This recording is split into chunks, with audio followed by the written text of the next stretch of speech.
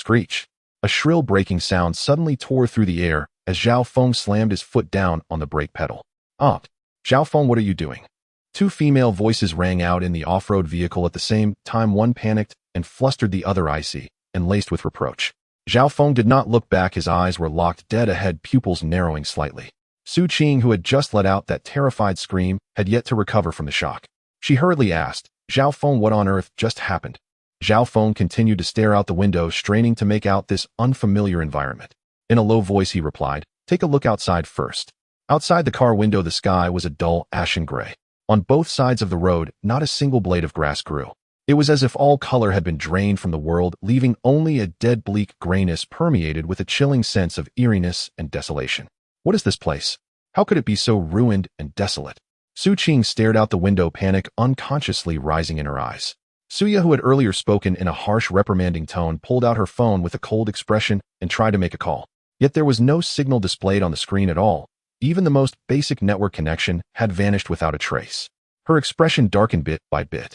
Zhao Feng explained in a low voice, "I was driving normally just now, and without the slightest warning the view ahead turned into this.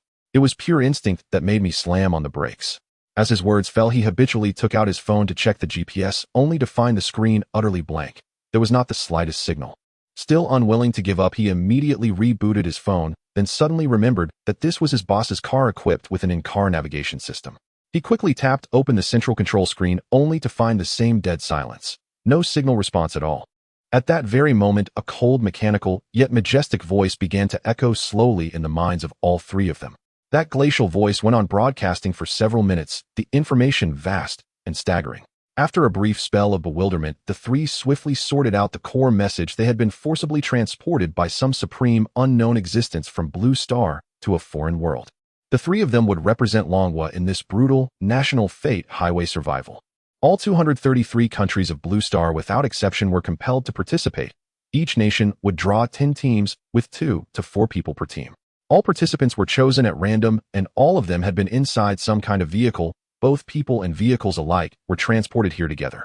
After hearing this, the three fell completely silent. The music that had been playing in the car had long since cut off. From the speakers, a mechanical voice repeatedly intoned, "Current network unavailable." Zhao Feng casually pressed the mute button, and the cabin fell instantly silent. Only the low, idle rumble of the off-road vehicle's engine vibrated faintly in the suffocating air. Elsewhere, Blue Star had already erupted into chaos. Those who had personally witnessed vehicles vanish into thin air were just about to call the police or post to their social feeds when a cold, merciless national fate announcement surged directly into everyone's minds. National fate. Highway survival. For the sake of world peace. To preserve Blue Star's civilization. To prevent a third world war. All nations currently at war must immediately cease hostilities. Before the people of Blue Star could recover from that mind-shaking voice, every electronic device, phones, computers, televisions, unexpectedly and simultaneously popped open a national fate livestream interface. People filled with doubt and apprehension tapped to open it, only to see 2330 livestream windows prominently displayed on the screen. Viewers could select by nation and watch in real time the survival scenes of each corresponding team. Zhao Feng slowly lowered the car window and cautiously leaned outward. A rush of icy, bone-piercing air laced with decay and deathly stillness instantly invaded his nostrils, acrid and suffocating.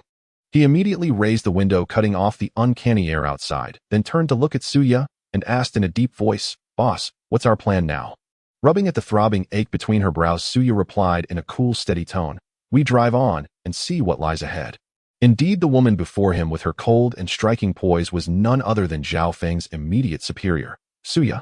The woman still shaken beside her was her personal secretary, Xu Qing. This trip had been a company-organized team-building event, a self-drive journey planned along National Highway 318 for 1 month. Inwardly, Zhao Feng could not help but groan, feeling his luck had utterly run dry. Had he known this would happen, he would never have swapped shifts with his colleague. The driver's spot for Suya had not originally fallen to him at all, but to another male co-worker. That co-worker had used the excuse that his girlfriend might misunderstand, pestering Zhao Feng to trade assignments, even dressing it up as generously handing him a great opportunity. Zhao Feng knew perfectly well this was no opportunity at all. No one wanted to serve this frosty female boss. On a trip, who did not want a bit of fun and relaxation? Who would willingly face a cold expression the entire way, hardly daring to breathe? In the company, rumors had long circulated that although Suya possessed the looks and figure of Zhou Zhao, her temperament rivaled that of extermination Shirtai. sharp, severe, and utterly unapproachable. At 28, she was still the unattainable ice queen in everyone's eyes. Zhao Feng gradually brought the speed up to around 80 kilometers per hour, soon noticing something amiss. The land on both sides of the road was broken, barren, and desolate, yet the road surface itself remained clean and immaculate, without a speck of debris. What unsettled him even more was that this highway was 4 lanes wide, stretching straight ahead into infinity, like a standard expressway extending endlessly into the distance. Clutching her knees tightly, Xu Qing gazed at the lifeless scene outside and asked softly, Xiao, didn't the rules say we only need to cover 300 kilometers a day? We don't need to go this fast. Let's slow down a bit and see if we can gather some supplies along the roadside. Just as Zhao Feng was about to refute her, Suya spoke in an even tone. Qingjie, the rules do say rookies get a onady protection period, but that protection only extends within the boundaries of the highway. The moment we step off the road, if we encounter danger, the consequences would be unimaginable. At the mention of the word danger, Xu Qing snapped her mouth shut and fell silent. A little over an hour later, 3 chests suddenly appeared on the road ahead. Clear words shimmered on the light screens floating above them. 2 labeled black iron, 1 labeled bronze. Zhao Feng eased the vehicle to a stop, instinctively glancing at the instrument panel. Sure enough, it was just as the National Fate system had described. Every 100 kilometers driven, a treasure chest would automatically refresh. By this logic, the claim that all participants would awaken supernatural abilities once the protective period ended tomorrow was far from empty talk. Zhao Feng pushed open the door, stepped out, opened the trunk, and took out 2 steel pipes. Seeing this, Xu Qing could not help but ask in puzzlement, Xiao, what are you doing? Qingjie, the rules mentioned that treasure chests might spawn monsters or zombies. I'm just making preparations, Zhao Feng replied calmly. With that, he held a steel pipe out towards Xu Qing and Suya and said in a deep voice, one of you open the chests or I'll stand guard. Still unwilling to give up, Xu Qing softly pressed, but it's still the rookie protection period, and we're still within the highway limits. Zhao Feng explained solemnly, Sister Qing, even during the protection period, if a monster happens to appear from the treasure chest, most likely it will only be expelled beyond the highway's boundary. But if we can seize the chance to kill it, we'll directly obtain the monster's corpse, and that's an important resource. But Xu Qing still wanted to object. Suya directly took the steel pipe and spoke in a low, steady voice, Sister Qing, Zhao Feng is right. This isn't an ordinary outing, it's a national fate competition. Xu Qing instantly recalled the rules. If a team ranked at the bottom for 7 consecutive days, all members would be erased, and their nation would also lose 5 points of national fortune. The thought of the word erased made her heart clench. She then nodded hard. I understand. Wait for me for a moment. With that, she hurried to the back of the car and rummaged through the trunk. A moment later, she returned holding a fishing rod. A fishing rod? Zhao Feng was stunned. Sister Qing, you really brought this? Of course. My colleague said the fish in the Tibetan region taste great and are highly nutritious, so I brought it along. Xu Qing nodded as if it were only natural. Suya frowned slightly. Sister Qing, who told you that? Don't they know that fishing in the Tibetan region is prohibited? Prohibited? Why? Xu Qing looked completely confused. Suya did not explain further, only said blandly, let's deal with what's in front of us first. Having long grown used to her attitude, Xu Qing did not mind. She extended the fishing rod carefully, using the hook to try and lift the lid of the treasure chest. Zhao Feng and Suya each gripped their steel pipes tightly on full alert. After several attempts, Xu Qing finally managed to pry open the lid. Inside the chest, 4 bottles of purified water lay quietly. Zhao Feng stepped forward and took out the water. The empty chest then slowly dissolved into the air. Xu Qing then hooked open the second black iron treasure chest, planning to leave the bronze chest for last. As soon as the lid was lifted, a large rooster with a 7-colored feathered crown suddenly flapped wildly and leapt out. While Suya was still slightly dazed, Zhao Feng had already sprung forward, steel pipe raised high, bringing it down with all his strength toward the rooster's head. The blow was heavy and fierce. He had thought he could smash it into a pulp in one strike. Unexpectedly, the rooster merely staggered and shook its head, then flapped frantically to its feet and bolted madly toward the roadside. Zhao Feng had no intention of giving it a chance to escape. Stick shadows swung in rapid succession, one strike after another. After 8 vicious blows, the rooster finally stopped moving altogether. At that moment, a line of text appeared above the rooster's corpse. Unranked, 7-colored rooster decomposition will yield 2 exquisite 1-catty portions of chicken meat.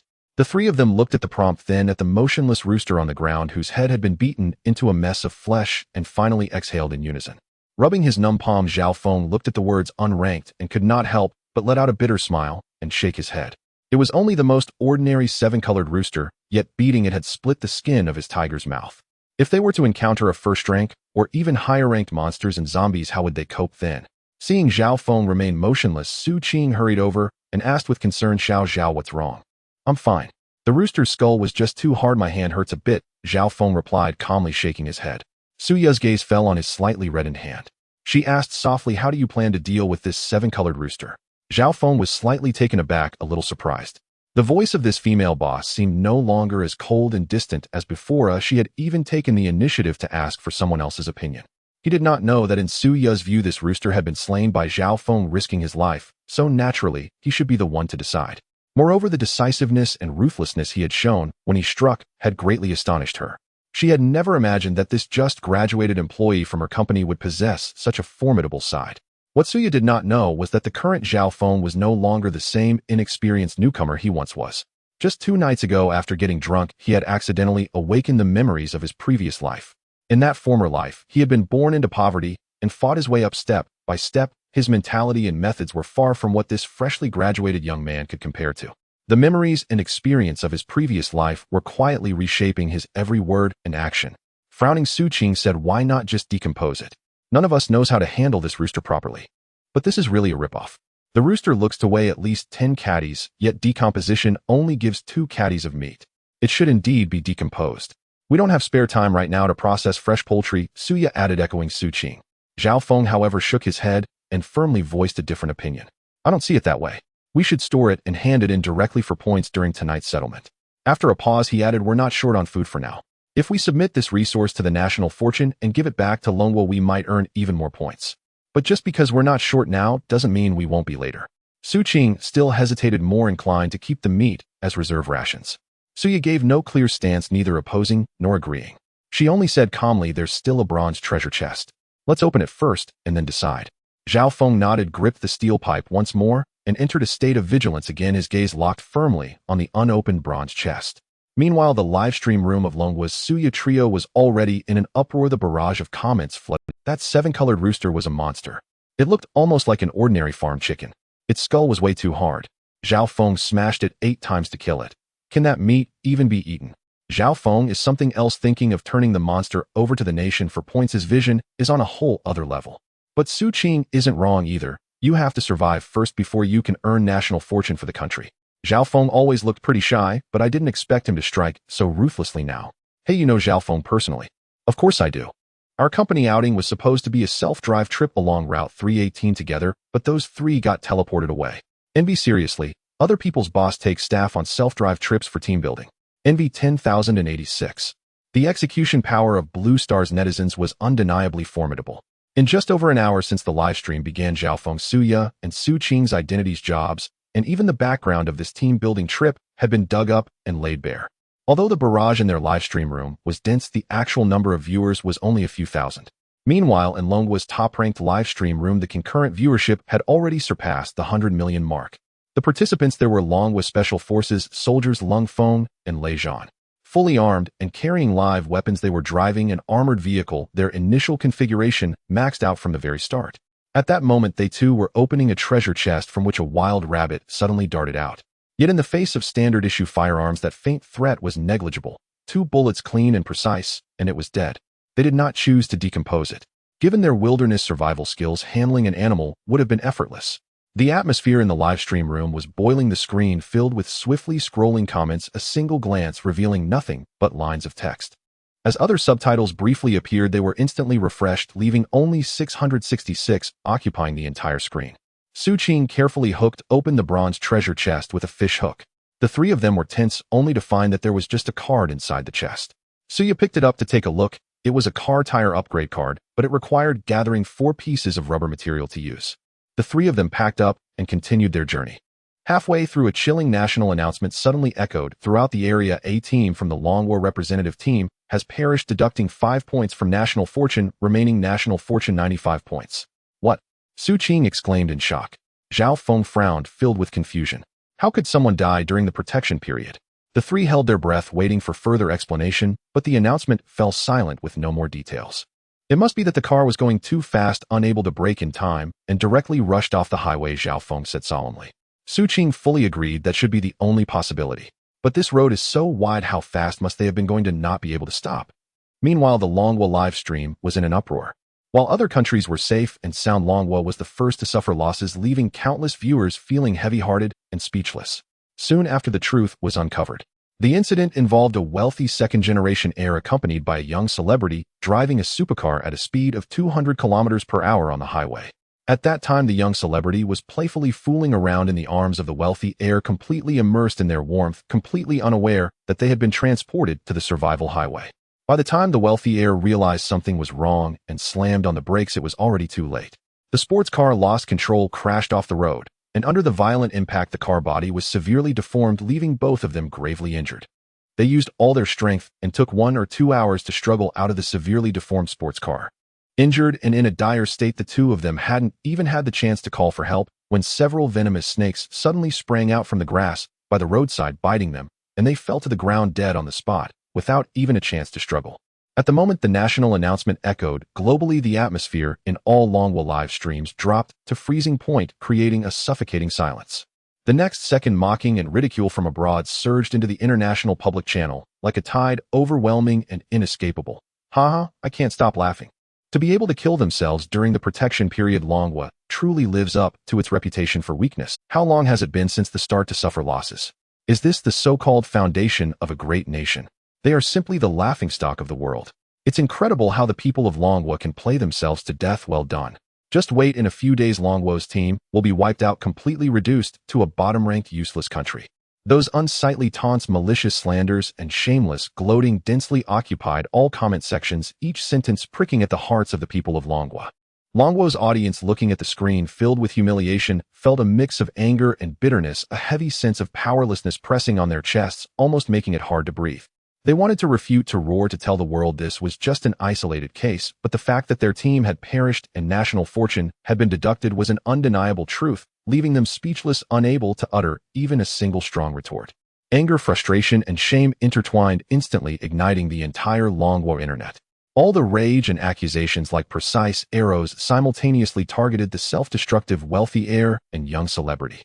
The bullet screens in all Longwa live streams exploded, curses and accusations overwhelming the screen. I'm so furious. To be wiped out during the protection period? Are you too brainless? Driving a sports car at 200 kilometers per hour. Flirting on the highway. Can you not drag the entire country down with you while seeking death? You selfish fools, harming both yourselves and others. We must thoroughly investigate the background of this wealthy heir. Dumb wealthy heir, if you die outside, no one will care about you. Why drag Longwa into this? Because of you two selfish idiots, we lost 5 points of national fortune, and the whole world is laughing at us. Now everyone in Longwa has to share the humiliation. Because of you, your deaths are not worth pitying. Countless people, burned with anger, clenched their fists yet felt helpless. At that moment, all the people of Longwa were left with the same thought, every word dripping with blood and filled with resentment, hating their incompetence, angering their self-destruction. At this moment in the live stream of Lung Feng and Lejean frowned and said solemnly, could it be that someone left the highway without permission for resources, trying to get ahead? Lung Feng nodded slightly, sighing, most likely so. These comrades are too impatient. Can't they wait until tomorrow to awaken their abilities before going out? Sai, let us mourn and pay our respects, Lejean said, and then fell silent, focusing back on driving. The viewers in the live stream were completely silent, many of them with red-rimmed eyes. Trained as special forces by the country, they instinctively believed that all contestants would be like them, calm, rule-abiding, and bringing glory to the nation. No one expected that someone would recklessly squander their chance, severely betraying everyone's expectation. By afternoon, Zhao Feng, Xu and Xu Qing had traveled 600 kilometers, opening a total of 18 treasure chests. During this time, they encountered 2 magical beasts. Once it was a venomous snake. Zhao Feng was afraid of being bitten, so he did not fight hard and simply let it go. The other time, it was a wild rabbit, which he successfully killed. At this moment, Zhao Feng spotted a lonely gas station in the distance and immediately slowed down to pull over. Xu Qing had already dozed off, and Xu immediately asked Zhao Feng what's wrong. There's a gas station ahead. I want to rest here and wait until tomorrow to awaken my abilities before going in to refuel, Zhao Feng explained calmly. Xu Qing was also startled awake and asked in confusion, isn't this car capable of holding 100 liters of fuel? It should be able to last until the next gas station. You mentioned it was a large gas station and it's on the edge of the city, Zhao Feng retorted. Do you think such a place would be waiting quietly for us to refuel? Xu Qing looked puzzled. What's the problem? Xu pondered and softly said there might be a large number of zombies gathering there. Yes, that's a possibility, Zhao Feng nodded. So this small gas station is more secure. Suya no longer questioned further, got out of the car, took out some food, and shared it with Zhao Feng and Xu Qing. Then let's rest here and prepare in advance to avoid any trouble at night. At night the clock pointed to 11:30. The prompt tone from the National Fortune System rang on time, notifying all participating countries to begin uploading their supplies. The three of them had already agreed to hand over all the colorful roosters and wild rabbits they had killed. The remaining supplies were all kept, as these were crucial for their survival at the moment. This included machetes, axes, iron blocks, bread, and 4 pieces of rubber material. In fact, they had already gathered enough rubber to upgrade the tires, but Zhao Feng was worried that the fuel consumption would increase after the upgrade, which is why they had not used it for the time being. At precisely midnight, all participating teams had completed their material uploads. The real-time rankings updated, with only one team from Longwa breaking into the top 10, namely the elite team led by Lung Feng and Lei Zhan. In contrast, Zhou occupied 3 slots, with one team sitting at the very top. Upon entering the top team's live stream, everyone was astonished to find that this team had begun the competition by driving a tank. The audience from various countries quietly voiced their grievances, yet dared not express their anger, as Chowo was known for its brutality and dominance.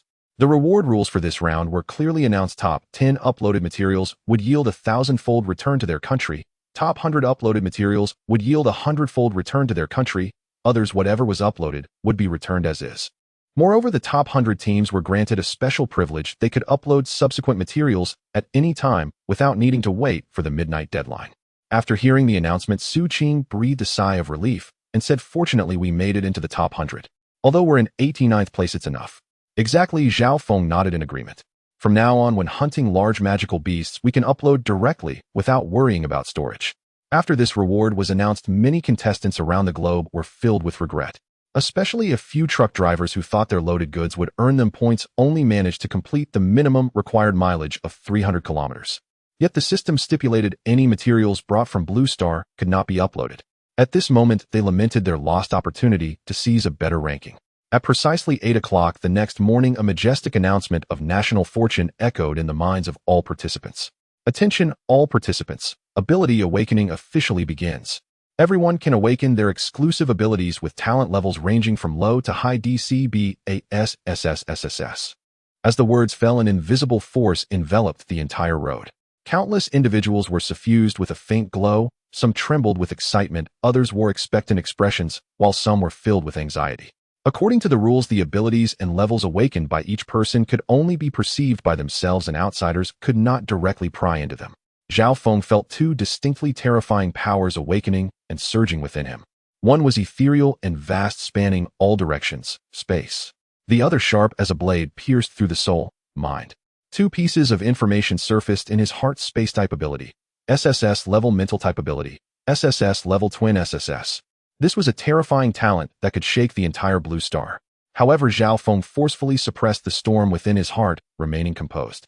The secret of his dual abilities could not be revealed. Beside him, Suya and Xu Qing also regained their senses from their awakening state. Suya's demeanor grew increasingly cold, a faint chill radiating from her as her gaze sharpened. Xu Qing was surrounded by a faint aura of vitality, her expression visibly more relaxed. "What abilities did you awaken?" Xu Qing was the first to speak, her tone betraying her anticipation. Suya replied nonchalantly, "Level ice ability." Xu Qing quickly added, "I have an 11 wood ability that can accelerate plant growth to assist in battle and also provide basic healing." After they finished speaking, they both turned to Zhao Feng. He took a deep breath, revealing only part of his cards, and calmly stated, "I awakened SS-level space ability." As he finished speaking, Su Ya's icy gaze trembled violently. Xu Qing even covered her mouth, nearly exclaiming in surprise. SSS level. Moreover, it was the rarest and most practical space type. Both of them understood that from this moment on their team had fundamentally changed. Zhao Feng watched the astonished expressions of the two and nearly couldn't help but reveal that he had also awakened an SS-level mental ability. After all, it was rare to see Suya, the aloof boss lady, show such a discomposed expression. Yet he ultimately managed to hold back. No one could tell whether they would face direct competition with other teams from Blue Star in the future. Hiding one more card meant having one more chance at survival. Moreover, the national fortune rules clearly stated that a person could only awaken one ability.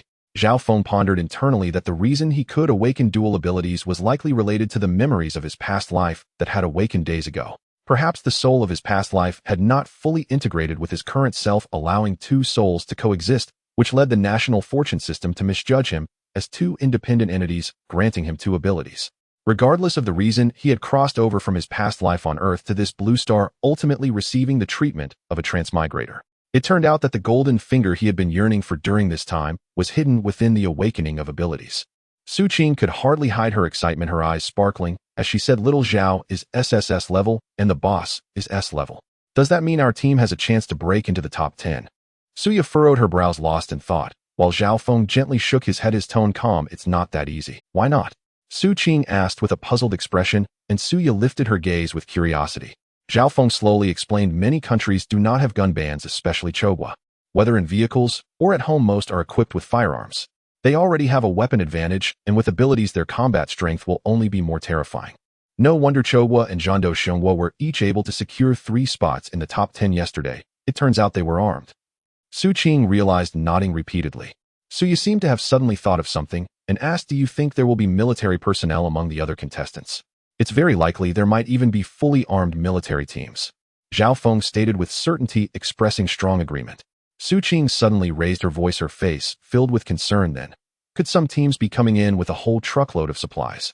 That way they wouldn't have to worry about starving."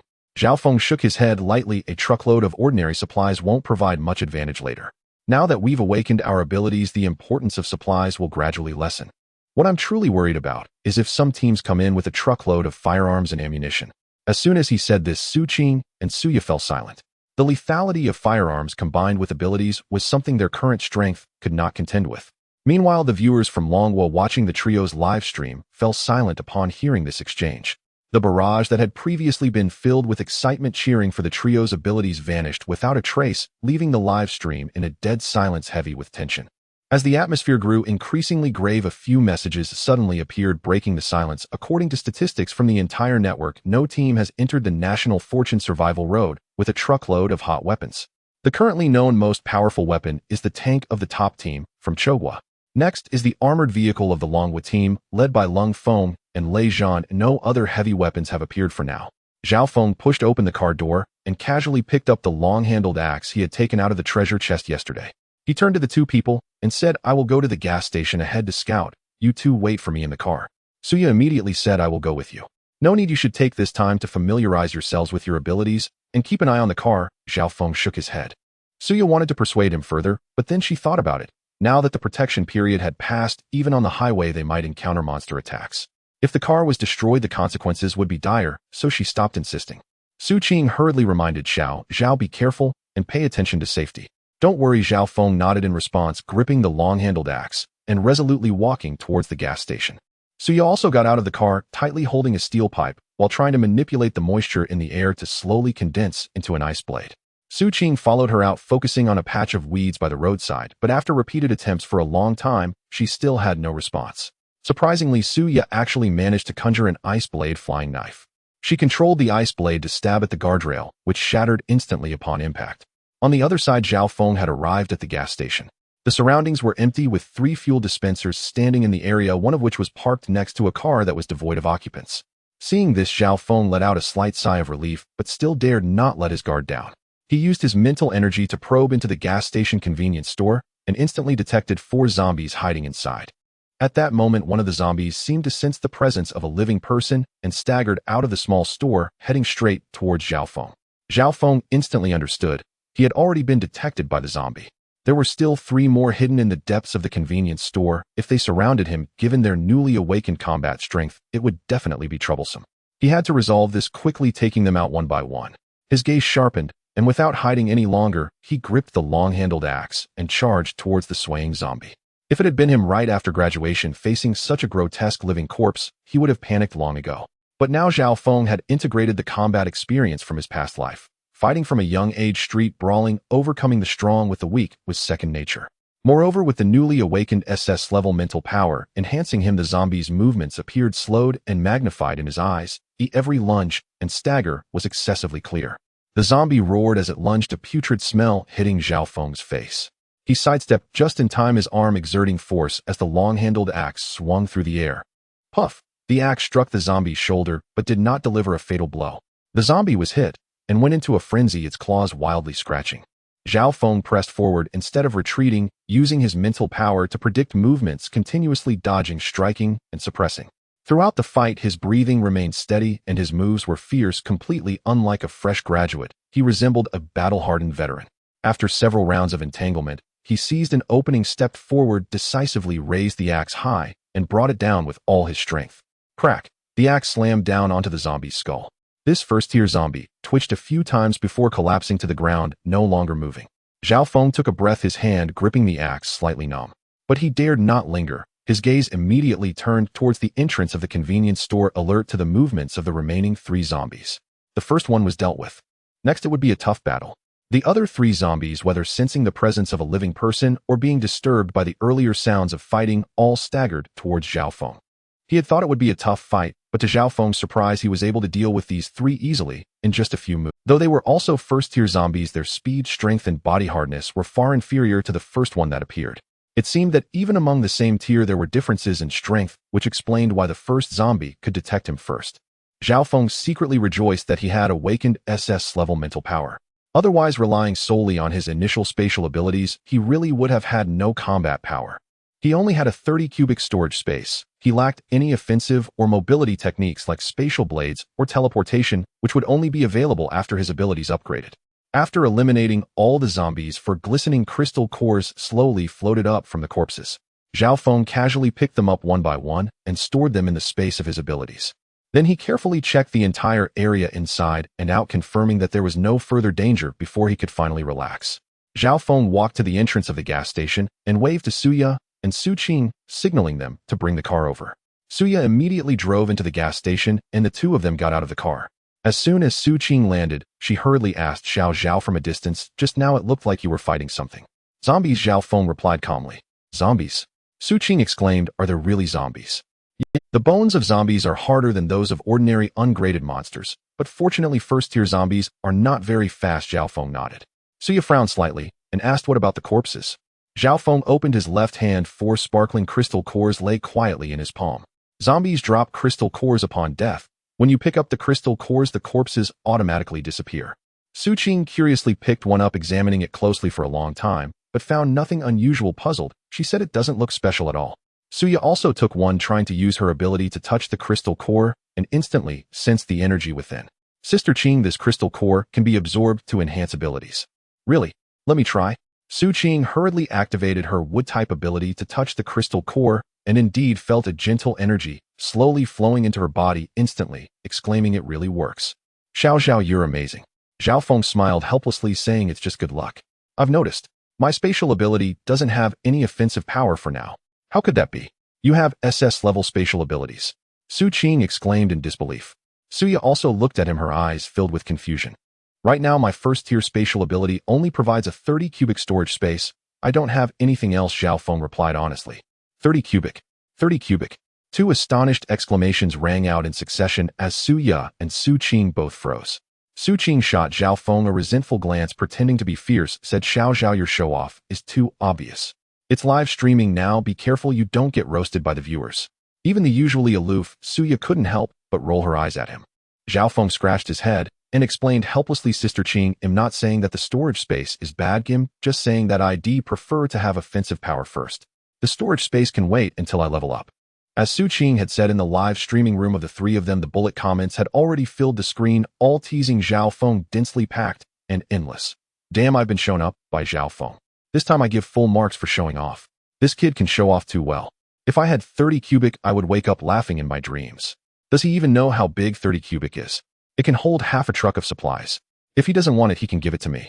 No doubt about it, this is showing off. I suggest directly banning him." Doghead helped. The way he scratched his head looked so innocent, I can't even argue back. Is there a possibility that Zhao Feng is really eager for offensive power? After all, he just encountered zombies. What's the rush? With SS-level spatial abilities, he'll unlock teleportation and spatial blades later, directly becoming a legend. 30 cubic. In the future, he won't have to worry about not being able to store supplies, he would just enjoy it quietly. Don't scold him, I suspect Zhao Feng is showing off, but I have no evidence. Doghead Suya's glare at him was too real, it expressed my feelings. Xu Qing is right, quickly tone it down, or you'll really get roasted by the viewers. Is there anyone else who feels the same way as me, crying out of envy? If I had this space, ID win effortlessly. Zhao Feng, I just want some offensive power. The viewers, you're showing off, him in tears. I suggest Zhao Feng lend me his space, it'll help him store supplies, and he can focus on offensive power. Suya listened to Zhao Feng's words. Her fingertips moved slightly, condensing into an ice blade, which she casually waved, sending the ice blade straight towards the discarded car glass nearby. The glass shattered with a crisp sound, and the ice blade maintained its momentum, directly piercing through the opposite car window. Zhao Feng's eyes lit up as he sincerely praised, "Boss is impressive." Suya's expression remained calm as she replied, "From now on I will take the lead in combat, and you just need to gather supplies." Xu Qing, who had already practiced with Suya, nodded lightly and turned to Zhao Feng with a smile, saying, "Little Zhao, there's a lot we can fit into 30 cubic meters. Let's think carefully about what to take." Zhao Feng pondered. "I plan to use 20 cubic meters for fuel and the rest for drinks and food. Can you directly store the fuel from the depot into your ability space?" Suya raised an eyebrow in surprise. Zhao Feng shook his head, saying, "No, but I found a generator. Once it's started, the gas station will have power, and the fuel pump will work too." Suya nodded. "Then let's first find the items we need to take and put them into your space. The rest will be uploaded and returned to the Dragon Country." "Exactly. They'll try to upload this old car," Xu Qing said curiously. She placed her hand on the abandoned vehicle and silently thought about uploading the supplies, causing a faint blue light curtain to pop up before her. "Do you confirm the upload of this supply?" Xu Qing confirmed in her heart, and the car instantly vanished into thin air. Zhao Feng suddenly had a flash of inspiration. Could he upload the entire gas station as well? He immediately crouched down, placing his palm on the ground and silently attempting to upload. However, after waiting for a long time, there was no response. Xu Qing looked at him curiously, asking, "Little Zhao, what are you doing?" "Nothing," Zhao Feng awkwardly covered. At that moment, a cold voice slowly spoke. He must be wondering if he can upload the entire gas station. It was Suya. Zhao Feng felt embarrassed, but he had thickened his skin and merely cleared his throat, not daring to retort.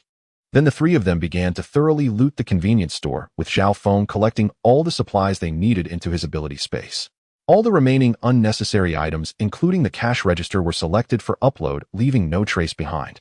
Zhao Feng went to start the generator, and as soon as he inserted the fuel card, the pump indeed began to operate smoothly. He had already used his spiritual sense to scan the underground fuel depot, which had a total capacity of about 50 cubic meters, with approximately 2/3 of the fuel still remaining.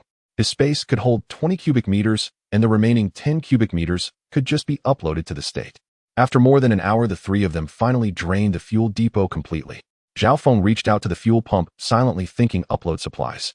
But still there was no reaction. If it weren't for the fact that other supplies had uploaded normally, he would have suspected that he had lost the upload privileges. Xu Qing smiled and reassured him, "Little Zhao, don't doubt yourself. I just tried uploading too. The fuel pump can't be uploaded." "All right. I guess I'll take the generator back, just in case we might need it later. You all take the chance to upgrade the car tires," Zhao Feng said helplessly. After saying that, he walked towards the spot behind the store where the generator was located. When Zhao Feng returned after putting away the generator, he saw that the car tires had been upgraded, their appearance not changing much. He asked, "Is it upgraded?" "Yes, now even ordinary bullets can't penetrate it," Xu Qing replied with a smile. "Great. Then let's set off," Zhao Feng said as he sat in the driver's seat, pressing the accelerator, the car steadily rolling out.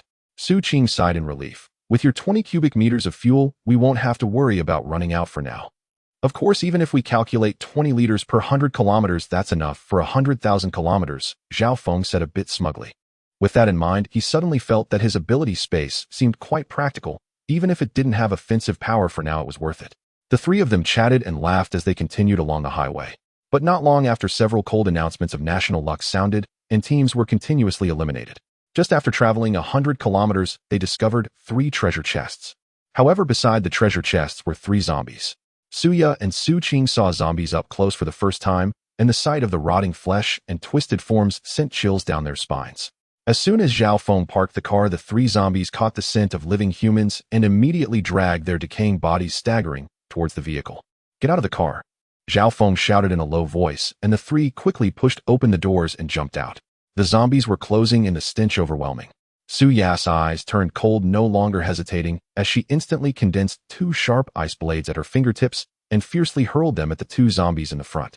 Whoosh, whoosh. The ice blades flew rapidly, accurately piercing through the zombies' skulls. The 2 zombies let out no screams. They simply collapsed and dissipated into white light. But the 3rd zombie was already charging forward. Its putrid claws lunged at them. Zhao Feng reacted swiftly, gripping his long-handled axe tightly, and instead of retreating, he advanced, channeling all his strength into his arms for a powerful chop. Thud! The axe head cleaved directly into the zombie's skull. This first-tier zombie twitched a couple of times before falling completely still. The entire process was as swift as lightning. Xu Qing, holding a steel pipe, was so tense that her palms were sweating, and before she could react, the battle was already over. She stood there in a daze, feeling frustrated that she hadn't even had a chance to strike. Zhao Feng picked up 3 crystal cores and casually stored them in his ability space. Xu Qing immediately took out a fishing rod and opened the first black iron treasure chest, which contained 4 units of glass material. Zhao Feng quickly stored it. The second black iron chest yielded 4 bottles of pure water. The third contained 1 unit of iron. Suya gently waved her hand, dissipating the ice blades in her grasp, her brow faintly carrying a hint of disappointment. Zhao Feng's expression remained calm. He had already used his spiritual sense to scan and knew that these treasure chests contained no magical beasts. After the 3 of them organized the supplies, they returned to the car. Zhao Feng took out 4 crystal cores, handing 2 each to Suya and Xu Qing, and said solemnly, "I'll drive. You 2 absorb the crystal cores first to boost your strength. Every bit helps." Suya nodded. Xu Qing quickly said, "Little Zhao, how about I drive, and you absorb first?" "No need," Zhao Feng shook his head. "The effect of my absorption isn't significant unless I can directly reach the 2nd tier." On the way, the elimination notifications from the national luck broadcasts sounded several times, and the once lively atmosphere among the 3 fell silent, leaving only the roar of the engine in the cabin, with the air growing heavier. Suddenly, a wolf shadow as large as a calf appeared in the middle of the road ahead. Zhao Feng's gaze suddenly sharpened. It was actually a 1st-tier magical beast, the wind wolf. "Hold on tight. I'm going to ram it," he said in a deep voice. As soon as he finished speaking, he slammed down on the accelerator, and the car instantly sped up, charging towards the wind wolf. The 1st-tier wind wolf instinctively sensed danger. Facing the steel giant, several times larger than itself, which was barreling towards it, it instinctively sidestepped to evade, moving with agility far beyond that of non-tier magical beasts. Zhao Feng hadn't anticipated that the wind wolf would react so quickly. After a moment of thought, he decided not to stop and get entangled. He simply pressed the accelerator harder and drove past. Suya furrowed her brow, her tone carrying a hint of confusion. "Aren't you going to deal with it? It's just a first..." "It is indeed a 1st-tier magical beast, but the wind wolf excels in speed," Zhao Feng explained. Suya wanted to say more, but considering her ice blade's accuracy and speed, she realized it might not be able to precisely hit the agile wind wolf, so she chose to remain silent and focused on absorbing the crystal core in her hand. Xu Qing remained silent. Among the 3, her abilities were the weakest, lacking combat power and cunning compared to the other 2. She could only work hard to improve herself and not hold the team back. At this moment, the comments in the live stream split into 2 factions once again, with sharp words clashing. "Oh, is this the highly anticipated SS-class genius? So all he can do is drive away, right? This is laughable. Using top-tier talent to act like a turtle, I suggest changing his name to Zhao Runaway. Suya is really unlucky teaming up with someone who can only hide a waste that can't even carry its glass ice element. Keep hiding. When the magical beasts surround you later, let's see how far you can hide. Keyboard warriors don't talk about others without feeling pain. Our country is melting under the onslaught of magical beasts. Zhao Feng is preserving the team. If they lose, all 3 will be eliminated. Charging in without any attack methods is foolish. Oh, do you want to go in and gift yourself?" At this time, in the National Fortune Department of the Blue Star Dragon Kingdom, a special agency that had just been established in a hurry yesterday, there were crowds of people, and the staff were closely monitoring various live streams, nervously counting and analyzing the data. The chief commander of the National Fortune Department, Zhang Guoqiang, asked in a deep voice, "Xiao Lu, are there any injuries among our participating teams?" "Report, sir, there are no casualties. All teams are operating very cautiously." Xiao Lu immediately responded. "Have the awakened talents been fully accounted for?" Zhang Guoqiang continued to inquire. "The statistics are complete, sir. Currently, the highest talent rating is Zhao Feng's SS-level space element, followed by Lung Feng's S-level metal element." Xiao Lu respectfully reported while handing over the organized materials. Zhang Guoqiang took the report and glanced at it for a moment. His tense expression finally relaxed a bit. "Lei Zhan has awakened in S-level lightning element. Very good. This team will have self-defense capabilities even if their ammunition runs out." He paused and asked, "How is Zhao Feng's team? That girl from the Su family isn't being overly ambitious, is she?" Xiao Lu did not respond, but looked towards the female team member responsible for monitoring that live stream. The female team member stepped forward immediately. "Report, sir, they just encountered a 1st-tier magical beast, the wind wolf." "What? Is anyone injured?" Zhang Guoqiang abruptly stood up, his expression tense. "Report, sir, no one is injured. As soon as they encountered it, Mr.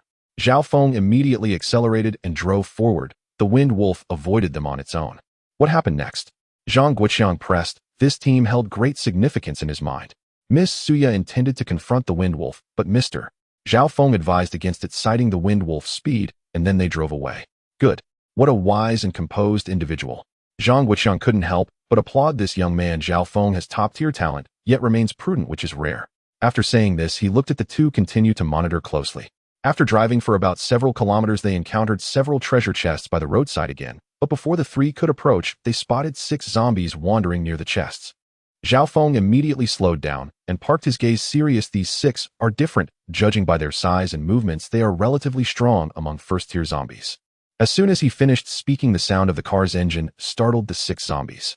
They instantly changed direction, dragging their bodies, stronger than ordinary zombies, and wobbled towards the car at a rapid pace, their foul odor detectable from a distance. "Get out and prepare for battle," Zhao Feng shouted in a low voice, pushing the door open and stepping out, gripping his long-handled axe as he advanced. Suya followed closely, forming 3 ice blades with her fingertips, her gaze icy. Xu Qing also gritted her teeth tightly, holding the steel pipe, steeling herself to follow the two. The battle was about to erupt. The 6 zombies split into 3 groups, moving much faster than the zombies they had encountered before. Suya flicked her wrist, and the 3 ice blades shot out simultaneously, accurately targeting the heads of 3 zombies. However, one zombie suddenly dodged to the side, and the ice blade merely grazed its shoulder, drawing out dark brown filth.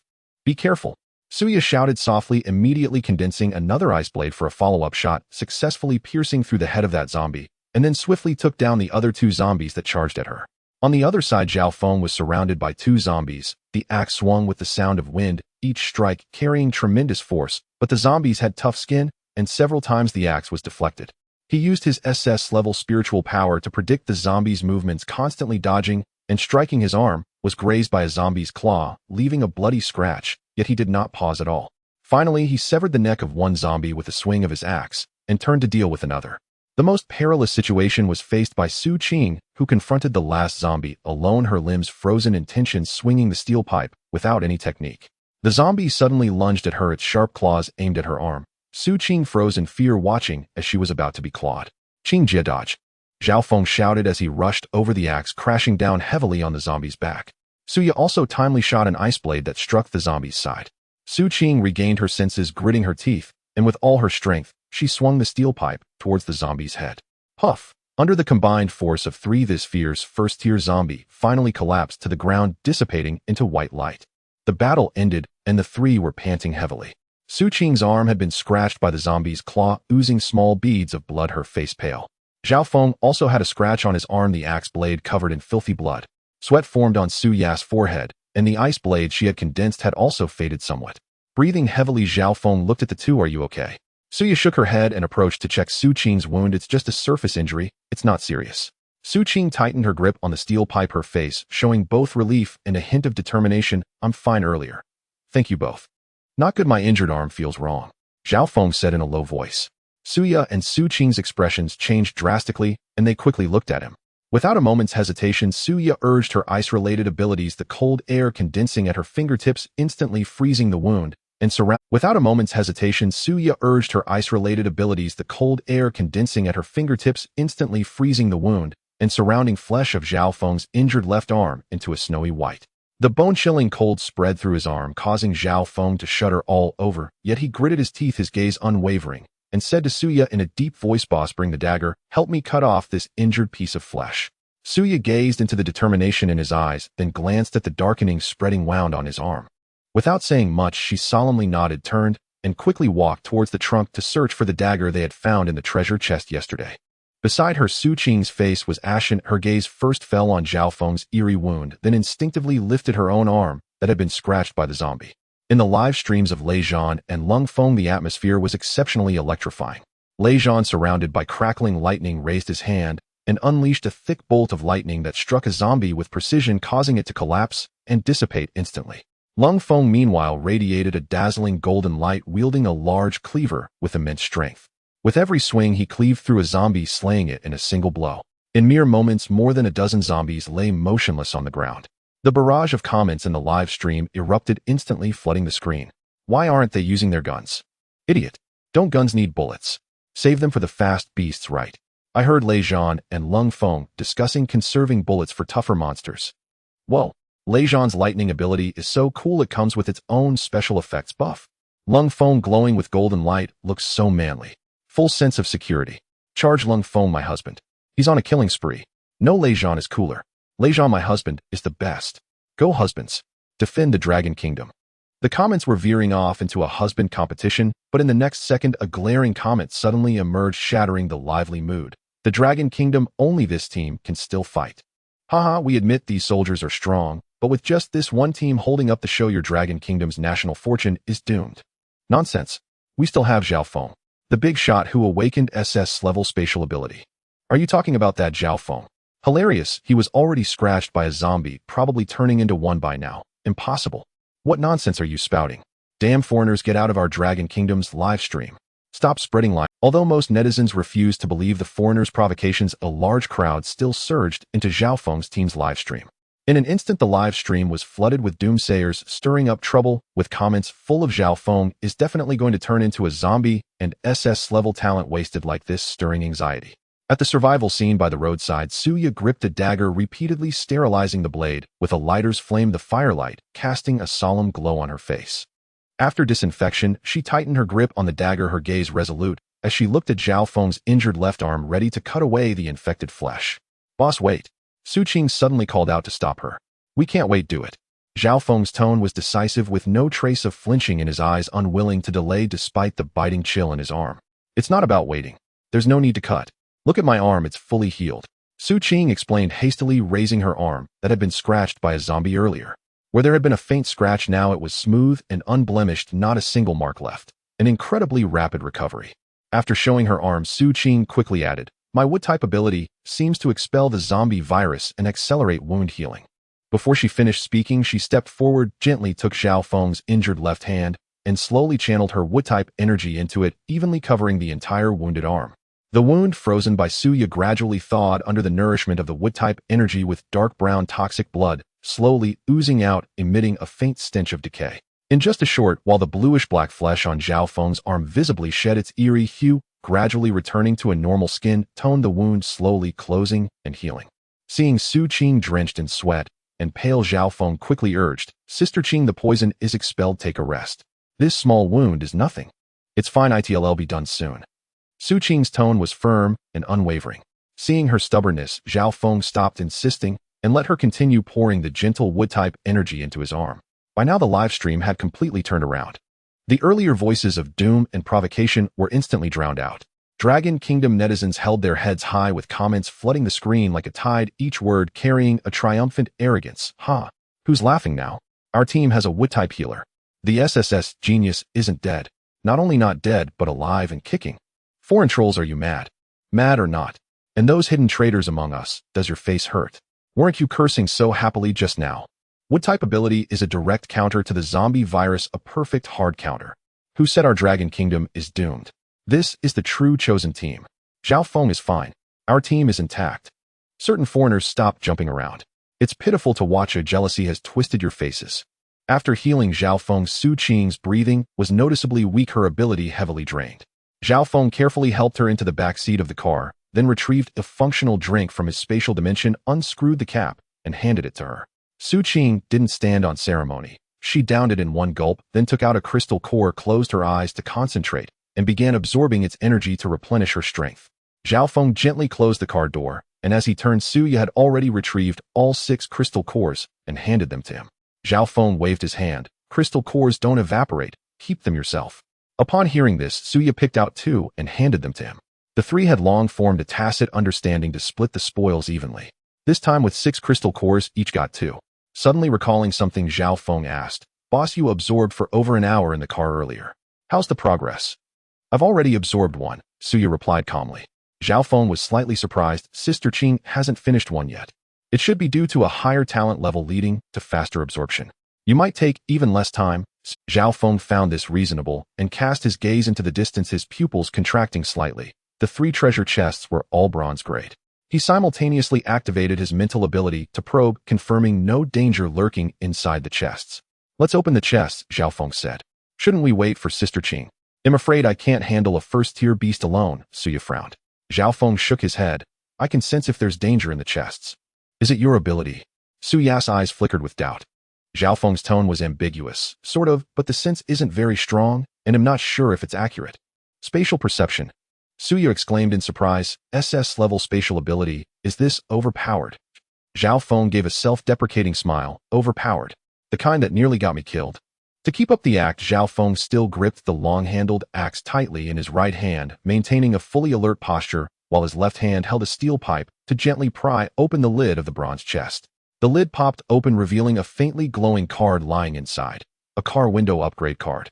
Zhao Feng pried open the second chest in the same manner, obtaining 10 units of refined iron.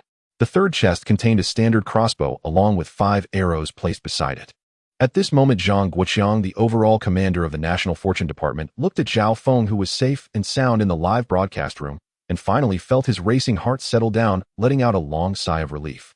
Not just him, but the entire National Fortune Department, the senior leadership, and even the hundreds of millions of citizens of Long Country all released their heavy burdens at this moment.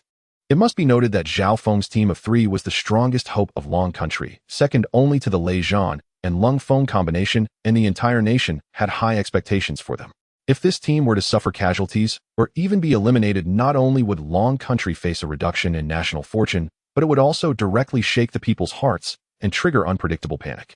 Previously, there had been small Western countries that lost 4 teams in a short time, leading to chaos domestically with rampant disorderly purchases and social order on the brink of collapse. The rules of national fortune had long been clear. Once the national fortune value dropped below 60 points, disasters, epidemics, and extreme weather would follow in quick succession. Because of this, countries around the globe were on high alert. The life and death of each contestant were intertwined with the fate of their entire nation. Zhao Feng thought that since they had temporarily stopped to rest and Xu Qing was closed-eyed recuperating, it would be a good opportunity to grab a bite. He focused his mind and sensed the space of his superpower, unexpectedly discovering a stainless steel pot. He then remembered that he had obtained it from the bronze treasure chest yesterday. At that time, the 3 of them had been gloomy for half a day, feeling that this item was useless in the apocalypse. After all, they had only prepared dry food, snacks, drinks, and drinking water for what was supposed to be a self-driving trip, completely unprepared for cooking utensils. However, this morning, while scavenging at the gas station, they unexpectedly found instant noodles and eggs, which came in handy. Zhao Feng glanced around, confirming that the environment was safe, then used his mental powers to scan the area within a 10-meter radius. After confirming there were no venomous snakes or insects hiding, he then confidently took out a barrel of purified water, several bags of instant noodles, a few eggs, and placed them along with the stainless steel pot in the trunk. Su Ya's eyes brightened as she saw his series of actions. Even though she was a pampered young lady accustomed to luxury, she had grown tired of eating dry food for days. The ingrained longing of the people of Long Country made her miss a warm meal immensely. Zhao Feng, are you going to cook noodles? Suya spoke, her tone carrying a hint of barely detectable anticipation. Zhao Feng smiled. After a day of travel and having made do with the car last night, we just went through a life-and-death battle. Eating something warm is a way to reward myself. Upon hearing this, the corners of Su Ya's lips lifted slightly, revealing a rare, genuine, and that stunning moment left Zhao Feng mesmerized, his gaze fixed on her face, unable to recover for a long time. Suya felt her cheeks grow warm under his gaze, and feigning calmness cleared her throat to bring him back. Zhao Feng quickly regained his composure and casually said, "Boss, I'm going to chop some dead wood for firewood." After saying that, he picked up a long-handled axe and walked towards the area by the roadside where dead wood was grown. When Zhao Feng returned carrying a bundle of dead wood, Xu Qing and Suya had already gathered some stones by the roadside to build a simple stove. Zhao Feng looked at Xu Qing, who appeared to be in better spirits, and asked, "Sister Qing, have you recovered?" "I'm fine now. Let's quickly cook the noodles," Xu Qing said, her eyes filled with anticipation as she gazed at the Zhao Feng replied, "Okay." Soon the 3 of them were busy working together. Zhao Feng and Xu Qing starting a fire and boiling water, while Suya quietly supervised. A pot of steaming hot egg noodles was finally ready. Zhao Feng took out disposable bowls and chopsticks from the space, and the 3 of them enjoyed the noodles with relish, the fatigue from days of travel dissipating in the warmth. Xu Qing couldn't help but exclaim, "Now this feels like a proper meal." Suya and Zhao Feng wholeheartedly agreed, nodding in unison. In the live broadcast room, the mindless trolls and the walking 500 jumped out again to assert, "Oh, it's only the 2nd day, and you're slacking off. Isn't eating something warm considered a meal? Other countries' teams are sprinting without rest while you are leisurely cooking noodles. Today, you've only opened 2 treasure chests while the ugly country has opened 3 times and is still pushing. With a team like this in Long Country, it's only a matter of time before you fail." The netizens of Long Country immediately exploded, firing back fiercely. "Shut up. You the walking 500, hurry up and go kneel and lick the ugly country and stop babbling in Long Country's live broadcast room. Well said upstairs. With such sheepdogs, Long Country truly has lost face. Do you understand the concept of work and rest? What's wrong with eating something warm after barely escaping death? Is it sour? If you have the ability, your country's contestants can also cook noodles peacefully. The trolls, after being retorted a few times, quickly fell silent, and the live broadcast room returned to a refreshing state. After finishing the instant noodles, Zhao Feng took out the car glass upgrade card, and coincidentally, the 4 units of glass obtained from the last treasure chest were enough to meet the upgrade requirements. He immediately chose to upgrade the car glass, and within a minute the upgrade was completed, and the car windows were now capable of resisting ordinary bullets. Zhao Feng then took out the crossbow and handed it to Xu Qing. Sister Qing, take this crossbow to use. After about half an hour, 3 treasure chests suddenly appeared on the road ahead, but beside them were 2 first-tier wind wolves. Suya abruptly slammed on the brakes. The piercing sound of screeching tires shattered the silence, instantly waking the wind wolves that were lying beside the treasure chests. The 2 ferocious beasts immediately stood up, lowering their bodies as they cautiously approached the vehicle. What should we do? Suya asked in a deep voice. Zhao Feng also fell into hesitation. If it were him driving, he could find an angle using his mental powers to collide with the wind wolves with minimal damage, but it was too late to change seats now. The wind wolves were already less than 10 meters away from the vehicle. Zhao Feng gritted his teeth and resolutely said, "We can only fight it out." Before Zhao Feng could respond, Suya quickly rolled down the car window. A chill burst forth from her palm, and 2 ice blades gleaming with cold light shot out with a sharp sound directly targeting the 2 wind wolves. However, the wind wolves had extremely sharp senses. They sprang off the ground, their bodies moving like 2 afterimages, and the ice blades smashed heavily into the ground, shattering into countless ice shards. Zhao Feng's gaze sharpened as he immediately urged his mental powers to pierce the consciousness of the wind wolves. Both beasts let out a low whimper, their movements abruptly freezing, and a momentary haze flashed in their crimson eyes. The mental attack is effective, Zhao Feng thought with certainty, no longer hesitating. He suddenly yanked open the car door, gripping his long-handled axe tightly, as he leaped down, charging boldly toward the green wind wolf. Seeing this, Suya immediately redirected her powers, unleashing a series of ice blades that tightly restrained the movements of the other black wind wolf. Xu Qing also raised the crossbow she had just acquired, holding her breath as she aimed at the wolf's weak points, the arrows drawn back, coordinating with Suya to effectively bind the black wind wolf. Meanwhile, Zhao Feng pushed his mental powers to the limit, clearly mapping out the trajectories of the green wind wolf's every leap and attack in his mind, while continuously launching mental shocks to disrupt its consciousness. Yet the speed of the wind wolf remained astonishingly fast.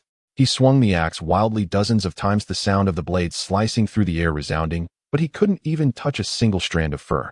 He aimed for the wind wolf's flexible waist and abdomen multiple times, but it narrowly avoided each strike at tricky angles.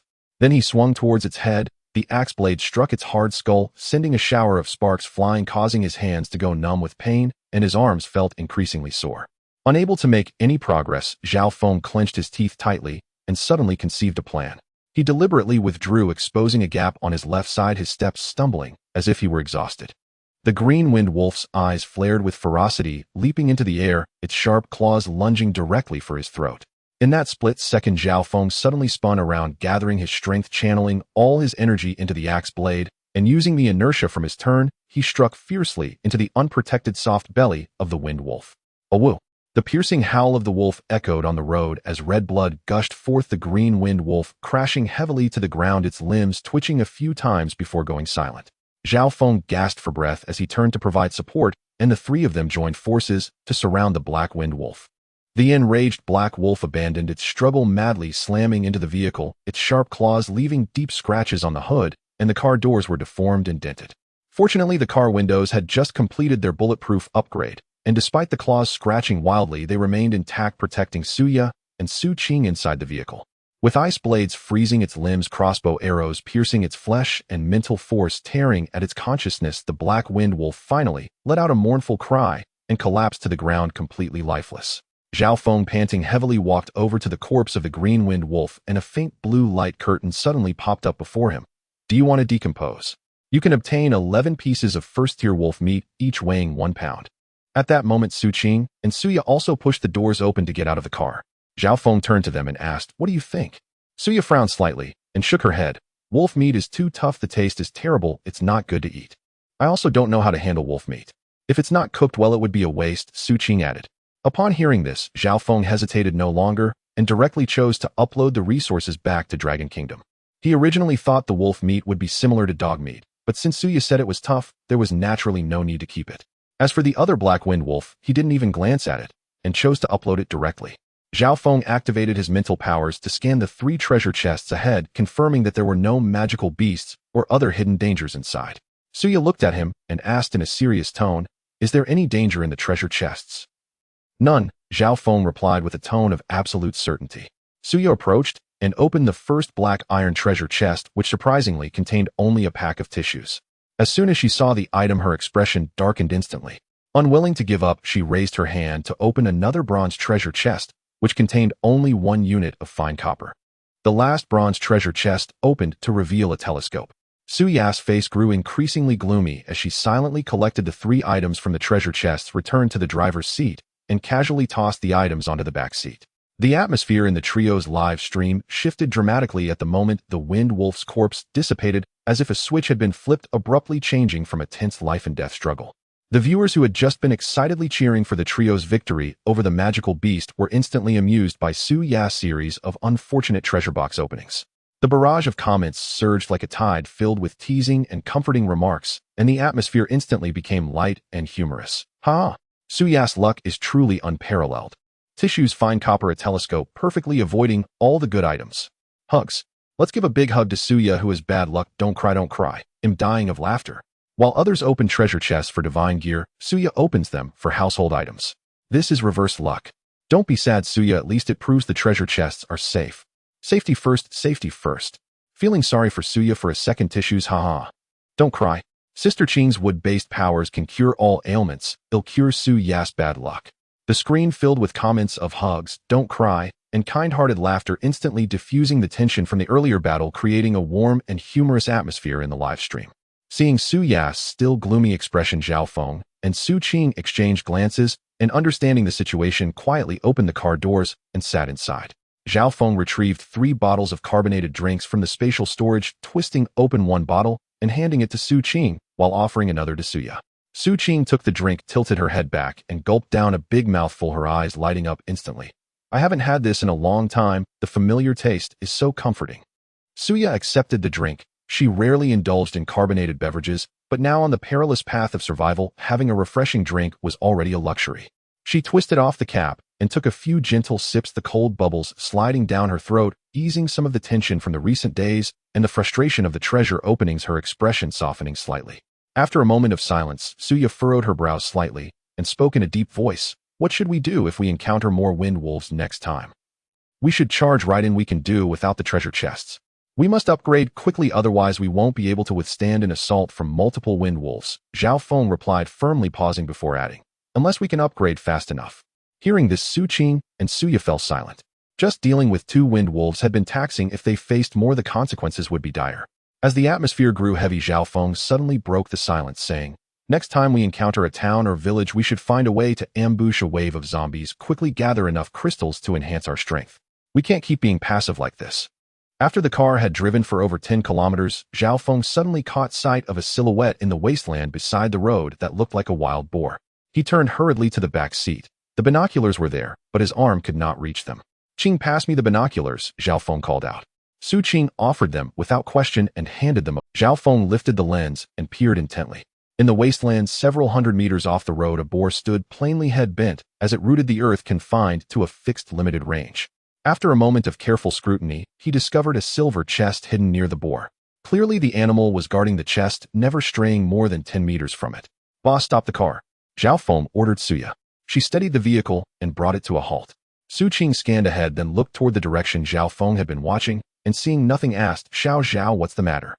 Zhao Feng handed the binoculars to Suya and said in a low voice, "There is a wild boar and a silver chest." The 3 of them climbed out of the car at once. Suya raised the binoculars toward the spot Zhao Feng had indicated, then passed them to Xu Qing. Xu Qing's eyes brightened when she saw it. "It's a silver chest. There must be something good inside." "Yes, we have to take it," Zhao Feng replied with conviction. "There's only one boar, no matter how fierce we—" The 3 whispered a quick plan. They decided Xu Qing would remain in the car to guard against any surprise attacks from zombies or beasts, and to start the vehicle at once if things turned dangerous. Zhao Feng and Suya paired up and moved out, crouching low and stepping lightly, using the roadside scrub as concealment as they crept soundlessly toward the wasteland where the boar stood guard over the chest. At that moment, the rank 1 boar continued to root the soil, apparently searching for food, and wholly unaware of the approaching threat. Only when the two drew near did it sense the unfamiliar presence. Its bristles stood on end, it halted, a murderous gleam filling its small eyes. A low, heavy growl rumbled from its throat as its powerful hooves pawed at the ground, kicking up dust and assuming the posture of an imminent charge. Suya's gaze sharpened. Without hesitation, she launched the first strike. Honed by repeated real combat, her command of ice power had become deft. A bone-piercing chill coalesced at her fingertips, and 3 razor-like ice blades formed instantly. With a tearing rush through the air, they aimed precisely at the boar's vulnerable eyes and belly. The boar let out an angry roar and jerked aside. Its thick, coarse hide absorbed much of the impact, yet the ice blades still carved deep wounds. Black-red blood seeped slowly from the cuts and dripped into the soil. Seizing the moment as the boar writhed in pain and lost its composure, Zhao Feng pushed his psychic ability to its limit and unleashed an invisible mental shock aimed straight at the creature's consciousness. The boar froze mid-action, its head trembled, its eyes grew vacant, and its movements abruptly slowed, its usual agility gone. Zhao Feng exploited the fleeting lapse, closed in with his long-handled axe, targeted the wound in the boar's belly, and brought the blade down with a fierce, precise strike. At the same time, Suya continued to form ice blades and relentlessly attacked the boar's limbs to pin its movements. One of them controlled the field with psychic interference to muddle the boar's senses. The other maintained steady offensive pressure with the ice blades sealing off its avenues of escape. Their cooperation was seamless. Even with its thick hide and formidable defenses, the boar could not break free from the pincer. Before long, it was battered, exhausted, collapsed, and gave a pitiful howl before falling utterly still. Zhao Feng and Suya emerged unscathed, having dispatched the rank 1 boar and now able to approach the chest with confidence. Suya looked down at the fallen boar, then back at Zhao Feng, realization dawning. That sudden, unnatural pause the boar had suffered must have been his doing. Caught by her steady scrutiny, Zhao Feng guessed she had noticed. He gave a playful wink and teased, "Boss, it's only the second day. You can't already be taken with me, can you?" Suya rolled her eyes in an affectation of icy disdain and retorted, "Do you really think so?" But privately, she reconsidered the fact they were on a live, global broadcast. Zhao Feng had likely concealed some of his methods to avoid revealing all his cards to competitors from other countries. Such caution made sense. Their brief exchange, however, captured by the worldwide livestream, immediately took on an intimate tenor. Zhao Feng's teasing glance and Su Ya's feigned aloofness, so slight a blush at the edge of her ear, appeared to viewers as unabashed flirtation. The livestream exploded. Comment after comment flooded the screen. Many who had been calling out Suya wife felt betrayed as jealous, sharp remarks poured in. "Did I just see that? They were totally flirting. No way, no way. I must be seeing things." They were absolutely exchanging looks. "Zhao Feng, you have no ethics. Just finished fighting a beast, and now you're hitting on the wife. Did you consider our feelings?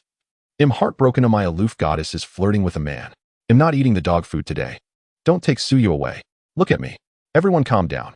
I'm shipping this CP first. It's actually quite satisfying. Help, how did this survival show suddenly become a dating program? That Zhao Feng kid is insanely lucky, talented, and he managed to win over our goddess." The dense barrage of comments completely obscured the picture. The tense mood of the battle evaporated. The screen became a spectacle of jealousy, shipping, and theatrical heartbreak. Suya stepped slowly to the boar's carcass and halted.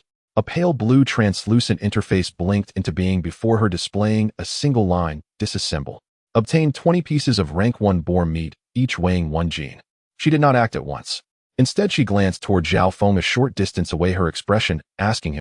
Zhao Feng hurried over, scanned the interface, and shook his head gently. In a serious tone, he said, "Upload it. We don't know the rankings of the other teams. Every resource that can boost national fortune must not be wasted. We cannot afford to fall out of the top 100. Suya said nothing further. She tapped the interface and selected the option to upload the material. When the interface dissolved, Zhao Feng looked at the silver chest lying a short distance away and asked, "The chest is safe. Shall we open it now, eh?" Although he asked aloud, he harbored a private motive. He had intended to let Suya open the chest, but remembered her string of bad luck opening chests, always pulling worthless items like tissues, and felt embarrassed to suggest it. Suya frowned slightly, recalling her own poor fortune with loot, and told Zhao Feng, "You open it." "All right," he answered readily. Zhao Feng's step was light as he walked toward the silver chest, excitement swelling within him. It was his first time encountering a silver-tier chest. He brimmed with hope of finding something valuable inside. Zhao Feng gently lifted the lid of the silver treasure chest, revealing a shimmering upgrade card inside. It was a car shell upgrade card. He picked up the card and carefully examined the instructions, raising an eyebrow. It requires 10 units of refined iron, 5 units of ordinary iron blocks, and 2 units of plastic. Suya quickly stepped forward to read the instructions, her brow furrowing. We've collected some refined iron and ordinary iron blocks from opening treasure chests before. That should be enough, but we've never come across plastic. Indeed not. Zhao Feng nodded in agreement. Then we need to hurry forward, open more treasure chests, and we'll eventually gather the plastic. Suya spoke urgently. No, Zhao Feng gently shook his head, pondering for a moment before slowly speaking. Have you considered that the monsters or zombies guarding the treasure chests might become stronger as we move further ahead? Suya was taken aback by his words, lowered her head to think for a moment, and then slowly nodded. Given the current situation, that's indeed the case. But if we don't move forward, we won't be able to open more treasure chests. How can we gather the plastic?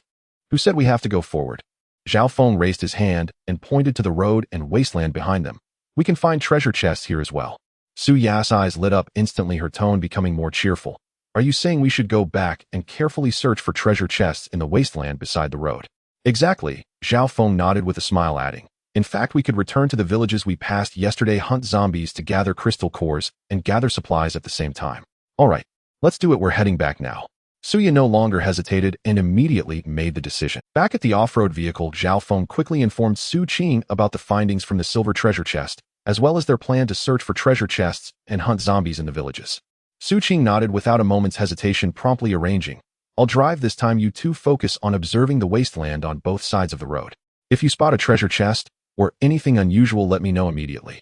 The three quickly changed positions. Xu Qing firmly grasped the steering wheel, turning the vehicle around to head back. As expected, the rewards on the return trip far exceeded their expectations.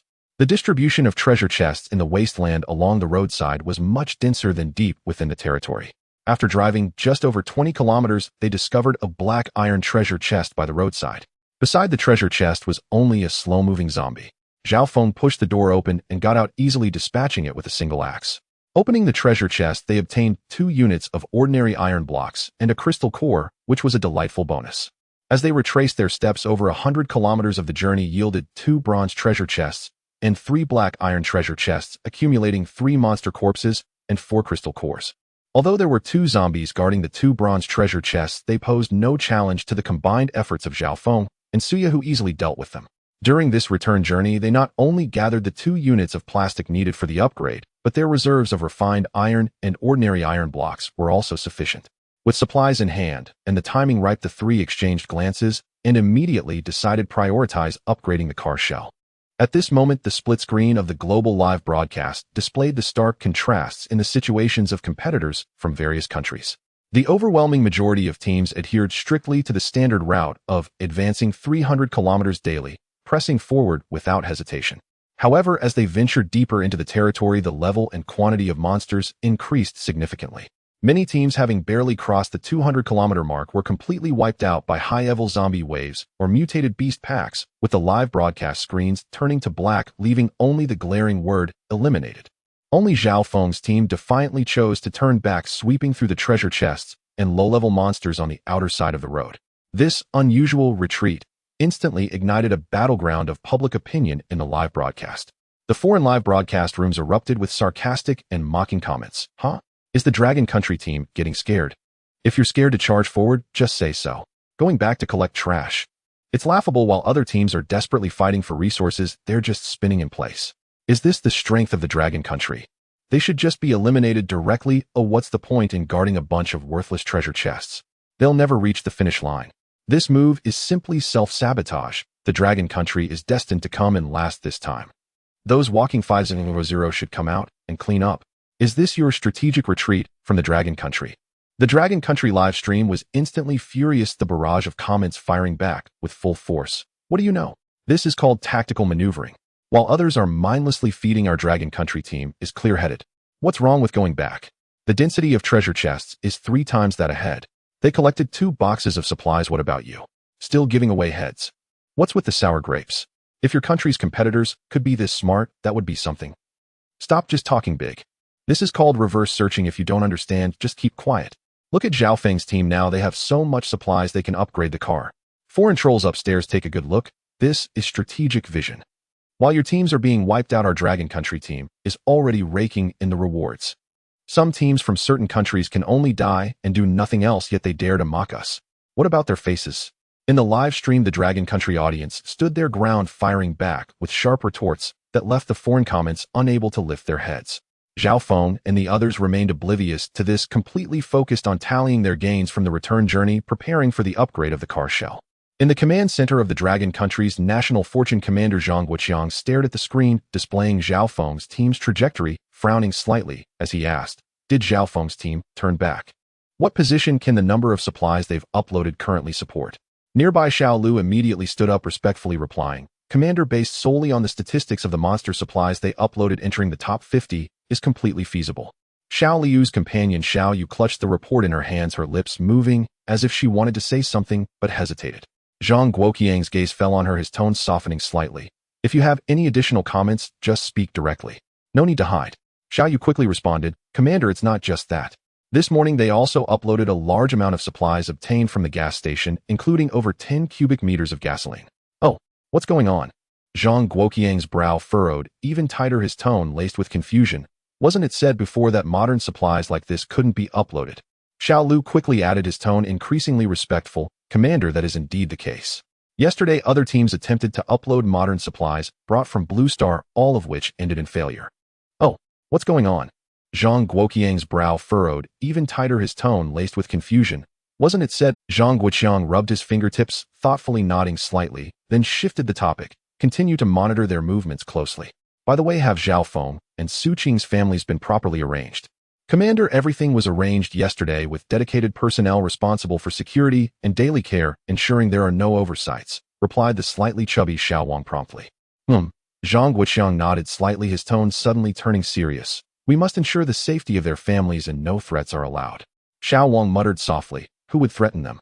Besides, there's currently no way to contact the people in road survival. Threatening their families is pointless. What is your attitude?" Zhang Guoqiang slammed the table fiercely, shouting angrily, "How can you be so sure that if we can't contact them now, we will never be able to in the future?"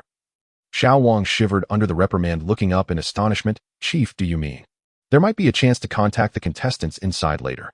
Zhang Guoqiang's expression turned serious, his tone solemn. "Regardless of whether we can contact them in the future, their families must be given special protection.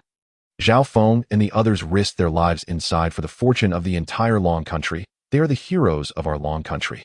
I will never allow heroes to bleed and weep." He paused, his gaze fixed on Xiao Wang, his tone carrying a hint of sternness and regret. "Xiao Wang, for the sake of your grandfather, I will give you one last chance. Put away your indifferent attitude and do what needs to be done." Having said that, Zhang Guoqiang waved his hand, his tone indifferent. "All right, you three can leave now. Report immediately if there are any developments." Zhao Feng and the others completed the upgrade of the car's exterior.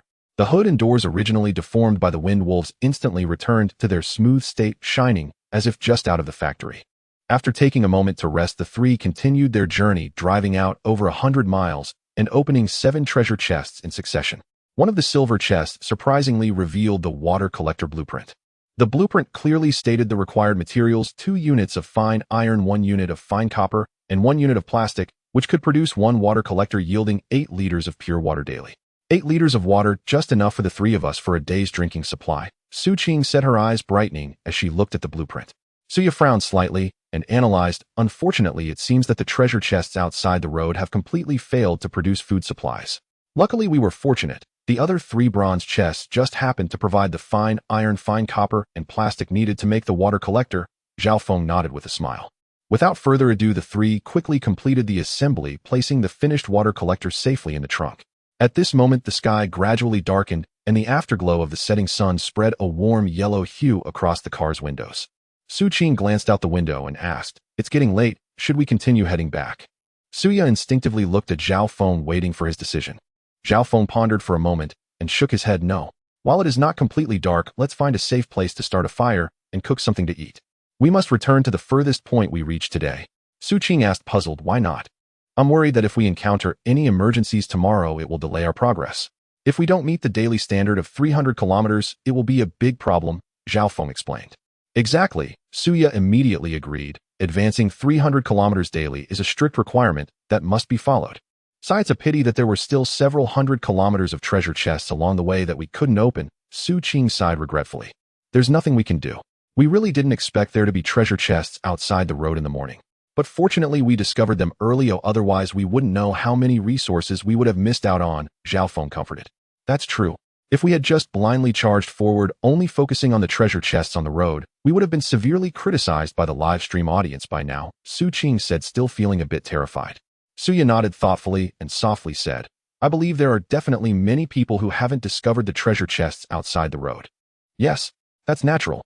If it weren't for you giving us binoculars, even if I saw a wild boar, I might not have noticed the treasure chest hidden beside it, Zhao Feng interjected, filled with agreement. Suya's cheeks turned slightly red from his praise, but she felt a bit embarrassed inside, thinking that this credit was a bit too much for her. In her view, it was because most people, even if they discovered magical beasts by the roadside, would not rashly venture to hunt them, thus failing to notice the treasure chests. Even if someone accidentally discovered them, they would never have the determination to turn back and scavenge for resources like they did. At least Suya thought to herself. With her intelligence, she never even thought of this at the start. The whispers of the three were transmitted through the live stream, reaching the ears of viewers worldwide. The Long Country's live stream was instantly flooded with dense bullet comments filled with excitement, praise, and pride, nearly covering the entire screen. It's not that there are many undiscovered, it's that only you found them. My God, you are so impressive. You're the only team in the world that thought of returning to scavenge treasure chests. We struck gold. This wave will directly fill our supplies. The fortune of Long Country is secure. Suya, the wife, is too humble. Others simply don't have this kind of brain. Zhao Feng is too strong. He is the tactical ceiling. Who can compare with this kind of thinking? Only the Long Country team is rampaging. Other teams are just giving away points. The gap is too big. You guys are really amazing. Reverse development, directly elevating to godhood. A unique operation in the world. The Long Country team is directly leading the version. Stop talking. You three are the chosen team, invincible. While others are still charging recklessly, you have already cleared the map. Too strong. The hot bullet comments rolled in one after another, with everyone cheering madly for the unique, clever decision made by the three. In the command center of Long Country's national fortune, the chief commander Zhang Guoqiang had sharp eyes and asked in a deep voice, what is the current statistical result? Are Lung Feng and Lei Zhan's teams still stable in the top 10? Xiao Lu immediately stepped forward to reporting to the chief, according to the number of magical beasts uploaded globally, they are currently ranked 5th. However, it is still uncertain whether the points for all first-level magical beasts are unified, and it is unclear whether anyone will upload crystal cores tonight to rush the rankings. Zhang Guoqiang nodded slightly and asked again, what about Zhao Feng and their team? According to the number of magical beasts uploaded, they are currently ranked 11th. Xiao Lu replied. Good. Zhang Guoqiang said emphatically, if we also count those special resources that cannot be directly estimated, they definitely have a chance to break into the top 10. After a pause, he continued to ask, what about the Ugly Country? Can they still keep 3 teams in the top 10? Upon mentioning the Ugly Country, Xiao Lu immediately perked up his tone, filled with excitement. Chief, there are at most only 2 teams left. The team that entered the scene with tanks and was hailed as the leader has not completed the daily task of 300 kilometers until now. Oh, what happened? Zhang Guoqiang raised his eyebrows with interest. Xiao Lu smiled and said, they ran out of fuel halfway and sent someone to find oil dozens of kilometers away. They have only advanced over 200 kilometers until now. The number of uploaded magical beasts can't even make it into the top 100. It was 11:30 at night, and the night was deep. Suya and Xu Qing had already lain down in the back seat of the SUV to rest, waiting for the day's ranking. They handed all their suitcases to Zhao Feng, who stored them in the space of his abilities, then completely reclined the back seats, extending to the trunk area. The SUV was already spacious, and both of them were over 1.7 meters tall. Lying back, they could stretch their legs freely, feeling extremely comfortable. Xu Qing folded her down jacket to use as a pillow, resting her head on it. She comfortably stretched her body and softly asked, Boss, Zhao, should we upload 1 or 2 more crystal cores? What if we drop out of the top 100? Suya replied in a calm tone, getting into the top 100 is definitely not a problem. So many teams were eliminated today. The number of teams eliminated today was definitely over 100, Zhao Feng agreed. After a pause, he cautiously added, but just in case, let's upload 2 crystal cores to be safe. As soon as he finished speaking, he took out 2 crystal cores from the space and directly selected them for resource upload. The 3 waited patiently until midnight, when the National Luck System's ranking data refreshed on time, revealing the standings of all teams worldwide. Everyone was stunned. Zhao Feng, Suya, and Xu Qing's team had effortlessly secured first place. Meanwhile, the team of Lung Feng and Lei Zhan performed steadily, ranking 5th. This meant that Longhua had 2 teams making it into the top 10 in one go, gaining significant momentum. Looking at the global leaderboard, the distribution of the top 10 spots was particularly clear. The Battle Bear Nation occupied 2 spots, and the Ugly Nation also took 2, while the other 4 spots went to the White Elephant, Cherry Blossom, Bald Eagle, and Dog Wealthy Nation. When Zhao Feng heard the words Dog Wealthy Nation, he was momentarily taken aback and exclaimed in surprise, Dog Wealthy Nation, how could they even make it onto the list? Suya rolled her eyes at this and patiently explained what's so strange about that. They can casually dig up oil. Most of their vehicles have been modified to hold 200 to 300 liters of fuel, and gun control is lax, making it efficient to hunt magical beasts. Perhaps because it was the first time their team was in first place, she spoke more than usual. Xu Qing stared at the ranking at the end of the list and suddenly exclaimed, the list only goes up to 2061. 2061. A total of 233 countries participated. Damn, today there were actually 269 teams that were completely eliminated. After hearing this, Zhao Feng couldn't help but curse. Suya's expression remained cold, but her tone became more serious. The number of deaths is higher than expected. Tomorrow we must prioritize safety above all. Indeed. Zhao Feng sincerely lamented, if it weren't for Sister Qing's quick reaction today, I might have died early on, or at the very least been severely injured. As soon as Zhao Feng finished saying 269 teams disappeared completely, the atmosphere in the livestream room, which had been immersed in the joy of winning, suddenly changed. The barrage, which had been crazily scrolling and filled with joy just a second ago, froze upon hearing that cold number, and immediately a wave of heaviness and depression swept across the entire screen. 269 teams. In just one day, hundreds, or even thousands of people just vanished. What kind of survival is this? It's nothing but a blatant slaughter. Thinking that there are still people starving, thirsty, and being hunted by magical beasts really breaks my heart. What is the national luck system really? Why is it so cruel? Why does it arbitrarily decide the fate of all people on Blue Star? It's too cruel. I can't stand it. Why treat Blue Star like this? The happiness from just moments ago is now replaced by an overwhelming sadness. This victory is too heavy. Why put lives at stake? The once jubilant barrage was immediately filled with sighs, heaviness, heartache. In the face of the cruel and cold survival rules, the brief joy felt so thin and powerless. The fates of all Blue Star people seemed to be wantonly manipulated and trampled by an invisible hand. In the livestream room of Lei Zhan and Lung Feng looked at the National Luck leaderboard and couldn't help but sigh to Lei Zhan. I wonder which brother unit managed to rush ahead of us and take first place. Lei Zhan frowned slightly, deep in thought. Could it be? They uploaded most of the crystal cores that enhance abilities to boost their ranking. That shouldn't be the case. Lung Feng shook his head. That would be too irrational. One must first ensure their own strength to go farther. Suddenly Lei Zhan's eyes narrowed. Could it be? They brought an entire truck of ammunition with them.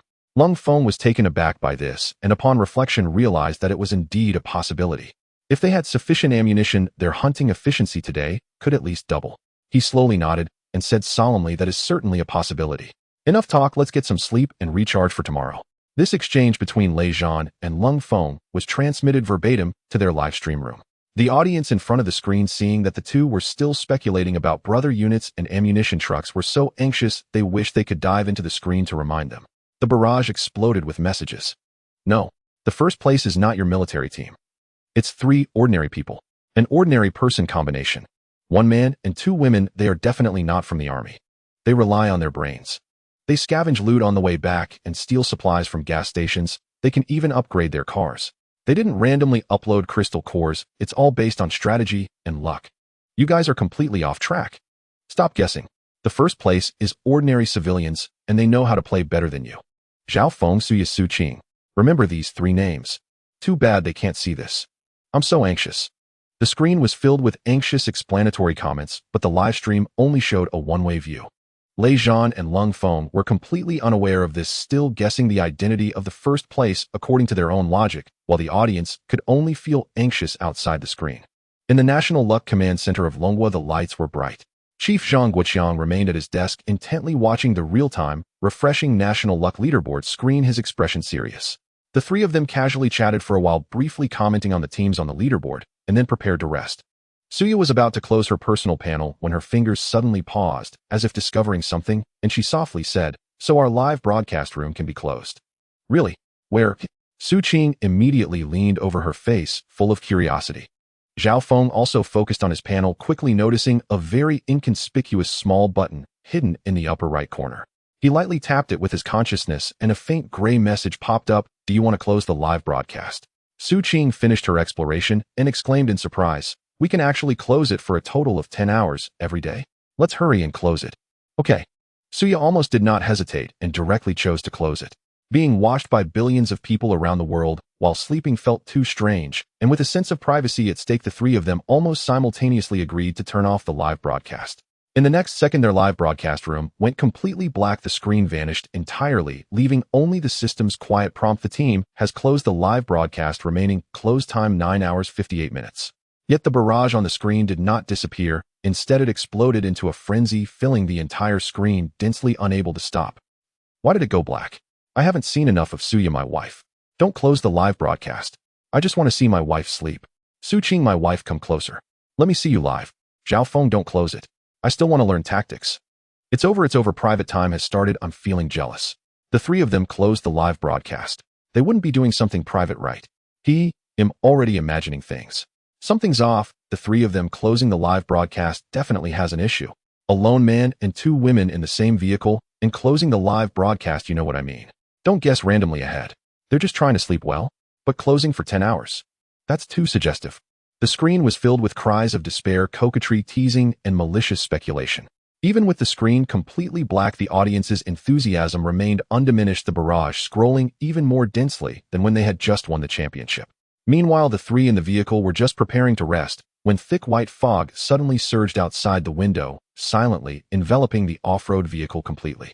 The night was already cold with a perceived temperature of only a few degrees, but as soon as the white fog appeared, the temperature suddenly dropped below zero. The bone-chilling cold instantly seeped into every crevice of the cabin. Zhao Feng unhesitatingly started the vehicle, setting the air conditioning to maximum heat. Xu Qing quickly sat up and hurriedly wrapped herself in her down jacket. Suya softly said, "Zhao Feng, take out the luggage for a moment." Zhao Feng complied, retrieving the two women's luggage from the spatial storage and placing it in the back seat, then took out his own suitcase to search for warm clothes. Fortunately, they had originally planned to drive along National Route 318 and had prepared thick clothes for warmth. The three of them all changed into warm clothes, but the bone-chilling cold still did not diminish. Even with the air conditioning blowing at maximum warmth, the cabin remained freezing cold. Xu Qing and Suya could still barely resist with a thin blanket, while Zhao Feng's clothes were already thin, and at this moment, he sneezed several times, too cold to even close his eyes. Suya looked at the almost frozen white fog outside the window and softly asked, "Is this also part of the National Destiny test? Perhaps I wonder how the other teams are doing right now." Zhao Feng replied absently, the cold making his speech somewhat stiff. Xu Qing sighed with a worried face. They must be having. Not every team has enough fuel to start the vehicle and run the air conditioning. For many, that is Yes, Zhao Feng said with deep feeling. Even though it is early summer on Blue Star, not many people would have prepared warm clothes in advance. Only those of us who planned to drive along Route 318 brought extra warm clothes. Xu Qing hesitated for a moment and softly invited, Xiao, why don't you come over and lie down for a bit? This blanket is big enough. It's fine, I can sit here. The air conditioning is blowing warm air, so it's not too cold. Zhao Feng declined. Just as he finished speaking, he couldn't help but sneeze again. Xiao, come over quickly. If you get sick, it will definitely delay tomorrow's schedule. Xu Qing urged again. At this moment, Suya suddenly spoke, her tone carrying a rare touch of sarcasm. Someone has to keep their virtue for the front desk girl. If we all squeeze together, wouldn't that be unclean? Zhao Feng was stunned for a moment, turning to look at Suya in surprise. Xu Qing also quickly turned to look, both of them filled with disbelief. Is this really their usually aloof and reticent female boss? Suya felt her cheeks slightly warm under their intense gaze, immediately closing her eyes and pretending not to notice. Provoked by Su Ya's half-joking remark, Zhao Feng ultimately moved to the back seat lying next to Xu Qing. The cabin instantly became crowded, but the benefits were extremely obvious. The three of them were tightly pressed together, sharing their body heat, and as they wrapped themselves tighter in the blanket, the previously bone-chilling cold dissipated by more than half, warmth slowly rising. However, this close intimacy made Zhao Feng feel somewhat uncomfortable. Although Xu Qing was already in her 30s, her early divorce had instead infused her with a unique charm of maturity, her figure full and voluptuous. Standing in a crowd, she could be recognized at a glance, and suitors had never ceased pursuing her. Now lying closely together, Zhao Feng could smell the faint fragrance on her, causing a strange heat to rise within him. He took a deep breath, decisively taking out a crystal core to hold in his palm, concentrating as he began to absorb the fluctuations of the supernatural energy. The icy energy slowly flowed into his limbs, not only dispersing the cold, but also quickly calming his restless emotions. Meanwhile, Zhao Feng and the others were huddled together in the off-road vehicle, resisting the pervasive cold fog, while the vast majority of teams around the world were also facing the same extreme cold test. With the temperature plummeting and fuel running low, many were curled up inside ordinary cars, shivering and unwilling to turn on the warm air. However, not every team was trapped in the cold fog. Lung Feng and Lei Zhan's squad encountered an even more perilous crisis: 6 first-stage wind wolves. These magical beasts, taking advantage of the night, suddenly launched an attack, pouncing madly on the armored vehicle, their sharp claws fiercely scratching at the thick armored plating.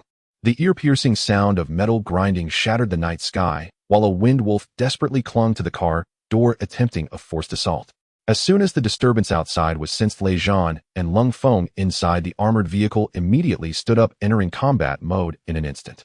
Lung Feng quickly raised the assault rifle from the passenger seat, his gaze cold as a blade, aiming at the vital neck of the wind wolf and decisively pulling the trigger. The bullet shot out, taking down one on the spot. But the remaining 5 wind wolves, undeterred by death, quickly split up to encircle, darting around the armored vehicle, constantly searching for defensive weaknesses. Lei Zhan remained calm under pressure, maneuvering the armored vehicle to block the detour route, while coordinating with Lung Feng to create a crossfire. Even though the wolf claws smashed the windows with brute force, they were firmly blocked by the bulletproof layers. However, despite having the advantage in equipment, the skirmish was still perilous. After several rounds of engagement, the exterior of the armored vehicle was covered with deep and shallow scratch marks, and a considerable amount of onboard ammunition had been expended. As the last piercing wolf howl faded, all 6 wind wolves lay fallen around the armored vehicle, a strong smell of blood lingering in the night air. At 6 o'clock the next morning, Zhao Feng slowly opened his eyes, a faint fragrance of hair lingering at the tip of his nose. Upon closer inspection, he found himself lying on his left side, his right hand unexpectedly wrapped around Xu Qing's waist.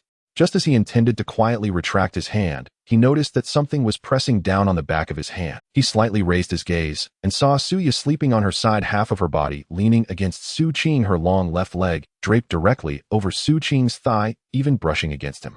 Zhao Feng immediately felt embarrassed, his ears burning, and he was about to withdraw his right hand. At that moment, both Suya and Xu Qing woke up simultaneously, their gazes meeting, and the atmosphere suddenly became tense. Xu Qing was the first to rub her shoulder and said half-jokingly to diffuse the awkwardness, "So last night, I became your pillow. My whole body is sore, and you still won't let go." After her words fell, Suya silently retracted her long leg, and Zhao Feng hastily pulled back his right hand, awkwardly bending over to get out of the car. Suya looked at his back, her face full of confusion. Why is he bending over? Xu Qing's cheeks flushed slightly as she shook her head helplessly. There was really no way to explain this. She couldn't tell the aloof boss that normal men would have physiological reactions upon waking, and Zhao Feng bent over just to avoid suspicion. She also didn't expect that a 28-year-old female boss could be so naive about such matters between men and women. After Zhao Feng got out of the car, the cool morning breeze instantly refreshed him. He noticed that the piercing cold from last night had vanished, leaving only a slightly cool humidity in the air, with the temperature warming up to 17 or 18 degrees, resembling a spring morning in the south. Zhao Feng casually moved his body to relieve stiffness. Seeing that both women were already dressed, he reopened the live broadcast room. He circled the off-road vehicle to check it and returned to the driver's seat, taking out 3 portions of bread and milk from the spatial ability and handing 2 portions to Xu Qing and Suya. Xu Qing bit into her bread and spoke with concern, her words somewhat unclear. "Have you seen the announcement?" "Yeah, I roughly counted, and over 100 teams were eliminated last night," Zhao Feng said expressionlessly. Suya furrowed her brows slightly. "Last night, there must have been more than just the cold mist. There were other dangers." Zhao Feng nodded in agreement. "That's right. Even if the temperature was lower last night, it was just below 20 degrees. With a car to take shelter, they shouldn't have died in such numbers." Xu Qing's expression tightened. "Then we must be more careful tonight. We need to focus on strengthening our abilities during the day," Zhao Feng said in a deep voice. After driving for a few kilometers, Zhao Feng saw several 2-story buildings standing by the roadside. A tattered billboard hung from the roof. One building was a restaurant while the other was a car repair shop. A dilapidated bus was parked in front of the restaurant. As the vehicle approached, he noticed that there were quite a few zombies wandering around. "So many zombies, should we take action?" Suya asked with a frown. "Kill. Just drive past." Both spoke simultaneously. Zhao Feng advocated for action, but Xu Qing quickly opposed. Zhao Feng slowly pressed the brake, and Xu Qing hurriedly explained, "There are too many. Just a quick glance shows at least 40 or 50. I know, but the only thing that can enhance abilities now is crystal cores. We have to get stronger quickly. It will only get harder the longer we wait," Zhao Feng said in a serious tone. After pondering for a moment, Suya spoke up. "We can't charge in. We must be clever and lure them over in batches." Zhao Feng nodded and directly honked the horn, instantly attracting the nearby zombies, who swayed and gathered towards the road. "Hold on tight," he said in a deep voice. At this point, 7 or 8 zombies had already gathered on the road just 50 meters from the vehicle. Without hesitation, Zhao Feng pressed down on the accelerator. Suya immediately reached for the roof handle, and Xu Qing clung tightly, with both hands panically shouting, "Zhao Feng, are you crazy? What if the car gets damaged?" "It won't break," Zhao Feng replied calmly. Bang, bang. A series of dull crashing sounds erupted, with several zombies being knocked away on the spot, and 2 were directly crushed under the wheels. The vehicle only tilted slightly. Fortunately, it was an off-road vehicle with a high chassis. If it were an ordinary car, it might have gotten stuck. The live broadcast room exploded with activity, the screen filled with dense comments. "Zhao Feng is too insane. Couldn't he just drive around and develop slowly? For those upstairs, develop slowly. If you encounter a beast like last night, you'll just have to wait to die. This car has enhanced horsepower. Charging in a few times, dozens of crystal cores are guaranteed. Isn't that a great deal?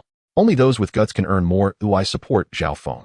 This looks so thrilling, and my heart is about to jump out. Only the bold survive, while the timid perish." Zhao Feng turned around and discovered that only one zombie was truly killed. Most of the others that were knocked away had broken legs and could only crawl slowly on the ground, significantly slowing down. However, at this moment, the road was already densely packed with 20 to 30 zombies tightly clustered together. "What do we do now?" Suya hurriedly asked. Zhao Feng steadied the car, his tone calm. "Use fire. You drive and turn around first." "Fire?" Suya was taken aback. "Yes, pour gasoline on them and set it on fire." Zhao Feng nodded. Suya immediately understood and quickly took the steering wheel. By the time she turned around, the zombies had already rushed to within 5 meters of the car, having caught the scent of the living, their movements noticeably quickening. Zhao Feng no longer hesitated. He activated his spatial ability, pouring large amounts of gasoline over the horde of zombies. Then he grabbed a cloth, soaked it in gasoline, lit it, and threw it fiercely into the pile of zombies. After completing all this, he quickly got into the car. Suya pressed the accelerator and immediately drove away. The viewers in the live broadcast room witnessed Zhao Feng's bold move, and the comments suddenly came to a halt. After driving 100 meters away, the distant sound of the zombies' howls could still be heard. Xu Qing looked at Zhao Feng, speechless. Zhao, since you could use fire, why did you have to crash into them earlier?" Zhao Feng felt equally speechless. He had only thought of this tactic on the spur of the moment. Suya rarely smiled, playfully smoothing things over. Zhao Feng probably didn't think of the fire attack initially. Seeing the zombies so densely packed, he was worried the car couldn't break through and changed his mind last minute. "The boss understands me so well now," Zhao Feng joked for the first time. However, as soon as he finished speaking, he suddenly frowned and curiously asked, "The zombies we killed before, the ones with broken legs, never made such a noise. Why do they scream so loudly once they are burned?" The 2 women exchanged glances, both silent and equally puzzled. Zhao Feng mumbled to himself, "I thought they had long lost their pain receptors." Hearing this in the live broadcast room, many viewers fell into contemplation. Especially several researchers watching the stream immediately focused and pondered deeply. At that moment, Xu Qing suddenly exclaimed, "Ah!" Zhao Feng quickly turned his head. "Sister Qing, what's wrong? If you use fire, what if the crystal cores get burned as well?" Xu Qing hurriedly said. Suya's expression changed, and she immediately turned the steering wheel to head back. As the vehicle approached, the crowd immediately spotted the scattered crystal cores on the ground, and the 3 of them let out a sigh of relief. However, not all the zombies had perished. Many of the burning undead continued to roll and struggle on the ground, emitting piercing howls. Suya slammed on the brakes, and Zhao Feng quickly pushed the door open and jumped out, extracting a long-handled axe from his spatial ability, preparing to move in for the kill. At that moment, however, a dozen new zombies began to surge out from several buildings, rapidly closing in on the road. Zhao Feng roughly estimated the distance and felt confident that he could clear these severely wounded zombies before they could encircle him. But just as he reached the edge of the burning zombie crowd, he caught sight of a shadow suddenly darting to the side of a zombie that had been crushed by the vehicle, snatching up a crystal core and swallowing it whole. After consuming one, the shadow turned towards the zombies on fire, clearly intent on snatching more crystal cores. Zhao Feng instantly recognized it as a first-tier mutated cat. His eyes widened in fury. The crystal cores he had painstakingly obtained from killing zombies were actually being intercepted by a cat. Looking for death, Zhao Feng shouted angrily, disregarding everything else and charging straight at the mutated cat with his axe. Upon hearing the roar, the mutated cat paused for a moment, then lifted its head, casting a disdainful glance at him. Zhao Feng rushed in front of the mutated cat and swung his axe down fiercely. However, the mutated cat was exceptionally agile, leaping aside effortlessly, and after landing, it deliberately flicked its tail, crouching to the side and provocatively staring at him. He shouted angrily and swept his axe horizontally, but the mutated cat dashed by like a shadow, circling behind him and even lightly scratching the hem of his pants, taunting him to the fullest. After several futile attempts to strike, Zhao Feng hadn't even touched a single hair of the cat, and his breath was becoming increasingly ragged as the zombies continued to close in from a distance. In a fit of rage, he suddenly activated his psychic ability. A surge of invisible mental power pierced into the mutated cat's mind, causing it to shudder as its nimble form instantly froze, clutching its head and emitting a painful wail, its movements becoming slow and staggered. Seizing the moment of its paralysis, Zhao Feng's eyes sharpened, and he leaped up, bringing down his axe with all his might. A flash of cold light passed, and the mutated cat collapsed dead on the spot. Zhao Feng didn't have time to check what the mutated cat might drop. He immediately turned and uploaded the loot. A dozen zombies were already less than 5 meters away, the stench of decay assaulting his senses. He gritted his teeth and took out gasoline from his spatial ability, dousing it over the horde of corpses. But he completely overlooked that several burning corpses were still lying on the ground. As the gasoline ignited with the open flame, a loud explosion erupted, sending a fiery wave surging into the sky. Zhao Feng desperately retreated, but the flames still licked at his clothes, and he immediately smelled singed hair, half of his hair curling up from the heat. Seeing Zhao Feng in such a disheveled state, the two girls rushed over. They had wanted to help during his struggle with the mutated cat, but there had been no opportunity to intervene. Suya was still clumsily controlling her ice blades, afraid that a moment's lapse would accidentally injure Zhao Feng. Xu Qing's crossbow arrows lacked precision, as she might not even hit a stationary target, let alone a swift and elusive mutated cat, and she feared that she might shoot Zhao Feng before even grazing the cat. Only when they saw Zhao Feng slaying the mutated cat did they finally relax. However, he immediately followed up with a series of perilous maneuvers that nearly stopped their hearts. The two of them hurried forward to check, and after a careful examination, they found that only a few strands of hair had been singed, and he had no other injuries, which finally eased their worries. Su Ya's expression was cold, her tone laced with anger and lingering fear. Zhao Feng, were you not thinking? Couldn't you have lured the zombies away first and kept a safe distance from the flames before pouring gasoline? You really acted too impulsively this time. You scared us to death, Xu Qing added, worriedly scolding him. Zhao Feng touched his scalding head and honestly admitted that he had been startled himself. Fortunately, it was an open area. Had it been in a cramped space, even if he didn't die, he would have been badly burned. Feeling a bit embarrassed, he muttered, I'm sorry, I was so enraged by that mutated cat that I acted without thinking. The three of them quietly waited for the flames to burn down completely. Whenever a zombie that had not perished yet was extinguished, Suya would use her ice blades to accurately deliver the finishing blow from a distance. Before long, the open space was left with only a handful of sparkling crystal cores. Zhao Feng couldn't help but exclaim, fortunately, in this national fortune battlefield, we don't have to dissect corpses and dig for crystal cores like in other novels. Exactly, otherwise it would be too disgusting, Xu Qing agreed repeatedly. Suya calmly stated, the most crucial thing is that it saves time. Soon the three of them had collected all the crystal cores, counting a total of 44. Zhao Feng looked at Xu Qing, saying, Sister Qing, go bring the car over. They'll go into the building with the boss and search for supplies. All right, Xu Qing readily agreed. Suya also nodded lightly. The two of them carefully advanced side by side to the side of the bus. Zhao Feng cautiously boarded the bus and scanned the interior, finding only a few scattered old luggage with nothing valuable. He turned around and got off. Suya stood guard by the door, and when she saw him come down, she silently looked over. There's nothing here, Zhao Feng shook his head.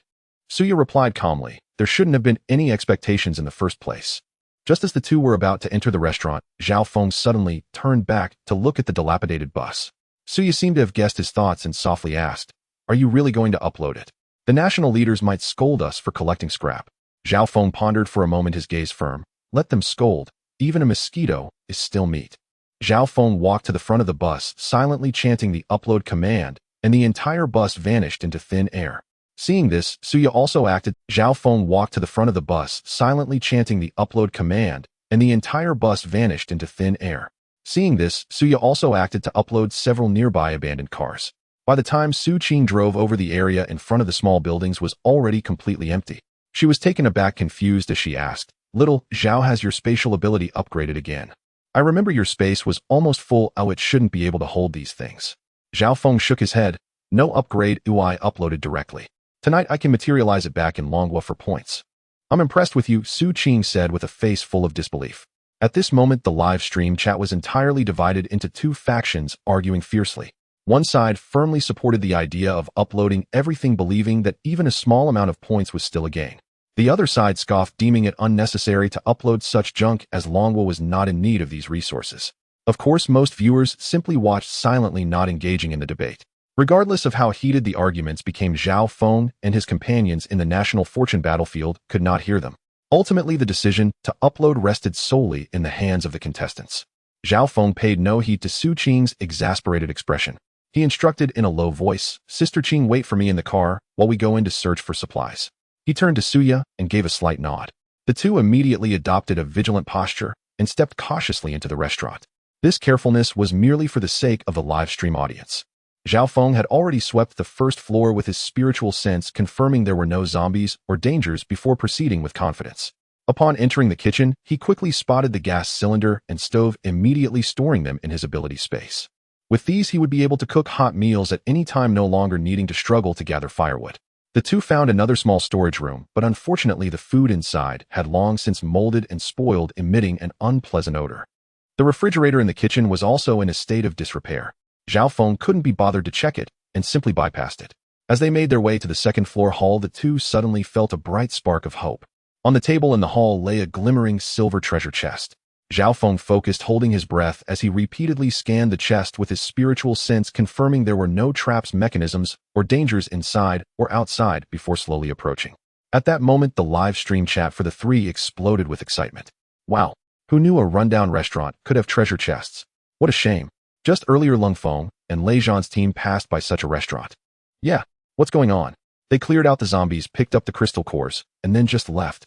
They thought the building was too shabby and felt going upstairs was a waste of time, so they didn't search at all. Hard to say, maybe they found nothing upstairs either. Still, my brother Feng is ruthless, going for a clean sweep without leaving a trace. Haha, you sure know your idioms upstairs. The people of the ugly country can only rely on luck. Luck itself is part of strength. If you disagree, keep it to yourself. Breaking news. The team from the ugly country driving the tank is about to be eliminated. Really? Let's go.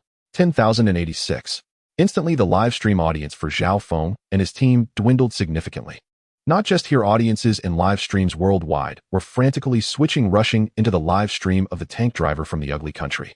As the viewers flooded into the stream, they immediately saw a tall, burly white man curled up in the tank's driver's seat. The chat exploded, piecing together the story through a flurry of comments. Not long ago, the two had discovered a small village filled with a large number of zombies, so they recklessly drove the tank through, crushing everything in their path. After the zombies were cleared, many crystal cores lay scattered on the ground.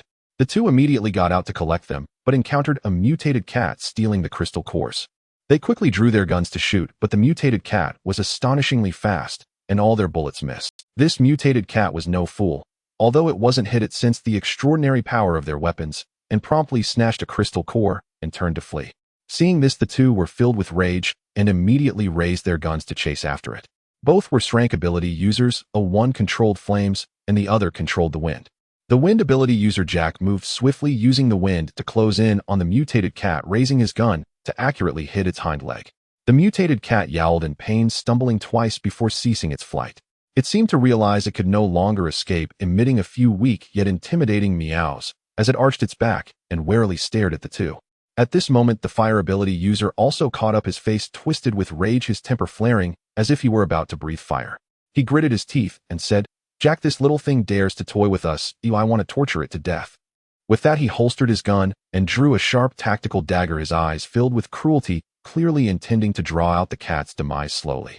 At that moment, the mutated cat suddenly swallowed the crystal core in its mouth, its originally clear blue eyes instantly turning blood red. Its aura became violently chaotic, locking onto the fire ability user and emitting a low growl. Man and cat instantly engaged in a fierce struggle. The mutated cat's eyes glinted with ferocity as it clawed at its opponent, but ultimately it was outmatched, quickly accumulating deep wounds that bled profusely, staining the ground red. After several exchanges, the mutated cat finally exhausted its strength and was pinned to the ground by the fire. However, he did not immediately deliver the final blow. Instead, he activated his fire ability, enveloping the mutated cat in flickering flames that slowly scorched its fur. The mutated cat let out a heartbreaking scream, its cries piercing the soul. Yet the two soldiers from the ugly country seemed to hear the most delightful sound, their heads thrown back in laughter, their faces twisted with cruelty and glee. However, the two remained oblivious to the impending deadly danger. The earlier gunfire had already shattered the silence, drawing in an unending number of zombies from the surrounding area.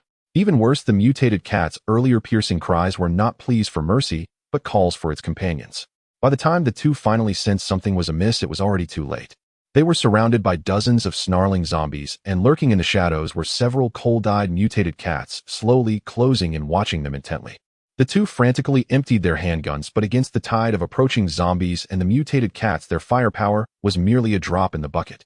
The fire ability user, in a fit of rage, summoned flames that temporarily pushed back the front line of zombies, but they continued to swarm in while the mutated cats were agile and crafty, attacking from behind. He intended to break out, but was suddenly tackled by a reinforced zombie, quickly being overwhelmed by the horde. His piercing screams lasted only a few seconds before being completely devoured by their roars. Jack, relying on his wind ability for speed, fled like an arrow, slicing through the approaching zombies with wind blades. However, several mutated cats clung to him, their claws leaving deep, bloody gashes. In a desperate retreat, he stumbled back to the tank, slamming the hatch shut behind him, barely escaping with his life. But upon lifting his shirt, he found himself covered in claw marks from the mutated cats' deep wounds, bleeding profusely, his energy waning. Jack grabbed a first aid kit, pouring alcohol into his varying degrees of claw marks. The searing pain made him convulse, yet he endured it. After disinfecting the wounds, he rummaged through his backpack for some hard compressed biscuits, wolfing them down. Then he slumped into the driver's seat, lying down fully clothed. Throughout, he showed no signs of grief over his fallen comrade. Instead, there was an unmistakable gleam of suppressed glee in his eyes. In his view, the death of his teammate was a tremendous stroke of luck. All the scattered crystal cores would now belong solely to him. With his Shrank Wind ability, he might even break through to a level 3 ability. At that time, Jack would surely become a hero of the ugly country, wielding great power and rising fame. With a greedy smile on his lips, Jack fell into a deep sleep. Little did he know, after this sleep, he would never wake again. Audiences from the Dragon Country and countless other countries, seeing that Jack had managed to survive a calamity, shook their heads in regret and exited the live stream. Zhao Feng opened the silver treasure chest, revealing an ancient porcelain vial quietly resting inside. Next to the vial, a line of faint blue virtual text appeared: body refinement pill, which can enhance the physical body and comprehensively improve physical qualities. Suya also saw the description, her eyes filled with curiosity. Is this a pill, like the ones in novels? Zhao Feng glanced at her in surprise and chuckled softly. Boss, I didn't know you read novels too. What do you mean by that? Can I read? Suya retorted, slightly annoyed. Of course you can, it's just a bit unexpected, Zhao Feng promptly replied. Suya pressed on, asking, in your mind, am I not supposed to read novels? What kind of person should I be? This question left Zhao Feng momentarily speechless. He paused and honestly answered, I thought the boss was the type who was particularly rational and career-oriented, someone who wouldn't dabble in these seemingly unrealistic novels. Am I not allowed to have entertainment? Suya said, speechless. Zhao Feng rubbed his nose and quietly said, I thought your entertainment might be playing the piano, writing, or cultivating your sentiments, or sipping red wine while listening to music, reading classic literature, and so on. Suya chuckled and shook her head. You're in for a disappointment. Your boss isn't that sophisticated. How could that be? It's actually more relatable this way, Zhao Feng quickly responded. All right, enough of this. How many pills are inside? Suya returned to the main topic. Zhao Feng twisted open the vial cap, and a pure and rich medicinal fragrance instantly filled the air. Inhaling it, it felt as if even his pores were opening up. He merely took a quick glance before promptly sealing the vial tightly. This isn't blue star. Any unusual scent could attract trouble. At a rough glance, about 10 pills, he said softly. Okay, let's search some more. Suya nodded. The two thoroughly searched the second floor, confirming there were no other valuable items before turning to head downstairs. Just as they were about to enter the auto repair shop to search, a cold national fortune announcement suddenly echoed throughout the venue. The ugly country XXXX team has officially been eliminated. Zhao Feng halted his steps, looking at Suya uncertainly. Boss, I didn't misremember, did I? Isn't this the team that topped the leaderboard on the first day? That's right. Suya's expression hardened slightly. I didn't expect them to be eliminated so soon. At the same time, countless viewers on Blue Star frantically flooded into the ugly country's live broadcast room, but upon entering they found the screen completely dark, leaving only a chilling silence. From the few who had been watching the live stream, the truth gradually pieced together. The problem lay in the mutated cat's claws, which were contaminated with the zombie virus.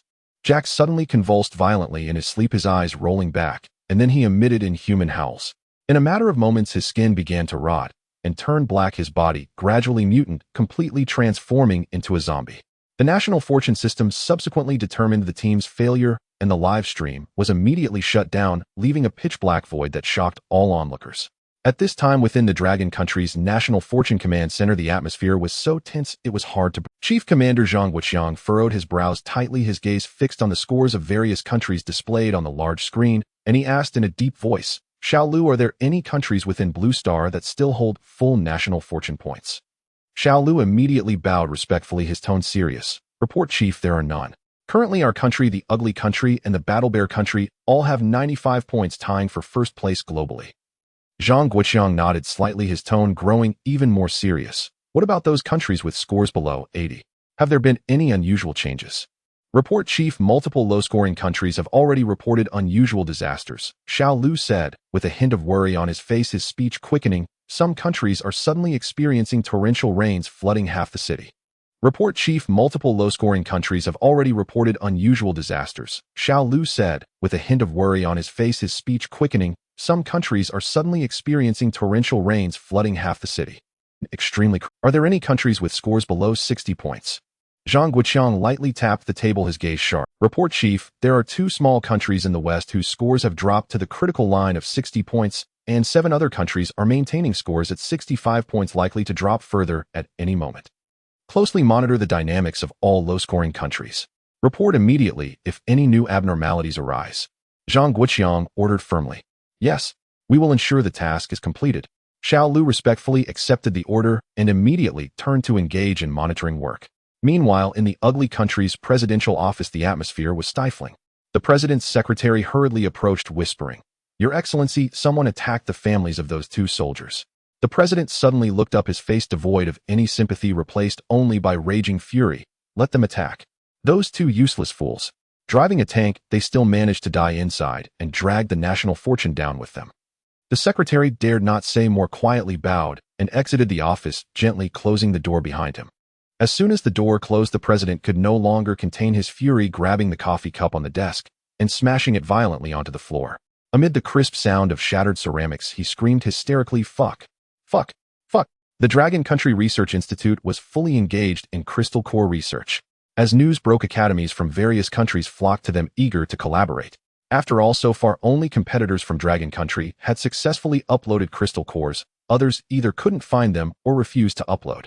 Faced with the generous conditions offered by various countries, the Dragon Country Research Institute maintained a firm stance, directly rejecting all proposals. Seeing this, various countries' academies began to pressure their national leaders, hoping to use diplomatic channels to push Dragon Country for the crystal cores, but the leadership of Dragon Country remained equally steadfast, refusing to yield.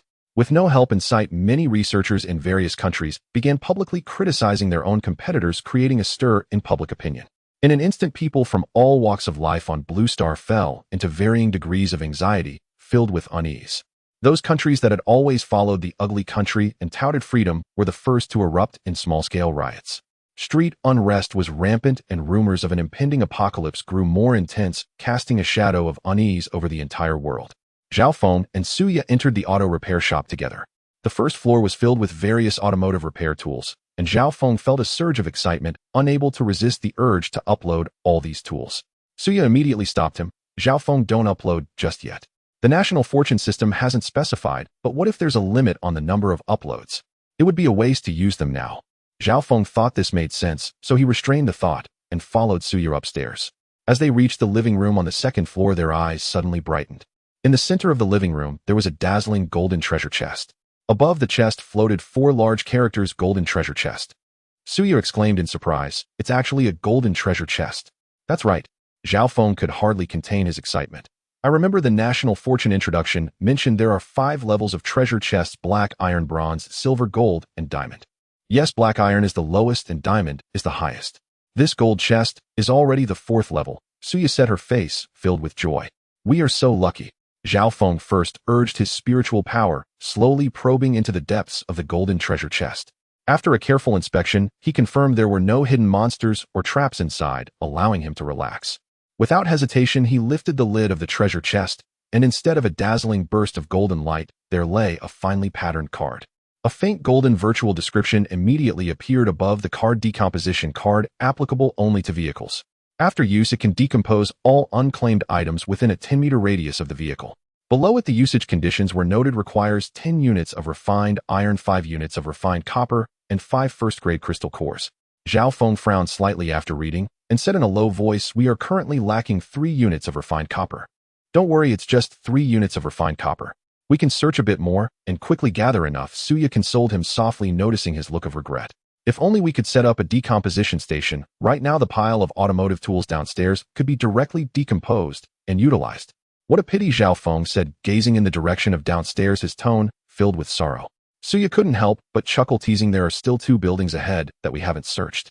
Let's go look over there, we can definitely find what we need. She secretly found it amusing, not expecting her employee Zhao Feng to be such a little miser. Zhao Feng was completely unaware of her thoughts. Had he known, he would have surely protested in indignation.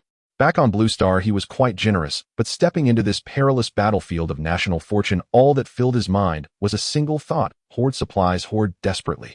Only with adequate supplies could one have the confidence to survive. After thoroughly searching the auto repair shop, the two rushed to the other 2 buildings without pause.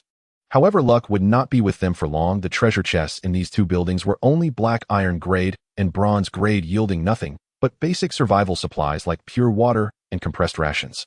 To other teams, these items were undoubtedly treasures in urgent need, but for them, who were well-stocked, such abundance was utterly useless, appearing somewhat like a nuisance. Upon returning to the vehicle, the 2 recounted their haul to Xu Qing in detail. After hearing, Xu Qing was filled with uncontainable joy. Even her grip on the steering wheel relaxed a bit, causing the vehicle to speed up unconsciously. Zhao is still impressive. Thanks to you, we managed to obtain these 2 treasures. Otherwise, others might have missed them, she praised with a smile. I'll try one first to see its effects, Zhao Feng replied with a nod. As he spoke, he took out a porcelain bottle containing body refining pills from his spatial ability, gently uncorking it. Instantly, a refreshing and rich medicinal aroma filled the entire cabin, invigorating the senses. Xu Qing, catching a whiff of the strong medicinal scent, instinctively turned her head to look. Thankfully, reason prevailed, and she merely took a deep breath before focusing again, firmly controlling the steering wheel. Zhao Feng gently poured out a pill, which was completely black, roughly the size of a peanut, with a smooth texture. Suya, sitting in the passenger seat, couldn't help but look back. Seeing this, Zhao Feng handed her the porcelain bottle along with the cork. Moments after swallowing the pill, a surge of potent medicinal power continuously poured out from his dantian, flowing through his meridians to nourish every bone and sinew in his Moments after swallowing the pill, a surge of potent medicinal power continuously poured out from his dantian, flowing through his meridians to nourish every bone and sinew in his body. Zhao Feng felt an unprecedented surge of strength fill his body, clearly sensing the changes within. Roughly estimating, his strength had already more than doubled from before. From the moment Zhao Feng took the pill, Suya frequently looked back at him. Now, seeing him slowly open his eyes, she couldn't help but ask, "How is it? My strength has increased more than double, and there's still residual medicinal power that hasn't been fully absorbed. Once I finish absorbing it, it should reach double," Zhao Feng replied. "Great, then I'll take one too." Suya immediately nodded. She was in no mood for pretense in this world. It wasn't the time for courtesy. The more strength one had, the better the chances of survival. As she spoke, she directly poured out a body refining pill and swallowed it.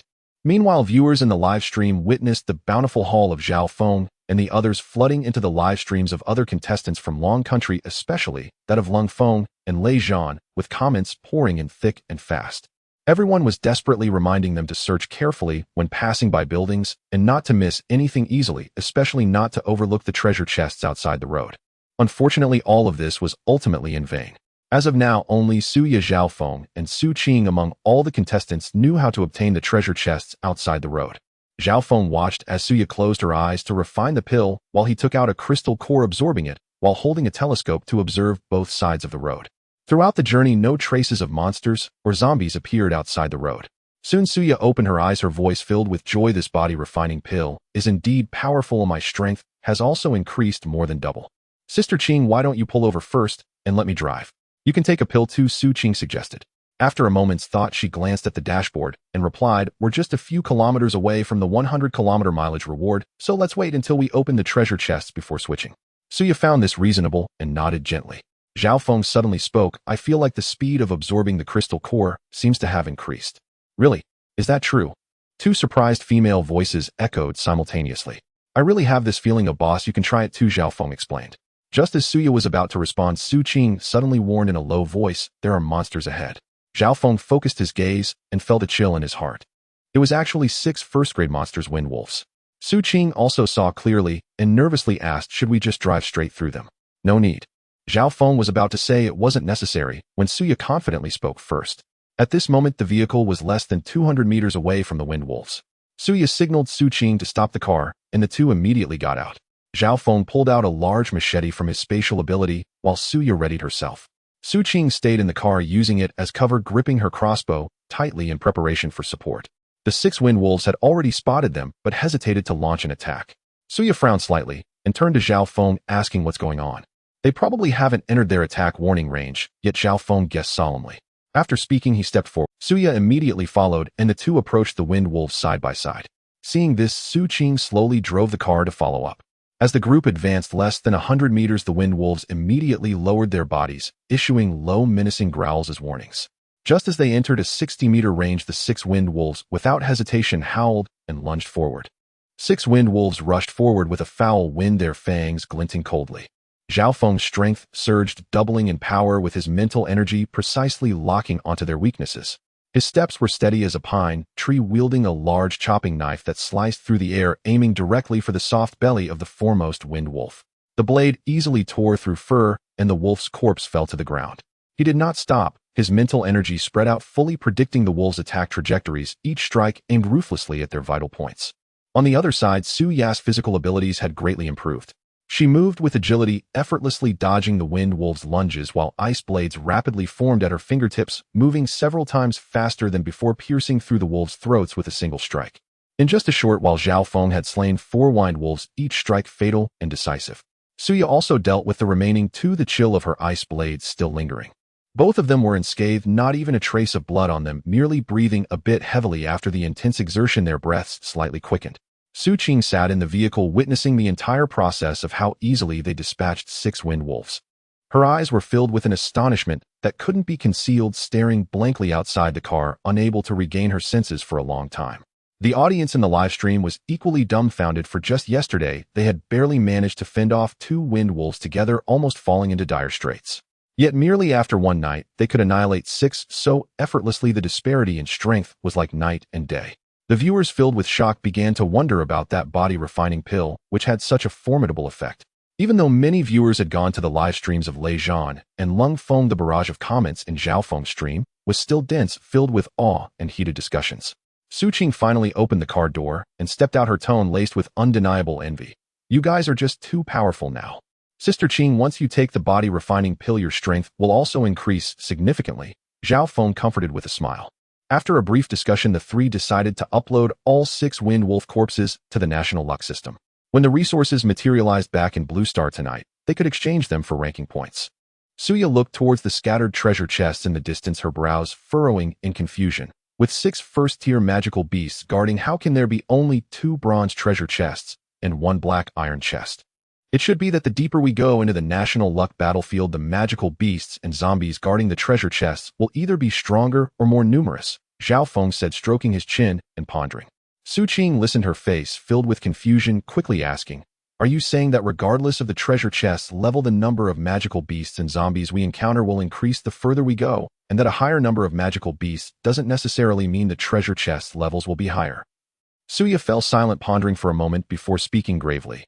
"If we only restrict ourselves to opening treasure chests on the road and do not explore deeper, we might soon encounter second-tier magical beasts or zombies. But our abilities have yet to break through to the second tier, we wouldn't be able to cope." "Exactly." Zhao Feng's brows were tightly furrowed, his tone filled with concern. "I even suspect that some contestants, in their haste to progress and cover distance, are recklessly pushing forward without caution. They might have already encountered second-tier magical beasts or zombies ahead of schedule, and their situation could be extremely perilous." Just as Zhao Feng feared, at that moment Lei Zhan and Lung Feng were indeed caught in an unprecedented fierce battle. They had truly encountered second-tier zombies. This second-tier zombie had long shed the clumsiness and sluggishness of a first-tier zombie, moving with a speed comparable to that of a normal adult. It charged forward with a terrifying howl, exuding an unsettling ferocious aura. The two immediately drew their pistols and began shooting, but to their horror the bullets struck the second-tier zombie's rigid flesh, sparking and leaving only shallow marks, utterly unable to penetrate its defenses, not even causing it to pause for a moment, let alone kill it. Fortunately, both Lei Zhan and Lung Feng were elite special forces, their extraordinary combat experience shining through at this moment. Their eyes were sharp and their coordination was seamless. Lei Zhan was the first to activate his lightning-based abilities, blue arcs crackling at his fingertips as they continuously struck the second-tier zombie.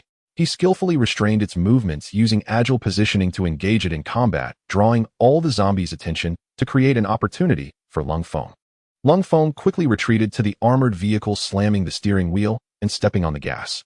The engine roared as the armored vehicle charged fiercely towards the second-tier zombie with unstoppable momentum.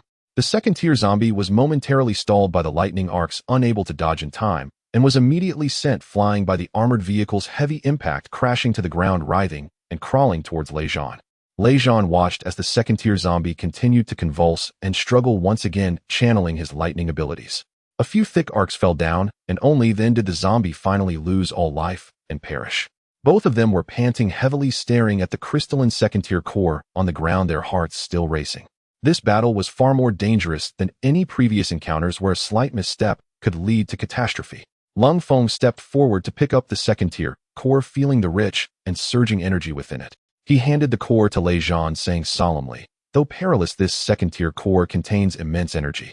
After you absorb it, you should directly break through to second-tier abilities." However, Lei Zhan waved his hand. "You use it, you should improve first. No, it has to be you who uses it." Lung Feng calmly analyzed. "First, you provide long-range output.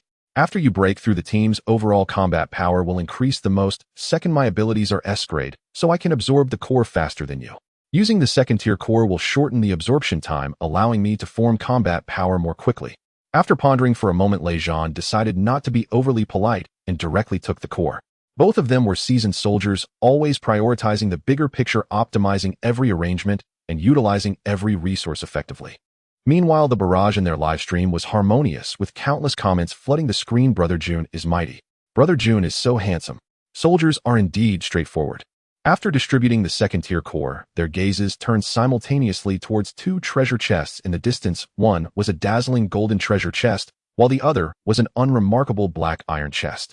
After a brief rest to recover their strength, Lung Feng activated his gold-based abilities, his skin instantly taking on a metallic sheen resembling the 18 bronze men of Shaolin, exuding an imposing aura. He walked slowly to the golden treasure chest, glancing at Lei Zhan, who was on guard nearby, then quickly opened the chest lid and immediately stepped back a few paces, standing vigilant. However, there were no traps or ambushes within the chest, only a card made entirely of gold lying quietly inside. A virtual description then appeared: vehicle upgrade card, which could elevate the current vehicle by 1 level.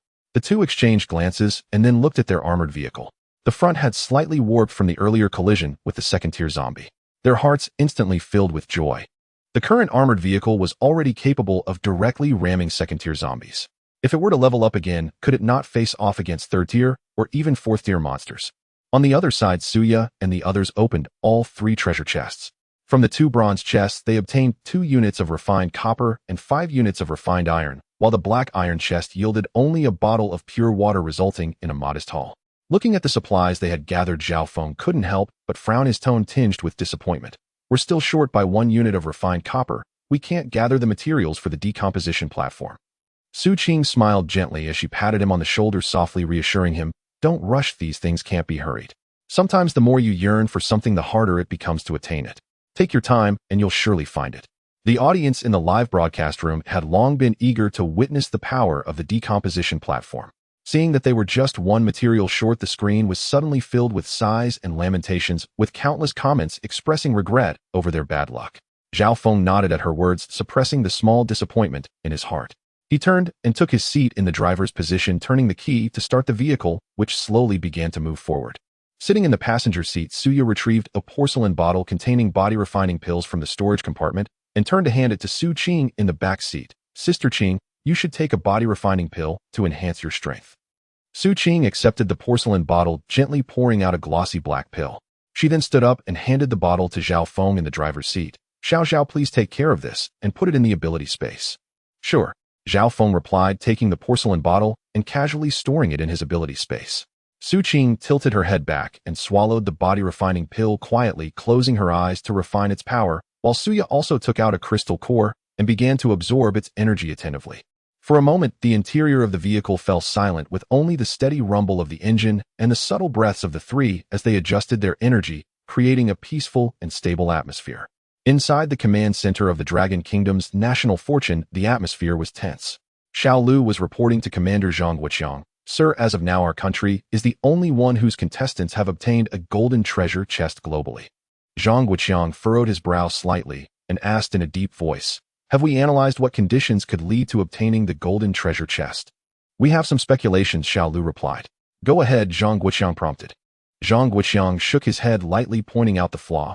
If it were the reward for the previous day's first place, it should have directly spawned on the highway. What if they didn't search the roadside building and missed it completely? As for Zhao Feng's team, we speculate that it might be the extra reward for ranking first yesterday. Zhang Guoqiang shook his head lightly, pointing out the flaw. If it were the reward for the previous day's first place, it should have directly spawned on the highway. What if they didn't search the roadside building and missed it completely? That doesn't make sense. Xiao Lu and the others had privately discussed this speculation, and it indeed didn't hold water. However, the current data was too sparse to draw a reliable conclusion. Forget it, Zhang Guoqiang said, no longer dwelling on it. Which team has uploaded the most supplies worldwide? Xiao Lu immediately answered respectfully. It is Zhao Feng, Suya, and Xu Qing's team. All right, continue to monitor them closely. Zhang Guoqiang waved his hand, signaling Xiao Lu to withdraw. The office returned to quietness. Zhang Guoqiang took out a cigarette, lit it, took a deep breath, and murmured to himself, while looking out the window, National Fortune. What exactly are you trying to do?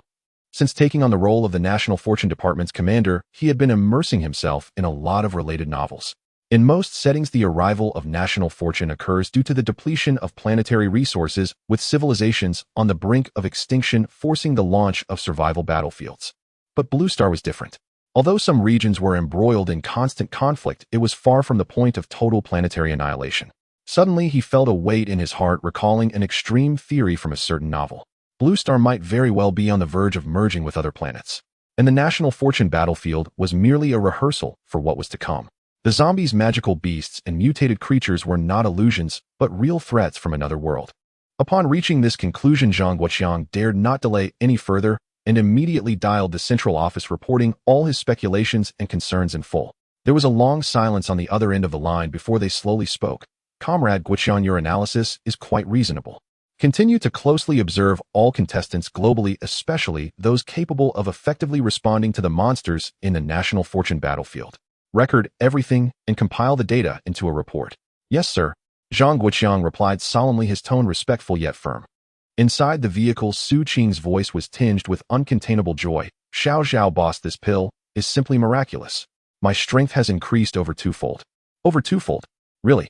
Zhao Feng and Suya exclaimed in surprise simultaneously. Xu Qing nodded with a smile. I refined it using my wood-type ability, and the medicinal power in my body is almost fully digested now. Impressive. You've utilized your wood-type ability very effectively, Zhao Feng praised sincerely. Suya also complimented, it's great that you can leverage your strengths so well. Xiao, can I still take more body-refining pills to enhance my strength? Xu Qing asked. You can, but I feel that waiting for 24 hours before taking another will maximize its effect, she replied. Suya sighed softly. Well, you're already much stronger than us. The medicinal power in my body will take at least 3 days to fully digest. Xu Qing pondered for a moment and said, when we rest at night, I'll try using my wood-type ability to help you accelerate the refining process. It can be done like that. Really? The two were surprised again. Zhao Feng and Suya instinctively exchanged glances before silently returning their focus. Xu Qing, oblivious to their expressions, continued, I can't say it's 100% effective, but I should have about 60% certainty. Just then, Zhao Feng suddenly spotted 3 magical beasts resembling wild boars about 300 meters to the left by the roadside. He immediately slammed on the brakes, and the vehicle came to a slow stop. Suya and Xu Qing quickly sensed something was off. Zhao Feng's sudden stop must have indicated something important. The two looked out the window, and indeed saw the 3 wild boar-like magical beasts. Suya picked up the binoculars for a closer look, and quickly realized nestled between the 3 first-tier magical beasts a silver treasure chest lay. There's only one silver treasure chest, she said in a serious tone. These armored pigs have skin as tough as iron, and their only weak point is their eyes. Even if it's a black iron chest, we must secure it. Zhao Feng spoke with determination. These are all our prey. Uploading them will earn us ranking points. Xu Qing was eager to participate. My physical attributes are now twice what they used to be, so I can engage in battle directly this time. The 3 of them immediately got out of the car, locked the doors, and steadily approached the armored pigs. The 3 of them walked slowly towards the armored pig without uttering a word. One of them charged directly at one of the pigs, flanking it in a triangular formation. The battle was about to commence. Suya moved gracefully, her fingertips conjuring ice blades swiftly and accurately. Spotting a gap, she leaped, the cold light flashing as the ice blade plunged fiercely into the pig's eye socket. The armored pig didn't even have time to let out a complete scream before it crashed to the ground. On the other side, Xu Qing was equally formidable. With her strength doubled and reflexes quicker, she steadied her crossbow, held her breath, and aimed precisely the bolt, piercing through the pig's eye, killing it instantly. The 2 armored pigs were dealt with in an instant. Only Zhao Feng found himself in a bit of an awkward situation. He swung his large cleaver with all his might, but the blade struck the pig's tough hide with a clang like hitting a stubborn rock. It only left a shallow white mark with just a trickle of blood seeping out, failing to break through the defense. Seeing that Suya and Xu Qing had efficiently dispatched their opponents, Zhao Feng quickly discarded his cleaver and replaced it with a sharp dagger. His brow furrowed slightly as his mental power erupted, suddenly piercing towards the armored pig's head. The pig halted abruptly, falling into a brief state of stiffness. In that fleeting moment, Zhao Feng stepped forward, stabbing the dagger fiercely into its eye, completely eliminating the last armored pig. The three of them wasted no time uploading the corpses of the 3 armored pigs to the National Luck System, waiting for the materials to materialize back in Blue Star Dragon Nation at night to exchange for ranking points. After completing all this, Zhao Feng used his mental power to probe the silver treasure chest, but sensed something unusual, completely different from the treasure chests he had encountered before. He couldn't quite pinpoint what it was, but he was certain that it contained anything but ordinary rewards. Zhao Feng immediately retrieved his cleaver from the ability space and reminded, "There's something inside, everyone be cautious." As soon as he finished speaking, he quickly opened the treasure chest and retreated several meters in defense. The next second, the silver treasure chest exploded into nothingness, revealing a giant ape over 2 meters tall, also a first-tier magical beast. Seeing this, the three of them said nothing more and immediately took up fighting stances, charging at the over 2-meter-tall giant ape together. The giant ape roared, swinging its massive arms down with tremendous force, shaking the ground. Zhao Feng took the lead, restraining the giant ape as he accurately struck its limbs with his cleaver. Although he couldn't break through its defense, he successfully attracted all of its attention. Suya moved nimbly, circling behind the giant ape, her ice blades striking continuously at its joints, attempting to slow down its movements. Xu Qing readied her crossbow, holding her breath to aim for the giant ape's eyes. That was its only weak point. The bolt shot through the air, grazing the area around the giant ape's eye, leaving a shallow wound. The giant ape, in pain, became wildly furious, flailing its arms randomly. The three of them skillfully dodged with agile movements, their coordination growing increasingly seamless. Zhao Feng seized the moment, channeling his mental power to assault the giant ape's consciousness, rendering it temporarily stiff. Suya took the opportunity to unleash an ice blade, which plunged deeply into the giant ape's eye socket. Xu Qing followed closely behind, shooting another arrow that pierced its other eye. The giant ape let out a heart-wrenching scream. Its massive body swayed slightly before crashing to the ground, struggling a few times before losing its breath. Moments later, the corpse of the ape transformed into a wisp of black smoke, leaving behind a card that shimmered with a faint silver glow, quite conspicuous.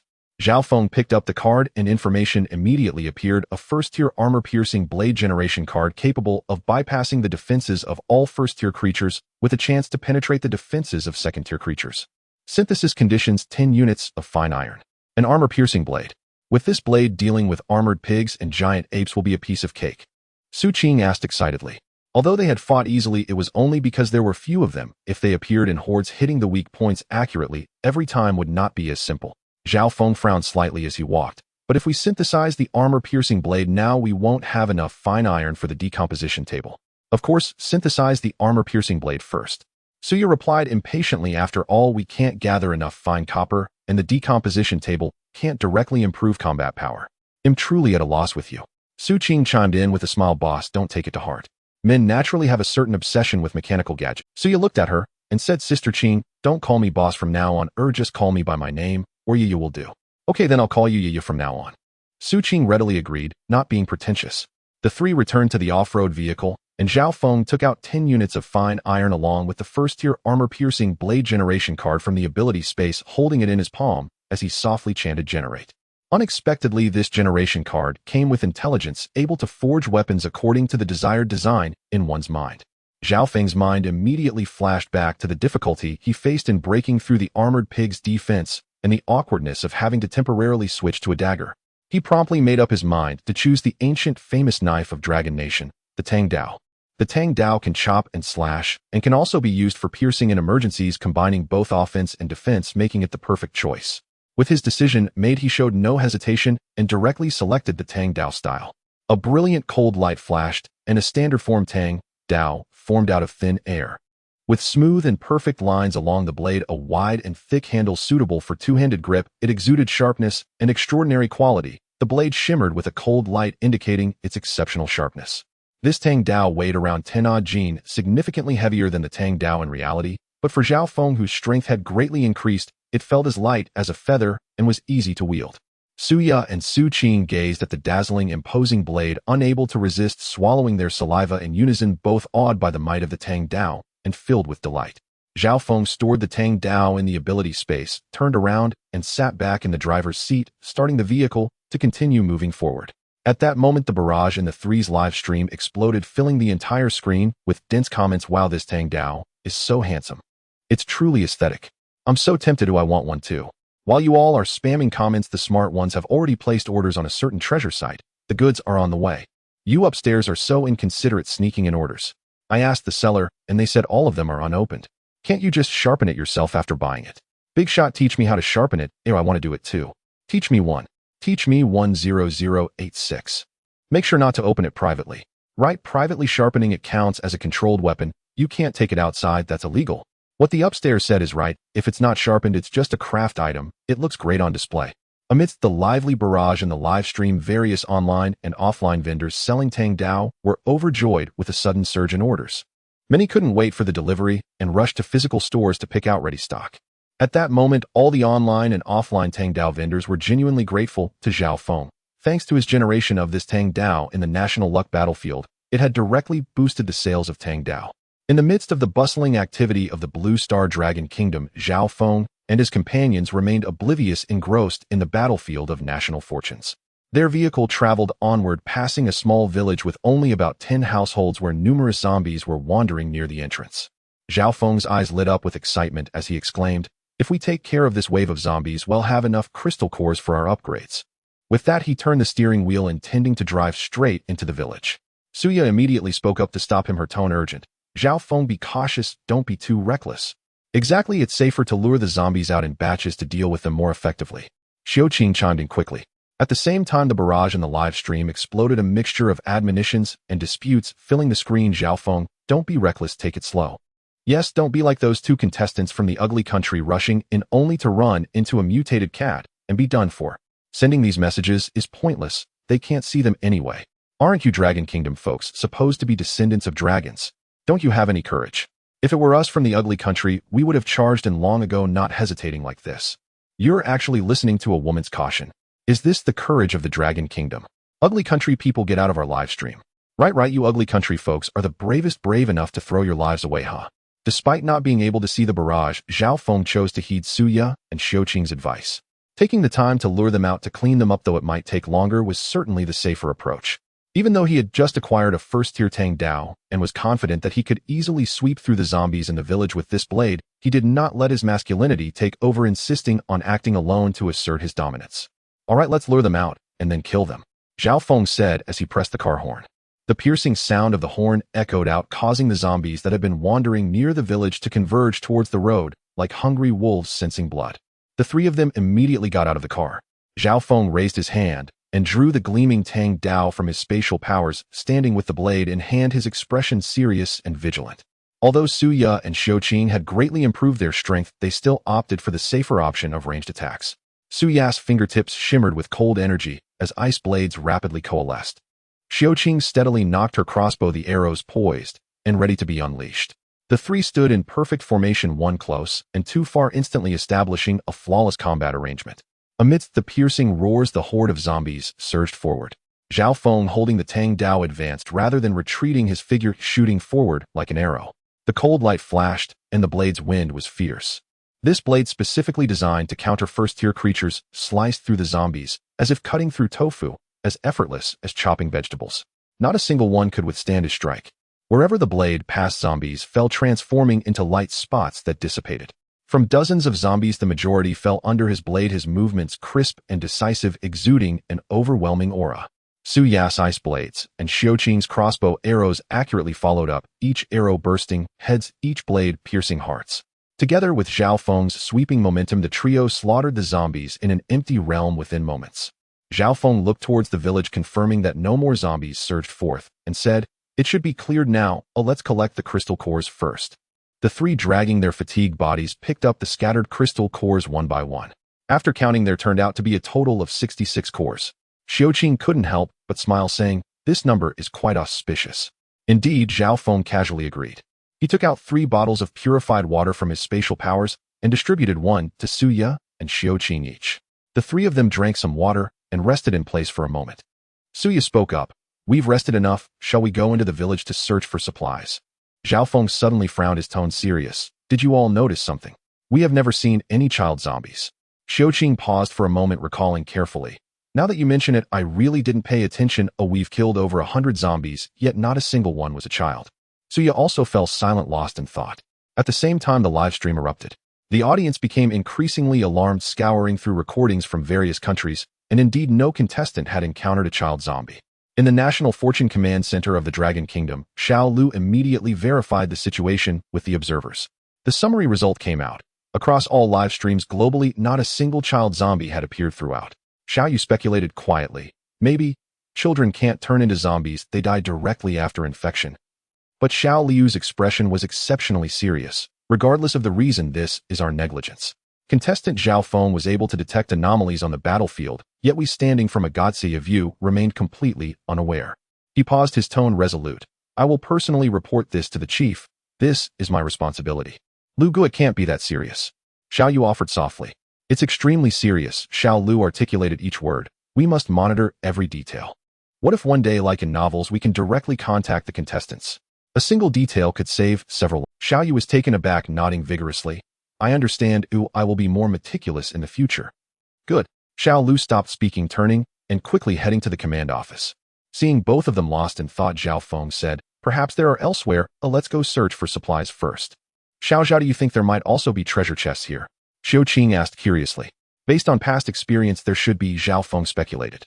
Suya suddenly interjected, posing a heavier question. "What do you all think? Are there still indigenous people in this world?" "Indigenous people?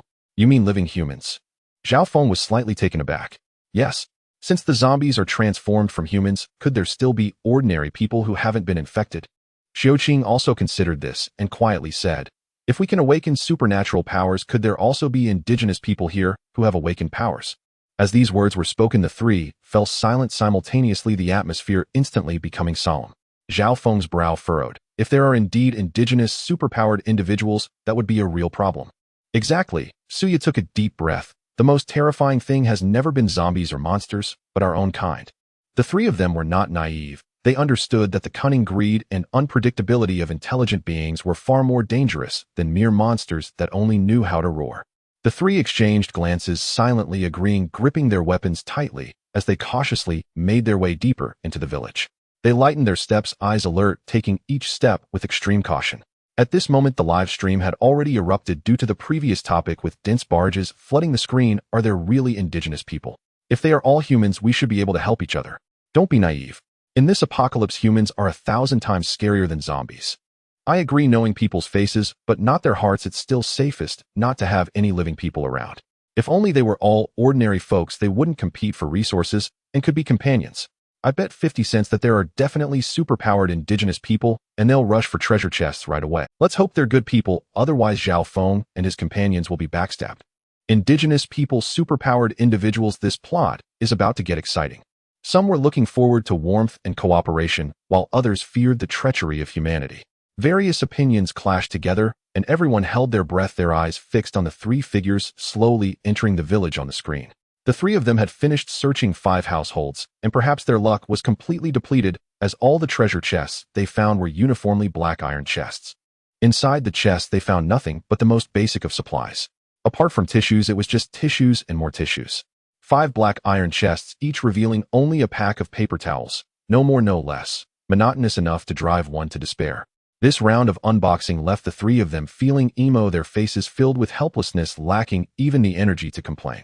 Upon reaching the 6th house, Zhao Feng found a black iron chest and used his mental power to scan it, calmly stating there's no danger inside. After saying that, he stood still while Xu Qing hung her head, looking dispirited, and neither of them wanted to open this black iron chest that was likely just filled with paper towels. Suya, however, seemed indifferent. After all, her luck had not improved since entering the battlefield of national fortune. One more disappointment was nothing significant. Thus, she stepped forward, bent down, and opened the chest. To the relief of the three, what greeted their eyes was finally not the familiar packaging of paper towels. But in the next moment, as Suya picked up the item inside for a closer look, Zhao Feng stole a glance, a slight smirk on his lips as he quietly watched her. Xu Qing also took a hurried glance, then awkwardly turned her gaze elsewhere. After reading the instructions on the packaging word by word, Su Ya's cheeks instantly flushed bright red, and in a fluster, she wanted to throw the item away. However, when she looked up, she was met with Zhao Feng's smirking gaze, which made her even more embarrassed. She bit her lip and angrily threw the item to Zhao Feng, her tone carrying a hint of shame and annoyance. "This is for you stinky men, you keep it." As soon as the words left her mouth, she realized something was off. This was a condom used only during intimate moments between men and women.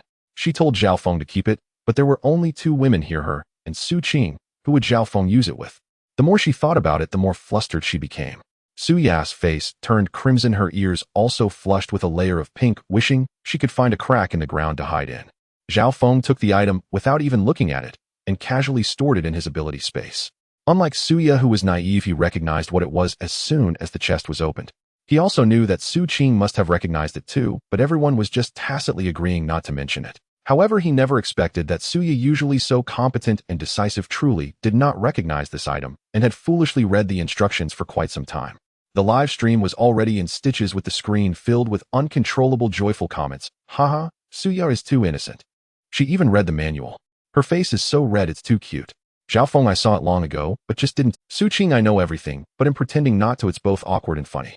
Help finding this is too metaphysical." After all those tissues, this time it took a leap. National Fortune battlefield supplies have upgraded from basic necessities to adult items. Who would have thought that opening treasure chests in a survival scenario could yield this? The screenwriter wouldn't dare to write this. "Su Ya, this is for you men." After saying that, she socially died on the spot, giving it to Zhao Feng. "Who will he use it with in the future, huh? There are only 3 of us. Who will you use it with?"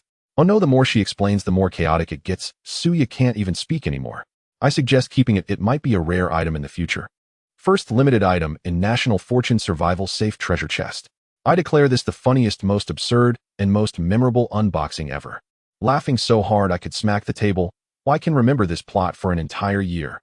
The entire live stream was filled with joy as everyone was thoroughly amused by this sudden, awkward, and hilarious scene.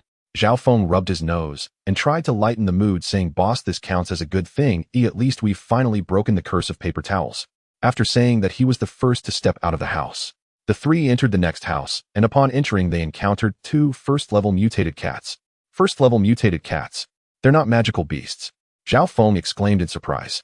Xu Qing looked at him in confusion. What's wrong with mutated beasts and magical beasts? Zhao Feng glanced at Su Ya, who shot him a fierce glare, recalling the earlier embarrassment, and replied, "I'm not sure either."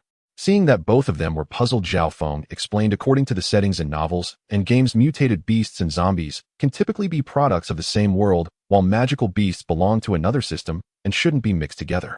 Xu Qing rolled her eyes, clearly skeptical. "You really want to use novels and games to explain the National Fortune?" Sister Qing, look. Treasure chest levels, zombies, magical beasts, mutated beasts abilities. All of these can be found in novels and games. Zhao Feng defended. Xu Qing wanted to rebut, but Su Ya spoke up. "That's actually not wrong." Xu Qing was taken aback, looking at her oddly. "Su Ya, why are you siding with him?" "I'm not siding with him. I read novels too, and many settings are indeed identical to what we have here," Su Ya explained. No. Xu Qing suddenly shook her head. "I remember we encountered mutated cats before." Zhao Feng and Su Ya exchanged glances, both stunned. Right? Why hadn't they found it strange when they encountered them before, but now it seemed off?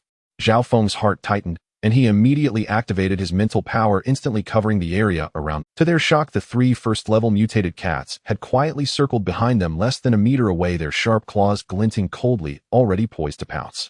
Almost simultaneously, the 3 mutated cats leaped fiercely toward the 3, their speed astonishing. Zhao Feng had no time to think further and instinctively extended his arms, using all his strength to push Su Ya and Xu Qing away to the sides. To protect the 2, he swung the tang knife in his hand, the blade aimed directly at the 2 mutated cats lunging at Su Ya and Xu Qing. As expected of a first-level armor-piercing knife, the cold light flashed, and with 2 swift strikes, the 2 mutated cats were instantly cut down, their lives extinguished. However, the mutated cat lunging at Zhao Feng himself was one he could not completely evade. With a shoe sound, the sharp claws of the cat fiercely slashed across his back, tearing a large hole in his clothes and leaving a gruesome wound on his flesh, blood instantly seeping out and a burning pain enveloping his entire body. Zhao Feng gritted his teeth, enduring the excruciating pain, his brow twitching as his spiritual powers erupted, firmly locking onto the mutated cat that wanted to pounce again. Taking advantage of the brief moment of the mutated cat's paralysis, he abruptly turned, swinging the tang knife down with force, directly slicing the mutated cat in 2, completely extinguishing its breath. As the two steadied themselves, Zhao Feng had already dealt with the 3 mutant cats behind them. Xu Qing and Suya then realized with a start that the 2 mutant cats that had been blocking the door had slipped away unnoticed amid the chaos. Suya instantly condensed 2 ice blades at her fingertips, shooting them toward the fleeing mutant cats. But cats were naturally swift, and in their desperate escape the ice blades merely grazed their fur as the 2 mutant cats scurried up to the 2nd floor. At that moment, the livestream chat exploded with comments flooding the screen in a dense cascade. Haha, Zhao Feng is injured. The Dragon Kingdom contestant is done for. He'll end up like that guy from the ugly country. I doubt he'll last long. An injury means a certain death. Just wait till he turns into a zombie. Those 2 women won't survive much longer either. The Dragon Kingdom team is doomed. Foreign netizens reveled in schadenfreude, gleefully predicting Zhao Feng's and the Dragon Kingdom's downfall. But the next second Dragon Kingdom viewers struck back, fiercely, each comment more defiant than the last, laughing my ass off. Have you forgotten who's a wood-type awakener? Our sister Qing isn't a grade healing wood-type. Forget a scratch like this. Even if he were bitten by a zombie, she could save him. You want Zhao Feng dead? First ask if Xu Qing's healing ability agrees. You just want die, deal with it. With a healing powerhouse around, this scratch is nothing but a tickle. The previously oppressive atmosphere was instantly lifted by the Dragon Kingdom audience.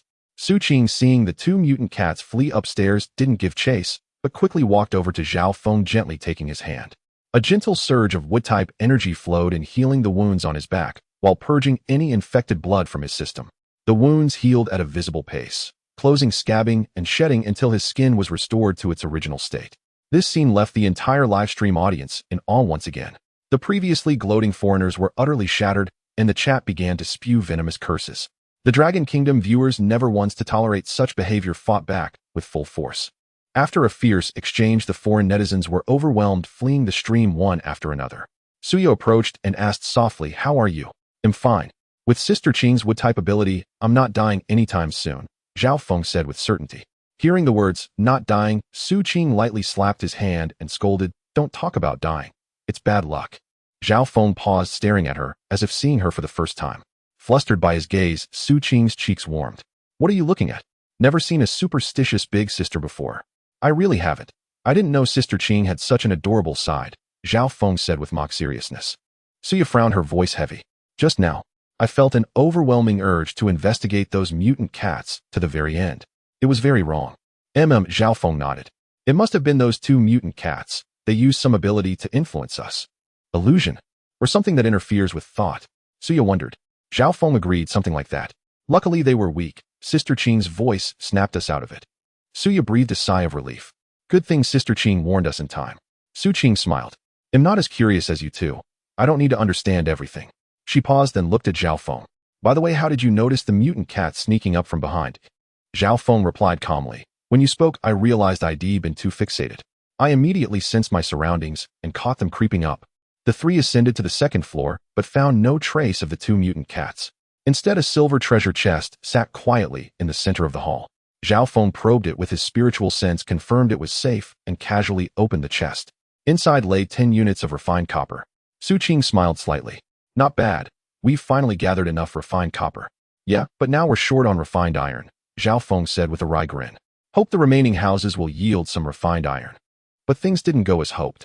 After searching every remaining house in the village, all they found were iron treasure chests containing basic supplies like bread and purified water, not a single piece of refined iron. Zhao Feng walked out of the village somewhat dejected. Xu Qing quickly comforted him. "Don't be so down. Just these crystal cores alone are enough to upgrade our abilities to level 2. Just as Zhao Feng was about to speak, Suya said lazily, "He's just frustrated that he can't gather enough materials to build the disassembly table and go back to break down those tools in the shop." "Boss, you read my mind. Are you a tapeworm in my gut?" Zhao Feng asked in mock surprise. Suya shot him a disdainful glare. "Disgusting. With your childish thoughts, I could figure them out with my eyes closed." Xu Qing watched their exchange, momentarily dazed. The usually aloof female boss and the stoic technician had vanished without a trace. But this easygoing dynamic wasn't so bad. Zhao Feng turned to look back at the village and said gravely, "I wonder where those 2 mutant cats have hidden. Cats are masters of concealment. Finding a hiding spot is child's play for them. Let's not waste time here," Xu Qing urged. The 3 didn't linger. They drove on, soon reaching the 200-kilometer mark on the highway, which was also the designated treasure chest location. Seeing 6 first-stage zombies blocking the road ahead, Zhao Feng slowly stopped the car, pulled his Tang Saber from his ability space without a word, and charged straight at the zombie horde. Amid flashing cold light, the first-stage armor-piercing Tang Saber displayed its full power. He swung the blade like lightning, dispatching all 6 zombies in no time with effortless ease. Zhao Feng picked up 6 crystal cores, then extended his spiritual sense to scan the distance. None of the 3 chests emitted any dangerous aura. Xu Qing looked at him, and Zhao Feng nodded. Safe. Open them. Xu Qing opened the iron chest first. Inside was a 2-liter bottle of purified water. The 2 bronze chests together yielded over a dozen units of refined iron. The 3 beamed with joy, and Zhao Feng couldn't stop grinning. He immediately took out the decomposition card and required materials, muttering in his mind, synthesize. A flash of white light passed, but the off-road vehicle's exterior looked unchanged. However, when one focused their mind on the vehicle, a pale blue virtual interface appeared, clearly displaying the disassembly table's functions and detailed instructions. Within a 10-meter radius of the vehicle, all unowned items could be directly decomposed. As the 3 were still rejoicing over the synthesized disassembly table, Zhao Feng took out a gas stove and a gas canister, preparing to cook something to stave off hunger. A cold national fortune announcement suddenly echoed across heaven and earth. Awakens country. The 9th team has been completely eliminated, deducting 5 national fortune points. That country's national fortune has fallen below 60 points. 10,000 national fortune battlefield monsters will immediately appear within Awakens country's borders. Xu Qing frowned slightly. Which continent is Awakens country on? I haven't heard much about it. Suya pondered for a moment and replied softly. It's a small country in the west with a population of only a few million. 10,000 monsters from the national fortune battlefield. What if they are all zombies? Will the virus spread and sweep across the entire blue star? Zhao Feng's tone was grave, filled with concern. Upon hearing this, both Suya and Xu Qing fell silent. They still had family members they cared about on Blue Star. At that moment, the barrage in the live stream suddenly flooded with comments. Initially, many people were curious about what monsters would appear, but upon hearing Zhao Feng's words, everyone instantly panicked. Virus. If it really spreads, Blue Star will be finished. Oh no, I thought it was just a matter in the national fortune battlefield. I didn't expect it to involve reality. Awakens country is right next to our continent. What if it spreads over a small country with a few million people? How can we possibly stop 10,000 monsters? Why didn't anyone mention that the virus could leak into the real world? I never thought that far until Zhao Feng mentioned it. And the more I think about it, the more afraid I get. I hope the national fortune battlefield doesn't release the monsters. Our family is in the real world. This isn't a joke. The previously light-hearted atmosphere had evaporated, and the entire barrage section of the live stream was filled with panic and unease. Xu Qing frowned tightly. The zombie virus can only infect through scratches, and there are only 10,000 zombies. It shouldn't cause much chaos in the real world. After all, Blue Star has guns and cannons. Upon hearing Xu Qing's words, the audience in the live stream instantly divided into several factions, and the barrage became a cacophony. That's right. In reality, there are tanks and missiles. 10,000 zombies are nothing. They can be cleared in no time. Zhao Feng is just overthinking it. He's deliberately creating panic. Yes, scaring himself and making everyone anxious. But soon another group of calm viewers immediately rebutted, are you guys foolish? The National Fortune report only mentioned monsters. It didn't specify their levels. What if they are not 1st or 2nd tier, but rather 4th or 5th tier, or even higher? Are you sure guns and cannons will really work? The players have only encountered 2nd tier monsters, but the highest tier in the setting is 9. If a few high tier monsters really show up, a small country can't possibly withstand them. Zhao Feng is considering the worst case scenario. This is not alarmism. Some were optimistic, others panicked, and some rationally analyzed, leading to heated arguments in the barrage. Zhao Feng shook his head and didn't say more, clearly disagreeing with Xu Qing's optimistic viewpoint. Seeing his expression, Xu Qing was about to ask further when Suya spoke first. Among the monsters we encountered, the mutated cat is the most troublesome. It carries the zombie virus itself, moves quickly, and is small and agile, making it extremely difficult to deal with. That's right, Zhao Feng added solemnly. The key point is that the National Fortune report only mentioned the quantity, not what kind of monsters they are. Zombies, magic beasts, mutated beasts, all are possibilities. Suya continued, and these 3 types are just the ones we've encountered. Who knows if there are other unknown monsters? More importantly, she suddenly paused mid-sentence, unable to dare to think further. If her fears were true, the entire Blue Star would fall into crisis. What is more important? Yaya, please hurry and tell us. Xu Qing urged anxiously. Zhao Feng's tone grew cooler as he spoke, one word at a time. The most important thing is that the National Fortune didn't say what tier these monsters are. Just think about it, even the first-tier leather armor pig and the ape demon are so hard to deal with. What if high-tier monsters appear? Whether guns and cannons will work is really hard to say. Xu Qing listened to Zhao Feng, and Su Ya's words, her face growing paler, her fingertips slightly tightening, unable to hide her panic. Noticing her unease, Zhao Feng softened his tone and comforted her gently. This is just the worst possible scenario. I believe the purpose of the National Fortune battlefield is to train our crisis awareness as Blue Star people and teach us how to cope with these monsters, not to exterminate us completely. Yes, that makes sense, Suya echoed softly, her tension easing a bit. If the civilization behind the National Fortune really wanted to destroy Blue Star, they wouldn't need to go through so much trouble.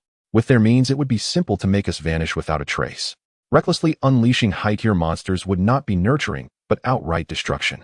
Zhao Feng nodded in agreement, logically analyzing. What they want is for us to grow, not to completely destroy Blue Star, though otherwise they wouldn't go to such lengths. Xu Qing sighed in relief, half amused and half annoyed as she scolded the two. You both are singing in harmony, first scaring me half to death, and then turning around to comfort me. My heart feels like it's on a roller coaster. I'm truly afraid you'll scare me into a problem, and then you'll have to take care of me. Zhao Feng chuckled lightly, his tone still calm with a hint of teasing.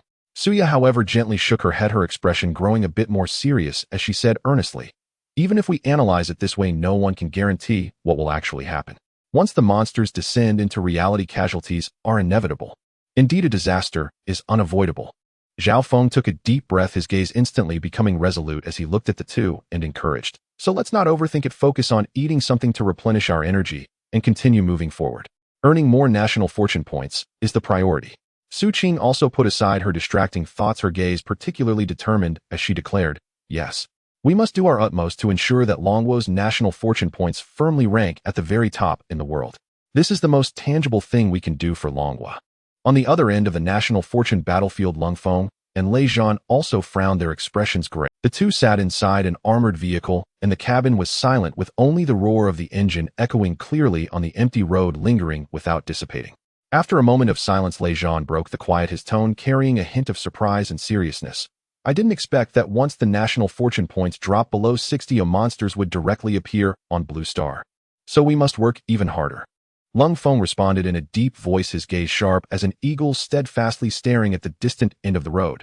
No matter what, we must stabilize Longwo's national fortune points and not let the tragedy of Wawa's country fall upon us. As soon as he finished speaking, his peripheral vision suddenly caught a glimpse of several staggering figures moving by the edge of the trees outside the road, seemingly zombies. Lung Feng immediately crouched down, quickly rummaging through the tactical backpack. Beside him, his fingertips soon touching a cold pair of binoculars, which he swiftly retrieved. He raised the binoculars and carefully scanned that area, clearly seeing that about 700 or 800 meters from the road, in a clearing of the woods, there were 8 first-tier zombies gathered. And in the very center of the zombie crowd, there lay a silver treasure chest gleaming with a faint light. Stop the vehicle, Lung Feng shouted sternly, his tone leaving no room for doubt. The screeching sound of brakes suddenly pierced the air as Lei Zhan reacted swiftly, slamming the brakes and bringing the armored vehicle to a halt. He turned to Lung Feng, asking urgently, what's wrong? What did you discover? Without saying much, Lung Feng handed over the binoculars to Lei Zhan and pointed towards the direction he had just observed, speaking in a deep voice, look over there. Lei Zhan quickly took the binoculars, peering closely, and soon made out the zombies and treasure chests in the clearing of the woods. His brow furrowed tighter, and he murmured in a low tone, there are actually treasure chests outside the highway. Is this the first location, or did we miss a lot while rushing? Lung Feng said, his tone tinged with frustration.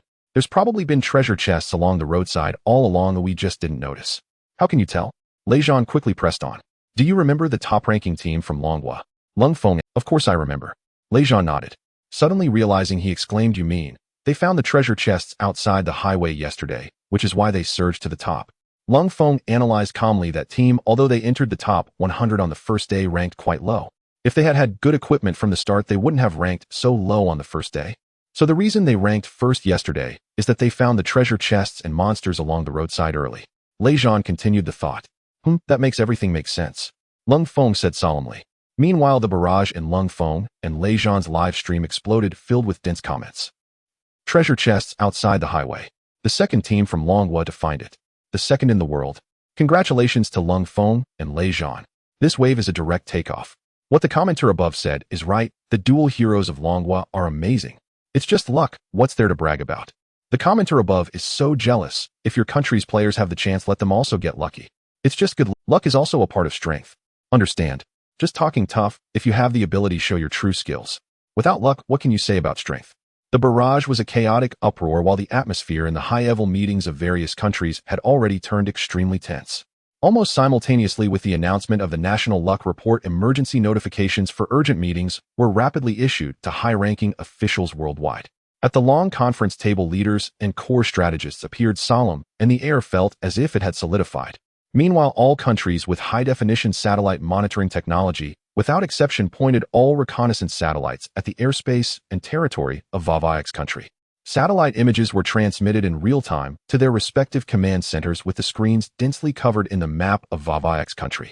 Technicians operated swiftly, zooming in and out, switching spectrums, capturing every inch of land from above. Everyone held their breath, waiting for the first trace of the 10,000 monsters.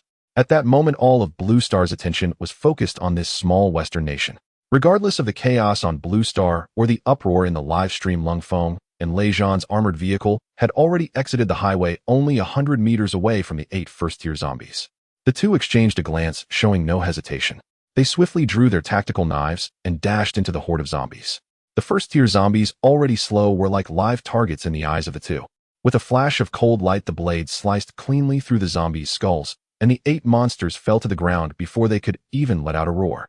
Having dispatched the zombies cleanly, the two hurried to the silver treasure chest. Upon opening the chest, 10 units of fine copper lay quietly inside. Zhao Feng looked down at the fine copper, maintaining his calm demeanor. Showing no signs of losing composure, only a hint of uncontainable joy in his tone, he said, "It seems we are almost ready with the upgrade materials for our armored vehicle." Lei Zhan nodded, his gaze returning to the dense woods on either side of the highway, his tone growing more resolute. "Exactly. We need to observe the movements along the roadside carefully and gather the vehicle upgrade materials as soon as possible." "Right." Zhao Feng agreed solemnly. "At the same time, we need to upload more supplies to earn higher points and solidify Longwo's ranking." Above Blue Star, the uproar of public opinion and the barrage in the live stream could not affect the impending punishment in the National Luck battlefield. Suddenly, strange spatial ripples appeared above X country, and dozens of black cracks exploded. A full 10,000 monsters surged out, neither more nor less, instantly filling this small country's towns and countryside. Roars, cries, and the sound of collapsing buildings intertwined to form a desperate symphony. The monsters that poured out were of incredibly diverse types: staggering zombies, ferocious mutated cats and dogs, and various magical beasts with strange forms exuding fierce energy, sweeping through like a torrent of destruction, leaving no grass in their wake. Among these 10,000 monsters, 3 third-tier monsters stood out prominently, like cranes among chickens, becoming the rulers of this catastrophe. One was a 3-meter-tall, rough black-armored beast known as the rock-armored bear, whose heavy hide could resist blades and guns. With a single claw swipe, it could shatter concrete walls. Another was a sleek, entirely black, 3-tier mutated cat, so fast it left behind afterimages with ordinary bullets unable to lock onto its trajectory. In the blink of an eye, it could shred a soldier's armor. There was also a giant zombie 3 meters tall with a deformed and twisted body, immense strength, and ordinary firearms merely scratching its skin as if it were merely itching. "Hurry! Stop them! We cannot let the monsters enter the city." The commander of the X country military police shouted hoarsely while the soldiers set up machine guns and fired frantically. Yet the dense bullets striking the rock-armored bear only sparked small flames, failing to penetrate its black armor. The rock-armored bear let out a deafening roar, crashing through the cars in its path, charging directly towards the soldiers' defensive line. Seeing the defense line about to collapse under the charge of this giant beast, an old soldier shouted frantically, "RPG team, quickly set up the cannon. Aim for its eyes. That's its weak point." "Received." Locking onto the target. "Fire." 2 soldiers, braving the frantic onslaught of zombies and mutated beasts, staggered as they set up the rocket launcher. With the command given, a dazzling tongue of fire shot out, accurately hitting the head of the rock-armored bear. Boom! The violent explosion erupted, showering black and red blood everywhere. The rock-armored bear let out a piercing wail, its massive body staggering back several steps before crashing heavily to the ground, twitching all over, gravely injured, having lost its previous ferocity. As the other 2 third-tier monsters saw this, their attacks became even more frenzied and vicious. The military police team was instantly torn apart, casualties soaring, and the scene turned devastating. Inside the command centers across the globe, all high-ranking leaders and core advisors stared intently at the real-time footage on the screens. The vast conference room was eerily silent. The sound of a pin drop could be heard, until the image of an RPG severely injuring a Tier 3 monster froze on the screen. The suffocating silence in the command center was suddenly shattered and leaders from various countries gasped in shock, their voices rising in a clamor. A Tier 3 monster, and it requires an RPG just to barely inflict serious injury. Fortunately, there are only 3 Tier 3 monsters. The rest are all Tier 1 and Tier 2. Exactly. Thankfully, Tier 1 monsters make up the vast majority. If all 10,000 were Tier 3, Country X would be completely done for right now. Immediately record all battle data. Notify our country's combat forces right away and expedite the development of countermeasures against high-tier monsters. We cannot afford to delay. If next time it's our country, the consequences are simply unimaginable. The faces of the leaders turned pale as paper, their eyes filled with undeniable shock and gravity, the last thread of hope in their hearts completely shattered. A suffocating sense of crisis loomed like a 1,000-pound stone, pressing heavily on the hearts of all the high-ranking officials of Blue Star, making it hard to breathe. Zhao Feng, Suya, and Xu Qing hastily finished a few bites of instant noodles and then stepped on the gas to continue speeding forward. The car's speed instantly soared to 120 kilometers per hour, with Suya and Xu Qing leaning close to the window, their eyes firmly locked on the scenery on both sides of the road. Before long, an expanse of endless green fields struck the trio's vision, prompting Zhao Feng to ease off the gas and gradually reduce the speed. Suya quickly took out binoculars and aimed the lens at the green fields. Suddenly, she let out a startled cry. There are 5 big creatures over there. They look like cows. Screech. The piercing sound of brakes pierced the air as Zhao Feng slammed the brakes, bringing the SUV to a steady stop by the roadside, then reached out to take the binoculars. The cows in the lens completely overturned his understanding. Their size was even larger than the SUV, and although they had the outline of cows, they exuded a fierce wildness that could not classify them as ordinary cattle. He scanned the grass and rocks surrounding the herd with the binoculars, his brow slightly furrowing. There were no signs of regular treasure chests at all. It seems there are no treasure chests. As soon as Zhao Feng finished speaking, he pushed open the car door and got out. He carefully searched a circle along the roadside, but ultimately shook his head, confirming he had found nothing. He then handed the binoculars to Xu Qing, who had just gotten out of the car. Xu Qing took the lens and also scrutinized the green fields carefully. After a moment, she gently shook her head, her voice filled with a hint of doubt. I didn't see anything either. Could it be that we need to kill them first to get a treasure chest? Suya immediately looked at Zhao Feng, her eyes full of anticipation. Not sure, should we go take a look? Yes, we must go. Zhao Feng pondered, his gaze sweeping around. But it's a bit far, leaving the car here isn't. Xu Qing furrowed her brow at his words and asked a crucial question. Can your ability space hold them? Zhao Feng focused for a moment before shaking his head. No, the space still has a lot of gasoline. Unless we give up some of the gasoline. Absolutely not. Suya immediately retorted, her tone extraordinarily firm. We can't afford to lose any gasoline. What if we can't find a gas station later? How are we going to complete the task of advancing 300 kilometers in a day? Xu Qing raised her hand to rub her temples, her gaze flicking between Zhao Feng and the distant green fields. After pondering for a moment, she looked up and said, like before, you two go, I'll stay in the car. But the bustle did not last long. The store was only so big, after more than 30 people ransacked it. Xu Qing leaned forward slightly, her tone unwaveringly certain. My current physical condition and strength are twice what they were before. I can handle it, no need to worry. However, Zhao Feng shook his head firmly, lightly tapping the car hood, his gaze fixed on the rolling green fields in the distance. Where there is an anomaly, there is a demon. Typically, treasure chests are hidden near mutated beasts, but there are none here, which is suspicious. I will go alone, and if I sense danger, I will retreat immediately without taking any risks. Suya and Xu Qing exchanged glances, seeing Zhao Feng's determined expression. Any further persuasion would be futile. The two leaned in closely, repeatedly reminding him to watch your step, don't push yourself, and call us at any time. Their myriad concerns distilled to the most practical phrase, safety first, before they finally fell silent. Zhao Feng took out a Tang Dao from his ability space, gripping it tightly in his hand. He nodded slightly to Suya and Xu Qing and solemnly cautioned, you must also pay attention to safety. With that said, he did not delay any longer, his figure flashed, and he dashed straight towards the direction of the wild cattle. The target was a full 3,000 meters away. Without having taken the body refining pill, it would have taken him at least half an hour to reach it with his previous stamina. But now, after taking the pill, his physical strength had significantly increased, and in just 10 minutes, he was already less than 100 meters away from the 5 wild cattle. He held his breath and focused, carefully observing and confirming that these were Tier 1 magical beasts, the rock cattle. This species was inherently lazy, with fur as hard as rock, making them resistant to ordinary attacks. Their only weakness was their eyes. Zhao Feng glanced at the Tang Dao in his hand. This was a Tier 1 armor-piercing sword, extremely sharp, There was no flesh or skin defense a Tier 1 creature could withstand against it. He then activated his spiritual power, carefully sensing the surroundings. Confirming that this area only contained these 5 rock cattle and no other monsters lurking, he finally felt at ease. Amidst the swirling dust, Zhao Feng's figure shot out like an arrow released from a bow. The 5 rock cattle were leisurely grazing on the dried grass, completely unaware that death had already descended. Zhao Feng exerted force under his feet, his body suddenly turning sharply in high-speed motion like a ghost slipping around to the front side of the rock cattle. The armor-piercing sword in his hand flashed coldly, and using the momentum from his sprint, he swept it across. Swoosh! The sound of the blade cutting through the air was particularly piercing.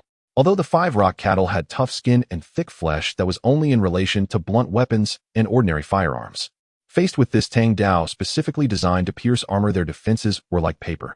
The first rock cattle, which reacted slowly, had its neck instantly slashed open, revealing a wound deep enough to see bone.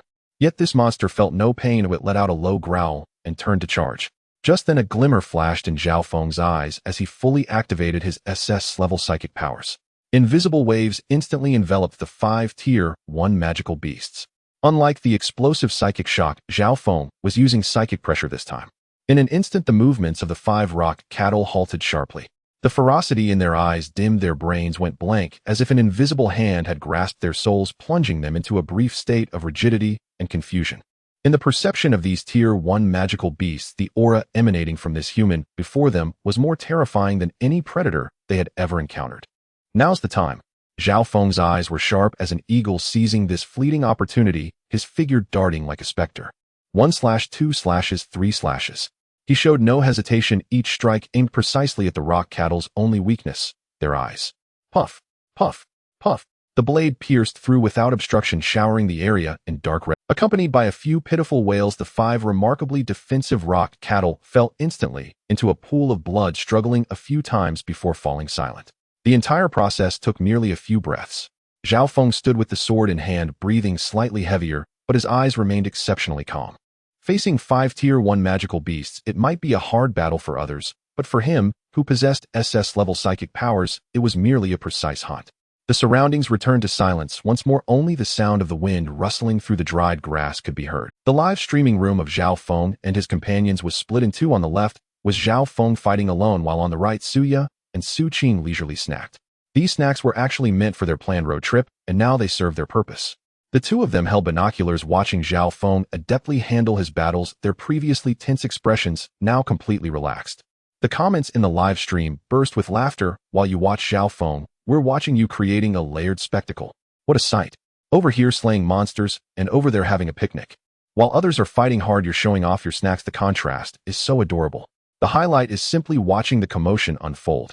Zhao Feng looked at the fallen rock cattle scattered on the ground, each weighing a ton, and involuntarily swallowed hard as cravings surged within him.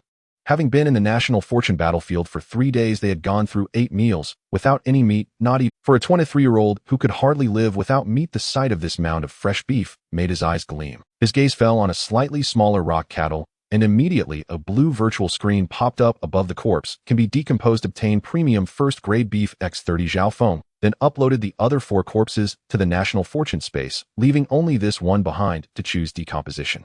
The live stream instantly erupted with comments flying back and forth. Is Zhao Feng getting carried away, ignoring the national fortune of Longhua and actually keeping some for himself? Exactly. With the national fortune at stake, is personal craving really that important? You up there enough with the moralizing? This is Zhao Feng fighting for his life to obtain the spoils. What's wrong with keeping a bit for himself? 3 days and 8 meals without meat. Could you endure that? If people are starving, how can they fight for first place? Stop the moral kidnapping. If he breaks down, it would be a huge loss for Longhua. Fighting monsters to the death and still getting criticized for wanting to eat. What a joke. Support Zhao Feng. Only when well-fed can he continue fighting monsters. That's being responsible for Longhua. Just as the comments were buzzing uncontrollably, a highlighted comment suddenly pierced through the chaos. Stop arguing. Xu and Xu Qing are in danger.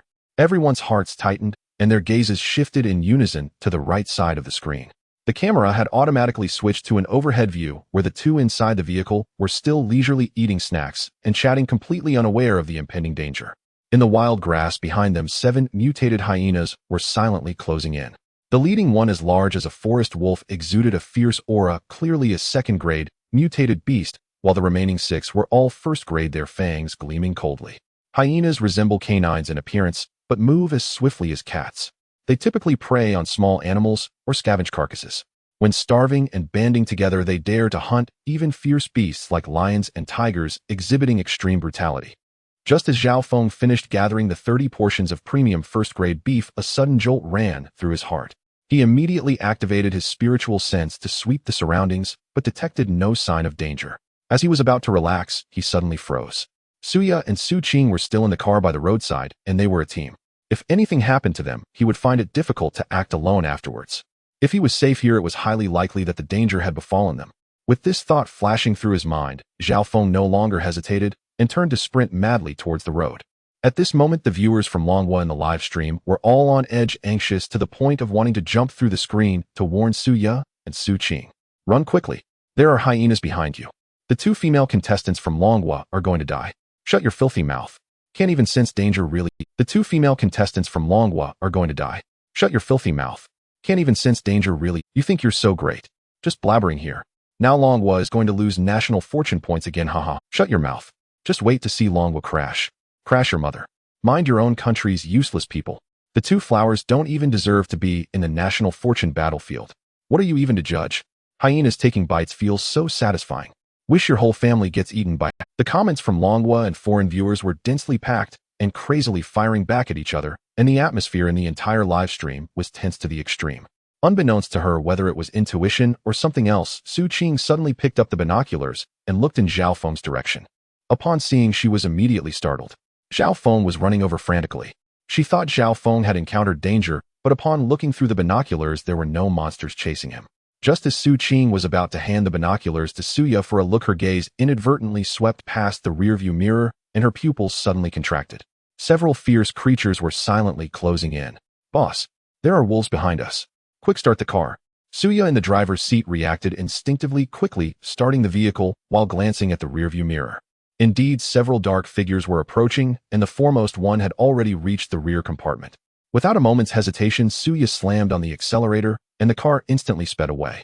Suya's reflexes were quick, and the off-road vehicle suddenly darted far ahead. Only then did the group of mutated hyenas react. Inside the car, Suya and Xu Qing finally got a clear view of the monster's appearances. Xu Qing's face tightened. Its mutated hyenas. These creatures are already vicious and hard to deal with. Now that they have mutated, they are even more troublesome. Yes, and there's also a second-grade one among them. Suya replied with a serious expression. After a pause, her voice tightened. I just don't know how to contact Zhao Feng. Xu Qing whispered, I just saw him running over frantically. Suya's expression darkened instantly, and she anxiously asked, what trouble has he encountered? Is there some monster chasing him? That's the problem. Xu Qing said, both worried and doubtful. I didn't see any monsters chasing him, but his frantic running suggests something urgent. Suya thought for a moment, and then pressed down hard on the accelerator, the car's speed rapidly increasing again. Xu Qing was pressed back against her seat by the sudden acceleration, looking at Suya in disbelief. Suya sensed her gaze and said in a deep voice, let's charge ahead first, and you keep an eye on Zhao Feng's position. When the timing is right, well, immediately turn back. Turn back. Xu Qing said, her face filled with confusion. The further we go, won't we be even farther from Zhao Feng when we turn back? At that point, we'll have to face 7 mutated hyenas alone. No way. Suya replied with unusual certainty. As long as we're fast enough, the hyenas are inherently cautious and won't easily launch a frontal assault. At this moment, the live stream exploded with comments. The screen was filled with barrage after barrage, almost obscuring the visuals. Does it hurt to be slapped in the face? It was said that Suya was not the type to be cowardly or abandon her teammates, yet you all insisted on showcasing your underdeveloped brains. This isn't a matter of brains, it's purely a question of character. If you're filthy yourself, you always think others are just as filthy. Where are the haters who scolded Suya for wanting to escape? Why aren't they speaking now? Their faces must be. I said Suya looked reliable and would never abandon her companions. Some people just can't stand seeing the Dragon Country's contestants do well. Those who were ready to scold Suya just a moment ago silently deleted their comments, and now only want to say, I was narrow-minded. Good job, sister. Haters, just shut up and stop embarrassing yourselves. Suya's move here is nothing short of legendary. Suya was completely unaware of these discussions. Even if she knew, she wouldn't take them to heart. Xu Qing, holding the binoculars, kept a close watch on Zhao Feng and said, at this speed, he will reach the roadside in under 3 minutes. Suya quickly assessed the situation and glanced at the persistent hyenas in the rearview mirror, saying in a low voice, Sister Qing, hold on tight. She fixed her gaze on a wide stretch of road ahead, suddenly yanking the steering wheel, braking while hitting the gas, causing the off-road vehicle to perform a dramatic drift and turn. Oh! Xu Qing let out a startling scream, which was particularly jarring on the quiet highway. The 7 mutated hyenas hadn't reacted to the maneuver of this iron lump when they saw the off-road vehicle charging directly at them. The fierce momentum of the charge instantly intimidated the pack of hyenas. Even the second-tier mutated hyena instinctively moved aside. Everyone in the live stream was stunned by this maneuver. No one expected that the usually aloof female boss would possess such exceptional driving skills and dare to engage in a psychological battle with monsters. In an instant, the screen was filled with comments that flooded in like a wave. Zhao Feng sprinted fiercely less than 1,000 meters away from the highway. He caught sight of a horde of monsters madly chasing after the off-road vehicle. Seeing this, he exerted his strength again, and his speed suddenly increased. When he was only 500 meters away from the highway, he noticed that the off-road vehicle had abruptly changed direction. The speed was not very fast, as if it were deliberately teasing the monsters behind. It was as if it feared that if it went too fast, the monsters behind would not be able to keep up. Indeed, as Zhao Feng had anticipated, Suya was simply walking her dog. She was intentionally using the off-road vehicle to exhaust the stamina of the mutated hyenas, while also signaling Zhao Feng to take the opportunity to recover his strength. Zhao Feng instantly understood and gradually slowed down, adjusting his breathing and recovering his strength while steadily approaching the highway. Inside the vehicle, Xu Qing put down her binoculars and hurriedly said to Suya, Zhao Feng has already slowed down, he must be trying to recover his strength. Good. Suya's tone was cold, her eyes swirling with hostility as she spoke with a murderous intent. Once he has recovered, we will slaughter all these mutated dogs. She was bottling up a fury. Having lived so long, she had never been chased in such a disheveled manner. Suya was a typical rich second-generation, pampered since childhood, and had never experienced such humiliation. Regardless of whether they were mutated hyenas or ordinary wild dogs, as long as they bore the name dog and dared to make her feel so embarrassed, they had completely angered her. This stemmed from her childhood back. Then she was often bullied by a little boy from the neighbor's house. The boy had a vicious dog that was often used to scare her, and over time she developed a deep aversion to dogs. As for the dog that had scared her, it had met a tragic end many years ago. Now seeing these mutated hyenas that resembled wild dogs, the shadows of the past combined with her current embarrassment. This ignited the anger within Suya, and an inexplicable hostility surged uncontrollably. Xu Qing watched Suya's prickly, menacing appearance too, scared to even breathe. Over the past few days, Suya had remained calm and composed when facing any monster, handling them with poise. She had never shown such intense animosity towards any creature, and Xu Qing truly could not understand why Suya hated hyenas so much. Zhao Feng had already arrived within less than 100 meters of the highway, his gaze sharpening as he finally discerned the true appearance of those monsters. There were actually 7 mutated hyenas, one of which was a fierce second-tier individual. No wonder Suya had deliberately been exhausting them. He slowly tightened his grip on the Tang Dao in his hand, his knuckles turning slightly white as the aura around him suddenly turned cold. The mutated hyenas also instantly sensed his presence, 7 ferocious figures turning their heads, in unison, their pitch-black, beastly eyes locking firmly onto Zhao Feng, exposing their fangs and emitting a low growl. Zhao Feng showed no fear. His fighting spirit surged as a menacing aura slowly radiated from him. Over the past 2 days, he had already slain numerous monsters, and the aura of slaughter had long settled around him. It was precisely because of this that the 7 mutated hyenas hesitated to pounce immediately.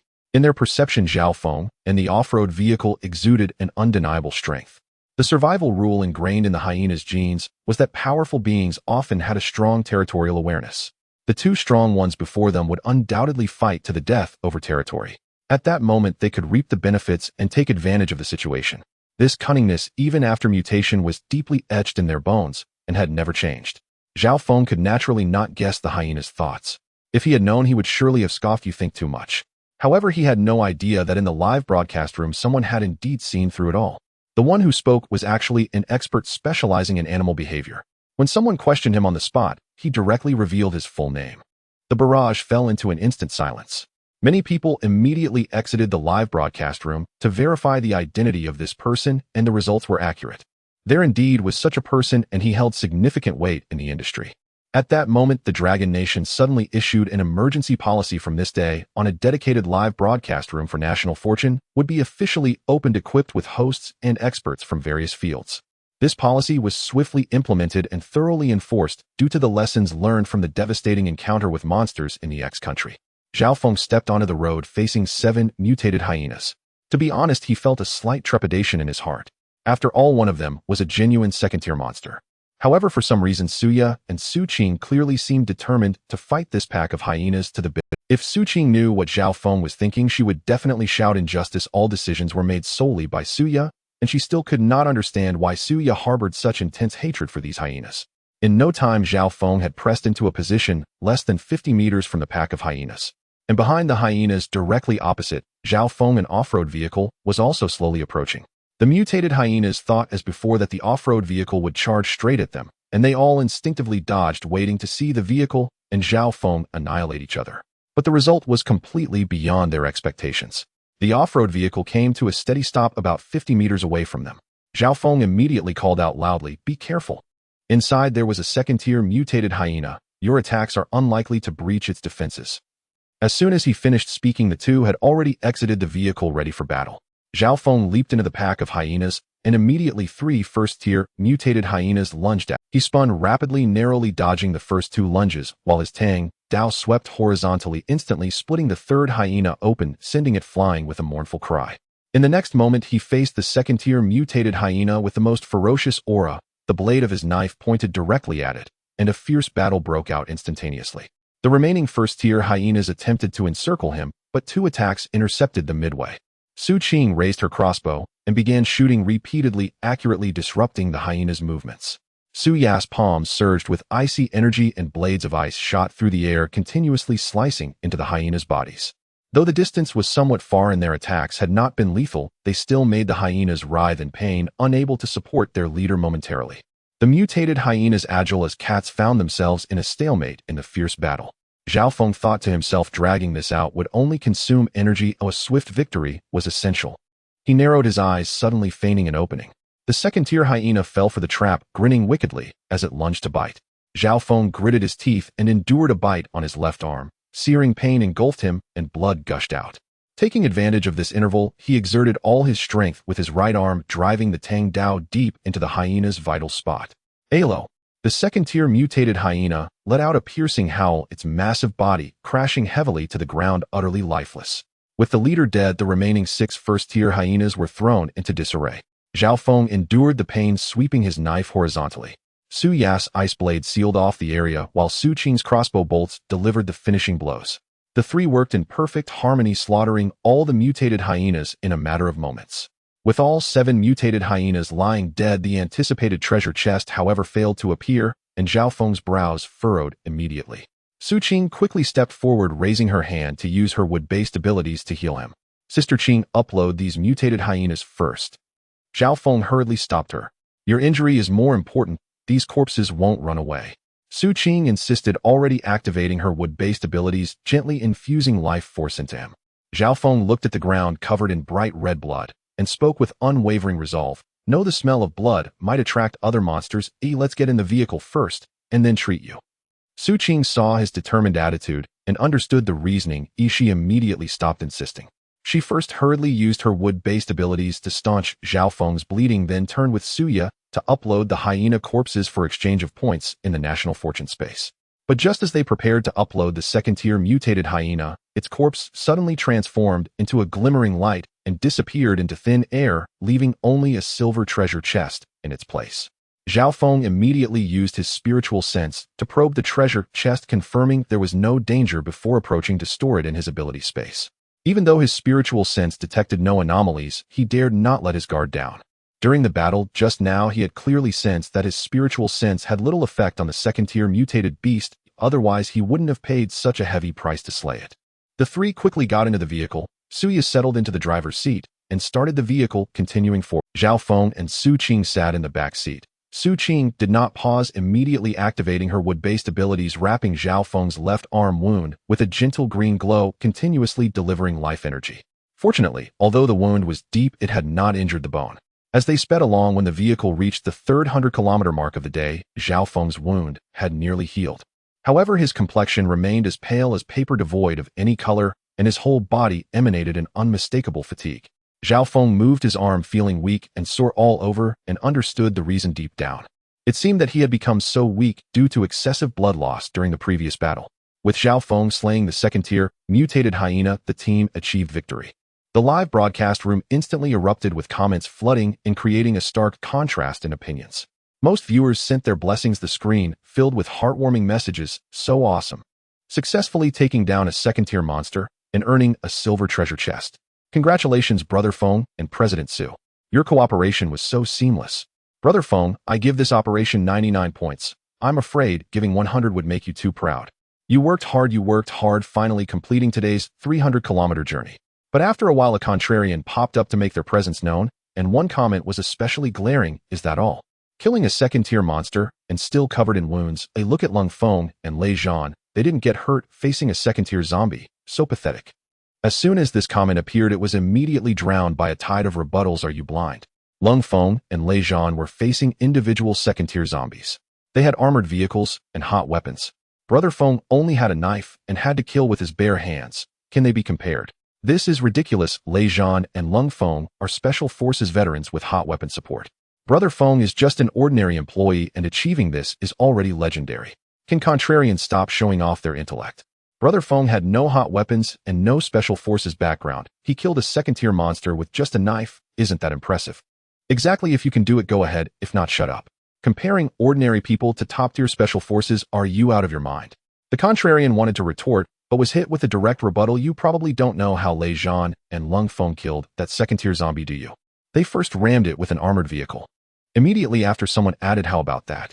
Brother Feng fought despite losing blood and didn't back down. You probably only dare to hit the keyboard behind the screen. In reality, you wouldn't even dare to step on an ant. The continuous rebuttals made the contrarian dare not send another comment. Within a few minutes, they completely exited the live broadcast room, and their presence was no longer felt in the comments. What remained were all praises and blessings. Brother Feng worked so hard, make sure to recover well. President Xu was also super impressive. The cooperation was excellent. Sister Qing as a healer is so gentle. Best combination, no objections accepted. The live broadcast room completely returned to a lively and harmonious atmosphere. Suya gently pressed the brake as she approached the treasure chest, bringing the off-road vehicle to a steady stop. She was constantly worried about Zhao Feng's injuries, uncertain how much his body had recovered, and dared not proceed recklessly. She turned to Zhao Feng in the back seat, her usually cold brows filled with guilt, and took the initiative to apologize, saying, I'm sorry, I shouldn't have insisted on dealing with those mutated hyenas just because I dislike dogs, causing you to be seriously injured. Zhao Feng was slightly taken aback, not expecting this usually aloof ice queen to seriously admit her mistake. However, he didn't think too much about it, and waved his hand casually, saying, it's nothing, just a minor injury. Even if it weren't you, I would have dealt with those mutated hyenas anyway. Yet seeing Zhao Feng's still pale face and his effort to appear unconcerned about his injuries, Xu Ya's guilt not only didn't diminish, but grew even heavier. Xu Qing noticed the atmosphere in the car suddenly becoming heavy and awkward, and quickly spoke up to ease the mood, looking at Zhao Feng and asking, Xiao, didn't the cows you hunted earlier drop a treasure chest? No, at first I couldn't figure out why until just now, when the second-tier mutated hyena died and dropped a silver treasure chest, I started to have some clues. Zhao Feng replied thoughtfully, I suspect that there are actually second-tier leaders among those rock cows, likely lurking nearby, without showing themselves. Upon hearing this, Xu Ya's expression became serious as she said, if that's the case, there must be quite a few rock cows in the area. How did you come to that conclusion? Xu Qing asked, puzzled. Zhao Feng explained in detail, leaders of mutated beasts rarely act alone. The 5 rock cows we encountered earlier weren't accompanied by a leader, which indicates that there are definitely a large group of rock cows following the leader. Xu Qing finally understood, nodding repeatedly. Zhao Feng then looked at the few zombies wandering in the distance and said, let's not think about that now, we should deal with these zombies first, and then discuss what comes next. Suya looked up at him, her tone still calm, but her concern evident, asking, can you manage? Zhao Feng glanced at her with a hint of helplessness and replied with a serious facade, a man must never say he can't. Xu Qing, listening from the side, couldn't help but cover her mouth and chuckle, the tense atmosphere in the car dissipating significantly. Suya drove the off-road vehicle to within 100 meters of the 6 first-tier zombies before coming to a gradual stop. Zhao Feng was the first to push open the car door, withdrawing his Tang Dao from the space of abilities. Suya and Xu Qing followed suit, and Suya immediately said, Zhao Feng, don't charge too far ahead, let's deal with them from a distance first. Exactly, if it really comes to it, you can step in, Xu Qing quickly added. The 3 formed a triangular formation and slowly approached the 6 first-tier zombies, who were also howling and lunging at them, but their movements were slow and clumsy. The reality confirmed their earlier judgment. among the first-tier monsters in the National Fortune battlefield, zombies were indeed the easiest to deal with. They lacked the agility of mutated hyenas and were not as tough as rock cows, relying only on brute force and slow movements, posing minimal threat. As they closed the distance, when only 10 meters remained, Xu Qing had already raised her strong crossbow, her fingers set on the arrow, her gaze precisely locking onto the zombie's head. The crossbow bolt whistled through the air, piercing straight through a zombie's brow. Almost simultaneously, a chill gathered in Xu Ya's palm. Several ice blades formed and shot rapidly towards the remaining zombies. The ice blades were extremely sharp, accurately striking the zombies' vital points. In the blink of an eye, the 6 first-tier zombies had no chance to even approach before they fell to the ground with a loud crash, completely motionless.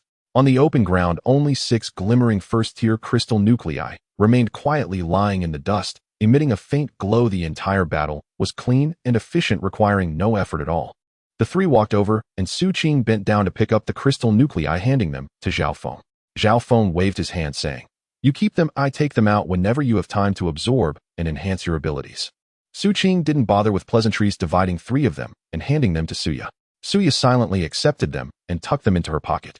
Zhao Feng focused his spiritual energy and sensed the 3 black iron treasure chests not far away, detecting no hint of danger.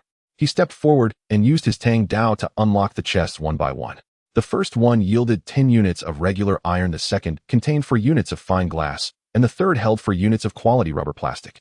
Xu Qing looked puzzled and said, "It seems like this is the first time we've opened treasure chests on the road without any food after all these days."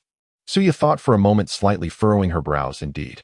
We have Zhao Feng's spatial abilities and happened to encounter the supermarket at the gas station, but what about the other contestants?" Zhao Feng pondered for a moment and speculated, perhaps in the future the probability of finding food in treasure chests on the road will decrease, pushing contestants to explore areas outside the road. "That is a possibility," Suya nodded in agreement. Zhao Feng stored all the supplies in his ability space, and then took out the silver treasure chest dropped by the second-tier mutated hyena. He raised his hand and opened it with his Tang Dao. Inside lay a card, Tier 2 vehicle glass upgrade card. The card listed the required materials: 2 crystal nuclei for units of fine glass and 2 units of quality rubber plastic. Once upgraded, the vehicle glass could withstand attacks from second-tier monsters. Seeing it was a Tier 2 glass upgrade card, the 3 of them showed joy, as it was something that could withstand second-tier monster attacks. Xu Qing glanced at her watch and asked, "Do we need to drive another 100 kilometers?" Suya shook her head, saying, "If we hurry another 100 kilometers, we won't have time to explore the treasure chests outside the road." Indeed, dealing with the rock cows and the mutated hyenas earlier has already consumed quite a bit of time, Zhao Feng agreed. Xu Qing couldn't help but complain, frowning. Since this National Fortune game wants contestants to explore outside the road, it should lower the required kilometers a bit. Whether it was due to her complaint or not, the National Fortune battlefield did indeed later reduce the travel requirements, but that was a matter for another time. Listening to her grievances, Zhao Feng said nothing more and directly walked to the off-road vehicle with the Tier 2 vehicle glass upgrade card. He took out 2 crystal nuclei for units of fine glass and 2 units of quality rubber plastic, silently reciting use upgrade card. A burst of white light flashed, and the car window glass was instantly upgraded. Zhao Feng was surprised to find that he could not see inside the vehicle at all from the outside. Xu Qing and Suya also sensed something was off, and the 3 quickly climbed back into the car. Fortunately, looking out from inside the car, the view remained clear, even more transparent than before. Xu Qing was the first to lose control, saying, "Why do I feel like I can see even clearer than before?" "Qing Jie, you're not mistaken," Suya replied with a nod. Zhao Feng, puzzled, asked, "Clearer? Does it have any other special uses?" The other 2 couldn't answer, but at that moment they still did not know that this seemingly inconspicuous detail would prove to be of great use in the future. Zhao Feng started the vehicle, and Xu Qing curiously asked, "Aren't we supposed to stop here today?" "We'll drive another 10 kilometers and find a safe place to stop and cook," Zhao Feng replied. "Instant noodles?" Suya frowned slightly. In her opinion, instant noodles were less substantial than bread and milk. Zhao Feng chuckled, "Not that. I decomposed one of the 5 rock bulls and produced a Tier 1 premium beef, we can stir-fry it to eat." "Really? Is it true?" The 2 surprised voices rang out simultaneously, and Zhao Feng immediately saw that both of them were already craving meat. The 3 of them hadn't touched meat for 3 days. Usually they just had cravings, but this was entirely different on the National Fortune battlefield. Zhao Feng drove about 10 kilometers and found a wide and relatively safe open space to stop the car. As soon as he turned off the engine, Xu Qing and Suya eagerly pushed the door open and got out, standing on either side with bright eyes eagerly watching Zhao Feng. "Hurry up and take it out. I can smell it already." Xu Qing rubbed her hands, urging him on.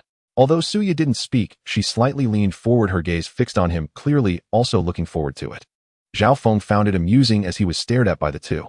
With a thought, he set out the gas canister, small frying pan, and seasoning bottles, and finally took out 4 pieces of beautifully marbled Tier 1 premium beef. These are the ingredients. It's all up to you to show your skills. He initially thought only Xu Qing would cook, but just as he was about to lend a hand, Suya rolled up her sleeves and calmly instructed, "You cut the meat, I'll handle the cooking." Zhao Feng was taken aback. "Suya, you can cook." Suya gave him a faint glance, surprised. "More than Zhao Feng clicked his tongue in wonder. "I thought you only knew how to do business." Xu Qing laughed from the side, trying to ease the mood. Yiya is impressive as she cooked for herself while studying abroad, and her skills are fantastic. The two divided the work efficiently. Xu Qing quickly cut the meat for marinating, while Suya heated the pan and poured in the oil, her movements smooth and practiced. Despite only having basic seasonings, they creatively experimented with them. 1 braised dish and 1 soup. The rest will be for marinated and stir-fried dishes, just right to avoid greasiness. In no time, 4 hearty dishes came out one after another. The bright red braised beef, the rich broth of the clear braised beef, the flavorful and chewy marinated beef, and the fragrant and tender stir-fried beef. The aroma of the meat instantly filled the air, and Zhao Feng sniffed, unable to help but exclaim, "Not bad. You two turned a few pieces of beef into a feast. That's incredible." Xu Qing raised her chin with pride. "Of course, we've been hungry for 3 days. We must have a good meal to make." Suya looked at the steaming hot dishes, a rare subtle smile appearing at the corner of her mouth. "Let's eat. And after we finish, make sure to rest well. We'll continue to push forward tomorrow." Just as the 4 steaming dishes were set up, the National Fortune live broadcast room was instantly flooded with barrage comments, creating an extremely lively atmosphere. "Wow, the cool Suya can actually cook. This culinary skill is too amazing. Sigma ode though. Yaya is too versatile, rich, beautiful, and can cook. I'm totally in love. Yaya, look at me. The braised beef smells so good, I want to marry her. Xu Qing is also so gentle. Her vegetable cutting looks so virtuous, I could too." Who understands? Zhao Feng is too happy. 2 beautiful women are surrounding him cooking. He's a true winner in life. Isn't that right? So envious of brother Feng, who wouldn't want this treatment. As night fell, the command office of the National Fortune Department was brightly lit, and Zhang Guoqiang looked at the young Lu beside him. He asked in a deep voice, "Lu, it's getting dark. Can Zhao Feng's team and Lung Feng's team maintain their rankings in the top 10? Sir, according to the current statistics of the total supplies uploaded by each team, Zhao Feng's team is still firmly in first place globally, while Lung Feng's team is third. Both rankings are quite stable," Lu reported respectfully. Zhang Guoqiang nodded slightly, and then asked, "What about the other 7 participating teams from our country?" "Sir, one team, led by Zhang Wei, a family of 4, is likely unable to complete the required distance today, facing the risk of elimination," Lu said with a hint of worry on his face. What happened?" Zhang Guoqiang suddenly stood up, his tone suddenly heavy, his gaze fixed on Lu. "Only Zhang Wei and the team can drive. He was injured in the foot during a beast attack earlier, and is now unable to drive, completely falling behind schedule," Lu hurriedly explained. Zhang Guoqiang closed his eyes and slowly exhaled. The unexpected injuries in the competition were uncontrollable factors that couldn't be predicted. Even if anxious, there was nothing he could do. After calming his emotions, he spoke again. "Have the other 6 teams successfully completed today's tasks?" "Yes, sir, all completed on time," Lu replied. "What about the teams from other countries? Are there many that haven't completed their tasks?" Zhang Guoqiang walked to the desk and looked out at the night sky as he asked. Lu immediately handed over the materials in his hand and reported loudly, "Sir, currently there are still 23 teams across Blue Star that have not met the standards. Among them, 12 teams are basically confirmed to be unable to complete their tasks, with the core issue being fuel exhaustion and inability to find resupply. 2 of those teams belong to the ugly country." Hearing that 2 teams from the ugly country were in a desperate situation, a slight smirk unconsciously appeared at the corner of Zhang Guoqiang's mouth, passing through a hint of pleasure, but he quickly regained his composure and restored the steadiness of the commander. "Have the behavioral weaknesses of various monsters in the competition been fully compiled?" He shifted the topic and asked. "Yes, sir, all have been compiled, and not only are they being published on the major official websites in the country, but they have also been pinned on the newly established National Fortune exclusive website," Lu responded seriously. "Good," Zhang Guoqiang said firmly as he issued an order. "Increase the publicity efforts for the National Fortune website to the utmost. No ads or pop-ups are allowed on the site. Immediately allocate the best servers and maximum bandwidth to ensure smooth access to the web page. There must not be any lagging or accessibility issues." Zhao Feng picked up a piece of braised beef and brought it to his mouth, slowly chewing as the savory flavor exploded on his tongue, far more delicious than ordinary beef. "This is so delicious. Boss Qing Jie, your culinary skills are truly exceptional, he couldn't help but exclaim. Suya also took a bite of the braised beef, her eyes suddenly lighting up. She knew in her heart that it wasn't due to her own culinary skills, it was entirely because the ingredients were of the highest quality. The ingredients are good, the seasonings here are not even half as good as the ones I usually use, she explained softly. Xu Qing scooped up a piece of clear braised beef, the rich meaty aroma lingering in her mouth, looking thoroughly satisfied. This top-quality beef is unbeatable. I doubt you could find anything like it on Earth. It can't be compared at all, Suya affirmed confidently. Even the best Wagyu beef doesn't measure up to even a fraction of it. The three of them chatted and ate, the atmosphere relaxed and warm. At that moment, a warm current suddenly surged from Zhao Feng's abdomen, slowly flowing to his limbs and permeating his entire body. Upon feeling the warmth surging from their abdomens, the three of them closed their eyes in unison, focusing intently on the subtle changes happening within their bodies. The warmth flowed slowly along their meridians, bringing a sense of ease and comfort to their limbs, even alleviating Zhao Feng's lingering soreness in his left arm. However, this scene left the livestream audience utterly panicked, the bullet screen becoming frantic with a flurry of worried speculations. What's going on? Why are they all closing their eyes? Their expressions look strange. Is there something wrong with the beef? Oh no, could this beef be poisonous? What if something happens to Feng Ge and the others? Help! Don't tell me they're poisoned.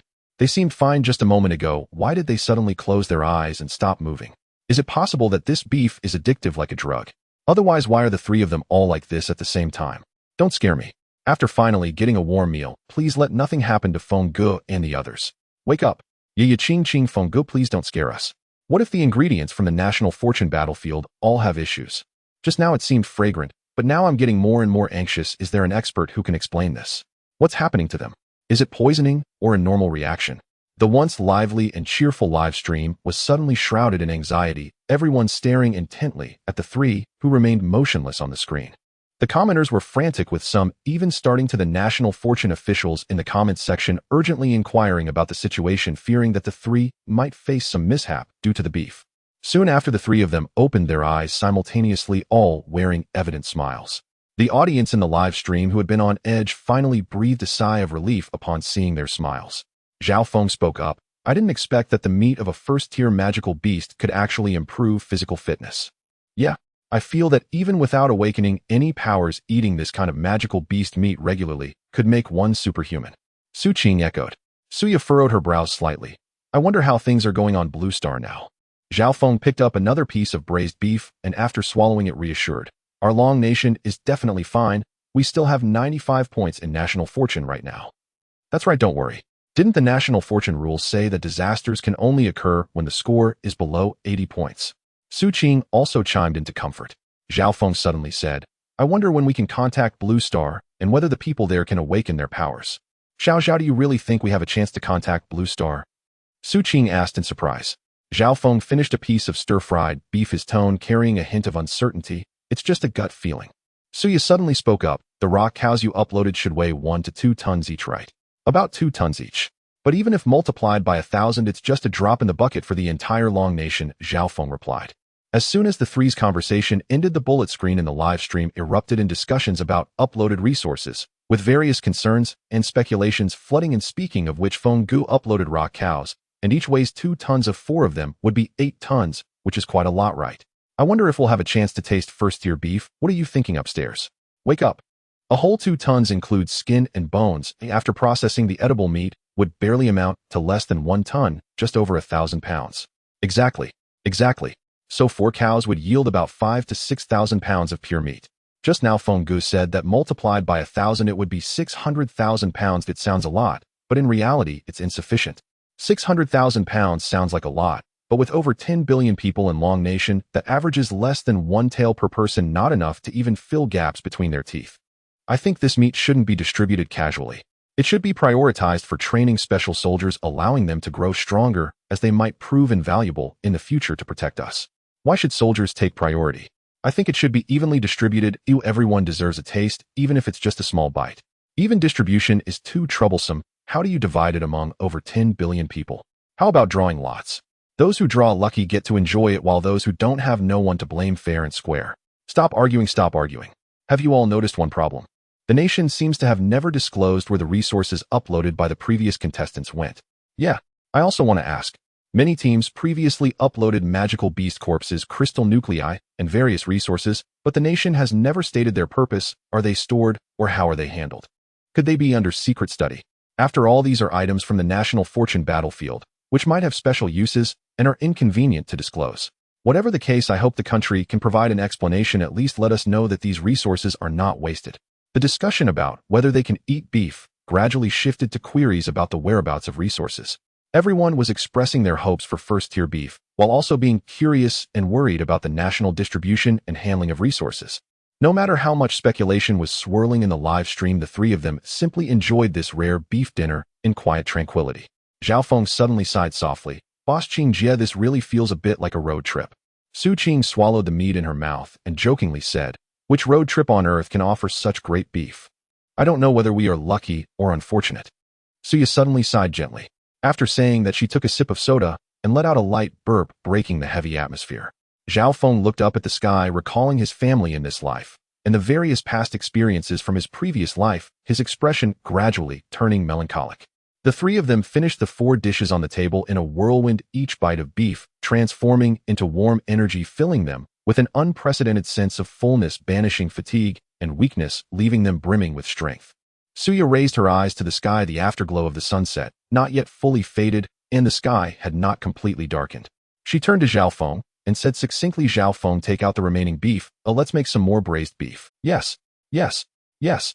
Xu Qing's eyes lit up immediately, her face full of joy as she chimed in, this way, we won't have to gnaw on dry bread every day while traveling. We can have meat anytime. That's fantastic. Listening to the two of them, Zhao Feng found their reasoning quite sound. He nodded in agreement, and with a thought retrieved all the remaining first-grade premium beef from his ability space, handing it to Suya and Xu Qing for them to handle. Watching the two work harmoniously, cutting meat and preparing the marinade with great efficiency, Zhao Feng stood to the side, feeling as though there was nothing he could contribute. He smiled and decided to sit down on a nearby patch of ground, taking out a crystal core from his ability space. With a faint glow at his fingertips, he began to absorb the energy within the crystal core, focusing on enhancing his own abilities. Zhao Feng's act of sitting aside, absorbing the crystal core, and concentrating on enhancing his abilities. Soon some brainless viewers in the live stream caught this, instantly beginning to stir up trouble, with malicious comments flooding the screen, all unreservedly accusing him. Wow. Isn't Zhao Feng going a bit too far? He lets 2 beautiful women busy themselves with the beef, while he just sits there cultivating and enjoying himself. The soft rice man is exposed. The 2 girls are working hard to cook, and he won't even lend a hand. He only cares about becoming stronger. Isn't that a bit selfish? While Suya and Xu Qing are bustling with activity, he remains relaxed. Surely no man is good for it. Get up and help already. Even if he can't help much, he could at least pass the seasoning. You just sitting there is unacceptable. But as these malicious comments began to surface, they were quickly drowned out by a flood of rebuttals. Most viewers saw the situation clearly and voiced their support for Zhao Feng. Are you out of your mind? Can't you see that Brother Feng can't help at all? Suya and Xu Qing are working well together. It's awkward for him to stand by. Rather, he should take this time to enhance himself so he can better protect them in the future. What the person above said makes sense. Instead of causing chaos nearby, it's better to focus on cultivation. If Brother Feng becomes stronger, he can protect the 2 girls in case of danger. That's the most reliable way. Are you blind or just stupid? Have you forgotten who went to kill the rock bull alone just now? At that time, Suya and Xu Qing were in the car eating snacks and resting. Oh, why didn't you scold them then? Exactly. Can those double standards just stop? Brother Feng is busy killing monsters, driving and finding safe spots. Now he's just cultivating because there's no work to do, and you call him a soft rice man. As the debate intensified, the topic gradually veered off course, with some extremists even escalating the matter to distorted arguments about women's status, leading to increasingly chaotic comments. Some women just want to have it all.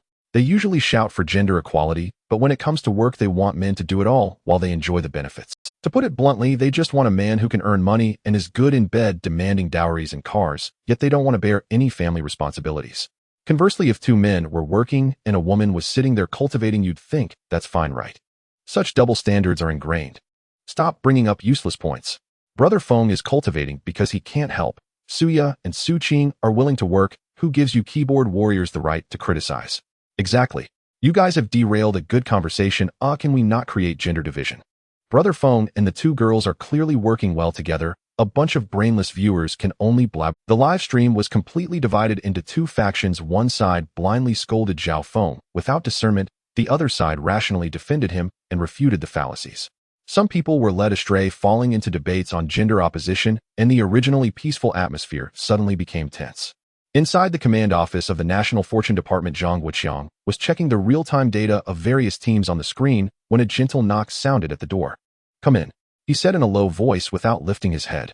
Xiao Lu pushed the door open and stood properly in front of the desk, saying, "Report, sir, there are a large number of viewers in the live stream discussing the whereabouts of the supplies uploaded by the contestants in the National Fortune battlefield, and the public opinion response is quite significant." These countries. Zhang Guoqiang's expression darkened, his tone clearly displeased at this critical moment when all countries on Blue Star face a national fortune crisis. Instead of thinking about how to enhance their own strength and protect their contestants, they resort to such despicable acts to deliberately stir trouble and disrupt public sentiment. He paused for a moment, suppressing his anger, and regained his calm tone. "All right, I understand. You can go now. I will contact the central office to request guidance and quickly disclose the whereabouts of the supplies to quell public sentiment." "Yes, sir," Xiao Lu respectfully replied, turning and gently closing the door behind him as he exited. Zhang Wuqiang immediately picked up the encrypted phone on the desk and dialed the central office's number. He was well aware that public sentiment was like a flammable substance. Any small spark could ignite a raging inferno, and it must be handled properly and promptly to stabilize the public's mind. After an indeterminate while, Zhao Feng keenly perceived that the wood affinity ability Xu Qing had transmitted began to falter, its aura growing faint and erratic. No sooner had he opened his eyes than Xu Qing could not sustain her ability and withdrew it. Zhao Feng looked toward her, but the surroundings had already been swallowed by absolute darkness. No moonlight, no gleam, not even a hint of outline. It was a suffocating, deathly blackness, more terrifying than any night he had seen in both his lives, as if the entire world had been swallowed into an abyss.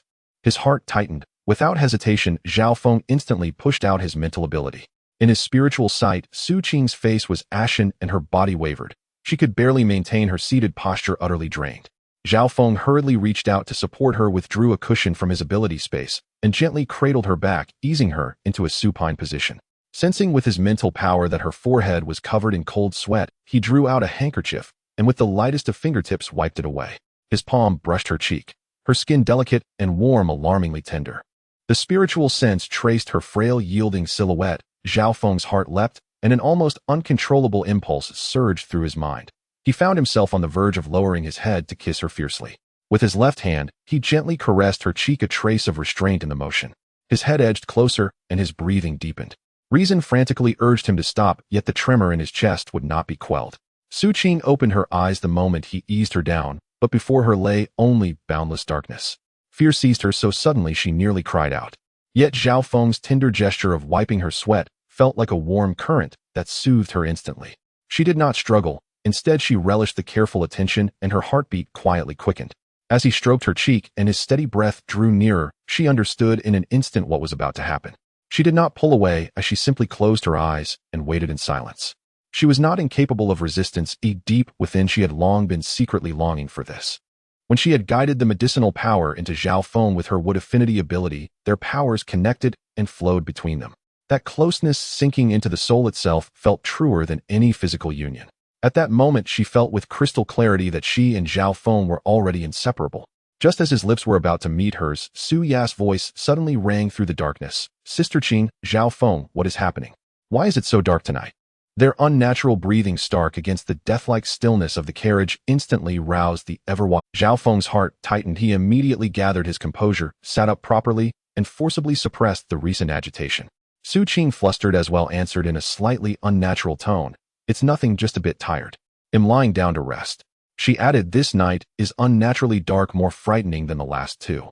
At that moment, a cold, emotionless, mechanical voice exploded into all three of their minds. "The night of silence has descended. All contestants, please pay attention to your safety." Suya frowned and asked, "What is the night of silence?" She was about to suggest starting the car or turning on the lights, but before she finished, an image flashed through Zhao Feng's mind. The tale of a quiet place he had heard on launching in a past life. And his expression changed abruptly. Almost instinctively, he reached out and gently covered Su Ya's mouth, lowering his voice to a breathy whisper. "Shu, keep it down." After a pause in a tone so faint only they could hear, he continued, "If it is called the night of silence, we must remain silent, do absolutely no loud noises." Su Ya's brow tightened further as she whispered anxiously, "If a cold fog comes later, are we still not allowed to start the car?" "No, we must endure it," Zhao Feng replied with absolute certainty. Xu Qing gently tugged at Suya and soothed. Yeah, don't dwell on it. Lie down and rest first. She then turned to Zhao Feng, her voice unusually tender. Xiao Zhao, get the quilt out. Zhao Feng complied at once, drawing a thin quilt from his ability space, and also taking out the 3 heavy coats.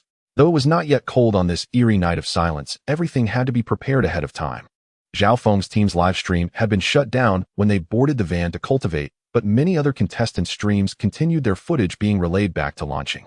Viewers clearly witnessed that suffocating darkness. Everyone knew there was no place on launching so pitch black that it could even swallow light. Many contestants still on the road were horrified to discover that their headlights barely lit a meter or two, beyond that the endless dark consumed everything, erasing all contours. Those who failed to complete their day's mileage wailed in despair within their vehicles. Relatives watching from launching felt their hearts rent, and people across nations grew anxious and furious.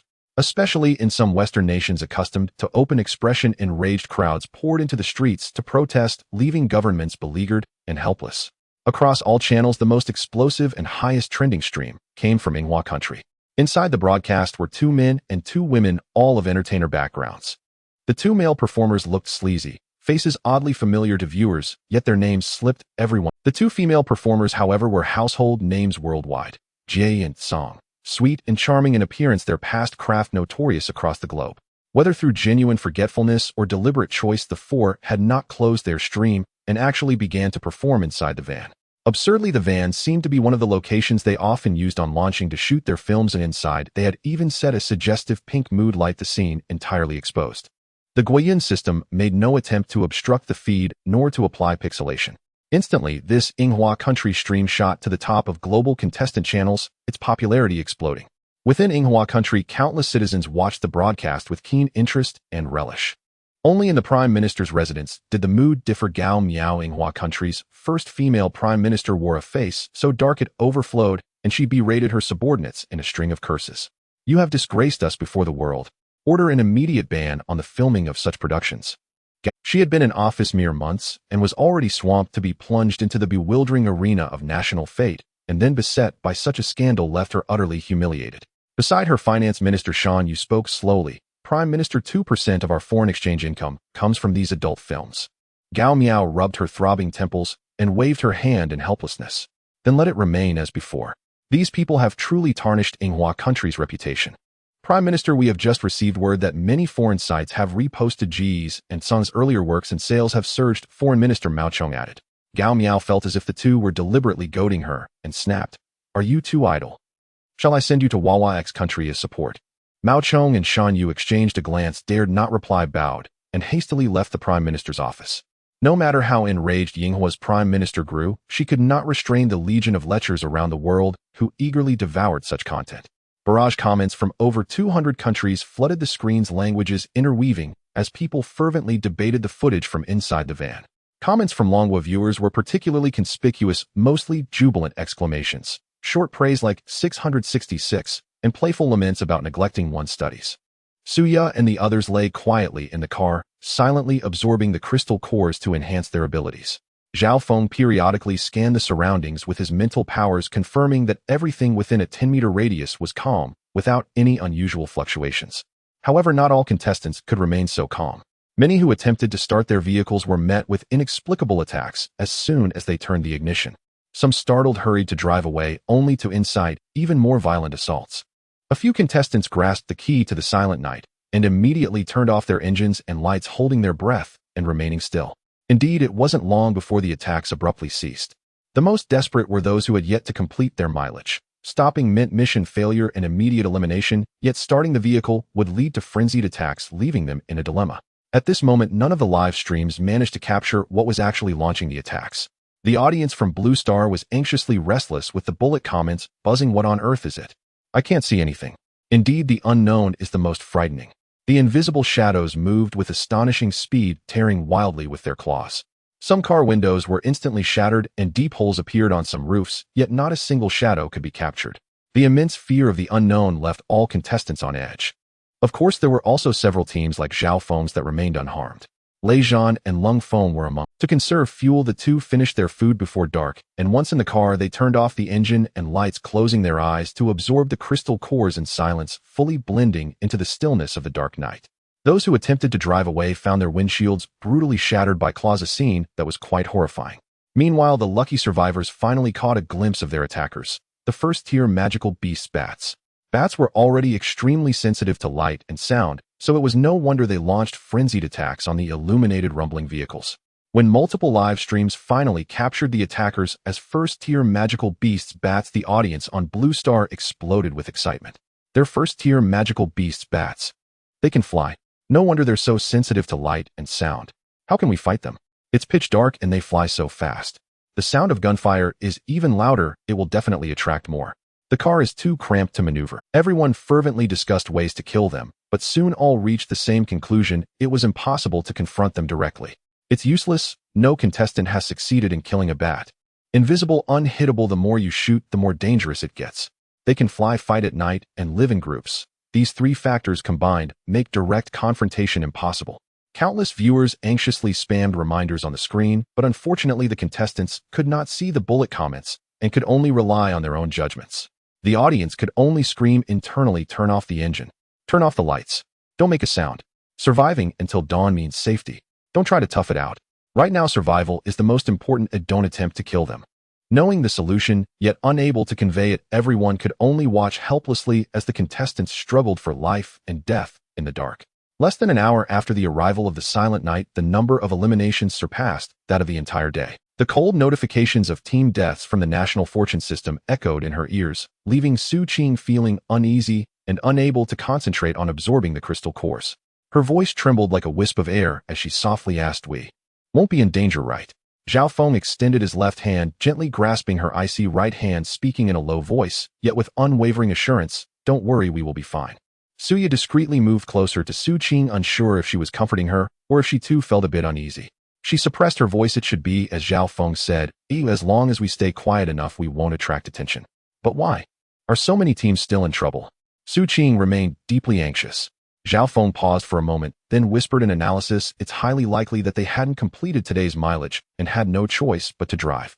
Suya gently nodded, adding, "It's also possible that each of us encountered different environments." This statement was accurate last night, but tonight all contestants were actually under the same set of rules.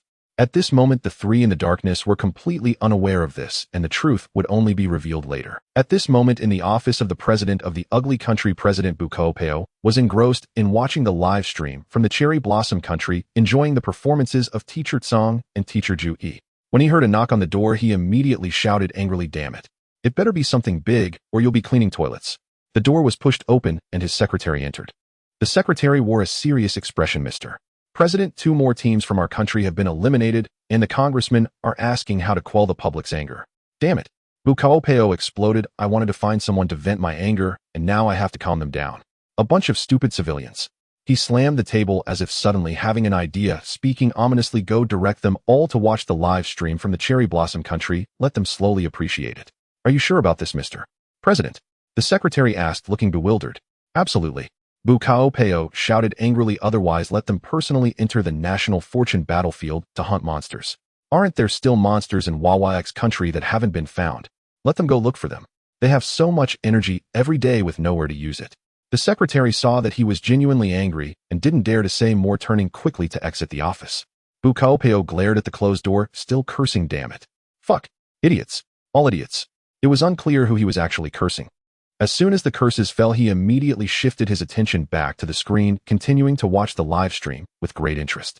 In the National Fortune Department, many observers responsible for certain contestants' live streams had finally closed them, allowing them a moment to catch their breath. Those responsible for the Dragon Country contestants' live streams had it the easiest. The people of Dragon Country valued their privacy, often turning off their streams during the night. Only Lei Zhan and Lung Feng were exceptions. As soldiers, they deliberately kept their live streams on to gather more information about the National Fortune battlefield. On the other hand, many male observers found their live streams stopped and were itching to watch the 2 teachers from the Cherry Blossom Country, but due to the presence of female colleagues, they could only hold back. A group of them could only stare enviously at the male colleague responsible for the Cherry Blossom Country live stream with strange glances. Meanwhile, the female colleagues scolded him for being shameless, but couldn't help but steal glances in that direction. Just as the global audience was eagerly enjoying the show, the business car from the Cherry Blossom Country, adorned with pink ambient lights, suddenly emitted a piercing scratching sound. Two dark as shadows first-tier magical beast bats suddenly pounced onto the car. The vehicle had not been upgraded for protection, and the ordinary glass crumbled like paper under the sharp claws of the magical beast, shattering with a crack. The four inside the car were still immersed in chaos, completely unresponsive. Two shadows darted into the car like lightning, their sharp claws sweeping violently. In just an instant, all four were bloodied and screams erupted. They writhed in pain on the ground, hurriedly reaching out to hit and swat, but the two bats struck and retreated with a flap of their wings, disappearing into the boundless darkness. Inside the cabin, only the piercing cries of pain, the heavy scent of blood, and the chaos remained. The live stream, once buzzing with excitement, was instantly overshadowed by screams and bloodshed. Among the two lecherous male artists from the Cherry Blossom Country, one cursed in pain. Teacher Song immediately sternly interjected, "Don't make a sound. Quickly turn off the lights inside the car." "Why?" The man growled in confusion. "Bats are particularly sensitive to sound and light." "Teacher Zhu," he replied urgently. Only then did the four awaken from their stupor, hurriedly putting on their clothes and huddling in the pitch-black cabin, not daring to breathe. As the time approached midnight, Zhao Feng felt an incessant unease in his heart, fearing that a moment's negligence might cost him the chance to be the first today. He promptly retrieved 2 crystal cores from the space of his abilities and uploaded them to the National Fortune system. Before long, a cold and authoritative mechanical voice of the National Fortune echoed in the minds of every participant, simultaneously broadcasting across every corner of Blue Star. Announcement today: 18 teams have failed to meet the daily mileage requirement, leading to their disqualification and erasure. Corresponding nations will each lose 5 points of National Fortune value. In the broadcast room, the trio clearly heard the announcement of a certain team from Long Country being eliminated. Xu Qing couldn't help but let out a soft sigh. Another team of our compatriots is gone, and our country's National Fortune value will decrease again. Zhao Feng, upon hearing this, spoke with determination. "What we can do now is to hold our ground and not create chaos. That is the best help we can offer to our country." At that moment, the mechanical voice of the National Fortune sounded again. Announcement: the resource ranking for today has been released. First place, Zhao Feng's team Long Country. Second place, Battle Bear Country team. Third place, Lei Zhan and Lung Feng's team Long Country. Fourth place. Meanwhile, the previously lively live broadcast room of Sakura Country had turned chaotic due to the earlier attack. The unprotected business vehicle had deep scratches on the windows, and the bloodstains and disordered clothing inside were intertwined. The audience, who had been fervently discussing moments ago, now flooded the screen with comments, some expressing worry, others lamenting, and some thankful that they weren't in such a predicament. The staff responsible for observation looked at the screen and couldn't help but murmur, "Fortunately, our team has been cautious enough, not making unnecessary noises or starting the vehicle carelessly." Those who had previously been focused on the Sakura Country live broadcast also shifted their attention, with some reflecting, "No matter how lively the scene, it is utterly vulnerable in the face of unknown dangers." As Zhao Feng heard the last team's ranking in the National Fortune broadcast was 1,743rd, his brows involuntarily furrowed. He recalled that yesterday the last rank seemed to be 2,061st. As he silently calculated the number of eliminated teams, Suya beside him lowered her voice to say, "Today another 318 teams have disappeared and been eliminated." Zhao Feng responded in a low voice laden with gravity, "It seems the current situation is even more severe than we anticipated."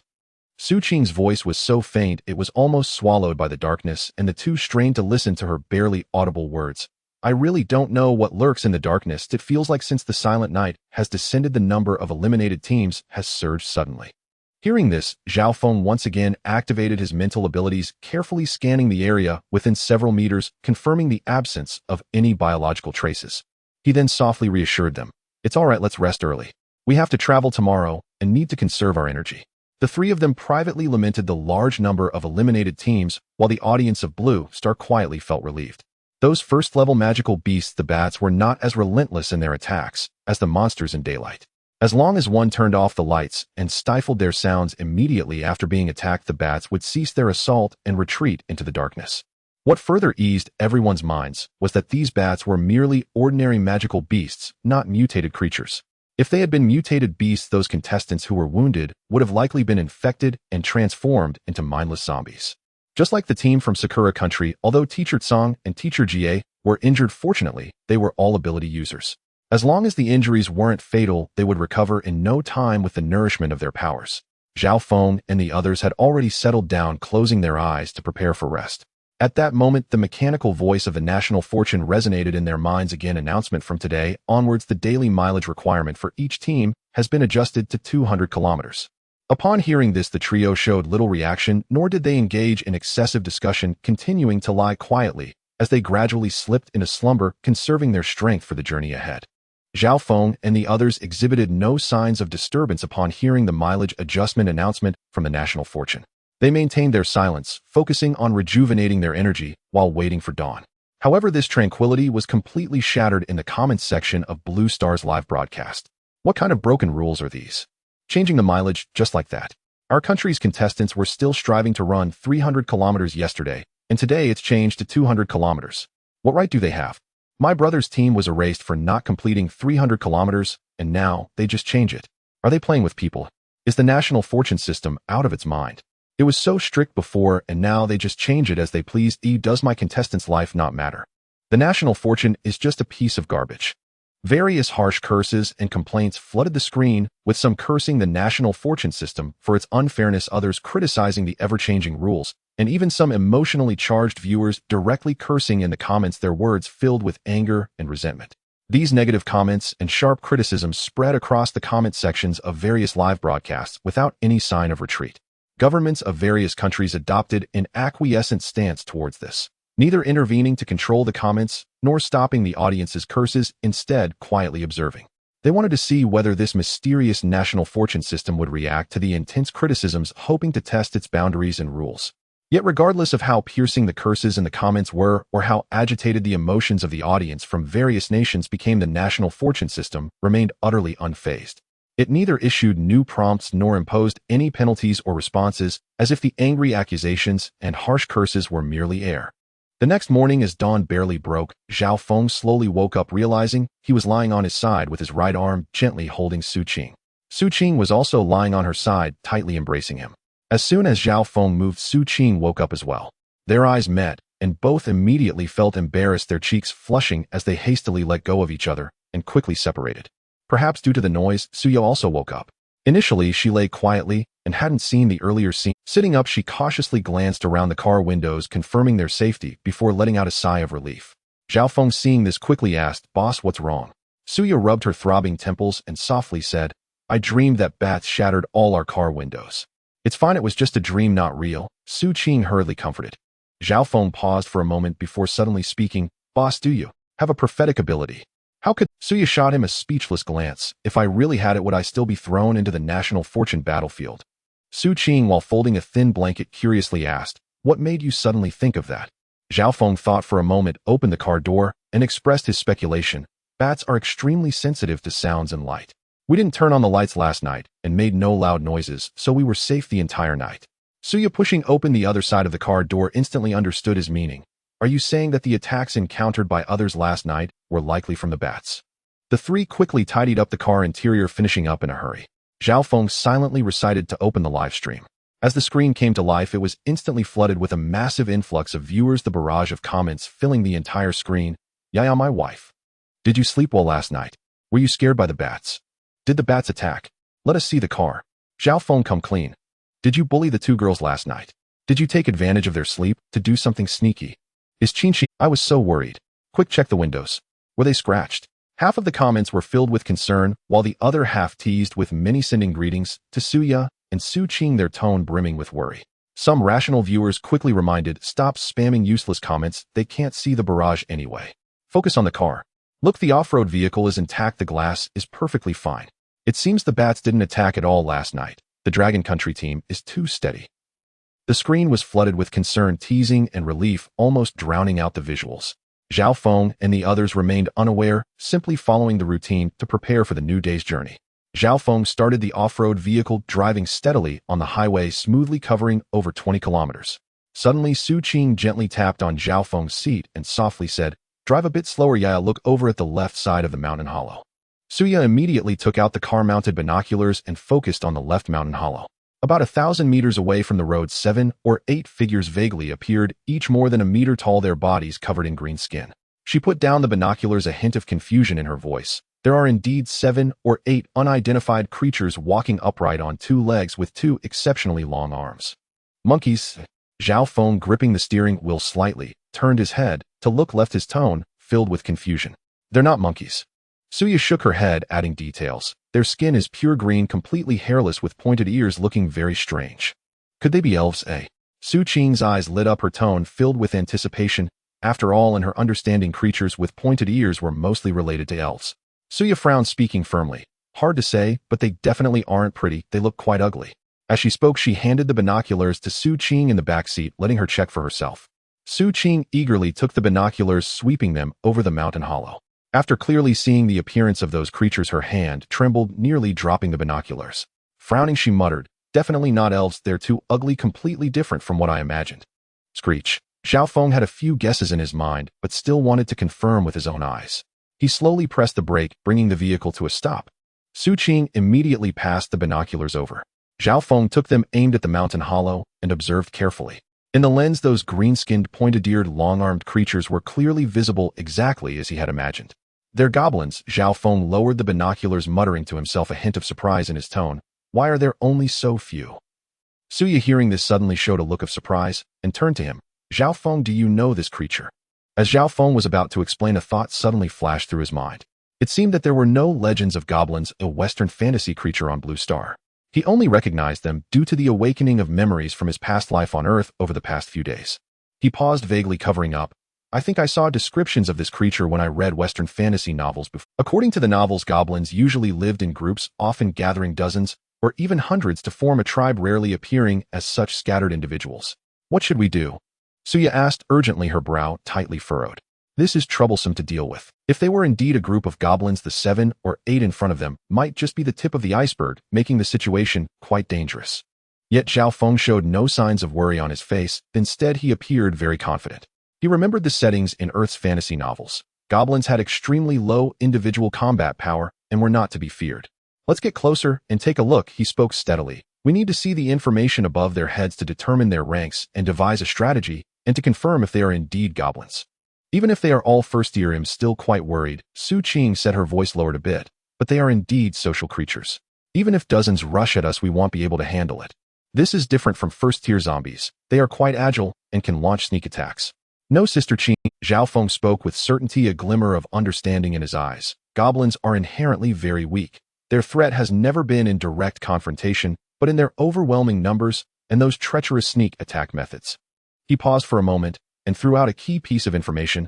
"Moreover, there is a core rule in goblin tribes: there can only be one goblin king." Suya instantly understood, her eyes brightening.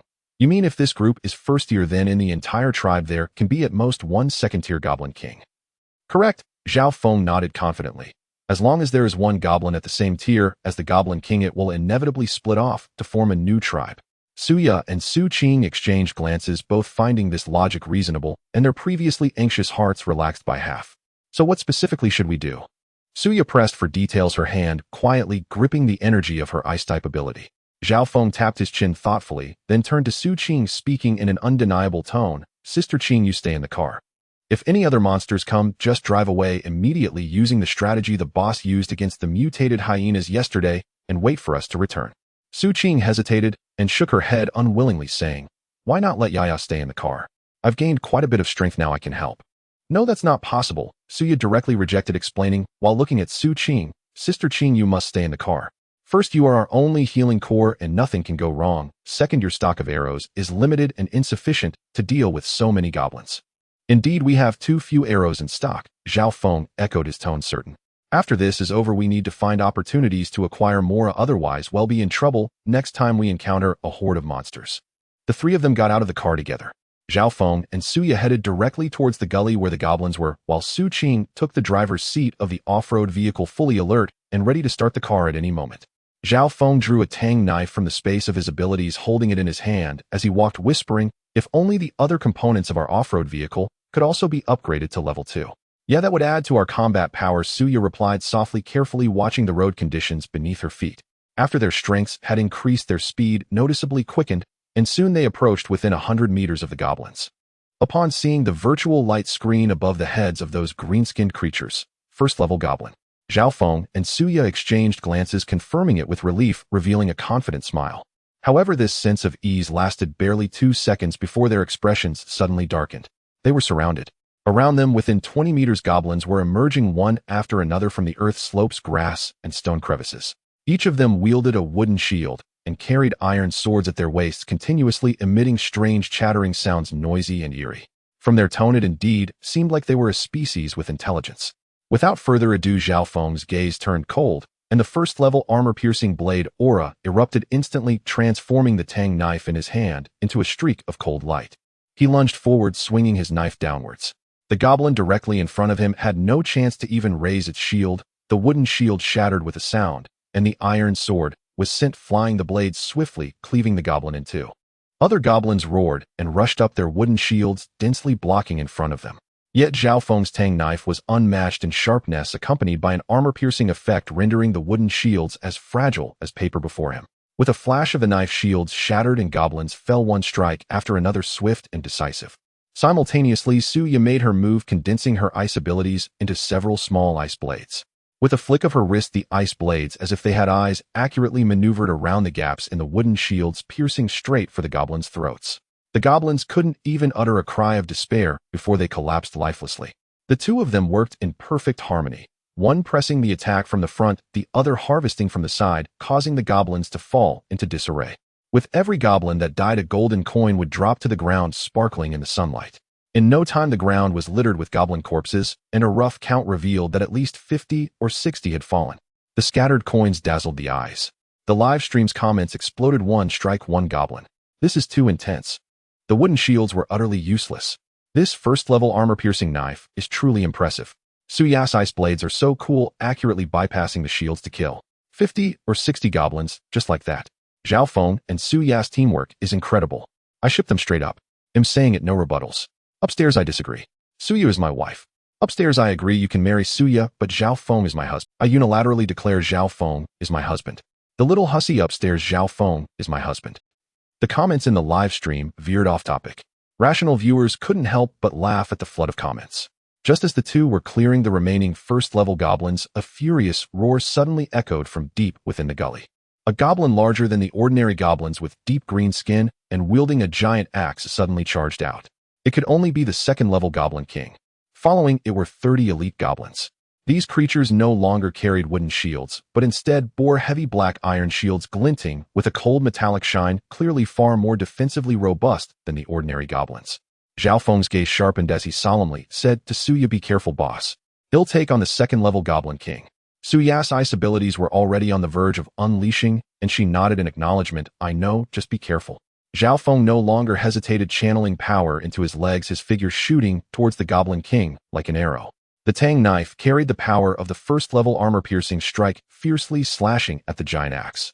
Clang!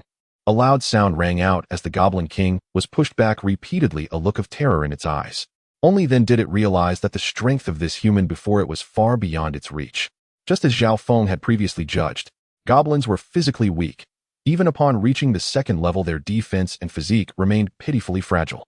The real trouble lay in their numbers and iron shields. On Suya's side, she was equally unyielding. Instead of using the small ice blades, she directly condensed a large ice spear, smashing it down towards the elite goblin's iron shields. The ice spear exploded, instantly freezing the gaps in the shields, and with a casual strike of an ice blade, she easily finished them off.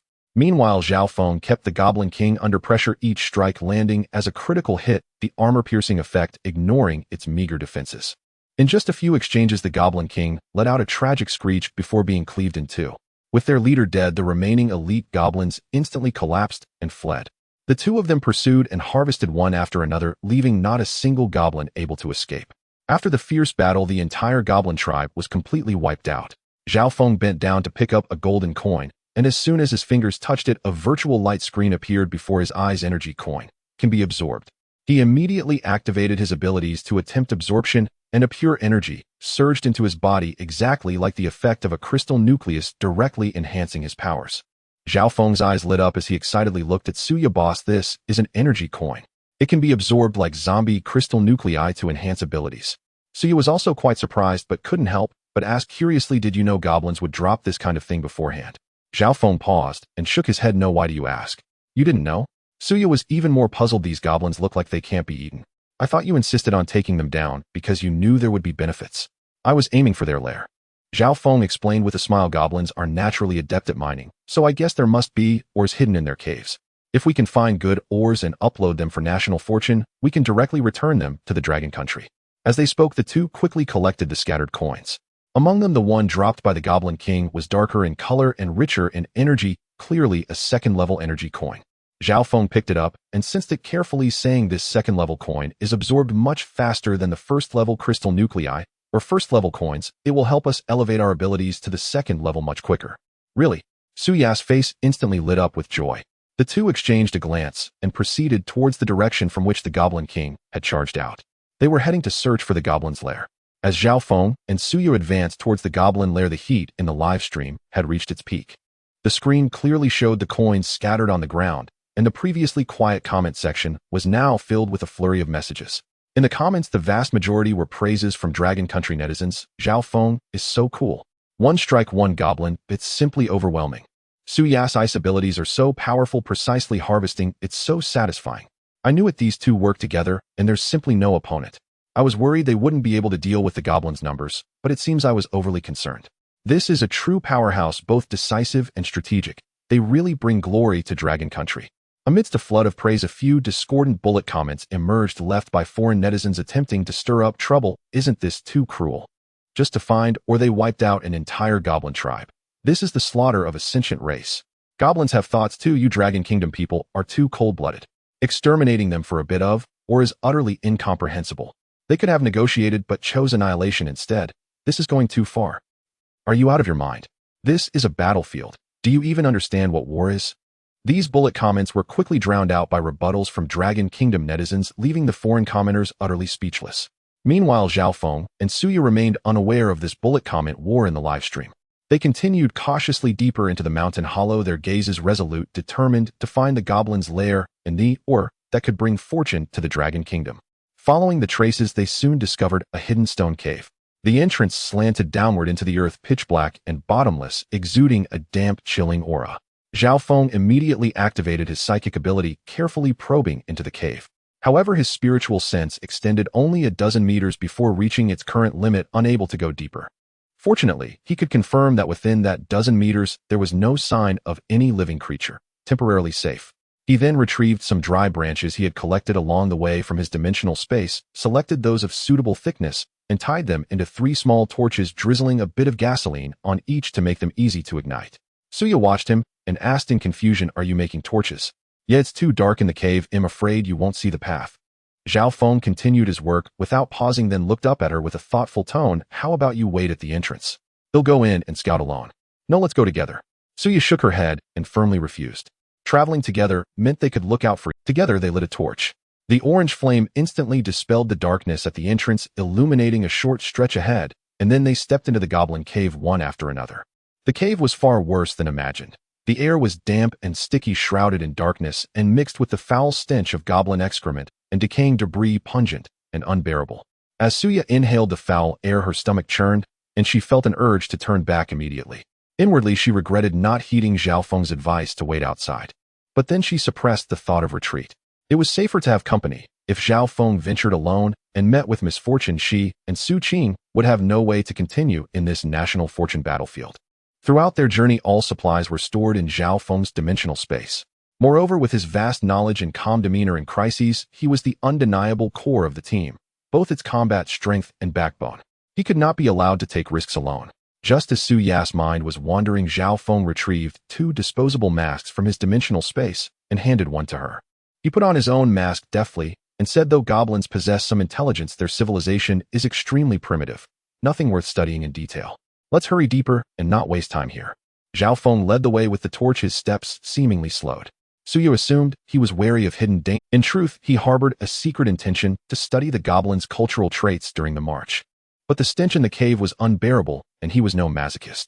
He immediately activated his psychic ability to scan the surroundings and quickened his pace toward the depths.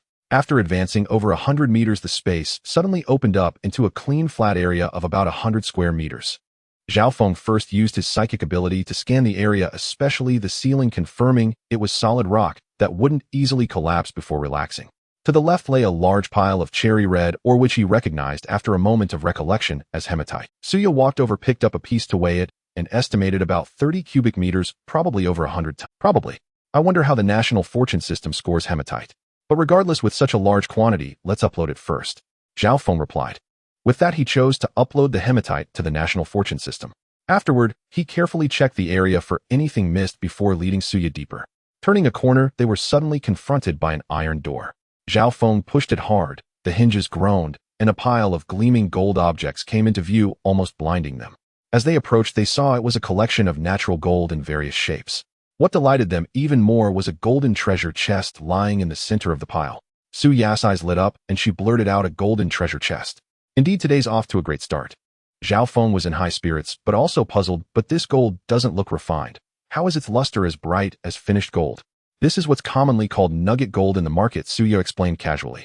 Zhao Feng stored the golden treasure chest in his dimensional space, then picked a particularly fine nugget, and said with a smile, "Boss, would you like to pick a couple for yourself?" "No need. I have no interest in nugget gold." Suya shook her head. Zhao Feng couldn't help but give her a thumbs up. "Boss, you're so generous. Unlike me, a commoner who can't walk past gold." "Stop joking around." Suya rolled her eyes at him. "Upload it to the national fortune system quickly. If we can make it back to Earth alive, wealth will be within easy reach." The national fortune system had set up exclusive live streams for each country, with professional hosts providing real-time commentary. In the Dragon Kingdom's official live stream, the host had just finished reporting on the teams of Lei Zhan and Lung Feng. The monotonous journey was growing dull for viewers. The director switched the feed to Zhao Feng's team's live stream. Many viewers who hadn't been watching were immediately captivated by the sight. Piles of dazzling nugget gold filled the corner, and Zhao Feng's remark, "I'm just a commoner who can't walk past gold," sent the bullet comments into a frenzy. "Haha, I'm a commoner too. Can't walk past gold either. Feng Gu is so real. That's totally me. I wouldn't just stop walking. I'd kneel on the spot. Who can resist such a huge pile of gold?" The Dragon Kingdom host Bing Bing chuckled softly and said to the camera, "I never expected our Dragon Kingdom team to make such a stunning discovery this morning. So much natural nugget gold." Beside her, a special guest geologist stared intently at the screen, quickly estimating volume and density. After a moment, he reported a number that left the entire studio breathless. "This pile of nugget gold weighs nearly 3 tons. Bing Bing was stunned, her face a mask of disbelief. She mentally calculated 3 tons of gold multiplied by the battlefield's return multiplier. What an unimaginable fortune that would be. Bing Bing, after listening to the expert's words, covered her mouth in shock and couldn't help but exclaim, her voice filled with disbelief, 3 tons. According to the return rules of the National Fortune battlefield, wouldn't that mean a total of 3,000 tons returned to the Dragon Nation? That's right. The geological expert adjusted his glasses and focused on the gold nuggets on the screen, affirming with certainty. Moreover, these gold nuggets are of exceptional quality, with a purity of about 85, far more valuable than ordinary mined gold. This time the Dragon Nation has truly obtained substantial high-grade resources. The live stream's bullet comments instantly flooded the screen. "My goodness. 3 tons of gold nuggets returned 1,000 times is 3,000 tons, and after purification, there are over 2,000 tons. Over 2,000 tons of gold. That's almost comparable to our current gold reserves in the Dragon Nation, isn't it? This is outrageous. The Peak and Suya are incredible. They're simply the blessings of the Dragon Nation. It's laughable in comparison." Or just a moment ago, I switched to the Sakura Nation's live stream, and their team also encountered goblins. I saw that too. When the Sakura Nation's competitors saw the numerous goblins armed with iron swords and wooden shields, they were so scared that they turned and fled, not daring to engage. The audience in the Sakura Nation must be lamenting, regretting missing out on gold and red iron ore. The double standards are so outrageous that they probably dare not speak now, only criticizing us for being cruel while they lack the courage to act themselves. The discussion in the Blue Star Dragon Nation's live stream continued while Zhao Feng in the National Fortune site remained completely unaware and unconcerned. He picked a gold nugget that resembled a cat and was of excellent quality, casually storing it in his ability space, while the rest of the gold was uploaded entirely to the National Fortune system. Seeing everything in order, Suya quickly urged, "Let's hurry out, we shouldn't keep Sister Qing waiting." Zhao Feng knew that Suya, coming from a wealthy background, definitely found the damp and filthy environment of the cave unbearable, but he didn't point it out. He simply nodded and replied, "All right, well, head out now." In fact, he himself was not fond of the harsh conditions inside the cave, as he was not a goblin with rough habits. On the way back, he specifically let Suya walk in front while he followed behind, silently guarding their retreat. On the other side, Xu Qing, waiting by the car, was already feeling a bit anxious. Earlier, she could see the scene of the 2 killing goblins through her binoculars, but once they went deeper, she was completely in a visual blind spot and couldn't see anything. She couldn't help but murmur, "Why have they been gone for so long? What are they doing inside?" Until 2 figures reappeared in her line of sight, her anxious heart finally settled. As they emerged from the cave, Zhao Feng collected all the goblin iron swords and shields left on the battlefield into his ability space. Xia curiously asked, "What are you collecting these trinkets for?" "To take back and disassemble them on the decomposition platform to see if I can extract some ordinary iron blocks," Zhao Feng replied flatly. Xia nodded, slightly feeling admiration for Zhao Feng's thorough thinking, and softly praised, "You really think of everything." Zhao Feng shook his head with a bitter smile, saying, "It's not thoroughness, I'm just used to being poor and can't bear to waste even a tiny bit of anything." At this moment, in the high-level conference room of the Dragon Nation, the atmosphere was tense as leaders convened for an emergency meeting. The core agenda was to respond to the scheme of the Ugly Nation and other Western countries which were once again attempting to launch an economic war. Leader's expression was furious as he said in a deep voice, "This ugly nation can't go a day without causing trouble, not a moment of peace." Leader B sighed with resignation, saying, "I thought that with the emergence of the national fortune system, which forced all countries not to initiate wars, we could develop our economy steadily. I didn't expect we still couldn't escape it." Leader C coldly added, "Bukaapawo has never been a person to be content. He will never be willing to let the world remain stable. Our gold reserves ultimately cannot compare to theirs. If an economic war breaks out, we won't have much of an advantage," Leader A said with a furrowed brow, sighing. At that moment, a secretary hurriedly entered the conference room and leaned in to whisper a report to the leader in charge of the economy. After hearing the report, the originally gloomy expression of the economic leader instantly brightened his face, filled with joy as he waved his hand to dismiss the secretary. Other leaders looked at him, knowing that even if this meeting was not closed door, a secretary would never casually interrupt unless there was a special urgent situation.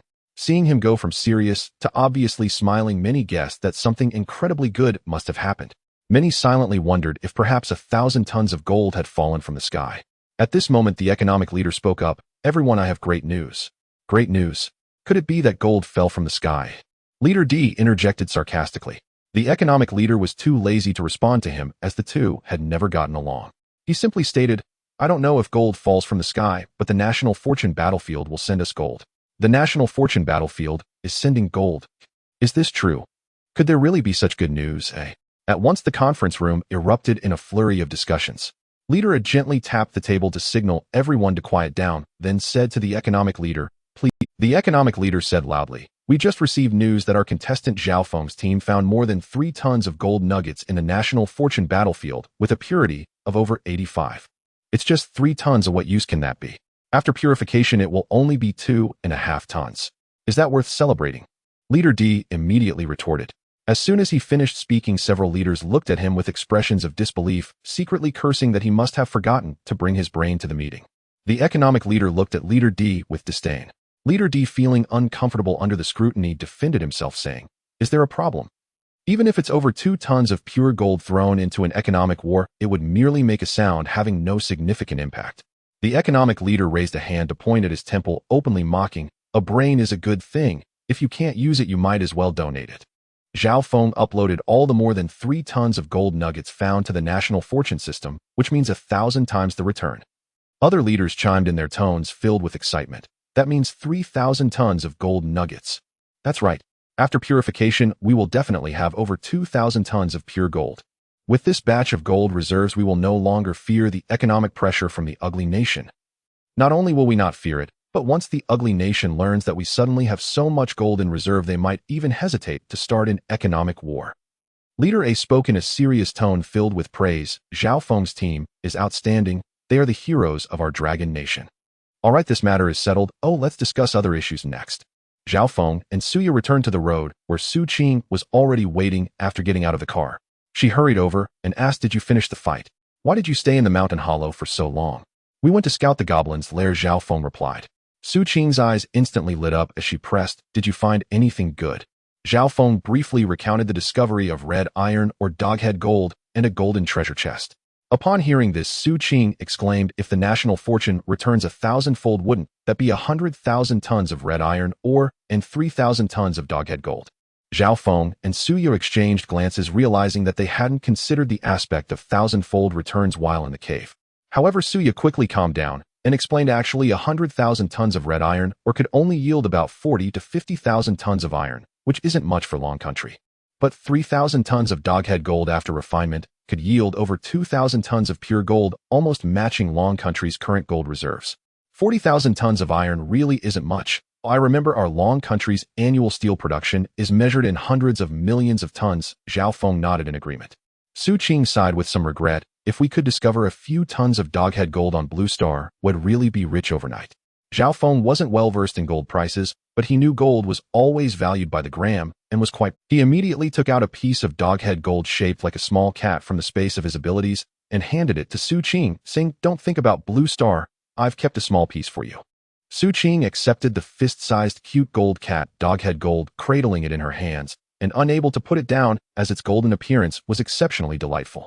Just as Zhao Feng handed the small cat-shaped doghead gold to Xu Qing, a few discordant voices suddenly popped up in the Long Country live chat. How did Zhao Feng privately stash away doghead gold? Shouldn't all such resources be submitted to the state? Exactly, things from the national fortune battlefield belong to the country. How can he keep them for himself? Using the country's opportunity for personal gain is too selfish. As a few saintly comments floated by, they were immediately countered fiercely by Zhao Feng, Suya, and Xu Qing's fans, flooding the chat with responses. What's wrong with keeping a small piece? They risked their lives in there. Is it so wrong to take a souvenir? In the past few days, they faced life and death while gathering resources and battling monsters. Wasn't every moment filled with danger? Isn't today's contribution already substantial enough? They just took a trinket. What's the problem? Why don't you go support the Wawax country instead? Even if it's just a small piece, they should be allowed to take a few more. If it were you, you'd have been eaten to the bone by goblins. In no time, the snarky, saintly comments were completely drowned out, not even a ripple remaining. The host Bing Bing noticed the inappropriate comments in the chat and was about to guide the topic back on track, but to her surprise, the audience had already spontaneously countered those voices, making her words unnecessary.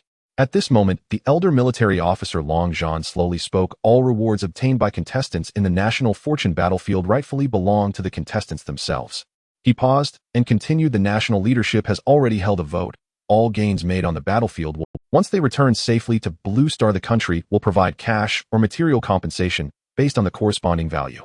Bing Bing quickly asked Long Zhan, can I understand this as, when contestants upload materials, it is equivalent to selling to the state, and the state will directly reward them or their families with money and material? That's right, Long Zhan nodded and explained. However, the settlement standard will be based on the original quantity they uploaded, not the quantity after the 1,000-fold return. Even just the original quantity is already quite considerable, especially since many of the resources can't be found on Blue Star. Long Zhan nodded again and added, of course, any contestants who enter the top 10 or 100 and secure a double reward for the country will have their contributions remembered, receiving additional rewards. Watching Xu Qing fondling the small cat-shaped doghead gold, Zhao Feng waved his hand and took out the goblin iron sword and iron shield collected from the space of his abilities, neatly stacking them by the side of the car. Xu Qing looked at the weapons on the ground in surprise and asked, I thought you uploaded all of these to the national force. No, these items might not be worth much, so there's no need to upload them. I want to try using the decomposition platform to see what materials can be broken down from them, Zhao Feng explained, shaking his head. As soon as he finished speaking, a virtual light screen appeared before him. Do you want to decompose the iron sword and iron shield? Yes, no. Without any hesitation, Zhao Feng directly chose to confirm. A flash of white light passed and 13 units of ordinary iron blocks appeared on the ground. The three of them saw this and felt that this was a good deal. Suya couldn't help but exclaim, it's a good thing you retrieved them earlier, otherwise we would have lost over 10 units of iron blocks for nothing. Zhao Feng smiled helplessly and said, let's not worry about that, let's open the golden treasure chest. After saying this, he took out the dazzling golden treasure chest from his space of abilities and gently placed. Zhao Feng signaled for Suya and Xu Qing to step back and prepare. Then he stepped forward, grasped the lock of the treasure chest, and abruptly opened it, quickly withdrawing to guard against any hidden dangers inside. There was no trap inside the treasure chest, only a card emitting a faint glow lying quietly. Above the card, a virtual screen floated, clearly displaying a line of text: Level 2 Vehicle Upgrade Card.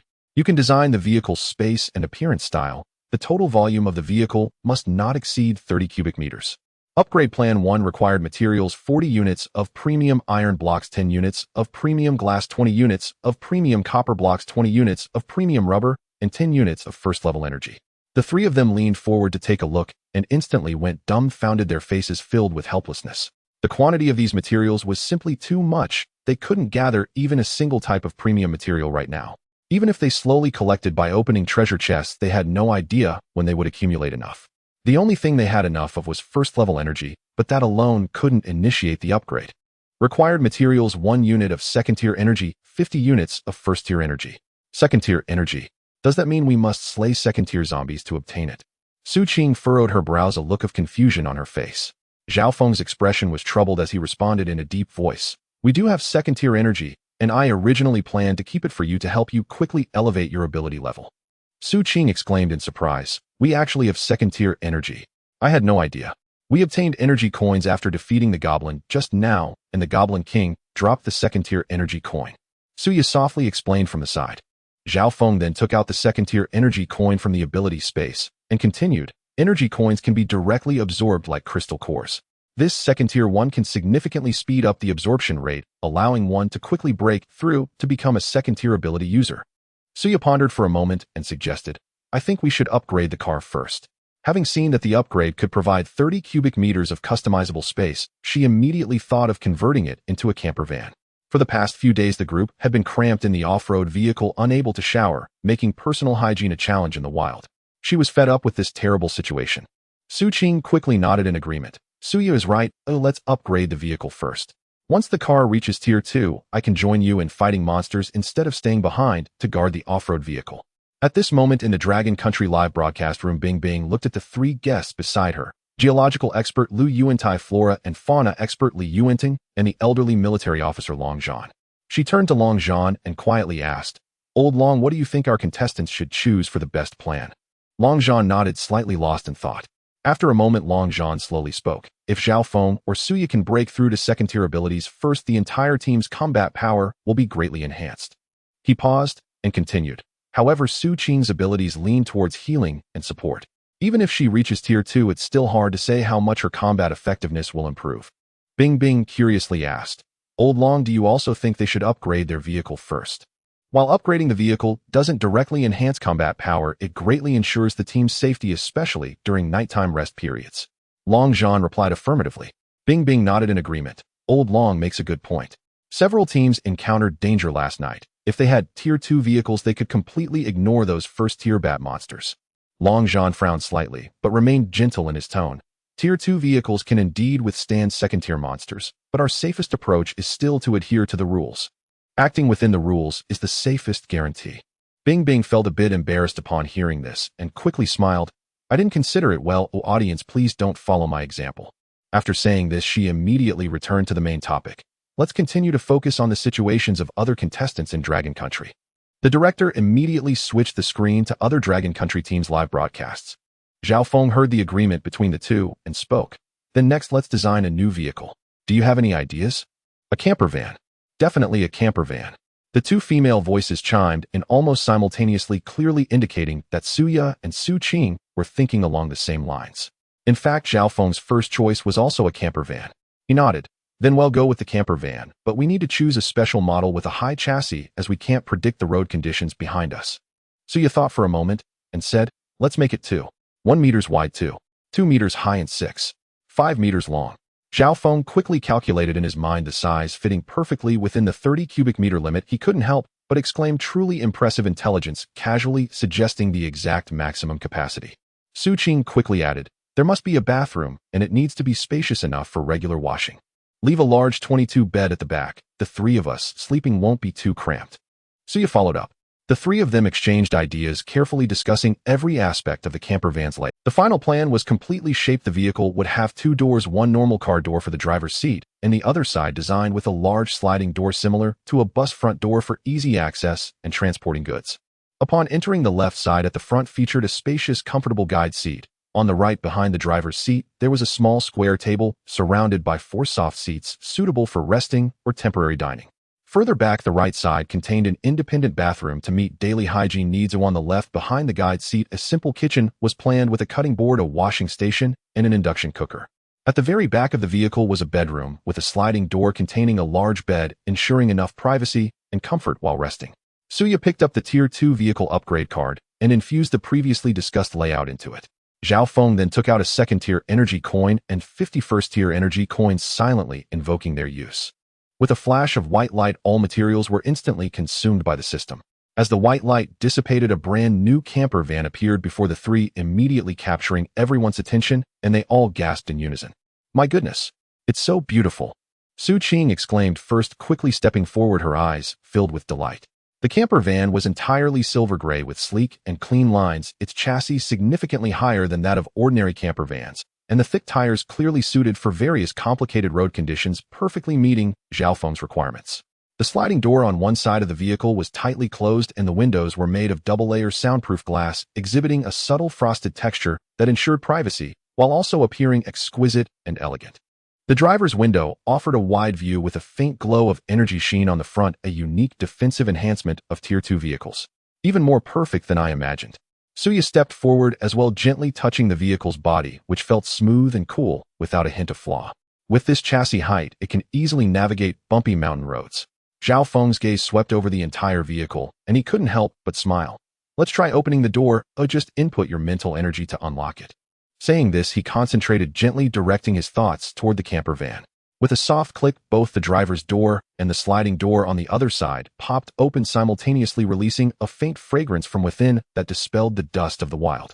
It really works. Xu Qing's eyes lit up as she also focused her mind. Sure enough, the door gently closed again, and with another thought, the sliding door slowly opened, revealing the interior in full view. The three couldn't wait to step into the camper van, and as soon as they entered, they were astonished by the layout inside. It was exactly as they had discussed, with no deviations. The spacious guide seat on the left side at the front was covered with soft beige cushions. The small square table behind the driver's seat was spotless, surrounded by 4 soft seats with thick elastic. The bathroom on the right side was spacious, equipped with a washing station and toilet. The mirror was clean and bright, and even included a thoughtful small storage cabinet.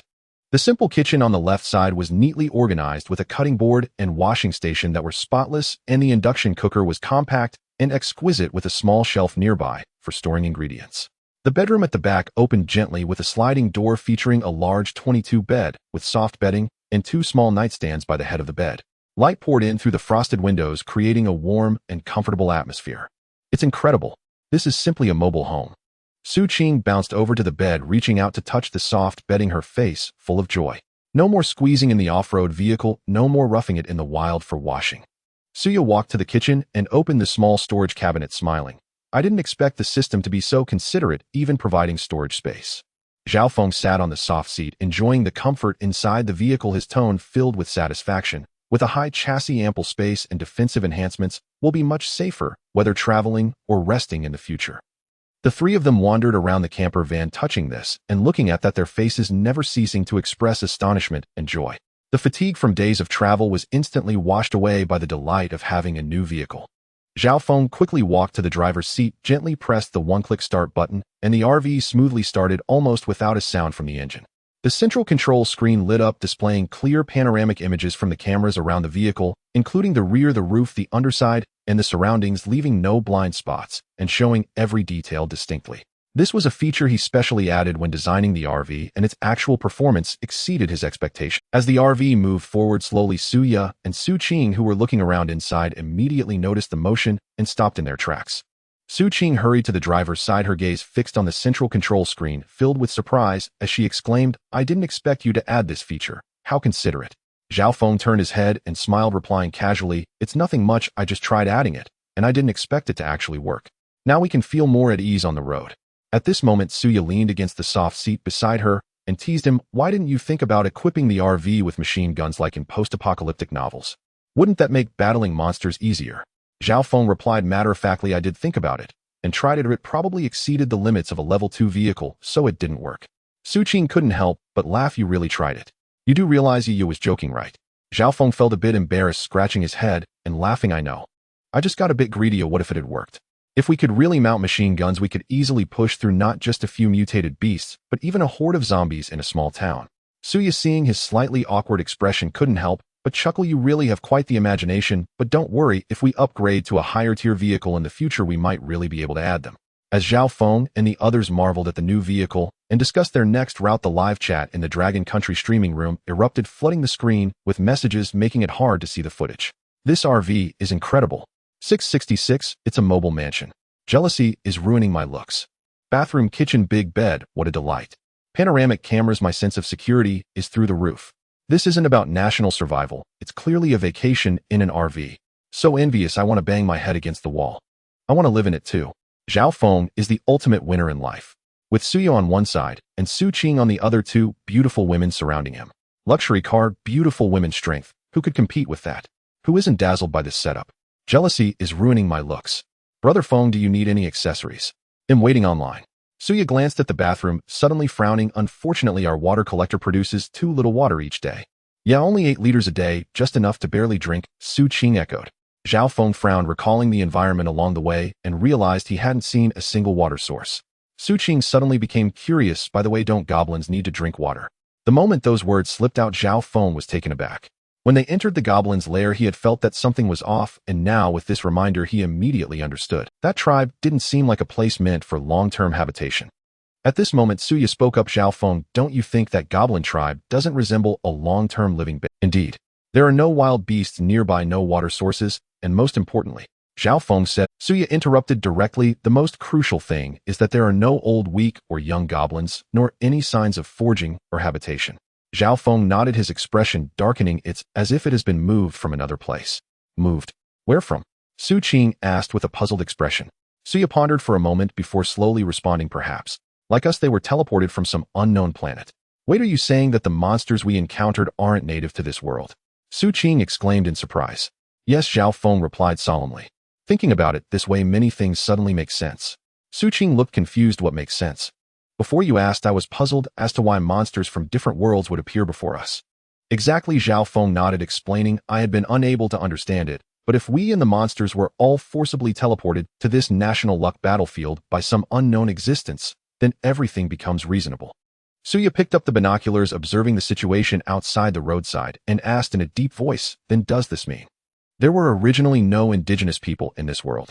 Even if there are, it's highly likely that they are just zombies and mutated beasts. He paused, adding with a hint of worry in his tone, perhaps there are still humans who haven't turned into zombies. Xu Qing's expression. Zhao Feng furrowed his brow, unable to suppress the unease in his heart. He looked at Xu Qing, his voice growing solemn. Sister Qing, I don't want to resort to infighting either, but what if? He paused, his tone suddenly becoming firm and serious, carrying an undeniable calmness. But if we encounter someone with malicious intent, I won't allow you to be soft-hearted. This is the national luck battlefield, not a place for reason. It's either them or us. Xu Qing was taken aback by his sudden intensity, feeling her whole body lighten, and her eyes instantly reddened, tears trembling on her lashes. Suya immediately gently patted her softly, trying to smooth things over. All right, Zhao Feng, don't be so serious. We might not even encounter anyone else. Zhao Feng felt a tightness in his chest, his tone softening, but still carrying a trace of stubbornness. I know it's cruel, but we're not just carrying 3 lives, we're bearing the entire dragon country. He looked at the reddened eyes of Xu Qing, his tone immediately filled with panic and guilt. I'm sorry. Sister Qing, I spoke too loudly just now. I shouldn't have scared you. Xu Qing wiped her eyes forcefully, her voice trembling lightly. I'm fine. Yet the feeling of grievance in her heart was hard to suppress.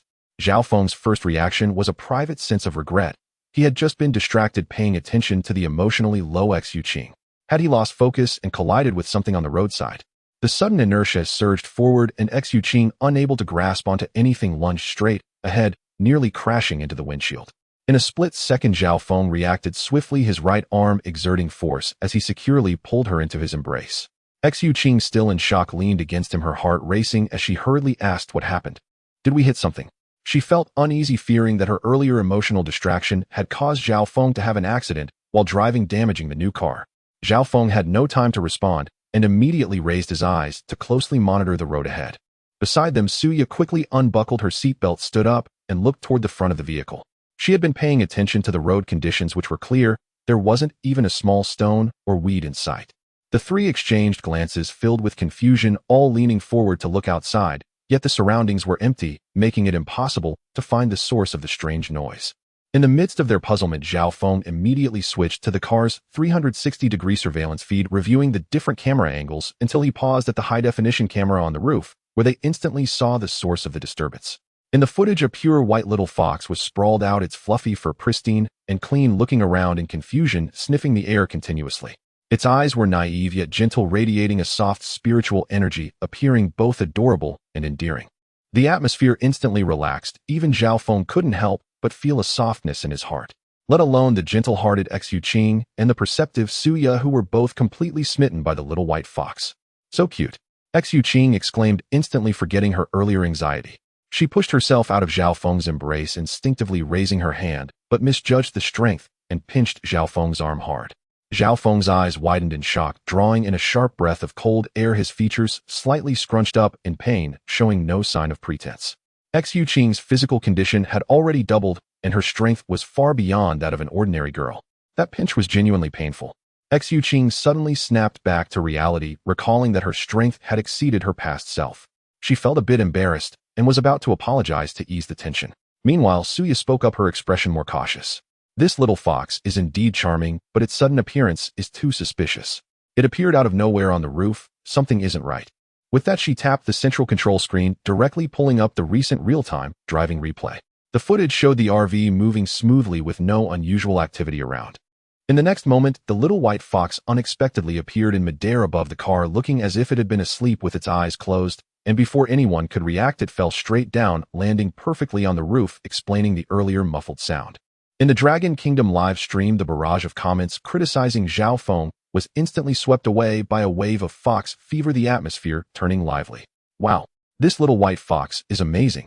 Its fur is whiter than snow and its eyes are like crystal. Who understands? People in the Dragon Kingdom have a natural filter for foxes. This beauty has directly touched my heart. Just a second ago, they were cursing Zhao Feng for being fierce to Xu Qing, and now foxy. Mommy's here. Help. I was just feeling sorry for Xu Qing, and now my mind is filled with this little fox. It's too cute. Could it be a fox spirit? Isn't that how it's written in novels? A mystical creature that could be helpful? Upstairs 1. It might be a chance from the battlefield of national fortune. This fox is definitely not ordinary. Adopt it. Quickly adopt it. Zhao Feng, if you dare to drive it away, I'll unfollow. Xu Qing would definitely love it. I just saw her eyes light up. Hurry and bring it into the car. Don't just watch. Quickly open the roof and check. Don't let the little fox fall. By the way, how did this fox appear out of nowhere? I watched the replay and it looked like teleportation. It's too strange. No matter how strange it is, it must be adopted because it's so adorable. Even if it's just an ordinary fox, it can still be a good luck charm. Where did all the people who were cursing Zhao Feng go? Come and watch the fox together. Zhao Feng, get moving. 10,086. Adopt it. It might warn us of danger at critical moments better than anything. Meanwhile, the 3 in the National Fortune battlefield weren't as relaxed as the viewers. Suya and Xu Qing looked at Zhao Feng with eager eyes, clearly wanting to pet the fox and adopt it. Zhao Feng shook his head, his expression serious. You all saw how it appeared. It's too strange. We must be cautious. Yet the 2 remained undeterred, still gazing at him eagerly. Zhao Feng, feeling helpless, finally relented. You all wait in the car. I'll go check it out. But Suya shook her head, her tone surprisingly firm. Let me go instead. Are you crazy? Zhao Feng raised his voice, suddenly nearly shouting, do you know what you're saying? Are you willing to gamble your life for a little creature of unknown origin? Xu Qing was startled by his shout and hurriedly grabbed Zhao Feng. What are you doing? Why are you so irritable today? Zhao Feng took a deep breath, calming himself, slightly confusion filling his tone. I'm sorry. I just really don't understand why you would risk your life for a mysterious creature. Suya gazed in the direction of the roof, her eyes still resolute. It's intuition. When I saw it, I felt a strange sense of familiarity. Zhao Feng ran his fingers through his hair with frustration, feeling utterly powerless. Either he had gone mad, or this cursed battlefield had. In the Dragon Country's live broadcast room, not all viewers were enchanted by the little fox. Many retained their rationality. Zhao Feng's caution isn't misplaced. This is a national fortune battlefield where anything can happen, so one must not be careless. Brother Feng, are you the one who's gone mad, or is this world mad? Suya actually claims to feel a sense of familiarity with a fox. Is that even human? Zhao Feng swiftly operated the central control screen, repeatedly switching between various camera feeds, meticulously scanning around the vehicle, the road, and the distant bushes. Having confirmed there were no traces of monsters, he finally spoke with a grave and determined tone. I will go. Suya immediately stepped forward, her voice resolute. No. It was my insistence to uncover its origins. I cannot let you take the risk. I can go out alone. Stop arguing, we will go together. Zhao Feng showed no signs of retreat, his gaze exceptionally firm. He was not one to make a fuss or be overly cautious. Earlier, he had deliberately activated his mental abilities to scan the roof of the vehicle, but curiously, within the range of his abilities, he could not sense the presence of the little white fox at all. Recalling the mythological novels he had read, every fox mentioned within them was shrouded in mystery and was certainly no benign creature. This national fortune battlefield was already enigmatic, and with the sudden appearance of this little white fox, which he couldn't even detect with his spiritual abilities, he truly dared not let his guard down. Zhao Feng pushed open the car door and stepped out, his spiritual abilities fully activated, scanning the surroundings with vigilance. Suya and Xu Qing followed suit, remaining close behind. The little fox on the roof seemed to sense the movement, leisurely walking from the middle of the roof to the front, tilting its head to look down. As the three of them finally caught a glimpse of its appearance, a virtual light screen suddenly popped up above the little white fox, first stage nine-tailed demon fox. The little fox blinked, seemingly surprised, and let out a soft gulu-gulu sound. Zhao Feng spoke in a low voice, "Don't provoke it, you are standing on our vehicle right now." As if it truly understood, the little white fox immediately quieted down, its gaze fixed intently on Zhao Feng. This man radiated the strongest aura, and he was the most dangerous. Suya softened her tone, coaxing gently, "Little fox, how did you end up here? I feel like you can understand what we are saying if you can just nod your head, okay?" The little white fox lazily turned its head back, seemingly indifferent to her. However, at the moment their eyes met, it suddenly seemed to realize something, sprang forward, and leaped directly from the roof into Suya's arms. Zhao Feng barely had time to react before the little white fox had burrowed into Suya's embrace, affectionately nuzzling its little head against her chest while emitting soft ing-ing sounds. Zhao Feng was left speechless by this scene, feeling inexplicably envious and a bit sour. Suya gently stroked the little white fox, which squinted its eyes in comfort, clearly enjoying itself. Xu Qing watched eagerly and tentatively asked, "Little fox, can I pet you too?" The little white fox ignored her, and without waiting for a response, Xu Qing extended her hand to gently stroke it, feeling its soft fur akin to petting a cat. The little white fox opened its eyes and glanced at her, showing no signs of annoyance before leisurely closing its eyes again, curling up in Suya's arms to doze off. Meanwhile, in the Dragon Country live broadcast room, Bing Bing turned to the nearby botanist Li Yuandong and asked, "Professor Li, what do you think is going on here?" Li Yuandong adjusted his glasses, his expression one of disbelief. Foxes are inherently cautious and suspicious. Under normal circumstances, they would never approach humans so easily. Bing Bing grew even more puzzled. "Then why did it jump straight into Suya's arms?" "That is the most puzzling," Li Yuandong said slowly. "Do you remember Suya insisted on getting out of the car earlier and mentioned that she felt an inexplicable familiarity with this fox?" Dragon Battle, who was nearby, spoke in a deep voice. "That's right. Suya is usually rational and calm and would never overlook the dangers posed by unknown creatures." Bing Bing exclaimed, "So you mean there really is some kind of special connection between Suya and this little white fox?" She paused, growing even more curious. But what kind of connection could it be? And why would such a connection arise? Of course, at that moment, no one could provide a definitive answer to Bing Bing's. In the National Fortune battlefield, Zhao Feng watched as the two women fussed over the little white fox, shaking his head helplessly. "Let's get back in the car. We have plenty of time to pet it on the road." The two women nodded in agreement, with Suya being the first to get back in the car, holding the little white fox, followed closely by Xu Qing, who shut the door. Zhao Feng started the RV and continued driving. Inside the vehicle, the two women placed the little white fox on the small table and took out various snacks to feed it. The little creature eagerly accepted everything, showing a hearty appetite, especially favoring the first stage beef stew. It suddenly felt that being inexplicably transported to this world didn't seem so hard to accept after all. In its clan, it had never had the chance to eat such delicious food. The elders had once said that long ago, when the Fox clan had good relations with humans, they could often enjoy human food, which was far more delectable than what was available in their own clan. It had not believed it before, but now it was completely convinced. After the little white fox finished eating, Suya cautiously tried to communicate, "Little white fox, how did you come here?" Inging, the little white fox let out a soft cry, seeming to realize that humans could not understand its words, and helplessly shook its head. "Are you saying you don't know how you got here?" Xu Qing asked tentatively. The little white fox did not vocalize, but nodded instead. Suya was somewhat surprised that this little creature could actually understand human speech. She continued to ask, "Is this place the same world as where you lived before?"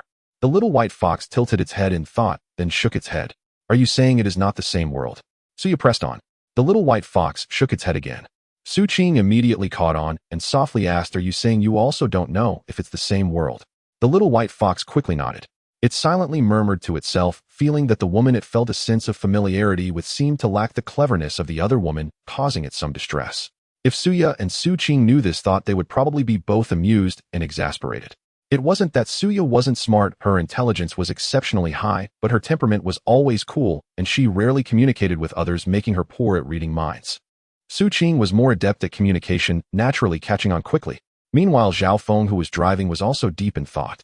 Could it be that there truly existed a fox demon clan on Blue Star? Suya's surname was Su. Could it be that there was a hidden connection with the legendary Qingqiu fox clan through the Su lineage? Zhao Feng suddenly spoke. "Little fox, are you from the Su clan of Qingqiu?" This seemingly nonsensical question left Suya and Xu Qing utterly bewildered. But upon hearing this, the little white fox leapt off the small table in a flash, darting onto the dashboard, staring intently at Zhao Feng. It tilted its head, full of suspicion. How could this person know the secrets of its fox clan? Wasn't it said that very few humans nowadays were aware of their existence? The sudden swift movement startled both Xu and Xu Qing. The speed was astonishing, the two couldn't even react in time. Fortunately, it showed no intent to attack, otherwise the consequences would have been dire. However, Zhao Feng firmly locked onto it with his mental abilities. For some reason, ever since the little white fox came into contact with Xu, his abilities no longer failed against it, allowing him to clearly sense its every move. Xu squatted down beside the driver's seat, gently stroking the little white fox's slightly bristled fur. The little creature sensed Xu goodwill and slowly relaxed its tense body. Zhao Feng chuckled, "Don't be nervous, we mean no harm. Besides, we are not in your world now, and it's highly likely we won't return." Xu immediately looked up. "Do you know its origins?" "I can't be completely sure yet, it depends on how it responds." As soon as he finished speaking, the little white fox let out a couple of soft cries and nodded solemnly. Zhao Feng was about to explain when his gaze suddenly swept to the road ahead, and his expression changed dramatically. In the distance, a dark mass of creatures was slowly approaching, each one larger than the little white fox. A rough count revealed there were at least several hundred to 1,000, making one's scalp tingle. He focused intently, and virtual information instantly appeared above his head. First-order monster black ant. Zhao Feng couldn't help but exclaim, "What the hell? Such a large group." In the Dragon Country live broadcast room, viewers eagerly awaited Zhao Feng to unveil the little white fox's background, but the next moment the scene abruptly shifted, the camera focusing directly on the road ahead. The densely packed black ants instantly filled the entire view, as if the National Fortune live broadcast room was deliberately causing chaos, maliciously zooming in on the scene. The massive head of a black ant filled the screen, its menacing mandibles opening and closing, incessantly glinting coldly. It looked capable of easily biting off a person's arm. The barrage instantly exploded, the screen flooded with frantic messages. "What the hell, what the hell, what the hell? Quick, barrage shield. I'm suffering from severe anxiety. My scalp is tingling. I'm completely on edge. I have a fear of large creatures. Don't zoom and don't zoom in. That mouth is terrifying, one bite, and it's over. Several hundred to 1,000. How are we supposed to fight this? Just a moment ago we were petting a fox, and now it's straight to hell mode. I'm getting goosebumps everywhere, this is making me uneasy." The National Fortune has a wicked sense of humor, deliberately zooming in to scare people. It's over, how do we get through this?" Inside the car, Xu and Xu Qing also saw this scene, instinctively crossing their arms and rubbing their skin, feeling goosebumps rise all over. The little white fox noticed the three of them staring into the distance and turned its head to gaze at the group of first-order monsters. Yet it showed no fear, instead curiously observing with its round eyes as if pondering what these creatures were. Zhao Feng slowly brought the car to a stop. Although driving straight through would certainly crush many black ants, what if a few managed to get underneath and gnawed at the vehicle, causing damage? That would be troublesome. Xu Qing, seeing him stop, immediately panicked. "Aren't we going to drive through?" "No," Zhao Feng shook his head. "This vehicle, while a second-tier one, cannot guarantee that all its parts are made of second-tier materials. These black ants are small and have hard mandibles. If they manage to get into the chassis and damage the components, the consequences would be dire." "Then, should we wait for them to leave?" Xu asked in confusion. After all, this group of black ants was occupying the road, and there were no treasure chests nearby, so logically they shouldn't remain here for long. Zhao Feng was also unsure why they were blocking the road, but he clearly had no patience to wait. "Stay in the car, I'll handle them." "Are you crazy?" Xu immediately retorted loudly. "There are over 1,000 of them. Even if you stand still and let them bite you, it would take half a day. Once surrounded, how will you escape?" Zhao Feng remained calm. "Don't worry, I'll use fire to attack." Before the two could respond further, he had already pushed open the car door and stepped out. Seeing Zhao Feng insist on confronting the swarm of black ants, Xu and Xu Qing had no choice but to steel themselves and follow him out of the car. Teaming up was certainly better than facing it alone. What they didn't expect was that the little white fox also swiftly followed them, nimbly jumping onto Xu shoulder. Zhao Feng walked several meters away from the first-order black ant swarm, but the black ants remained indifferent, seemingly unaware of his presence. He wondered to himself, could it be that these monster ants were as rumored online creatures with a two-dimensional perception, completely oblivious to someone approaching? Regardless, this was just as well. Zhao Feng immediately took out gasoline from his ability space and poured it over the swarm. The black ants showed no fear, merely raising their heads in confusion before ignoring him and continuing to move about. He poured gasoline several times using his mental abilities to sweep over, and about 90% of the black ants were drenched. Zhao Feng quickly stepped back a few meters, picked up a lit stick, and accurately threw it into the center of the ant swarm. Boom! The flames surged up, instantly engulfing the entire swarm in a fierce blaze accompanied by the crackling sounds of burning. In the distance, Xu Qing looked at the blazing swarm of ants, puzzled, and asked, "Why are these ants so easily ignited?" Suya furrowed her brows, quickly thinking before solemnly explaining, the primary component of an ant's exoskeleton is carbon-based, which is highly flammable by nature. Before the two could say more, a strong, acrid, nauseating smell suddenly permeated the air, assaulting. Upon smelling this odor, the little white fox immediately covered its nose tightly, with its little front paws, its ears drooping, displaying a face of resistance. Seeing that the swarm of black ants was trapped by the flames and none were rushing toward them, Suya and Xu Qing quickly hopped back into the car, promptly closing the doors and windows to block the stench. Zhao Feng, however, did not relax in the slightest. Instead, he retreated several meters toward a direction away from the ant swarm, gripping his tang knife tightly, his aura tense, his eyes sharply scanning the fiery scene, remaining on high alert, not daring to be careless. Even while busy on high alert, he quickly took a mask from his ability space and put it on, barely mitigating the suffocating stench. Inside the car, Xu Qing watched Zhao Feng, who remained tense and vigilant outside, filled with confusion. The ant swarm has been burned. Why is Zhao Feng still so cautious?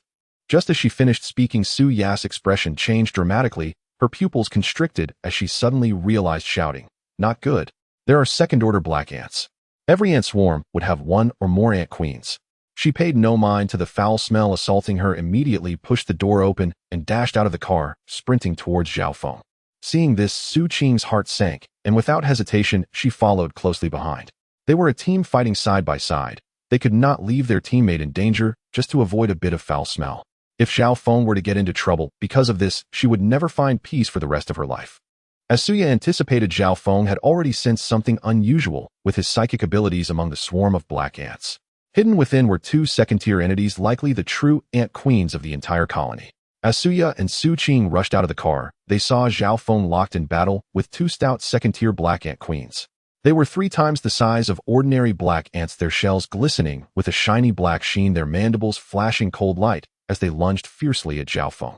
Holding a tang knife, Zhao Feng used his psychic abilities to accurately predict each attack from the ant queen, evading with agility. However, the two queens attacked from both sides, coordinating seamlessly. While he could defend himself, he was unable to counterattack, leading to a stalemate. Zhao Feng will help you. Suya charged forward, first activating her ice abilities in an instant.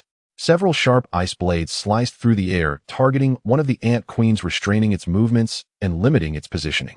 Xu Qing quickly retrieved a pre-prepared crossbow arrow from her backpack, drawing the bowstring taut, her eyes sharp as an eagle aiming at the vulnerable abdomen of the other ant queen. That was the weakest point of its shell. Whoosh! The crossbow bolt shot through the air, accurately piercing the abdomen of that ant queen, dark green bodily fluid gushing out instantly. The wounded ant queen let out a shrill screech, its assault instantly faltering as it staggered backward. Seizing the opportunity, Zhao Feng's eyes sharpened, his speed suddenly increasing. The tang knife, imbued with a fierce gust of wind, struck ruthlessly down upon the ant queen, restrained by Suya, splitting it in half with a resounding crack and killing it instantly. With one queen dispatched, the 3 of them quickly surrounded the remaining injured ant queen. Xu Qing once again drew her crossbow, shooting an arrow at its other weak point, the compound eye, hitting it precisely. Suya released ice spikes, freezing its limbs and rendering it immobile. Seizing the chance, Zhao Feng approached and delivered a precise strike with his tang knife, completely ending its life. The live stream chat exploded. Xu Qing's marksmanship with the crossbow is incredible. One shot hits the crucial point. The trio's cooperation is divine. Suya controls the field, Xu Qing snipes from afar, and Zhao Feng delivers the final blow. Perfect. Xu Qing's precise strikes are legendary. Just moments ago we worried about being unable to defeat the 2 second-tier queens, yet we resolved it so quickly. What a thrill. Zhao Feng noticed that many lightly injured black ants were fleeing towards the highway and immediately chased after them with his knife, dispatching them swiftly one by one. Suya followed closely behind, using ice blades to finish off enemies from a distance. Even the little white fox in her arms jumped down, effortlessly slapping a first-tier black ant to death with its small paw. During the slaughter, a black ant was struck down, dropping a cherry-sized, completely black orb. Zhao Feng focused his gaze and virtual information appeared. First-tier magic core can be absorbed to enhance strength. He continued clearing the remaining black ants, quickly discovering that not every ant had a magic core, approximately 1 in every 5 possessed one. After dispatching all the remaining black ants, Zhao Feng approached the corpses of the 2 second-tier ant queens, gently prodding with his tang knife to extract 2 second-tier magic cores from their heads. Both queens had one. Suya and Xu Qing approached and also noticed the dark crystals. Xu Qing picked one up and carefully felt it, frowning as she said, "The energy within is quite mixed. Absorbing it is much more troublesome than crystal cores and energy coins." I feel it too, but at least it's a harvest. Zhao Feng nodded in agreement. Suya looked around. Fortunately, there should be a considerable number. Not too many, about 1 magic core for every 5 first-tier black ants, Zhao Feng estimated. Only a 1/5 probability. Suya frowned slightly. Xu Qing smiled. That's still quite a lot. By my calculation, there should be at least over 100, nearly 200 cores. She paused, puzzled, and asked, can't the national fortune system directly help us decompose them?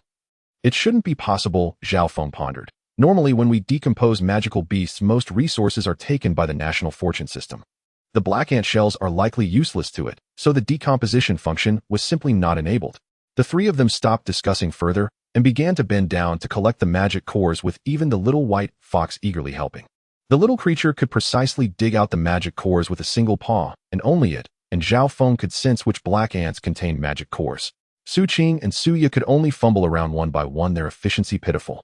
Eventually, they simply stopped and waited for Zhao Feng and the little white fox to finish collecting. Once they finished, they counted carefully. Including the 2 second-tier magic cores, there were exactly 222 cores in total. Zhao Feng then spread out his psychic energy, thoroughly investigating the surroundings in an attempt to locate the nest of the black ants.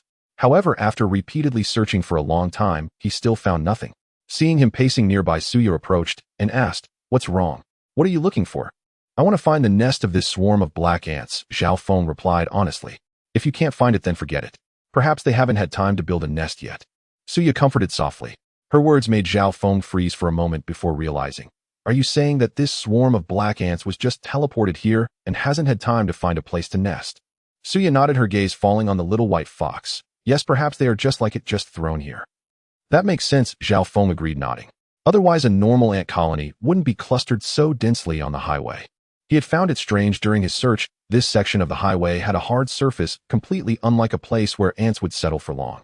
"Not necessarily just good luck," Zhao Feng pondered for a moment before speaking. "Perhaps this is the arrangement of the national fortune battlefield. Each participating team..." "Not necessarily just good luck," Zhao Feng pondered for a moment before speaking. "Perhaps this is the arrangement of the national fortune battlefield. Each participating team will likely encounter similar beast swarms." As soon as Zhao Feng finished speaking, the live stream in the Dragon Country's broadcast room began to frequently switch scenes, and the chat exploded as everyone realized. He was absolutely correct. Bing Bing immediately switched to the real-time footage of other country competitors, her tone serious and urgent. "Audience friends, look.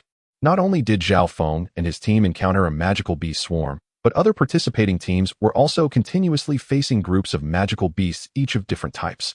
The camera first cut to a team from European OX country, where the highway was densely packed with agile gray wolf-shaped magical beasts. A virtual screen displayed first-tier magical beast Wind Wolf. They were moving swiftly, viciously tearing at an off-road vehicle. This team chose not to fight back. Everyone huddled inside the vehicle, firmly locking the doors, quietly waiting for the Wind Wolves to leave. The team members' faces were pale, not daring to breathe. The scene quickly transitioned to another team from Southeast Asia's non-monkey country, whose situation was even more perilous. On the highway, hundreds of venomous snakes, each as thick as a human arm, loomed. The first-order beast venomous Fong snake, flicking its forked tongue as it coiled around the wheels and guardrails. The team, eager to push forward, chose to accelerate, but as the vehicle started, the tires were bitten and exploded by the venomous Fong snakes, causing the vehicle to lose control and flip over. Before the team members could crawl out, they were engulfed by the swarming venomous Fong snakes. The live stream was instantly stained with blood, leaving only the chilling cries gradually fading away. Next, the camera turned to a team from an African country who encountered a horde of first-order beasts, iron-eating rats. These rats were twice the size of ordinary house mice, with teeth as sharp as iron, wildly gnawing at the vehicle's exterior. The team attempted to rush through, but was surrounded by the rat swarm. The windows were gnawed through, and the screams of the team members echoed through the screen, ultimately becoming food for the iron-eating rats. Another team from a country in the Americas faced the bulky, yet highly defensive, first-order beast rock bull. Dozens of rock bulls blocked the road, their bodies covered with hard rock shells. This team chose to wait patiently, taking advantage of the moment when the rock bulls moved slowly and created a gap, quickly dashing through and narrowly escaping danger. The live stream's comments flooded the screen, voices of discussion rising and falling. "Wow, Brother Feng was right. Every team encountered a beast horde. So terrifying." The team from the Southeast Asian non-monkey country was directly swallowed by the venomous Fong snakes, making my scalp tingle. Country O is cautious, waiting for the beast horde to leave is much more reliable than charging through. The XX country team is too miserable. Their windows were gnawed through by the rats. Just thinking about it gives me goosebumps. The rock bowls look heavy and clumsy, but their shells must be extremely hard. Rushing through would probably result in a wreck. Brother Feng and his team are lucky encountering the burnable black ants. If it were windwolves or venomous snakes, it would be trouble. The previous comment isn't about luck, it's about their team's strength. The previous comment is correct. Don't look at the other team's beasts being large, but they are fewer in number. You overlooked something. Zhao Feng's team still has 2 second-order beasts. Compared to that, Zhao Feng's handling is too steady, fast and safe, and they gained over 200 magic cores. The national luck battlefield is too ruthless. Quite a few were eliminated all at once. Bing watched the series of horrific scenes with a heavy tone. It seems Zhao Feng's guess is completely correct. This is the unified arrangement of the national luck battlefield. The Beast Horde test has descended upon every participating team, and different choices determine different fates. Dragon Battle added solemnly, the more it is like this, the more cautious you must be. The 3 of them returned to the second-level RV, or just as Zhao Feng was about to step into the driver's seat, he was stopped by Su Ya's hand.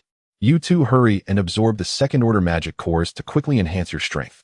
Zhao Feng shook his head. No need, you and Sister Qing can use them. They'll practice later. I should be able to break through to the second order by tomorrow. I can't use magic cores, Suya said with a hint of frustration. Xu Qing was taken aback and exclaimed, why not? Although the energy is mixed and absorbs slowly, it can be gradually separated and purified.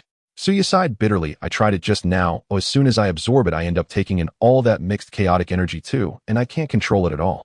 Zhao Feng immediately understood the reason. Xu Qing possessed wood-type abilities, making her particularly sensitive to energy. He relied on his mental abilities to easily separate impurities. He nodded. All right, then you drive. After the 3 of them got into the car, Suya started the RV and continued. Zhao Feng took out a second-order magic core and handed it to Xu Qing, and after thinking for a moment, he took out a first-order magic core and offered it to the little white fox. The little creature merely glanced at it in disdain and turned its head away. Zhao Feng was a bit curious. Little white fox, if you don't absorb the magic core, how will you level up? The question seemed to hit a sore spot, and the little white fox appeared even more dejected. This world has no spiritual energy, and the energy within the magic cores is a chaotic mess laced with traces of black, demonic energy, making it too fearful to absorb. Seeing this, Suya reminded Zhao Feng, why not try giving it energy coins or crystal cores? All right, Zhao Feng responded, taking an energy coin and a crystal core from his ability space and handing them to the little white fox. The little creature's eyes brightened instantly. It happily hugged them, with its small paws curling up on the soft seat, closing its eyes, and began to quietly absorb the energy. Zhao Feng casually used his mental abilities to probe a bit, and was somewhat surprised, finding that the pure energy from the crystal core and coin was continuously flowing into its paws. The absorption speed was so fast that it almost kept up with his own pace as a 3th-level ability user. Unable to resist, Zhao Feng reached out to pet the little white fox, causing it to open its eyes in surprise, staring at him blankly. Looking at its confused yet lively appearance, Zhao Feng's mind suddenly flashed with the image of Su Daji. If one day this little white fox turned into a human, wouldn't his earlier action be? He quickly withdrew his hand, feeling awkward, and swiftly changed the subject. Little white fox, you actually absorb energy directly, not swallow, and refine it. Do you have a cultivation method? The little white fox nodded. Indeed, you are worthy of being from the 9-tailed celestial fox lineage. You have inherited cultivation methods in your blood, right? Zhao Feng asked again. The little white fox shook its head and then nodded. Zhao Feng was immediately puzzled. What did this shaking and nodding mean? He stared at the little creature, unable to resist pondering over his earlier words.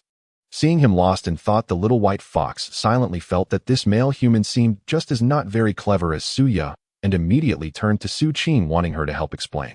Xu Qing understood its gaze, but also completely did not understand the fox demon race. The communication between the person and the fox had already exceeded her comprehension. She could only helplessly pet the little white fox softly, saying, I also don't understand what you want to express. In fact, this is the first time I've heard of what you two are discussing. The little white fox immediately understood, so only this male human knew about the existence of the 9-tailed fox from Qingqiu. Hearing Xu Qing's words, Zhao Feng suddenly recalled that while this blue star also had legends of fox spirits, most only remained at the surface level of foxes becoming spirits. Even the story of Su Daji was simply explained as a fox becoming a spirit. There was no complete mythological system here like on Earth. There was no classic of mountains and seas, no investiture of the gods, and certainly no journey to the west, making mythological inheritance extremely thin. Most of the popular literature on the market consisted of supernatural stories, technological development, and Zhao Feng's heart suddenly skipped a beat. He was currently in a global live broadcast, And if too many secrets beyond this world's understanding were exposed, would he be targeted by the relevant departments of the Dragon Nation? But then he thought again and felt relieved. Now that he was trapped in the National Luck battlefield, he didn't even know if he could survive to return. As for his parents and family in this life, he trusted that the leadership and order of the Dragon Nation would not casually implicate the innocent.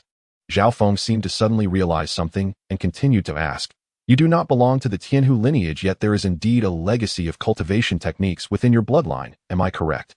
The little white fox pondered for a moment and gently nodded. It was not a direct descendant of the Tianhu, but it could be considered a descendant of the lineage. However, the Fox clan had strict rules, and the Tianhu lineage held a transcendent status. Even as a descendant, one could never arrogantly claim to possess Tianhu blood unless they returned to their ancestral roots and awakened to become a true Tianhu. If one were to misuse this, they would be scorned by the entire clan at best, or have their Fox status revoked, or even face death at worst. Seeing this, Zhao Feng wanted to ask further about the inexplicable familiarity between it and Suya, but remembering that the global livestream was still ongoing, he held back the words that were on the tip of his tongue. He leaned back in his seat, keeping an eye on the road outside, while starting to absorb the second-tier magic core in his hand. At this moment, the livestream from Long was switched to the survival perspectives of Lung Feng and Lei Zhan. In the woods by the roadside, a towering second-tier magic vine was writhing violently, with numerous thick vines sweeping in like venomous snakes, and the vines were adorned with sharp barbs, filling the air with a plant-like stench.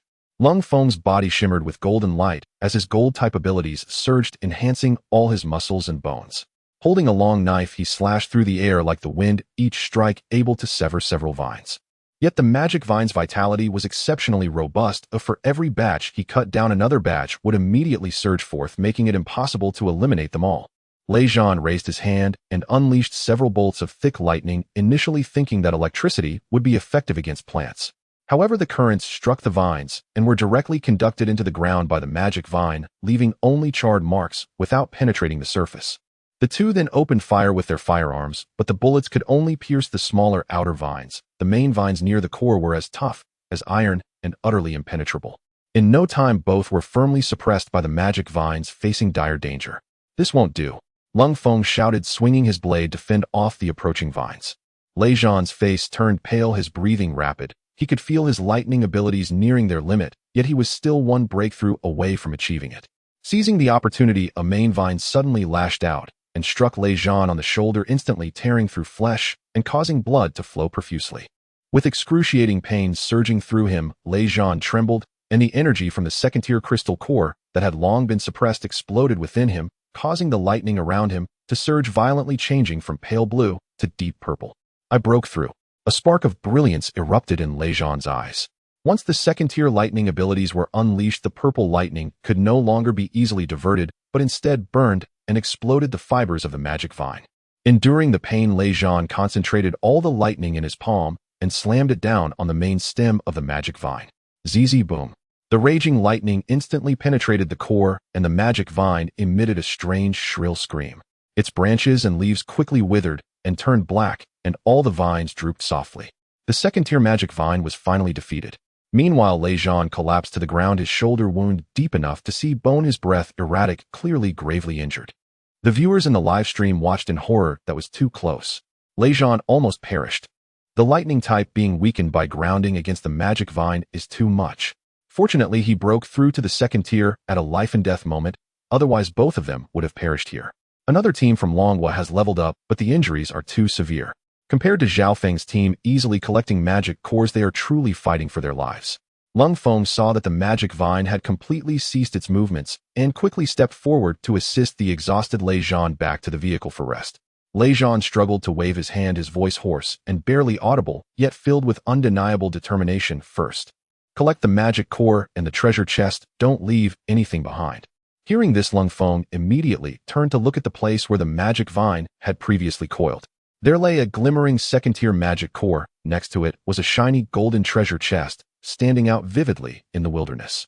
He dared not be the least bit careless and quickly walked over, carefully picking up the second-tier magic core and tucking it into his bosom. Then he raised his assault rifle, gently pressing the muzzle against the chest lid, and slowly pried it open. Not far away, despite being covered in wounds and breathing unevenly, Lei Zhan still managed to raise his assault rifle with difficulty, aiming it squarely at the golden treasure chest, his expression brimming with vigilance. They had both experienced the treachery of treasure chests before and were fearful of any lurking monsters. Fortunately, their worries were unfounded. Once the chest lid was fully opened, there was no movement inside. Only a resource card emitting a faint glow lay quietly at the bottom of the chest, accompanied by a clear note. This resource card can be used with any card, providing all the materials required by that card in full, without any additional consumption. Upon seeing the note, a hint of joy flashed in Lung Feng's eyes, and he quickly stored the resource card away. He turned around and hurriedly rushed to Lei Zhan's side. Without saying a word, he bent down and securely lifted him onto his back, moving quickly yet steadily towards the vehicle on the road, fearing to waste any time for Lei Zhan's recovery. In the Longwell livestream, Bing Bing spoke with a hint of concern, addressing the camera. Lei Zhan just risked his life to defeat the second-tier magic vine. He not only consumed a lot of energy during the breakthrough, but also sustained serious injuries. I hope he will be safe. No need to worry too much, everyone. Long Zhan explained gravely to the camera, his tone steady and reassuring. Their armored vehicle is equipped with a complete military medical kit stocked with all necessary supplies for hemostasis and inflammation and suturing. Although Lei Zhan's injuries look serious, as long as they are treated in time and no vital areas are harmed, there should not be a major issue. However, Lei Zhan has just broken through to the second tier, which requires stabilizing his abilities. Coupled with the severe injury this time, he will likely need a few days to recuperate. During this time, Lung Feng will have to face the dangers ahead alone. The livestream's bullet comments were instantly flooded with prayers and concerns for Lei Zhan. Lei Zhan, you must be okay. Get well soon and fight alongside Lung Feng. Thank goodness for the military medical kit, otherwise I can't imagine how it would be. I feel for Lei Zhan, who risked his life for the breakthrough and resources. It's really not easy for Lung Feng to fight alone. I hope Lei Zhan can recover quickly, as their cooperation is the most stable. Praying for Lei Zhan's speedy recovery. The Longwood team cannot afford to lose anyone. If only they had a wood-type ability user like Xu Qing. It would be great.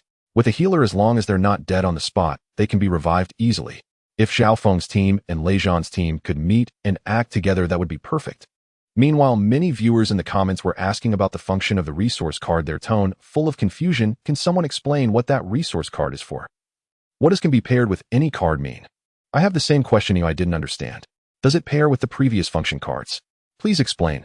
This resource card looks powerful, but I don't know how to use it specifically. Is it going to be useless? Is there anyone knowledgeable? Please tell us what this resource card can actually do. Lung Feng helped Lei Zhan tend to his wounds, and after taking a breath, Lei Zhan suggested, how about we upgrade the vehicle first? Lung Feng pondered for a moment and found the suggestion quite reasonable. However, neither of them anticipated that this decision would lead to deep regrets in the future. Of course, that was a tale for later. The two immediately got out of the car, and Lung Feng took out the vehicle upgrade card and resource card, silently chanting in his mind, upgrade. Instantly, a system prompt popped up asking whether they wanted to change the vehicle's appearance.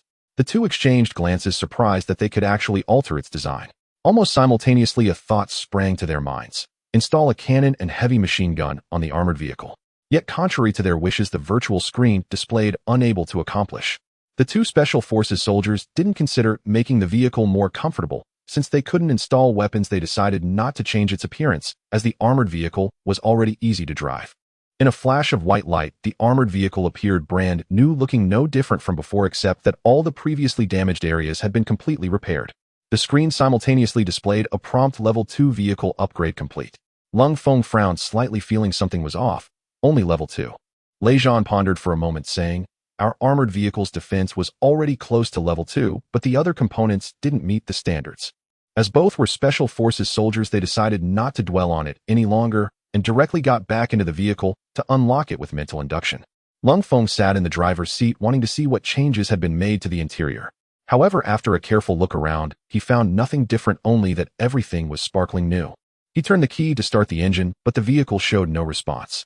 Instead, a line of text appeared on the dashboard: please select the power source 1. Gasoline 2. Energy block. Lung Feng was taken aback. Oh, energy block. Where did that come from? Lei Zhan also noticed the prompt and carefully examined the interior, finally discovering a groove resembling a bus fare slot behind the gear lever. Upon closer inspection, small text appeared above energy block entrance: can accept magic core, energy coins, crystal cores, monster cores, etc. Look here, Lei Zhan gestured to Lung Feng. After saying this, he pulled out 2 crystal cores from his pocket and directly inserted them. Lung Feng was astonished. So it really works this way, we won't have to worry about gasoline anymore. He then chose the energy block to power the vehicle and restarted it. The dashboard displayed maximum travel distance, 200 kilometers. 1 crystal core can probably cover 100 kilometers, he remarked. Not bad, or we won't have to worry about energy in the future. Lei Zhan nodded in agreement. Meanwhile, in the live broadcast room, Bing Bing joyfully announced, it seems that Lei Zhan is fine, and their armored vehicle can actually use crystal cores instead of gasoline. That's fantastic. The audience erupted in cheers, but soon some voiced their confusion, and the bullet comments flooded the screen. Why can Lei Zhan's vehicle use different energy sources, while Zhao Feng's RV cannot? Yeah, aren't they both level 2 vehicles? Is it possible that level 2 vehicles do not come with energy drive functions?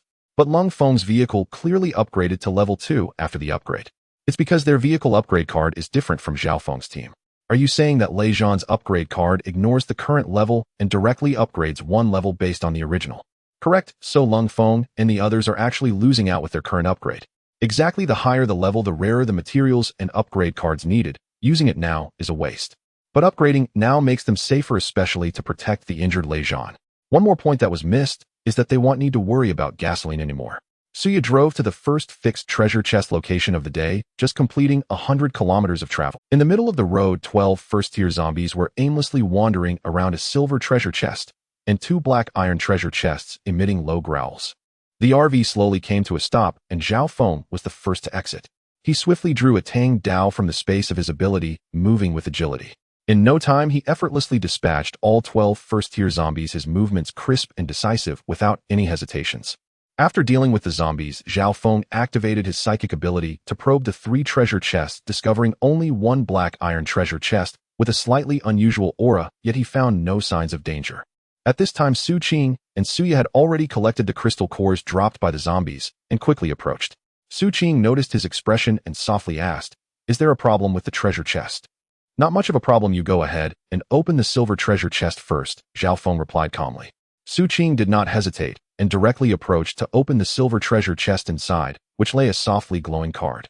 The card's information promptly appeared: water collector upgrade card, which can increase the daily output of drinking water by 50 liters based on the original water collector.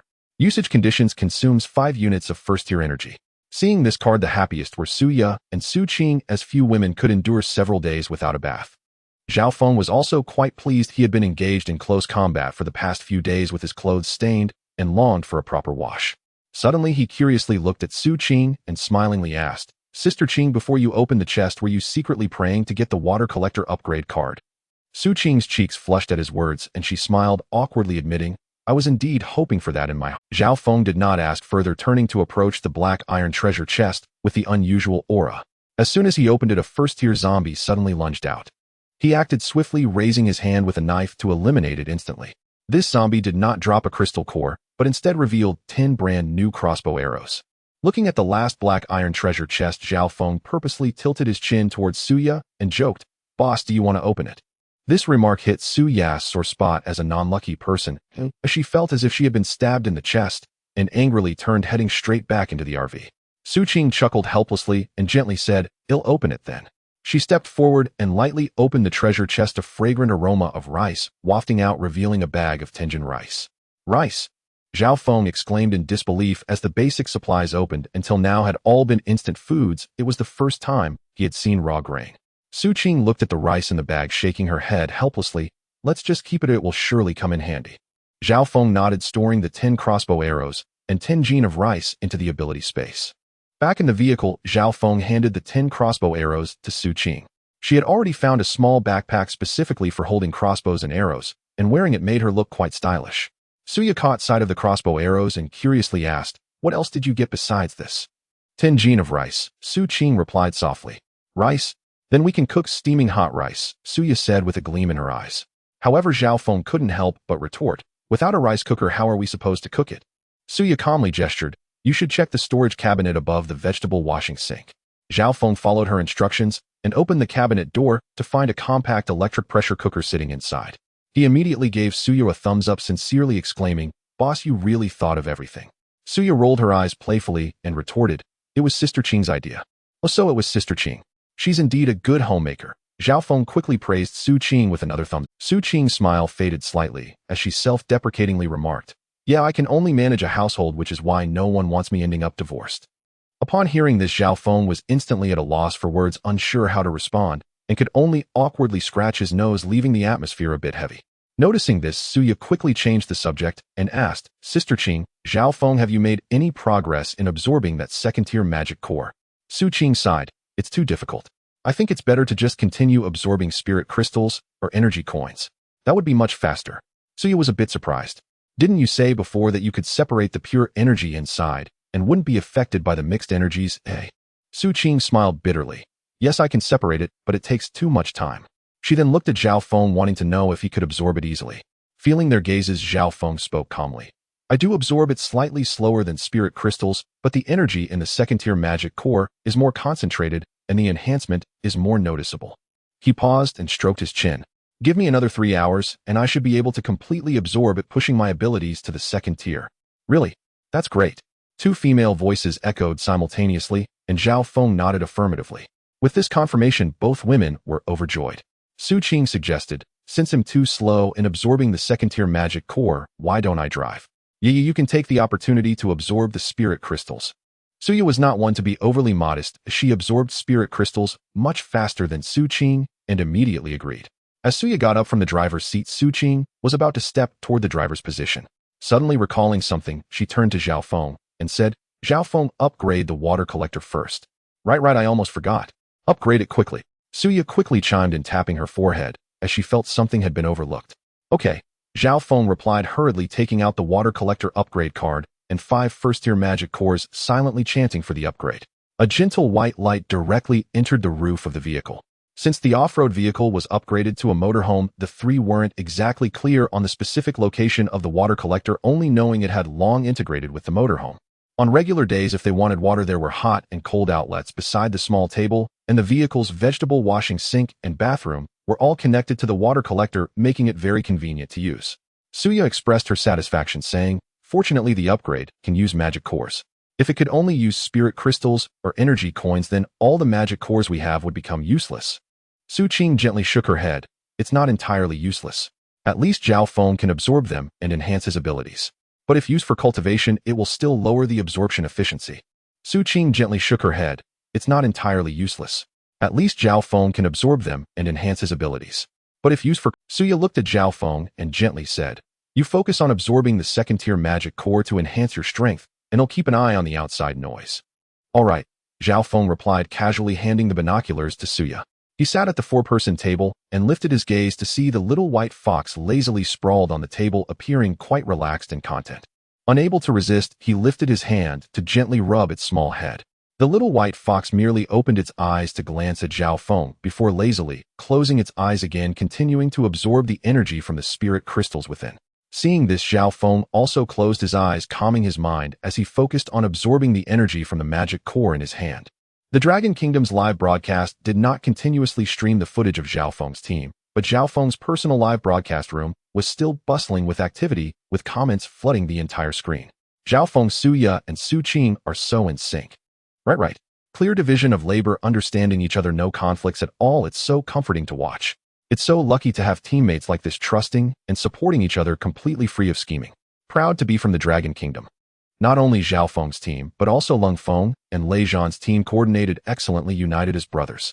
Proud to be from the Dragon Kingdom 1. Proud to be from the Dragon Kingdom 1008. 6 other participating teams from the Dragon Kingdom are also particularly harmonious, all united in survival. Just as the screen was filled with pride, a user from the Stick Nation suddenly jumped in, sarcastically mocking, don't flatter yourselves.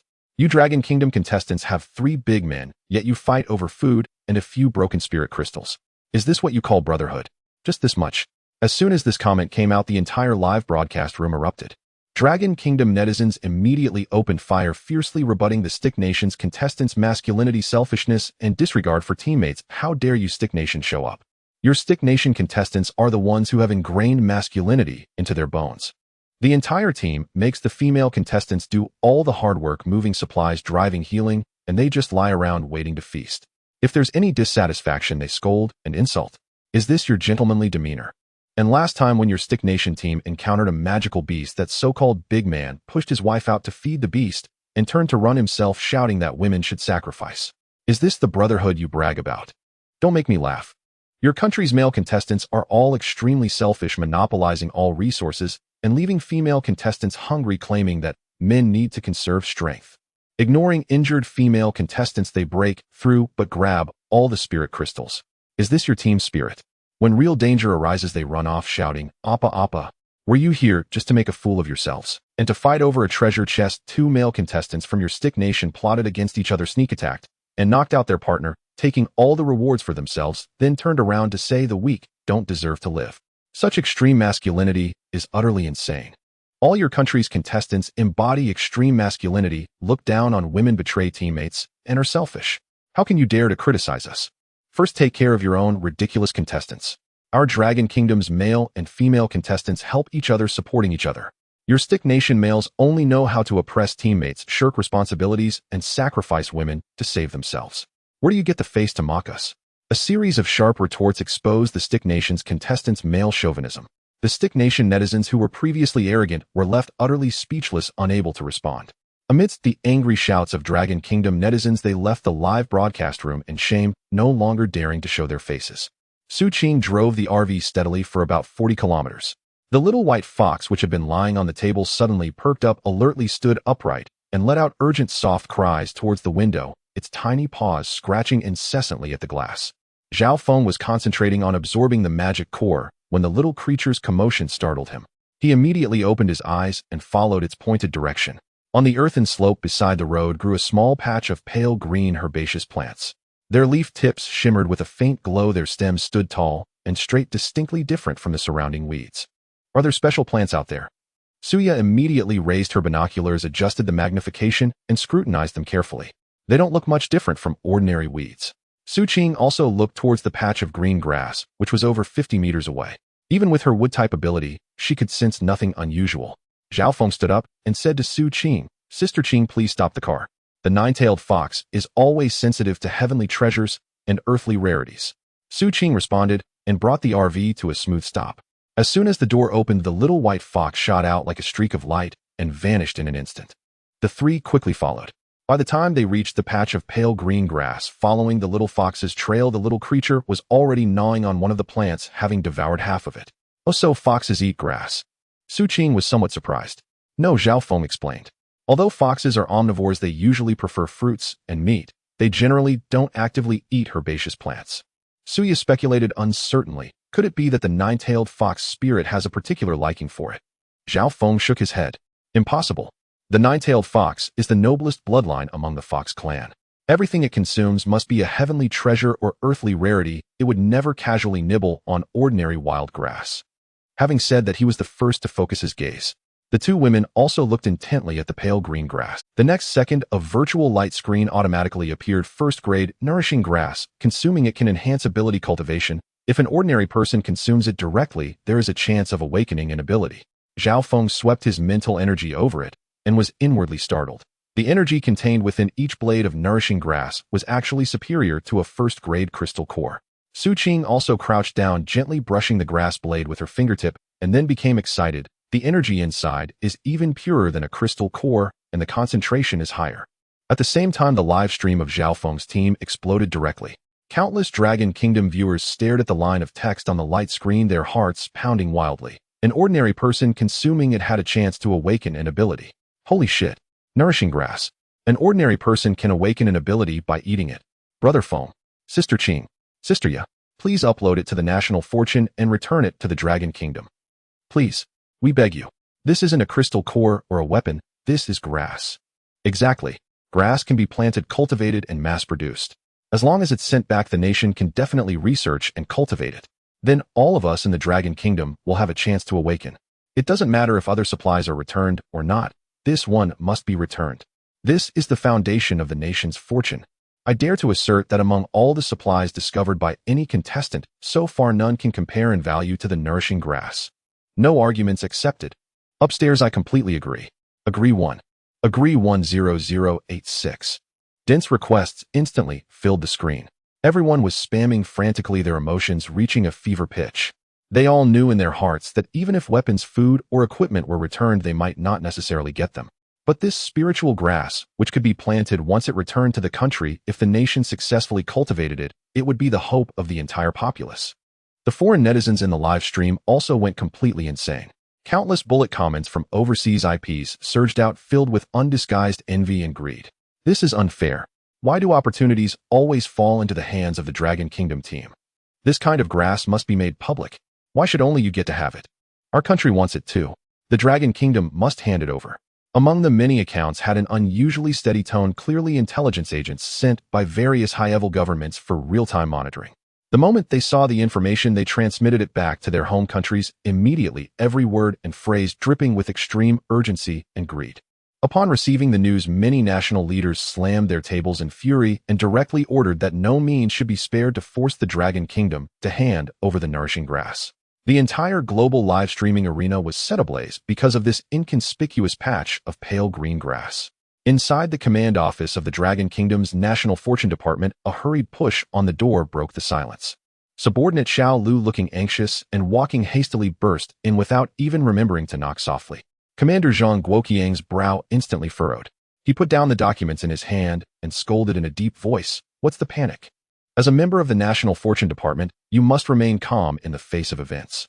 Speak what has happened." Xiao Lu quickly stopped, raised his hand to wipe the fine sweat beading on his forehead, and reported with urgency, but without losing composure, reporting to the chief. A major discovery has been reported from the live stream of Zhao Feng's team. They have found nourishing grass, but this grass has a chance to awaken abilities in ordinary people, can enhance cultivation for ability users, and its energy is purer than a first-grade crystal core. Its value is simply incalculable. Upon hearing this, Zhang Guoqiang's expression turned grave. He tapped his fingers lightly on the table, pondered for a moment, then waved his hand at Xiao Lu. "I understand. You may leave first. Without my orders, you are not to leak any information." "Yes, Chief." Xiao Lu acknowledged, tiptoed out of the door, and carefully closed the office door behind him. The office fell silent once more. Without a moment's delay, Zhang Guoqiang picked up the encrypted landline on his desk and dialed the direct line to the Central High Command. He reported the entire process of Zhao Feng's discovery of the nourishing grass along with its special properties word for word, clearly and in detail. A calm and gentle voice came from the other end of the line. "Guoqiang, stay calm. Zhao Feng and his team haven't uploaded the nourishing grass to the National Fortune yet. There's no need to be so tense." "Chief," Zhang Guoqiang said with unwavering determination, a hint of barely perceptible urgency in his tone. "Given the past actions and patriotic sentiments of Zhao Feng, Xu and Xu Qing, they will undoubtedly choose to upload it to the National Fortune at the earliest opportunity to benefit the Dragon Kingdom.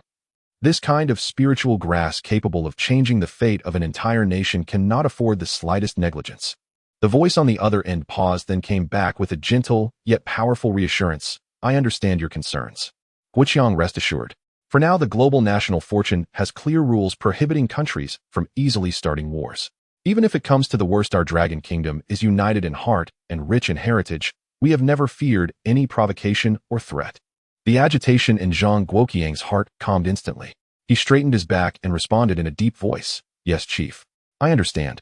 On the National Fortune battlefield, Xu Qing had just pulled up a blade of nourishing grass when the little white fox beside her let out a series of soft whines, waving its tiny paws incessantly as it called out. Seeing this, Xu frowned slightly and said, "Little fox, with such a large patch of nourishing grass, you can't possibly take it all. How about we split it evenly?" The little white fox gently shook its head, extended a tiny paw to point at the stem above the root of the nourishing grass, then made a small cutting motion with its paw, and the blade of grass broke off cleanly.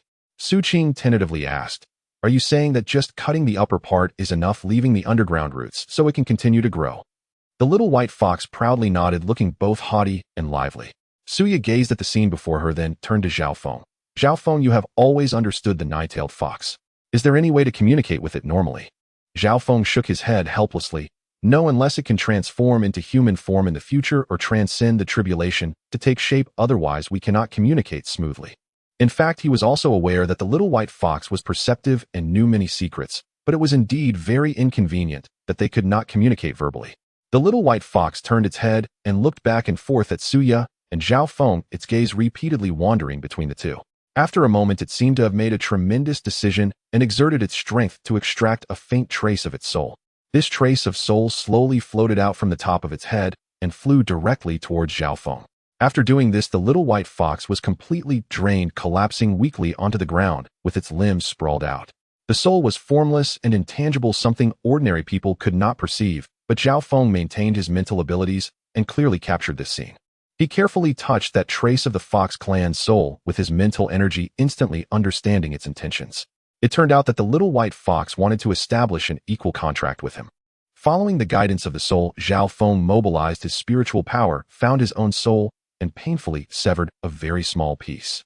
Just the slightest separation of his soul sent a wave of intense pain throughout his body, causing him to tremble uncontrollably. He gritted his teeth and sent out that piece of his soul, slowly blending it with the little white fox's soul, thus completing the establishment of the equal contract. Xu Qing and Suya could not see the soul movements of the person and the fox. They only noticed the sudden change in their auras and unusual states, mistakenly thinking it was a hidden monster launching a surprise attack. Suya immediately conjured a cold ice blade, her expression guarded as she scanned every corner around them. Xu Qing quickly removed the crossbow from her back, deftly nocking an arrow, her nerves taut and ready for action. Zhao Feng noticed the tension and fear in the two and forcibly suppressed the excruciating pain from the soul tearing. His voice was slightly hoarse as he reassured them. It's fine, no need to be nervous, there is no danger. As soon as he finished speaking, a soft white light suddenly illuminated the point of soul, blending, splitting into 3 beams. One shot straight into the sky, one entered Zhao Feng's brow, and the last one slowly merged into the forehead of the little white fox. The two women were astonished at the sight before them. Suya was the first to speak, asking in confusion, what exactly is going on? At this moment, Zhao Feng noticed that his soul had actually solidified and grown stronger than before, and he too was filled with surprise.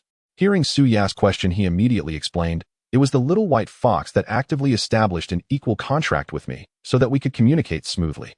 Equal contract? What is that? Suya and Xu Qing's voices chimed in succession, filled with. Zhao Feng patiently elaborated.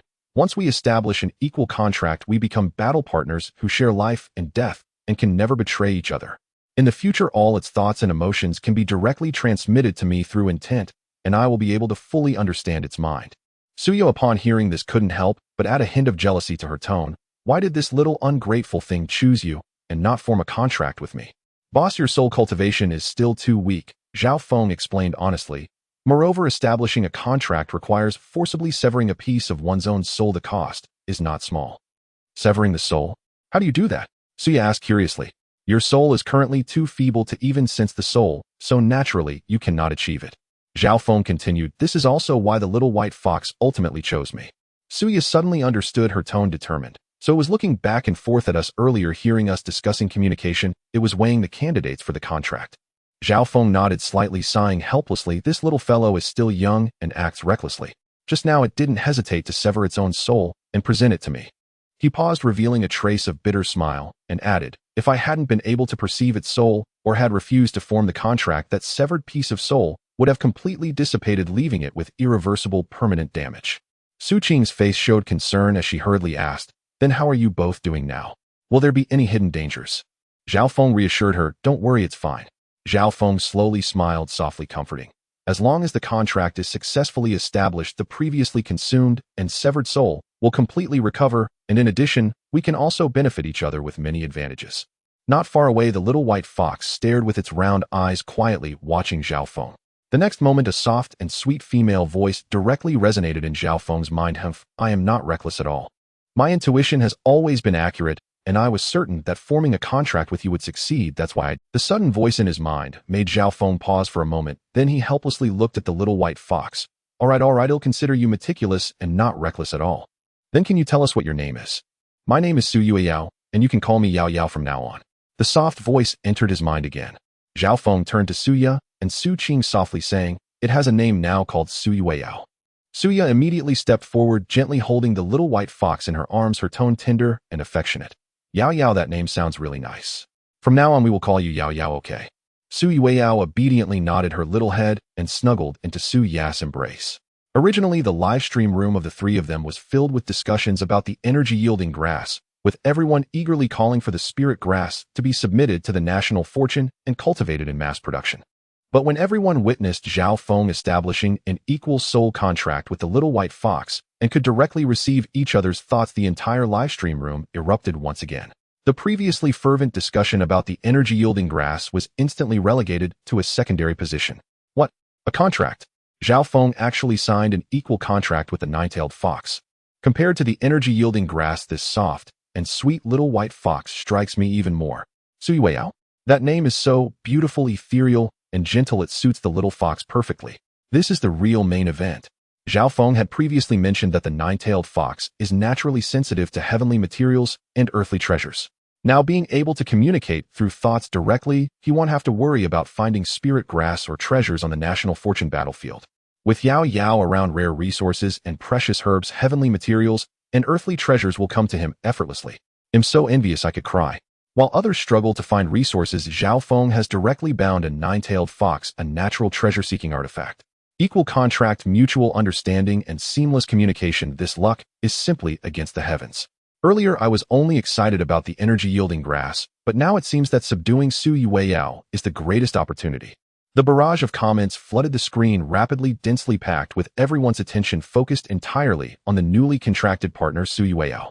In the eyes of the crowd, although the first-grade energy-yielding grass is precious, a nine-tailed young fox that can actively seek treasure, understand spiritual objects, and communicate throughout is on an entirely different level. Countless viewers from Longhua expressed their envy, marveling at Zhao Feng's fortune and perspective as the national fortune team gained another irreplaceable trump card. Zhao Feng communicated with Su Yueyao through divine sense for a moment, finally grasping the growth characteristics of the energy-gathering grass. He said, "This energy-gathering grass can indeed be cut and regrown like leeks, but its growth cycle is much longer and should be measured in years." To his surprise, the remaining stem began to sprout and unfurl leaves at a visible speed, full of vitality. Xu Qing could clearly feel her abilities were nearly exhausted, yet the energy-gathering grass had only reached 1/3 of the height of a mature plant. She smiled a bit awkwardly and said, "Sorry, I don't have enough energy to ripen it all at once." Suya sincerely praised Sister Qing, "You are already amazing." Zhao Feng nodded in agreement, saying, "That's right. Once your abilities improve, we won't have to worry about the energy-gathering grass anymore." He paused for a moment and continued, "Yao Yao also told me that if the energy-gathering grass is not harvested in time after it matures, there is a chance it will bloom and produce seeds which can be used for propagation." Suya began to count the number of energy-gathering grasses, while Xu Qing looked at Zhao Feng, feeling he seemed to have more to say. However, given that they were live streaming, there were likely some confidential matters not suitable for the Blue Star audience to know, so she refrained from asking further and helped Suya count. They quickly finished counting, totaling 108 plants. Suya looked at Zhao Feng and asked, "What should we do? Should we leave the roots here to continue growing or directly upload them to the national fortune?" "In any case, we should first upload them to the national fortune, return to Longhua, and see if they can be cultivated successfully there," Zhao Feng said solemnly. He paused again and added, "But since this was first discovered by Su Yueyao, we need to ask her opinion first." Zhao Feng communicated with Su Yueyao through divine sense for a moment and turned to say, "Yao Yao said we can divide these into 4 portions. We can also follow the discover takes half rule. Let's choose one method, and once decided, all future spoils will be distributed according to this rule. Discover takes half." Suya frowned slightly. "What about the treasure chest?" "I've already discussed it with Yao Yao, and the treasure chest will belong to us," Zhao Feng replied. Suya and Xu Qing exchanged glances and decisively said, "Then let's divide them into 4 portions." Zhao Feng looked at the energy-gathering grass before him and suddenly remembered something, asking, "By the way, after the RV upgrade, where did the things from the previous off-road vehicle go?" "In the RV's trunk," Suya replied flatly. Zhao Feng was puzzled. "What trunk does the RV have? You don't even know this." Suya shot him a glance, her tone laced with undisguised disdain. Xu Qing, who was nearby, patiently explained, "There is a space under the bed at the back of the RV, which can be accessed from the rear of the vehicle. It is specifically for storage." "What?" Zhao Feng was completely stunned. He had always thought that spot was the engine compartment, and immediately asked urgently, "Then where is the engine?" Xu Qing blinked innocently. "How would I know?" "Stop trying to apply the common sense of Blue Star to understand these unknown matters," Suya said calmly. These words left Zhao Feng standing there in a daze. Seeing his bewildered expression, Xu Qing gently patted his shoulder and spoke with a feigned maturity. "Young man, don't get bogged down in whether it's scientific or not. The fact that we were transported to this place is already the most unscientific thing." In truth, Zhao Feng wasn't too serious. As a science student, he simply had the instinct to interpret these mechanical structures that exceeded his understanding with his existing knowledge. Zhao Feng no longer dwelled on the matter, turning around to walk toward the RV by the roadside. "Where are you going?" Suya asked in confusion. Without turning back, Zhao Feng said, "I'm going to get the engineer's shovel to dig up the energy-gathering grass with the roots and soil to upload to the national fortune. Otherwise, without the original soil, I'm afraid it won't survive when cultivated back in Blue Star." The two women exchanged glances upon hearing this, both feeling that this consideration was quite thorough. The viewers in the live stream were instantaneously flooded with comments. "Brother Feng is too meticulous. He is considering everything too thoroughly." Zhao Feng is so reliable. I love you, I want to have your babies. Detail-oriented genius. This operation is perfect. Regardless of how lively the comments were in the live stream, Zhao Feng, who was in the National Fortune battlefield, was completely oblivious. He quickly returned with the engineer's shovel planning to dig up the energy-gathering grass along with the soil and upload it together. At that moment, a soft voice of consciousness suddenly entered his mind. Human, find something to put them in and place it on the roof of the vehicle. They can still survive. Yao Yao, is that true? Zhao Feng immediately communicated with Xu Yueyao through divine, since his tone filled with surprise. Of course it is true, Xu Yuyao's consciousness conveyed with certainty. This soil contains a hint of the breath of the Xiang soil. Zhao Feng was startled and instinctively asked, is it the Nine Heavens Xiang soil? Xu Yuyao's consciousness conveyed an overwhelming sense of exasperation. What are you thinking? It's just the most common Xiang soil, and it only contains 1%. Zhao Feng hurriedly activated his spiritual abilities to sense, but still found nothing, yet he chose to unconditionally trust Xu Yueyao. He rummaged through his ability space, and quickly found 2 plastic buckets, not even remembering when he had obtained them, but they were just what he needed now. Following Xu Yuyao's guidance, Zhao Feng precisely dug out 2 clumps of soil, with the strongest breath of Xiang soil packing them along with the energy-gathering grass into the 2 plastic buckets, each containing exactly 6 plants. Xu Qing curiously asked, what are you doing? Zhao Feng replied. Yao Yao said we can shovel a portion back to plant ourselves. Zhao Feng quickly finished the calculations and said we are uploading 36 complete energy plants plus 60 with only the stems remaining. If we return it to Longhua at 1,000 times the value, then that means it would be 36000 complete plants and 6000 energy plants with roots. Xu Qing replied joyfully. Suyo also remarked, for over 1 billion citizens this amount is still just a drop in the bucket, but it has ignited hope. Zhao Feng gently nodded, silently reciting the upload command, submitting this batch of first-tier energy plants along with the soil to the National Fortune System. The Longhua live stream erupted into a frenzy with comments flooding in like a tidal wave, 1,000 times the return. My heavens! A full 36000 complete energy plants. Brother Feng is incredible. This wave directly gives Longhua a cheat. Finally, the hope for ordinary people to awaken their powers has arrived. Tears of joy. National Fortune is taking off. Longhua is now stable. Inside the Longhua National Fortune Department's command office, seeing Zhao Feng's upload, Zhang Guoqiang immediately grabbed the encrypted phone to call the central line, his voice barely concealing his excitement. Chief, Zhao Feng's team successfully uploaded the energy plants, and the 1,000-fold return will be on time for Longhua at midnight today. On the other end of the line, a calm voice from the central authority replied, Guoqiang, no need for more words. We are monitoring the live stream. Every move is under control.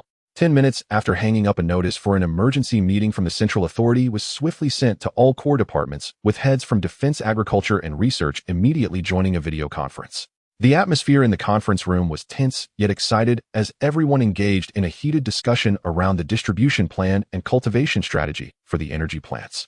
Ultimately, the Central Authority finalized the decision, first prioritized ensuring that Zhao Feng, Xu Yu, and Xu Qing's immediate family members each receive 1 first-tier energy plant, ensuring safe consumption as a reward for the hero's contributions. Second, all remaining energy plants will be handed over to the Longhua Special Forces, with the military selecting the physically strongest soldiers to consume them, concentrating resources to create an elite team of awakened individuals serving as the core trump card for both national fortune competitions and defense security. Third, the cultivation and planting work will be fully entrusted to the National Agriculture Research Institute. Once the returned energy plants and native soil samples are delivered, a special research team will be formed immediately to analyze growth habits, cultivation cycles, and select suitable domestic planting bases, striving to overcome the challenges of mass cultivation. The moment the decision was made, a chorus of synchronized affirmations rang out in the conference room. Everyone understood that these pale blue spiritual grasses were not only a significant opportunity on the battlefield of national fortune, but also the key to Longhua breaking through its current power structure and stepping toward greater strength. The 3 humans and 1 fox returned to the RV, and Zhao Feng took out all the collected energy plants, placing them on the table. He looked at the little white fox held by Xu Yueyao and softly asked, Yao Yao, can we humans consume energy plants directly? Xu Yueyao tilted her little head in thought, and a stream of consciousness slowly entered Zhao Feng's mind. After listening, Zhao Feng showed a hint of frustration and turned to translate for the 2 women. Yao Yao said that in their world, humans mostly use spiritual grasses for alchemy, and while they can absorb energy directly, the effect is far inferior to alchemy. Xu Qing looked puzzled and asked, can we eat it directly? It said theoretically yes, but in their world, no humans ever eat spiritual grasses raw. Zhao Feng explained honestly. As soon as he finished speaking, two voices rang out simultaneously. They'll try to absorb it directly. They'll try eating a plant. The one wanting to absorb was Suya, while Xu Qing was the one wanting to eat. After Suya finished speaking, she casually picked up a stalk of energy plant, closed her eyes in concentration, and began to draw energy from it with her powers. Xu Qing chose the most tender one, went to the vegetable washing sink, turned on the faucet, and carefully rinsed the leaves clean before returning to her seat. She gently plucked a leaf, placed it in her mouth, chewed slowly, and after thoroughly breaking it down, she swallowed it, then closed her eyes to feel the changes in her body. Before long, Xu Qing opened her eyes and said, "The energy from the leaves enters my stomach and is automatically absorbed by my wood-type powers." Zhao Feng curiously asked, "How's the absorption speed?" Xu Qing pondered for a moment and replied, "It's a bit faster than absorbing crystal cores." Zhao Feng stroked his chin and smiled as he asked, "How does it taste?" "The taste is quite ordinary, not exactly delicious." "Oh, it resembles goji leaf a bit." Xu Qing thought for a moment and said, "Have you ever eaten goji leaves raw?" "I have. They have a slight bitterness and the texture isn't great."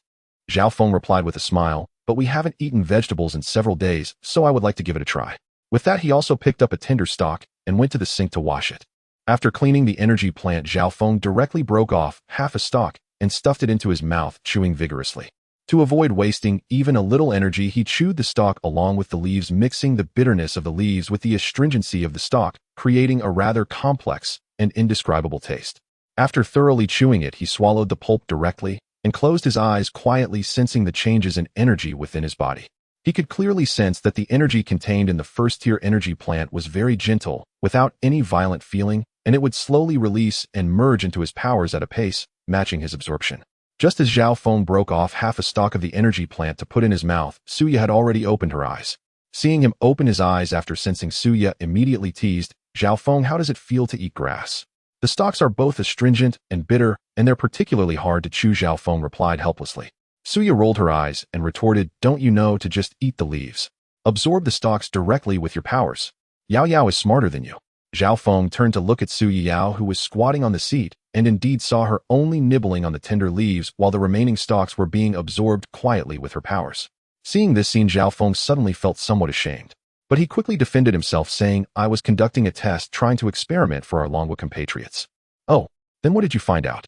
Suya asked impatiently. Zhao Feng straightened his neck, speaking passionately, "Of course, I was testing whether the stalks can be eaten directly. Our Longwa compatriots without powers cannot absorb through abilities and can only eat directly, so I am paving the way for everyone." Xu Qing, upon hearing this, surprisingly believed him a bit and asked seriously, "Can ordinary people eat the stalks of the first-tier energy plants?" Zhao Feng nodded in response, "Yes. From my experience, just now both the leaves and stalks of the energy plants contain very gentle energy. Even without powers, the energy will slowly dissipate, nourishing the body bit by bit, and there will be no danger of energy surging and affecting the body."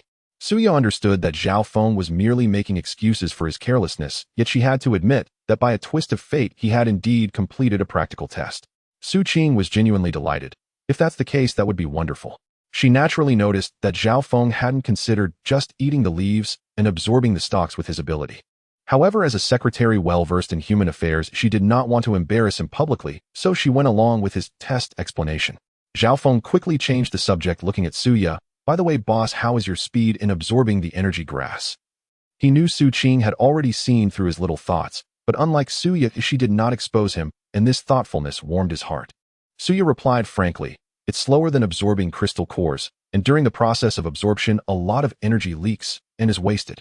Zhao Feng nodded in summary. It seems that at this stage, learning from Yao Yao's method is the most cost-effective, eating leaves and using abilities to absorb the stalks. At this moment, Xu Qing recalled the earlier mention of alchemy and curiously asked, "By the way, what exactly do you mean by alchemy?" Zhao Feng blurted out, "It's just like what is written in Cultivation novels, using an alchemy furnace to refine pills." Suya frowned at his words, questioning, "Many emperors in ancient times died faster after taking pills. Is this stuff reliable?" As soon as these words were spoken, Zhao Feng was instantly at a loss for words. The historical understanding of Blue Star and the cultivation system was completely different from that of his previous life on Earth. In his past life, he could directly explain that the cultivation pills were not the same as the toxic pills refined by ancient sorcerers that contain mercury, lead, and arsenic, though everyone would understand right away. But how could he explain this in Blue Star so that the two would understand the difference? He had no choice but to toughen up and explain, "It's not the same. The sorcerers who refined pills for emperors in ancient times didn't understand the principles, The alchemy cauldrons they used were poisonous, and naturally the pills produced carried toxicity. After a moment of thought, he continued, the pills in the cultivation world are completely different. They use non-toxic alchemy furnaces, and cultivators can precisely extract the essence from spiritual herbs and plants, resulting in vastly different effects. Su Ya's eyes were filled with skepticism as she pressed on, how do you know so much? It was Su Yao who told me, Zhao Feng replied calmly. Su Yao, who was nearby, was confused as she had never said these things and immediately sent a question to Zhao Feng with her divine sense. Human, I don't think I've ever told you these things. Zhao Feng immediately responded with his divine sense, just say whether I'm right or not. Right. Su Yao answered honestly. Zhao Feng continued to fool her, as long as it's right, don't worry about where I learned it. Su Yao's little head turned, feeling that this made sense, so she stopped dwelling on it. However, Su Ya did not let it go. She always felt that Zhao Feng was hiding many secrets. After entering the national fortune battlefield, there were many things they were completely unfamiliar with, yet Zhao Feng seemed to know them all. She was certain that the vast majority of Blue Star people knew nothing about it. She pressed on. Then how do you know that the nine-tailed fox can transform into human form and can undergo tribulation to change shape? It was written in a novel I read in high school, though I forgot which one long ago. Zhao Feng's words directly shut down Su Ya's possibility of further questioning. He thought the topic would end there, but unexpectedly it piqued Xu Qing's curiosity. She looked at Su Yao beside her and softly asked, Yao, can you really transform into human form in the future? Su Yao nodded vigorously. Zhao Feng, afraid that this topic would lead to slips, quickly changed the subject. Boss sister Qing, you too, start cooking first, I'm starving. They'll drive a little further. Upon hearing this, Xu Qing immediately took out the rice, washed it clean, and put it into the electric pressure cooker to prepare for cooking. Zhao Feng started the RV and continued forward. He clearly felt that his mental ability had improved significantly compared to before, so he took out a second-tier magic core from the ability space, absorbing it while driving. Strangely, he was able to multitask without any interference. He inwardly sighed with relief, grateful for the contract he formed with Su Yao. After his soul strengthened, his mental abilities surged alongside. After driving about 30 to 40 kilometers, a rich aroma of cooked rice quietly filled the entire compartment. Zhao Feng, already ravenous, felt even hungrier upon smelling this fragrance and immediately pulled over without hesitation. Seeing this, Su Ya began to tease him. Zhao Feng, did you stop just because you smelled something delicious? You've never cooked rice, have you? Just because it smells good doesn't mean it's cooked. Boss, I still think you look better when you're aloof, Zhao Feng retorted directly. No, I don't care what you think. Oh, I care about what I think. Su Ya calmly shot back.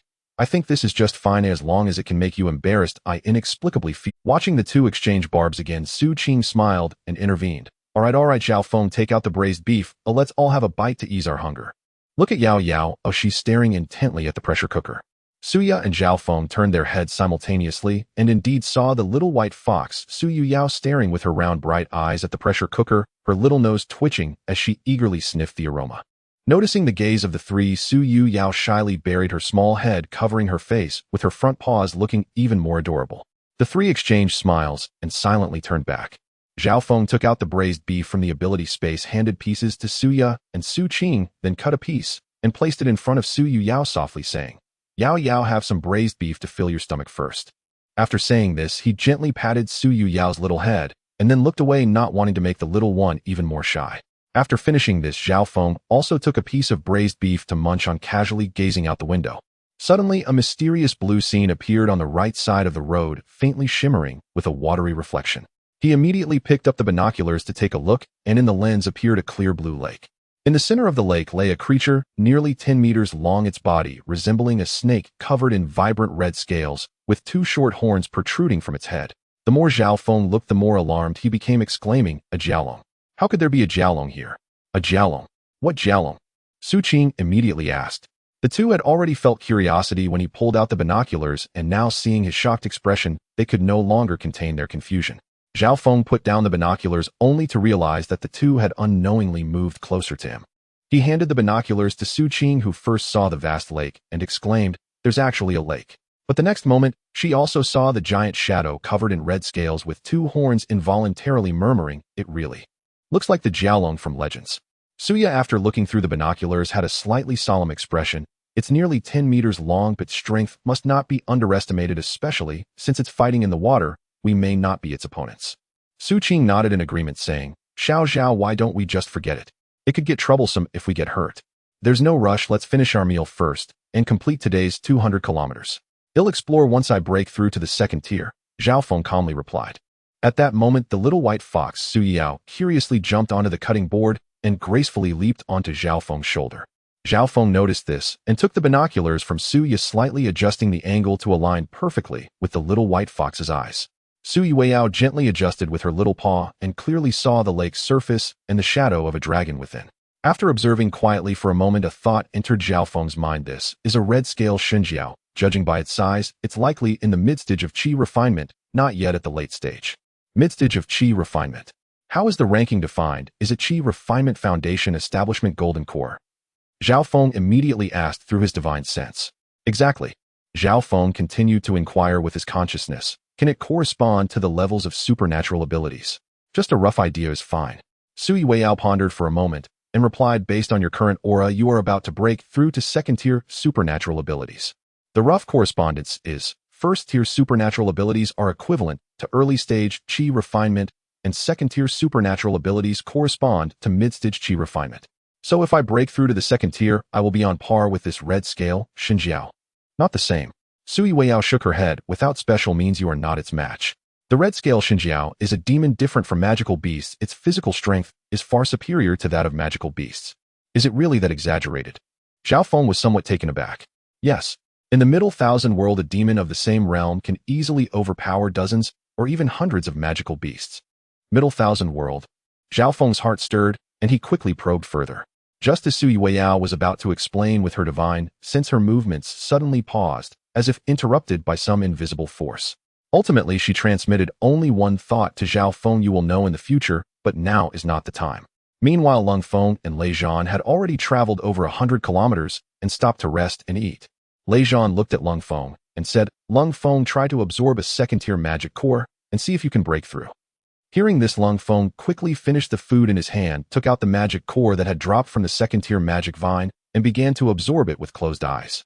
However, as soon as he activated his supernatural ability, his brows furrowed tightly. The energy within the magic core was extremely chaotic and mixed, and after several attempts, he was unable to separate the pure energy from the impurities. In a moment of desperation, Lung Feng decided to stop separating and directly absorb the mixed energy into his body. Moments later, the supernatural energy within him began to surge violently, becoming chaotic and uncontrollable. Lei Zhan's expression changed, and he quickly moved beside Lung Feng, forcefully slapping the second-tier magic core out of his hand. Then he sternly shouted, Lung Feng, no matter what method you use, immediately pour out all your supernatural energy with all your might, leave not a trace behind. Lung Feng did not dare to delay and immediately began to perform military boxing, each punch enveloped with gold-type supernatural energy, striking out explosively.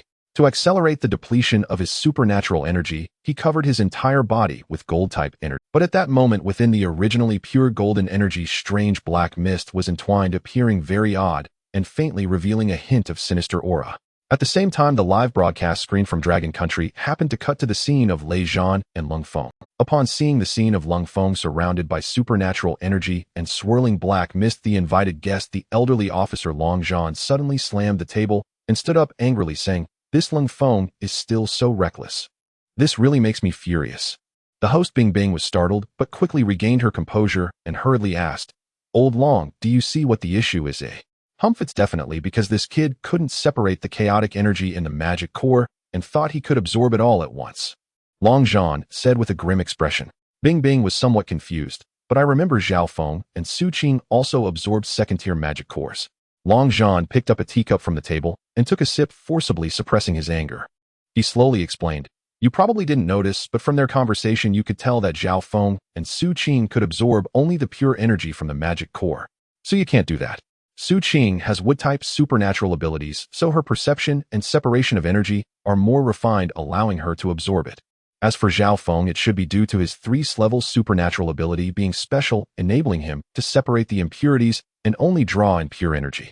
So theoretically, Lung Feng cannot purify the second-tier magic core and should have given up, but he forcibly absorbed it all, leading to the chaos of his supernatural energy. Exactly, Long Zhan sighed. I've trained Lung Feng for a while. When it comes to matters of the state and his teammates, he is usually very thoughtful, steady, and reliable. However, once it involves himself, he becomes too impulsive, even reckless. At that moment, within the battlefield of national luck, Lung Feng finally expelled all the chaotic supernatural energy from his body and collapsed weakly onto the ground, his chest heaving violently and cold sweat covering his forehead. Lei Zhan hurriedly approached, his tone filled with urgency and reproach. Lung Feng, what exactly is going on? Why did your supernatural energy go berserk? Did you absorb the magic energy from the magic core as well? Yes. Lung Feng took a moment to catch his breath, his heart still racing, and replied, I originally wanted to absorb only the pure energy inside, but I couldn't separate the mixed magic energy, and in a moment of confusion, I thought since it's all energy, I might as well try to absorb it all. Have you lost your mind? How could you even think like that? Lei Zhan exclaimed, his voice rising, incredulously filled with disappointment. Do you have any idea how dangerous this is? How serious is it? Lung Feng's nerves instantly tightened, and he displayed obvious signs of anxiety, hastily asking. Lei Zhan nodded seriously, patiently explaining. I'm not sure why magic cores can store chaotic energy, but our human source cores are different. They can only contain pure energy with not a single impurity allowed. Then where exactly is the source core? Lung Feng asked curiously and eagerly. It's right now. Lei Zhan pointed to the location on his chest and said slowly, after breaking through to the second tier, a source core will automatically condense there, and all the pure energy we absorb will be stored in the source core for later use. Cold Feng felt a chill run down his back after hearing Lei Zhan's words. Filled with trepidation, he hastily asked, I'm still at the first level and have not condensed my source core. Ooh, I should be fine, right? No, there is still a problem. Lei Zhan's tone was serious as he continued to explain, there are still residual demonic impurities in your body. You must continuously absorb pure energy, repeatedly activate your abilities to release them, and completely expel the demonic energy to safely advance to the second level. Cold Feng wore a frustrated expression and sighed. It truly confirms that saying haste makes waste. Having said that, he suddenly stood up straight, assumed a standard military posture, and saluted Lei Zhan solemnly, his voice ringing with strength. I'm sorry, comrade Lei Zhan, I have let you down. Lei Zhan also straightened his body and returned a standard military salute, saying in a deep voice, Comrade Cold Feng, realizing one's mistakes and being able to correct them is a great virtue. You haven't let me down, you just haven't been responsible for yourself. Compared to the serious and tense atmosphere between Lei Zhan and Cold Feng, the ambience around Zhao Feng was much more relaxed and pleasant. A few people sat together eating and chatting, with the conversation mainly revolving around the information regarding the Crimson Scale Mirage Dragon that Xu Weiyao had shared with Zhao Feng, which Zhao Feng then relayed to Xu Ye and Xu Qing. Xu Ye gently wiped the rice crumbs from the corner of the little white fox's mouth and softly sighed. Yao Yao, when will you be able to transform into human form and speak?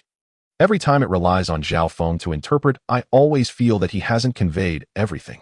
The little white fox Xu Yao rolled her eyes in imitation of her, inwardly grumbling, I am only at the early stage of qi refining, transforming is still a long way off.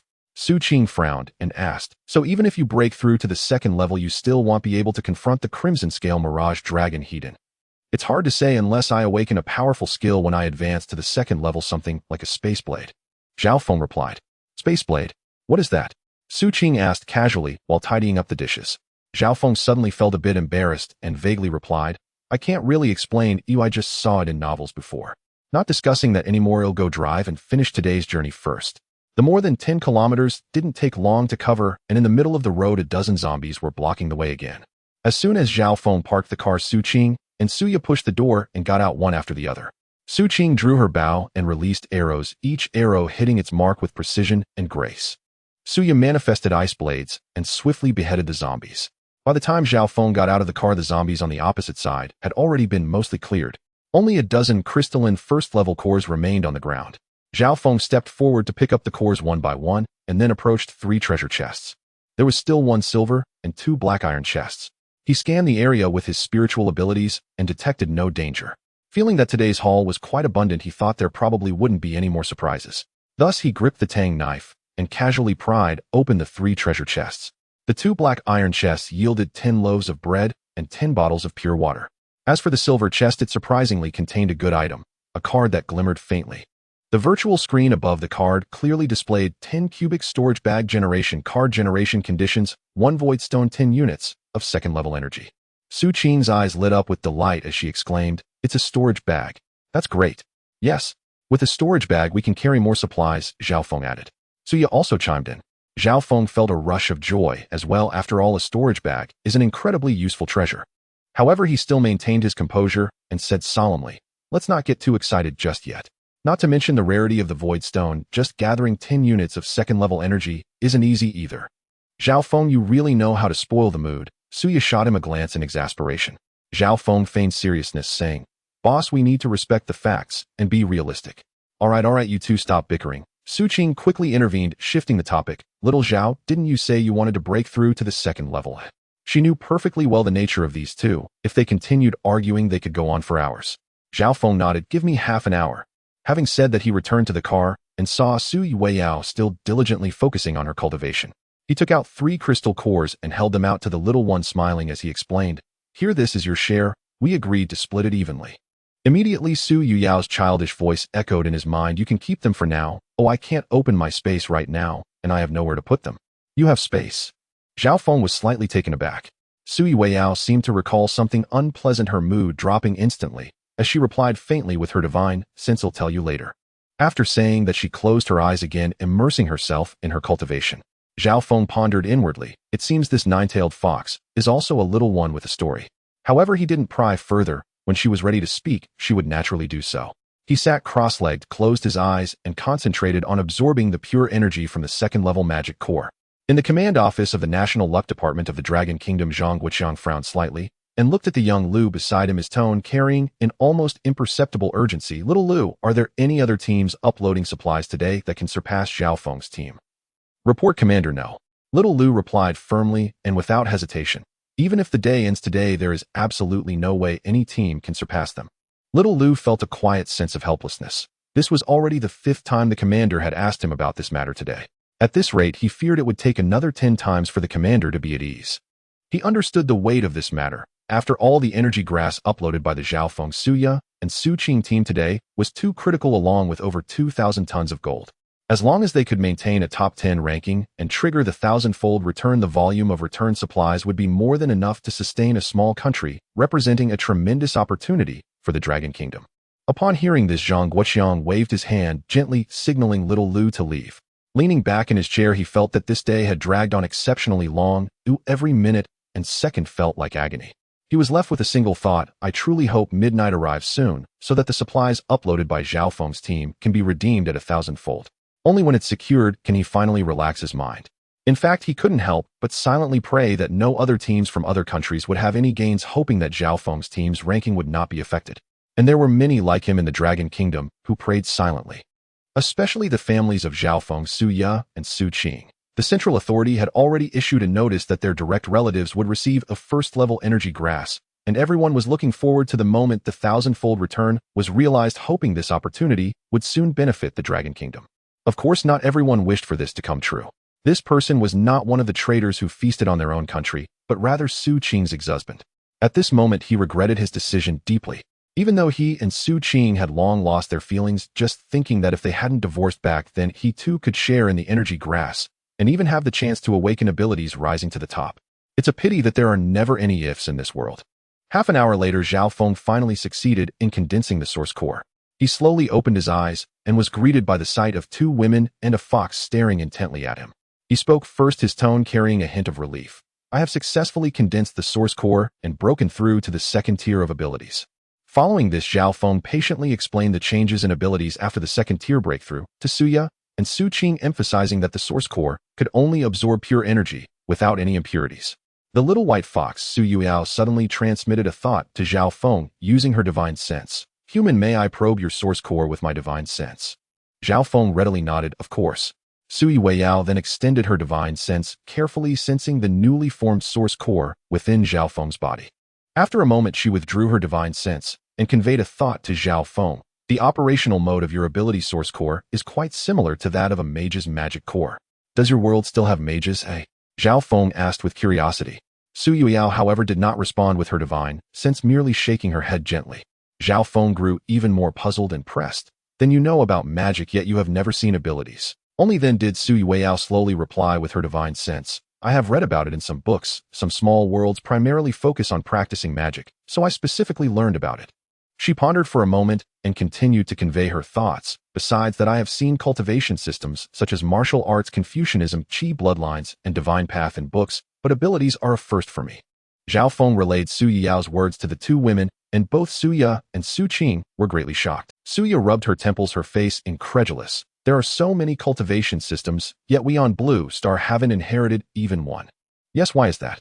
Xu Qing also looked confused. Zhao Feng turned to Suya. As the saying goes, poor in literature, rich in martial arts. Your family is well off. Have you truly never heard of any cultivation-related matters, such as martial arts or ancient martial arts? You watch too many novels. Where would ancient martial arts come from? Suya shot him a glare. After a pause, she added, my family does have a cousin who went to the mountains to learn from a master, but he is only a bit stronger than the average person with better speed and endurance, at most comparable to a special forces soldier. All right then, Zhao Feng replied helplessly. After relaying Su Yao's words to the two women beside him, the live stream's comments section instantly erupted. Hundreds of messages refreshed every second, filling the screen with the audience's astonishment and discussions, every word revealing their curiosity about the unknown cultivation world. Holy cow. So the cultivation in novels isn't fabricated. Do qi and martial arts really exist? The cultivation world Su Yao mentioned sounds too cool. I used to think that cultivation and magic were all fake, but it turns out there really are such worlds. It's completely overturning my understanding. Please ask Zhao Gu to inquire more from Su Yao about how to cultivate. I also want to cultivate and don't want to remain an ordinary person. What are you thinking? Do you think Feng Gu doesn't want to cultivate? There must be some kind of limitation. The comments kept pouring in so fast that it was hard to read, and even the refresh rate of the comment section couldn't keep up with the influx. Meanwhile, in the office of the National Fortune Department of Long Country, Zhang Guoqiang was observing the live stream's comments and real-time feedback, instructing his subordinates, immediately compile all the details of the cultivation systems mentioned by Su Yao, organize an expert team for research, and focus on analyzing the compatibility of abilities with these cultivation methods. We must seize this opportunity to improve our Blue Star's cultivation system and cannot fall behind anymore. His subordinates quickly responded, and the entire office became busy at once, as everyone understood that this was not merely a simple information collection. It was a crucial opportunity for Blue Star to break through existing knowledge and establish its own cultivation system.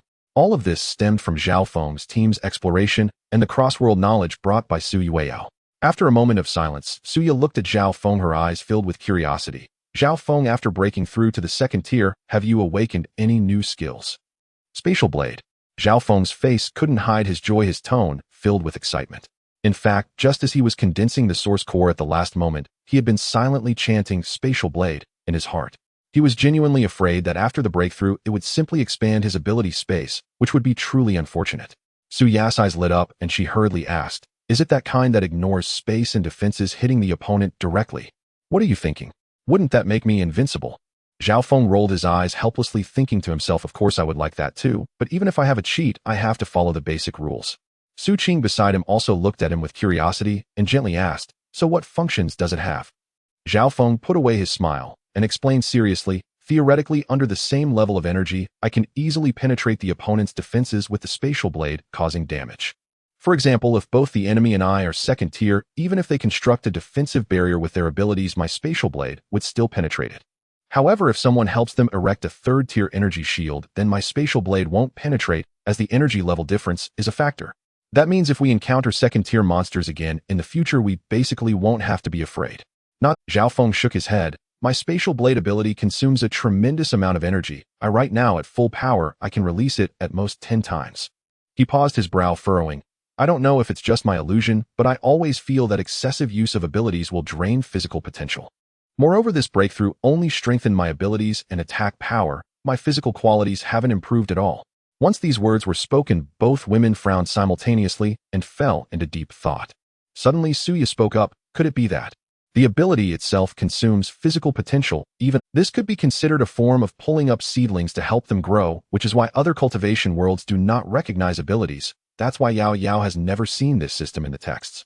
But when we first awakened our first-tier abilities, we clearly felt that our physical qualities had improved significantly. Xu Qing questioned with confusion. Zhao Feng's frown deepened as he spoke solemnly. What if that was merely a false impression of physical potential being forcibly activated in an irreversible way? Xu Qing's expression slightly changed, and she began to worry. What should we do then? Suya and Zhao Feng exchanged glances, and they both instinctively turned their gaze towards Su Yao. Su Yao listened to the analysis of the three and had quietly swept her divine sense over the two women, noticing that they indeed had some minor injuries within them, though they were extremely slight. Then she directed her divine sense towards Zhao Feng. Knowing she was inspecting his body, he completely relaxed and allowed her to examine him carefully. After the examination was complete, Su Yao's divine sense entered Zhao Feng's mind. Your foundational injuries are negligible, and they are slowly healing on their own. Have you taken any treasures? Zhao Feng immediately took out a body refining pill from his spatial abilities, poured one out, and handed it to Su Yao. Each of us three has consumed a body refining pill. Su Yao leaned in and sniffed lightly, nodding her head, and continued to transmit with her divine sense. It's due to the body refining pill. It can enhance your physical quality and also repair such minor foundational injuries. With Su Yao's response, the frown on Zhao Feng's face finally relaxed. He turned to the two women and said, Yao said that the foundational injuries left from our awakening are almost negligible, and our bodies will slowly recover on their own as long as we don't overexert our abilities afterward. Upon hearing this, Suya and Xu Qing finally let out a sigh of relief. The viewers in the live stream also collectively relaxed their anxious hearts. Suya glanced at her watch and said, It's already 4 o'clock. Should we go deal with that flood dragon? Zhao Feng pondered for a moment before using his divine sense to ask Su Yao, can the red-scaled flood dragon withstand my abilities given its robust physique? Su Yao tilted her head and thought for a moment before replying with her divine sense. Your space blade can penetrate its body, but what is the effective range of your space blade? Zhao Feng similarly responded with his divine sense, 50 meters. Then it's no problem. The red-scaled flood dragon is quite a good meal. Su Yao said, sticking out her pink little tongue to lick her lips. Let's go. Yao said, my space blade can break through its body. As Zhao Feng spoke, he walked towards the driver's seat. Just as he finished speaking, he started the vehicle and turned it around to head back. Before long, the vehicle arrived at the nearest road to the lake. The three of them and the fox got out in order and hurried towards the lakeside. The three of them arrived at the lake and focused on looking towards the center of the lake. Suspended above the flood dragon's head was a clear virtual screen, second-rank red-scaled flood dragon, category monster characteristics, extremely strong physique. Upon seeing the prominently marked name, Zhao Feng's heart sank, knowing that this monster would be a tough opponent. The three did not recklessly attack. After a brief discussion, they decided to lure the red-scaled flood dragon to the shore before making a move. Xu Qing drew her bow and aimed an arrow at the center of the lake, shooting at the arrow, grazing the flood dragon's body before plunging into the water with a loud splash. Come here. If you dare come here, Zhao Feng shouted. The red-scaled flood dragon was immediately enraged, its massive body suddenly twisting and charging towards the shore. Initially thinking such a large body would be heavy, they were surprised to find that it was remarkably agile in the shallow water, moving with great dexterity, making it difficult for them to lock onto it. Suya waved her hands, sending several ice blades and ice spikes whistling towards the scales of the flood dragon, but they merely produced a series of metallic sounds. Useless. Its scales are too hard, the ice blades can only scrape off a bit of skin. Xu Qing's arrows shot out in succession, hitting the flood dragon, but only leaving shallow wounds that were completely ineffective. The wounds are too shallow, they can't suppress it at all. Zhao Feng seized an opportunity, raising his hand to unleash a space blade, instantly tearing a deep wound into the flood dragon's body, exposing bone. The red-scaled flood dragon let out a pained roar, but at the last moment it turned its head, narrowly avoiding a fatal strike. What a sharp reaction. Zhao Feng's heart tightened as he said in a low voice, the space blade has enough power, but it always manages to evade my critical strikes. Moreover, I can only use it 10 times at most, I can't waste it casually. Before he finished speaking, the red-scaled flood dragon suddenly swung its tail towards the shore, sending mud and water flying. The three hurriedly scattered to evade, and the battle situation fell into a stalemate. Suya panted urgently, saying, this won't do. If your abilities run out, we'll be in trouble. At this critical moment, the little white fox, Suyao, suddenly leaped into the air, radiating a faint demonic glow, and emitted a sharp fox howl towards the red-scaled flood dragon, drawing its attention completely. The red-scaled flood dragon, enraged, turned its head and lunged at Su Yao. Now's the time. Zhao Feng shouted, his figure suddenly dashing forward to close the gap to within 20 meters of the flood dragon's head. Suya, hold it off for me. Suya understood and instantly conjured several ice spikes aimed at the flood dragon, forcing it to halt its movements momentarily. Zhao Feng seized the fleeting opportunity, fully activating his mental abilities, sending an invisible wave directly into the flood dragon's brain, disrupting its consciousness. The red-scaled flood dragon's eyes suddenly glazed over, its thoughts momentarily blank. An opportunity. Zhao Feng no longer held back, gathering all his abilities to strike fiercely with a space blade. This time he did not aim for its body, but went directly for its completely defenseless left eye. The space blade accurately pierced in, and the violent force instantly tore through the eyeball, directly impacting the brain. Roar! The red-scaled flood dragon let out an incredibly shrill roar, its massive body convulsing violently several times before crashing down onto the shore completely unmoving. The three rested on the shore for a moment, and once their rapid breathing gradually calmed, they walked side by side towards the corpse of the red-scaled flood dragon. Looking at the massive flood dragon, which was over 10 meters long and as thick as a water barrel, Suya frowned and spoke first. With such a large size, we can't take it all at once. It seems we'll have to dismantle it. He activated his mental abilities and carefully sensed for a moment, confirming that the demon core was hidden deep within the abdomen. He then gripped the Tang Dao in his hand. He activated his mental abilities and carefully sensed for a moment, confirming that the demon core was hidden deep within the abdomen. He then gripped the Tang Dao in his hand and forcefully struck down at the soft scales of the flood dragon's belly. The blade cut through the tough scales and flesh, and Zhao Feng reached in, slowly extracting a demon core that was translucent and glimmering with a faint red light. He held the demon core in his palm, focused on sensing it, and a hint of surprise appeared in his eyes. The energy in this demon core is pure. It's not at all like the mixed energies from the magical beasts I've encountered before. Xu Qing came closer and exclaimed in delight. Perfect. Let Yu absorb it, and she can quickly break through to the second rank, and then our team will have 2 members at the second rank of power. Sister Qing, you should absorb it instead, so you can catch up with us faster. Suya hurriedly declined. No way, you'll advance faster if you absorb it. If I absorb it, it will probably take me another 2 or 3 days. Xu Qing continued to persuade. Suya thought for a moment and nodded in agreement. All right, I'll absorb it. She had calculated that as long as she devoted herself to refining it without rest tonight, she would be able to steadily advance to the second rank by tomorrow morning. The two of them pushing each other to take the demon core caught Su Yao's attention, and the little creature showed an unusual expression, looking at them curiously. Zhao Feng noticed her expression and gently reassured her with his divine sense. Yu Yao, let them use it first. When we get a second-rank demon core later, we'll give it all to you. Sui Weiyao received the divine sense, and her expression became even more peculiar. She originally wanted to say something, but ultimately held back, only replying with 2 words, okay. Zhao Feng noticed that Sui Weiyao had fallen silent and assumed she was throwing a tantrum, so he gently asked with his divine sense, Yao Yao, are there any other valuable treasures on this red-scaled sea serpent? In reality, he was completely mistaken. Sui Weiyao was not throwing a tantrum at all, but simply had thoughts she had yet to voice. She lazily replied with her divine, since there is nothing else, this kind of small demon in the Qi refinement stage only has its demon core of some use. However, its flesh is indeed quite delicious. Upon learning that there were no other treasures, Zhao Feng no longer hesitated and immediately silently recited the disintegration command in his mind. In the next moment, a virtual screen suddenly appeared before him. Would you like to disintegrate the second-tier red-scaled sea serpent? Disintegration will yield 50 pieces of second-tier premium red-scaled sea serpent meat. At this moment, Suya and Xu Qing also hurried over. Upon seeing the prompt on the screen, both of their faces displayed a look of frustration. Xu Qing couldn't help but complain. This serpent weighs over 1,000 pounds, and after disintegration, there are only 50 pieces of meat left.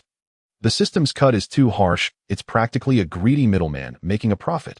Suya looked at the massive serpent body, feeling reluctant, and suggested, why don't we upload the entire serpent corpse to the National Luck battlefield?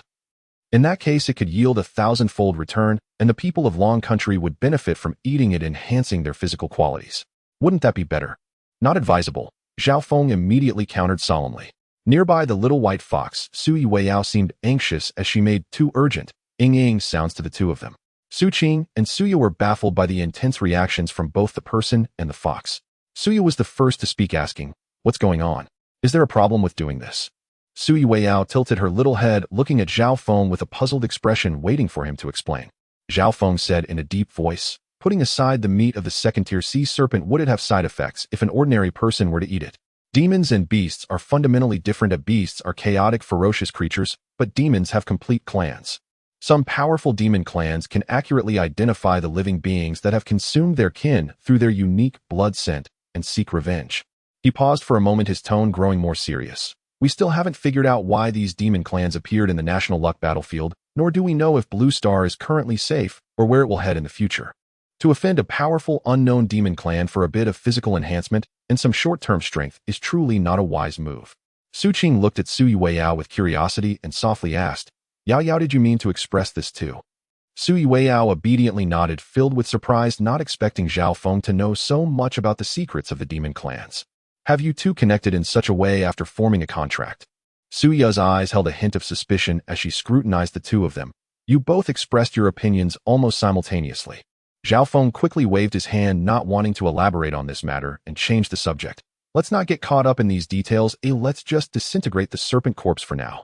However, Xu Qing still looked worried and couldn't help but ask, didn't you just say that eating this serpent meat would mark us for revenge by the demon clan? Don't worry, since Yao Yao is willing to let us eat it, she will naturally have a way to resolve any potential risks, Zhao Feng replied confidently. Suya turned to Sui Weiyao again, confirming, Yao Yao, can it really be consumed safely? Sui Weiyao first nodded, then shook her head. Following that, she conveyed her thoughts to Zhao Feng through her divine, since my current ability allows me to detach the blood scent from the serpent meat only to a limited extent, at most 100 pounds. Zhao Feng understood and nodded, responding, got it. With that, he no longer hesitated and directly chose. Suya looked at him in confusion, asking, what do you mean? Yao Yao said her cultivation is still shallow, and she can detach the blood scent from at most 100 pounds of serpent meat, Zhao Feng simply explained. So what? Suya inquired. Zhao Feng maintained a calm demeanor and spoke slowly. I was thinking, since the national luck system is taking such a cut, perhaps it also cleansed the blood scent of the red-scaled sea serpent in the process. As soon as he finished speaking, 50 pieces of second-tier serpent meat appeared out of thin air, pure white like snow with a faint fragrance and no hint of fishiness. Zhao Feng collected 14 pieces, leaving one to present to Sui Yao. Yao Yao, can you sense the blood scent again? Sui Weiyao leaned in to carefully sense it for a moment, then gently shook her head. Xu Qing and Suya looked at Zhao Feng in astonishment, and Suya couldn't help but admire. You are really impressive, you thought of this detail too. Zhao Feng smiled and stored away this piece of serpent meat as well, then looked around, saying, since there are no issues now, let's find out where the treasure chest is.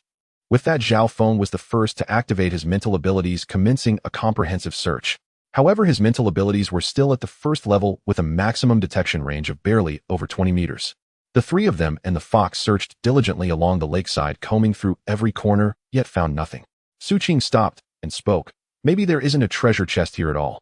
That's possible too, Zhao Feng pondered for a moment. But I want to try going into the water. No way. Absolutely not. Suya and Xu Qing's voices rang out almost simultaneously, their attitudes exceptionally resolute. Suya urged, it's just a treasure chest, there's no need to take such risks. Exactly, we don't know what's in the lake. I won't allow you to go down there, Xu Qing also firmly advised. Seeing their determination, Zhao Feng decided not to insist further. His mental abilities couldn't reach the lake bottom anyway, and forcing himself to go into the water would indeed be reckless, so he had to give up for the time being. However, he felt a lingering strangeness in his heart. This lake was unusually quiet. Not even a big fish or a small shrimp could be seen. It was eerily silent. Xu Qing looked up at the sky, then down at the clear, sparkling lake water, her eyes brightening. Shall we wash our clothes here? Suya immediately nodded enthusiastically. Sure, it's just right to change into something clean. Zhao Feng had no objections. He was thinking the same thing. These past few days he had been in close combat, and his clothes had long become filthy. If he didn't wash them soon, he would have nothing left to change into. The two girls turned and went back to the camper to get their dirty clothes, while the little white fox, Su Yueyao, seeing there was nothing fun at the lakeside, also ran back with them. Seeing no one around, Zhao Feng walked directly into the shallow water, immersing himself fully to wash both his body and clothes thoroughly. After feeling refreshed as he walked ashore, he silently recited in his heart to temporarily close the live stream. He then quickly took out clean clothes from his ability space to change into before reopening the live stream. The three of them tidied up their change of clothes and returned to the RV, immediately dividing tasks and getting busy. Suya and Xu Qing began preparing dinner, while Zhao Feng squatted by the RV's bathroom, pondering how to divert water from the lake for toilet flushing. Since his spatial ability had broken through to the second tier, he not only awakened a powerful attack skill, the Space Blade, but his spatial capacity also expanded from 30 cubic meters to 40 cubic meters, greatly enhancing its practicality.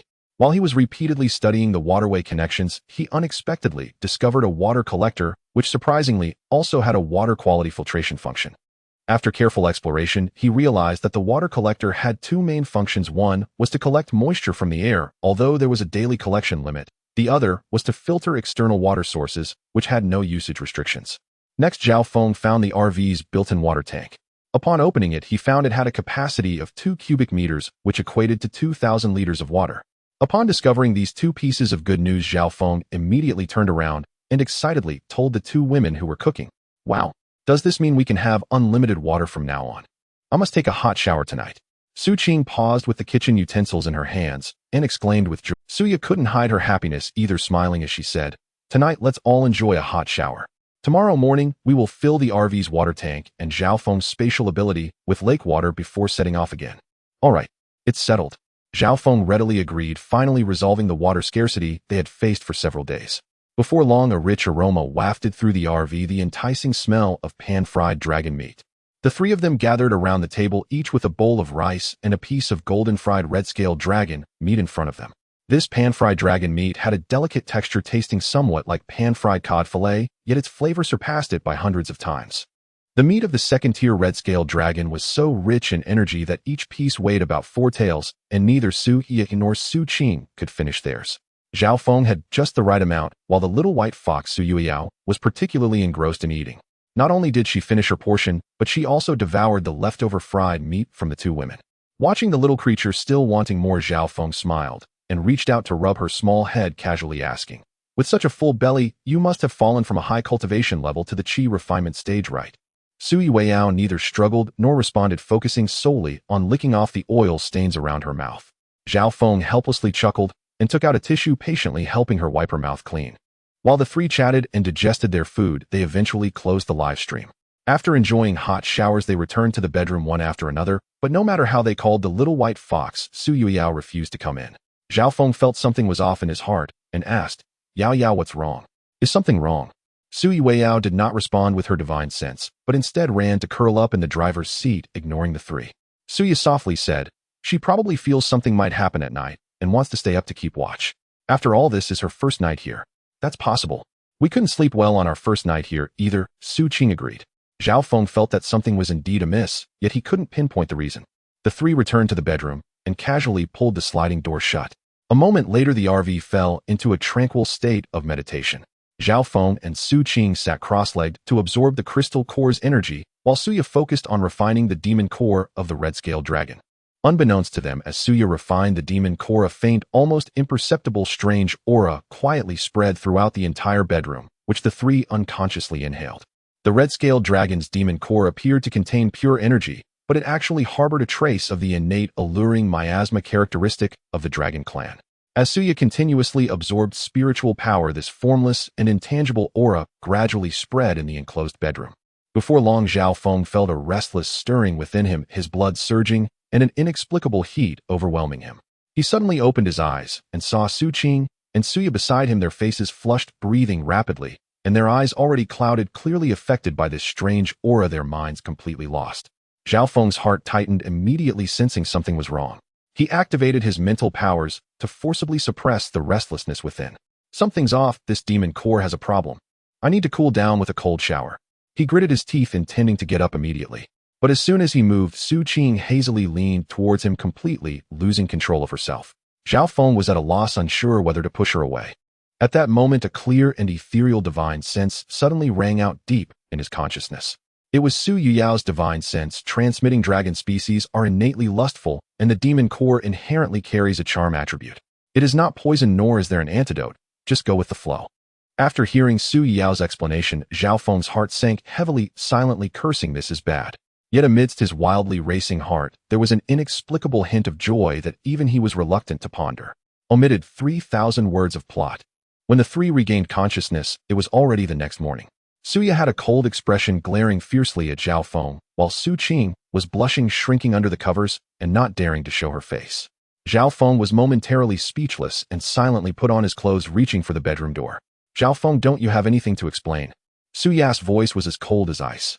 He initially wanted to say, "I will take responsibility," but then thought better of it. It was clear the demon core had caused the chaos, and the two had evidently misunderstood him.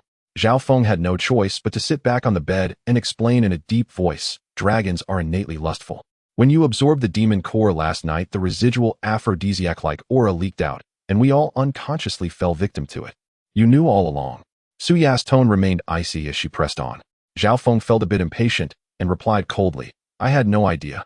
I only found out when I woke up in the middle of the night, and Xu Yueyao told me with her divine sense." Xu Yueyao said, "It's an inherent stimulating substance in dragon demons, not poison, and there's no antidote. We can only let it be." "Did Xu Yueyao know about this beforehand?" Suya asked again, her tone losing some of its previous coldness and gaining a hint of something unnameable. Zhao Feng recalled Xu Yao's various unusual behaviors earlier, furrowing his brow, and replied uncertainly, "She should have known. Last night." Didn't we take any safety measures? Xu Qing's voice was as soft as a whisper timidly coming from under the covers. Zhao Feng's expression was awkward. At that time, I was completely unaware of my consciousness. The implication was clear. If one was not even aware, how could they consider these matters? The three fell silent again, and after a dry cough, Zhao Feng spoke. I don't think it's that powerful. The probability of hitting it in one go isn't that high. After saying this, he stood up and walked out while saying, "I'll ask Su Yuya why she did this." "Wait a moment, let's go together." Suya called out to him. The three stepped out of the bedroom, and they saw the little white fox still lying on the guide's seat. Suya was the first to look at it, asking in a deep voice, "Suyue, you knew all along that the demon core of the red-scaled sea serpent was problematic, didn't you?" Suyue nodded. Suya then asked, "Did Zhao Feng know about the issue with the demon core before that?" Suyue shook her head. Zhao Feng was immediately rendered speechless, his expression darkening. "Suya, that's enough. If there's no trust between us, we might as well part ways. Even if I had to walk, I could cover 200 kilometers in a day." He was genuinely angry. This incident was not what he desired, yet Suya still suspected him of deliberate wrongdoing. He was not someone without temper. He could understand Suya's grievances, but being wronged should not be a reason to accuse him. A team that lacks basic trust cannot go far. Suya was stunned by Zhao Feng's words, unable to regain her senses for a moment. Xu Qing quickly stepped forward, holding his hand and softly reassuring, "Don't be angry, it just needs time to accept this. We are a team, and we must work together."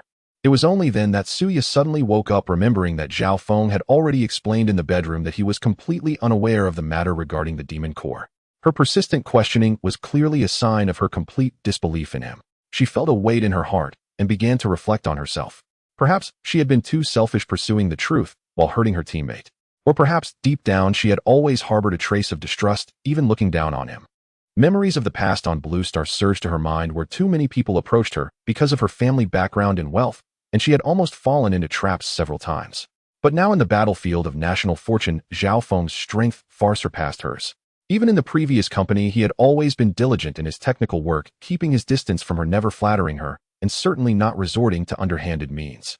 With his current strength, he had no need to do such things. Realizing this, Suya immediately stepped forward, sincerely saying, "Zhao Feng, I'm sorry I was wrong. I was too suspicious, and I hope you can forgive me." Seeing her sincere apology, Zhao Feng did not want to continue walking on foot in the battlefield of national fortune, so he nodded. "Yes, it's all in the past. Everyone wash up a bit and prepare to start the live broadcast." Suya secretly breathed a sigh of relief when she saw he was no longer angry. The happiest among them was Xu Qing. If the two really parted ways, she would be in a dilemma. Although following Suya had a vehicle, it did not guarantee enough food. Following Zhao Feng was safe and ensured they wouldn't go hungry, but the arduous task of walking and camping was daunting. Xu Qing suddenly seemed to think of something and quickly spoke to shift the heavy atmosphere. "I wonder how the rankings were yesterday. I vaguely remember we were still in first place, but I don't recall exactly how many teams were eliminated." Zhao Feng answered slowly. After speaking, Zhao Feng walked to the door of the vehicle and looked at the little white fox, Su Yuya, asking, "Yao Yao, did anything happen outside the vehicle last night?" Soon Su Yuya's divine sense transmitted to Zhao Feng's mind there were no abnormalities. The temperature at night was just much lower than during the day. Just as Zhao Feng was about to continue questioning Su Yuya about other matters, a voice suddenly came from behind him. "My ability has reached the 2nd tier. The speaker was Suya. After waking up in the morning, she had been preoccupied with the events of last night, completely unaware that she had quietly broken through to the 2nd tier. Xu Qing smiled and said to Suya, "Yi, congratulations on becoming a 2nd tier ability user. Our team will." However, before she could finish her sentence, she suddenly felt something was off in her body and quickly focused inward. She saw that beside her heart a source core had also appeared, identical to what Zhao Feng had described yesterday. Xu Qing immediately exclaimed, "I also have a source core now. I am also a 2nd tier ability user." Just as the three cheered joyously, 3 cold mechanical voices of national fortune echoed in their minds. "The live broadcast closure duration has been used up. The live room will soon automatically." Just as the 3 cheered joyously, 3 cold mechanical voices of national fortune echoed in their minds. "The live broadcast closure duration has been used up. The live room will soon automatically open."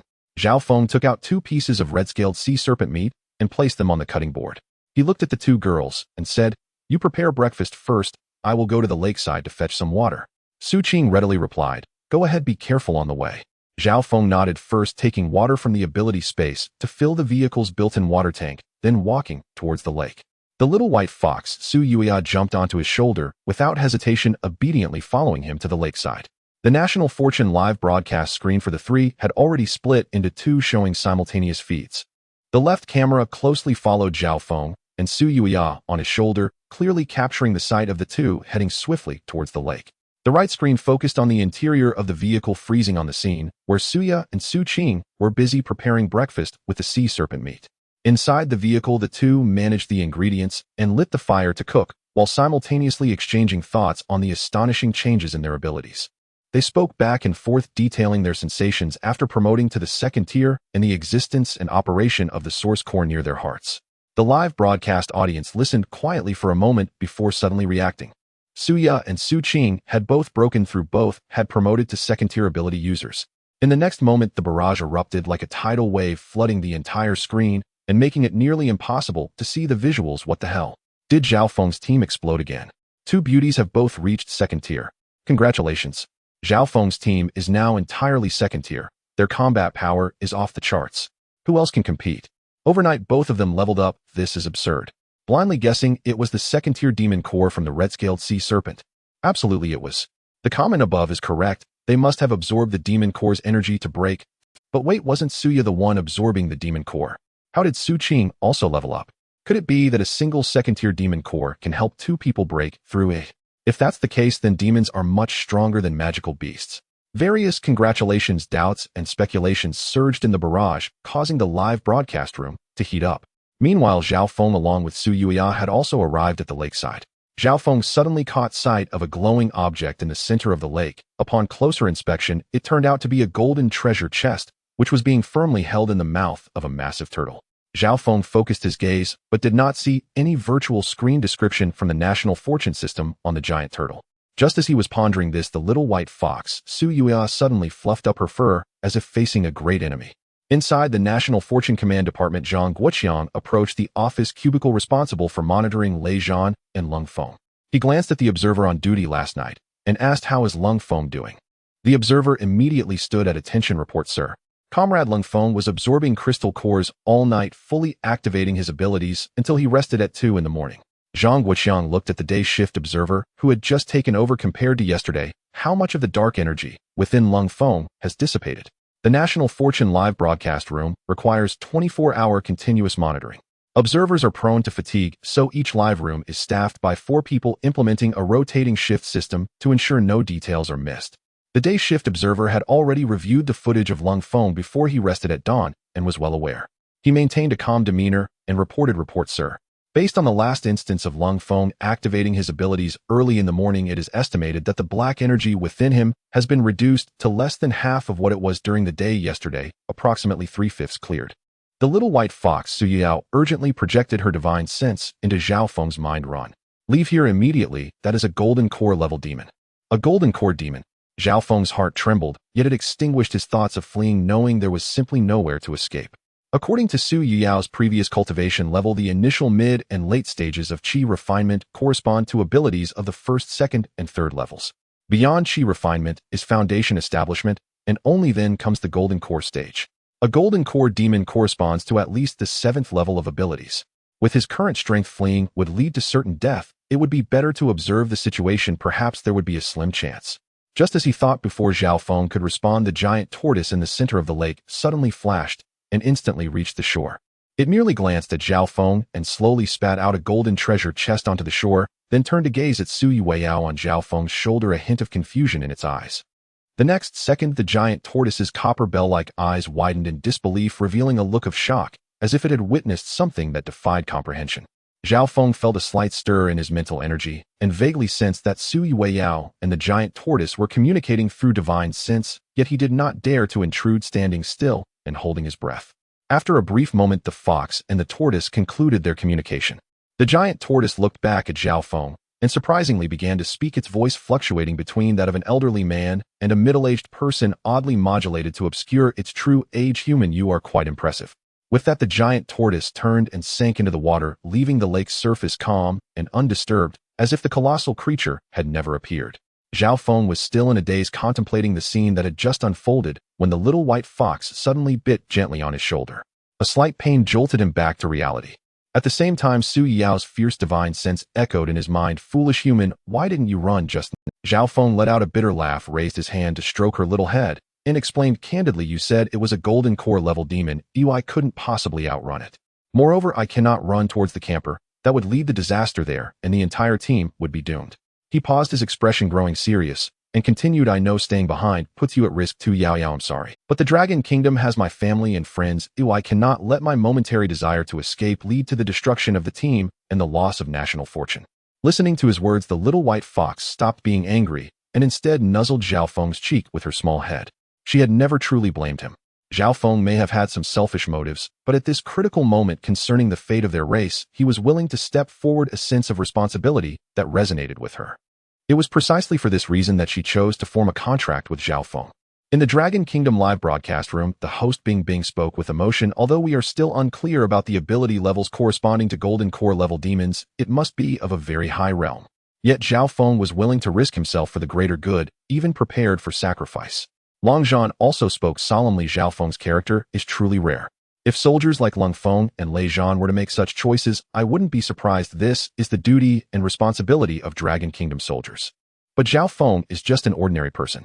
Faced with an overwhelming enemy, he remains calm, does not flee, and does not drag his teammates down. He shows both courage and decisiveness, truly admirable.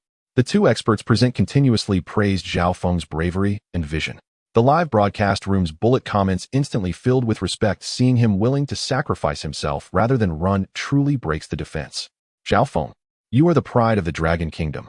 Not fleeing, not dragging others down, not bringing shame to our people. That's a real man. Tears cannot be stopped. Thank you for safeguarding our hope in the Dragon Kingdom.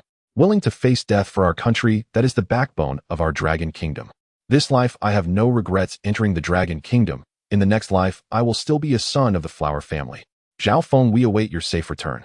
Zhao Feng looked at the little white fox, Su Yueyao, and asked, can we still fetch water? Su Yueyao nodded. Zhao Feng hesitated no longer and began to collect the lake water into his ability space. He focused again on the golden treasure chest on the ground. Although there were fluctuations of energy, the threat was not significant. Zhao Feng drew out a Tang Dao from the space, lightly flicked it to open the chest lid, and then swiftly retreated 5 to 6 meters. A skeleton suddenly leapt out of the chest, nearly 1.8 meters tall, holding a bone sword that was stark white. Upon seeing the skeleton, Zhao Feng did not hesitate at all. He raised his hand to unleash a spatial blade towards its head. He merely intended to test its strength, but unexpectedly this strike completely shattered the skeleton. Zhao Feng turned his attention inward, feeling the abundant power within him, estimating that he could release several dozen more spatial blades. Although he had not yet broken through to the third level of his abilities, he was very close. Meanwhile, his mental abilities had also successfully risen to the second level, expanding his detection range to 80 or 90 meters, and the power of his mental attacks had greatly increased, though he had not yet comprehended any new skills. Zhao Feng understood that this change was undoubtedly related to what had happened last night. Just as he wanted to use his divine sense to inquire with Su Yueyao about the reason the shattered skeleton had already turned to dust, leaving only a golden card behind. Zhao Feng focused his gaze on the golden card, and a line of text slowly appeared on the virtual screen above it. Temporary all attribute enhancement card effect increases all attributes by 50. Lasts for 1 hour limitation, once per day, bound to the holder. Zhao Feng looked at the virtual screen before him, secretly astonished, feeling as if the national fortune system was also continuously evolving. The current panel interface was much clearer and more refined than before. He stepped forward to pick up the golden card, but to his surprise, as soon as he grasped it, it transformed into a beam of golden light and directly entered his brow. The seventh night has arrived in the blink of an eye. Zhao Feng, Suya, and Xu Qing have all reached the second tier, reaping abundant rewards each day, navigating through without any dangers and living a life of tranquility. At midnight, the cold, mechanical voice of the national fortune system resonated in every contestant's mind. Today's first item team rankings announcement: first place, Dragon Country, Zhao Feng, Suya, Xu Qing's team; second place, Dragon Country, Lung Feng, Lei Zhan's team; 1488th place, Sakura Country, Tsang Qiyi. The announcement abruptly ceased here. All contestants and everyone on Blue Star instantaneously understood there were only 1488 teams remaining in the arena. It is worth noting that there were originally 2,330 teams entering the national fortune battlefield, which means that 842 teams have been completely obliterated. Second item: national governments may communicate with their participating teams for 2 minutes each day. Exceeding this duration will consume 1 unit of first-tier energy per minute. Third item: update on the rules for contestants returning materials to their countries. From now on, materials will no longer enjoy multiplied rewards, and do not need to wait for unified distribution at dawn. They will be returned to their respective countries immediately after upload. Note each team is limited to 1 upload opportunity per day. Additional attempts will cost 1 unit of second-tier energy each time. Fourth item, opening a communication channel for national contestants. Free speech and resource exchanges are allowed. The rules are as follows. Teams from the top 10 ranked countries' material exchanges are free, limited to 10 free transactions per day, with 10 deducted from exchanges exceeding this limit. Teams ranked 11th to 110 deducted from each transaction. All other teams 20 deducted from each transaction. At this moment, the contestants and the people of Blue Star were overjoyed to hear the announcement from the National Fortune System. Everyone was still eagerly awaiting, hoping for more favorable news to be announced in succession. However, the National Fortune System fell silent thereafter with no further sounds. In fact, many secretly hoped that Blue Star could provide the contestants with modern firearms. Given that the highest creatures in the arena are merely second-tier, should the contestants be equipped with modern firearms, they could almost sweep through effortlessly. Unfortunately, things did not unfold as wished. In the Dragon Country's live broadcast room, the evening host Bei Ning looked at Long Zhan beside her and gently advised, "Long Lao, it's getting late, you should go rest now." "No rush." Long Zhan shook his head, turning his gaze to Bei Ning. "Did you pick up any useful information from the National Fortune System's recent announcement?"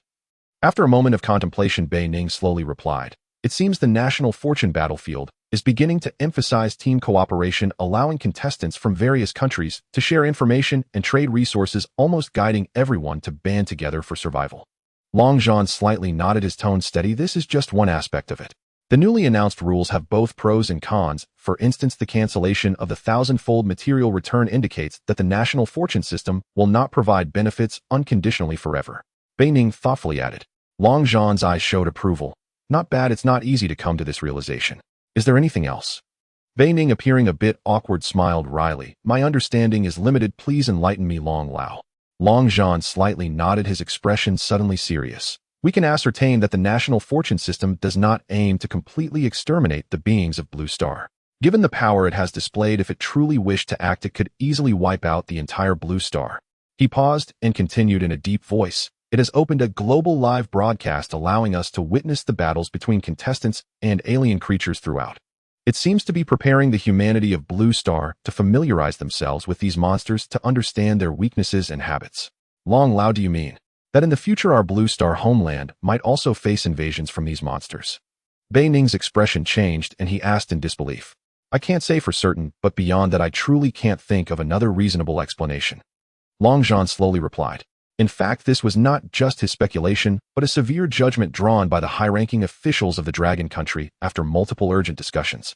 However, this matter has yet to reach a conclusion and should not be publicly disclosed to avoid causing panic. It can only be subtly hinted at by Long Zhan in the live broadcast, allowing the public to unconsciously develop a sense of precaution. Once Long Zhan's words were spoken, the Dragon Country's live broadcast room erupted into chaos, with comments flooding in. "What monsters might descend upon Blue Star in the future? Thinking deeply, it's terrifying. It turns out this isn't just a simple competition, it's a preliminary training exercise. If that day truly comes, what should we ordinary people do? The country must have been prepared long ago. Have faith in the Dragon Country. No matter when they come, we Dragon Country people will never back down." In an instant, it doesn't feel like the National Fortune is a game anymore. A chill runs down my back. The audience, initially shocked, gradually shifted to a serious demeanor, spontaneously coalescing into a tense, yet resolute emotion. The previously relaxed survival live broadcast room suddenly became extremely heavy as everyone realized this National Fortune battlefield concerns not just rewards, but the entire future of humanity on Blue Star. Regardless of how heated the discussions were on the Blue Star side, Zhao Feng had already stopped absorbing the crystal cores, lying down to prepare for rest. In fact, he had long suspected that the National Fortune battlefield was training humans for combat. Whether it was the various National Fortune novels he had read in his past life or the current state of Blue Star, they all pointed in the same direction. Although there are localized conflicts on Blue Star, it has not reached the brink of resource depletion or unlivable circumstances. Thus, there was only one possibility. There would be a world fusion in the future, or a higher-level battlefield requiring the humanity of Blue Star to step up and fight. Suddenly, a torrential downpour began outside the RV, with dense hail striking the roof, creating a loud, crackling sound. This was the first rain they had encountered since entering the National Fortune battlefield. Suya and Xu Qing were resting in the bedroom, while Zhao Feng adjusted the 4 chairs by the table, flattening them to create a makeshift small sofa. He lay on it quietly gazing at the blurred curtain of rain outside. Ever since that night of the accident, he had not entered the bedroom again. Su Ya's distrustful questions the next morning after the incident had lingered in his heart, making it difficult for him to let go. He had never contemplated having such a relationship with his female boss. At least not in that way, he had hoped for mutual consent.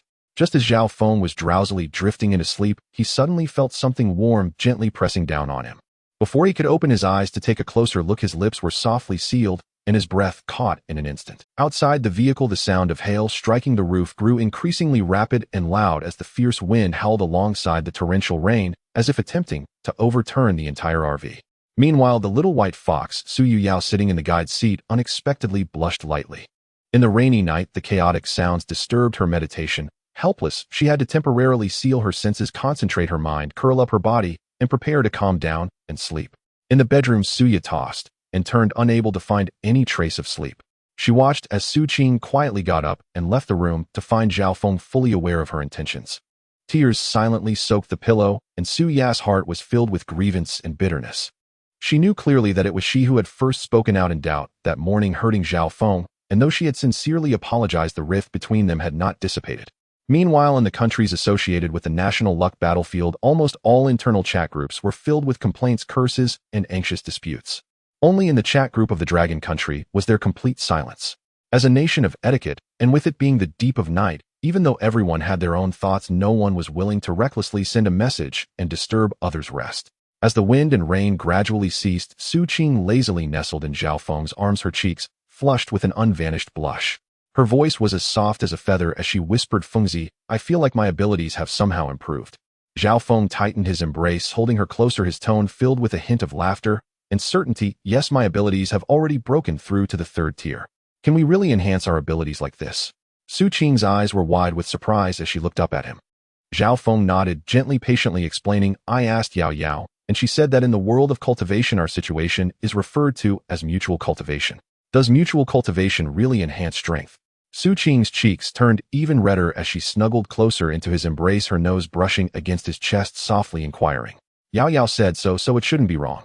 Zhao Feng raised his hand, gently smoothing her disheveled hair. Xu Qing extended her slender fingers, lightly drawing circles on Zhao Feng's chest, her tone playful and slightly spoiled. "Are you still holding back something from me?" Zhao Feng was taken aback, filled with confusion. Holding back what? Seeing him feigning ignorance, Xu Qing playfully pinched his arm, pouting, "You're definitely not telling the truth, hiding something from me." Zhao Feng chuckled at the pinch, helplessly surrendering. All right, I won't hide it from you. I've awakened another ability, a 3s level mental ability. This. Xu Qing's eyes widened in surprise, just about to exclaim, then quickly covered her mouth, lowering her voice, looking at him with admiration. "Fengzi, you're just too amazing. To have 2 abilities, both of the highest 3S level." Zhao Feng chuckled triumphantly, teasing her. "Of course, I'm amazing. Who was it that begged for mercy earlier?" Xu Qing's cheeks flushed, and she reached out to give him a gentle grab, the force light, but laced with a hint of annoyance. Zhao Feng, caught in a soft spot, quickly begged for mercy, no longer teasing her. The atmosphere in the cabin was tender and ambiguous as the two nestled together, gradually drifting into a deep sleep. However, most of Blue Star was wide awake. Especially the remarks made by General Long Zhan in the live broadcast awakened many high-ranking officials in various countries. No one had considered this aspect before, and countries hurriedly convened high-level meetings to discuss countermeasures. Naturally, many contestants in the National Luck battlefield also found it difficult to sleep. The chat group of the Dragon Country appeared silent with no one speaking, yet many contestants could not help but frequently pull up the chat interface, silently refreshing, hoping for any news to appear. When Lei Zhan and Lung Feng heard the news in the National Luck broadcast that communication with the country is possible, they were already filled with excitement. They had been waiting, eagerly anticipating contact from their country, but after waiting for a while there was still no response. In their urgency, the two decided to explore and see if there was a way to actively contact their country. To their surprise, they truly found the trick. By simply mentally chanting "personal panel," a personal information panel would appear before their eyes. They were uncertain whether this panel was a new feature or something they had never tried before. If Zhao Feng were nearby, he would definitely tell them this personal information panel was indeed a newly added feature of the National Luck system. After all, from the very first day Zhao Feng entered the National Luck battlefield, he had tried to summon the panel and had since attempted it every day, being well aware of the system's subtle changes. Lei Zhan's gaze fell on the lower left corner of the personal panel, and he immediately spotted the small communication icon. Without hesitation, he immediately used his mind to click on it. Instantly, a prompt box popped up on the panel, clearly displaying, "Would you like to establish communication with the Dragon Country? Communication costs 1 unit of first-tier energy per minute, calculated at 1 minute, if less than a minute." Seeing this, Lei Zhan did not hesitate for a moment, quickly taking out 5 first-tier magic cores from his ability space, confirming with a slight movement of his fingertip and decisively choosing yes. On the Dragon Country's side, the dedicated department for communication with the teams participating in the National Luck Battlefield had yet to be established. Therefore, the communication request initiated by Lei Zhan directly connected to the headquarters of the Dragon Country's National Luck Department. At that moment, Zhang Guoqiang, the chief commander of the Dragon Country's National Luck Department, had just finished organizing documents and was about to leave the office to rest. Suddenly, a virtual screen appeared out of thin air before him, clearly showing a line of prompts. Lei Zhan requests communication. Do you accept? Zhang Guoqiang's gaze sharpened, and without a moment's hesitation, he responded in a deep voice, accept. The screen then switched, displaying the message establishing communication. In just a moment, 2 figures appeared on the screen. They were none other than Lei Zhan and Lung Feng, situated in the National Luck Battlefield and inside an armored vehicle. Meanwhile, on the virtual screen before Lei Zhan and Lung Feng, the scene of the office was also displayed, with Zhang Guoqiang standing right in the center. The screens on both sides were crystal clear, and the images were so realistic that it felt as if the people were right in front of them. Such cutting-edge technology, even with countless iterations and updates in Blue Star's technology, would likely be hard to surpass. Zhang Guoqiang gazed at Lei Zhan and Lung Feng on the screen, his tone steady and sincere. Lei Zhan, Lung Feng, thank you for your hard work. I am Zhang Guoqiang, chief commander of the Dragon Country's National Luck Department. I can keep track of your every move in the National Luck Battlefield in real time. Upon hearing this, both of them immediately straightened their backs and sat up straight, performing a standard and powerful military salute, their eyes filled with determination as they said in unison, "Good day, Commander. Serving the people is not hard." Zhang Guoqiang also raised his hand in a solemn military salute. He then became a bit more serious and got straight to the point. Communication costs are high, so I will be brief. Next, I will explain the recent situation of Blue Star and the Dragon Country, as well as the status of other participating teams from the Dragon Country in the battlefield. You must listen carefully and then explain it synchronously in the Dragon Country chat group to avoid repeating explanations to each team and wasting communication energy. Yes, the 2 replied in unison, their voices strong and confident, and then focused their minds, looking intently at the screen, diligently listening to Zhang Guoqiang's explanation. Zhang Guoqiang indeed lived up to the qualities of a chief commander, being clear and concise. After the explanation, the time was just right at 4 minutes and 50 seconds, neither more nor less, conveying all the key situations to the 2 with clarity and accuracy.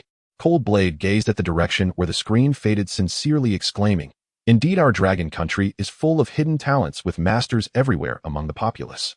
Previously, we speculated that the team consistently ranking first on the battlefield must be an elite military squad, perhaps equipped with a vast array of firearms. To our surprise, it turned out to be a civilian team. It's true, we were too narrow-minded and complacent.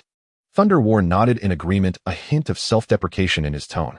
Then, shifting the topic, he expressed amazement. But that kid named Zhao Feng is truly remarkable. He awakened a 3-level spatial ability, which is the pinnacle of ability levels.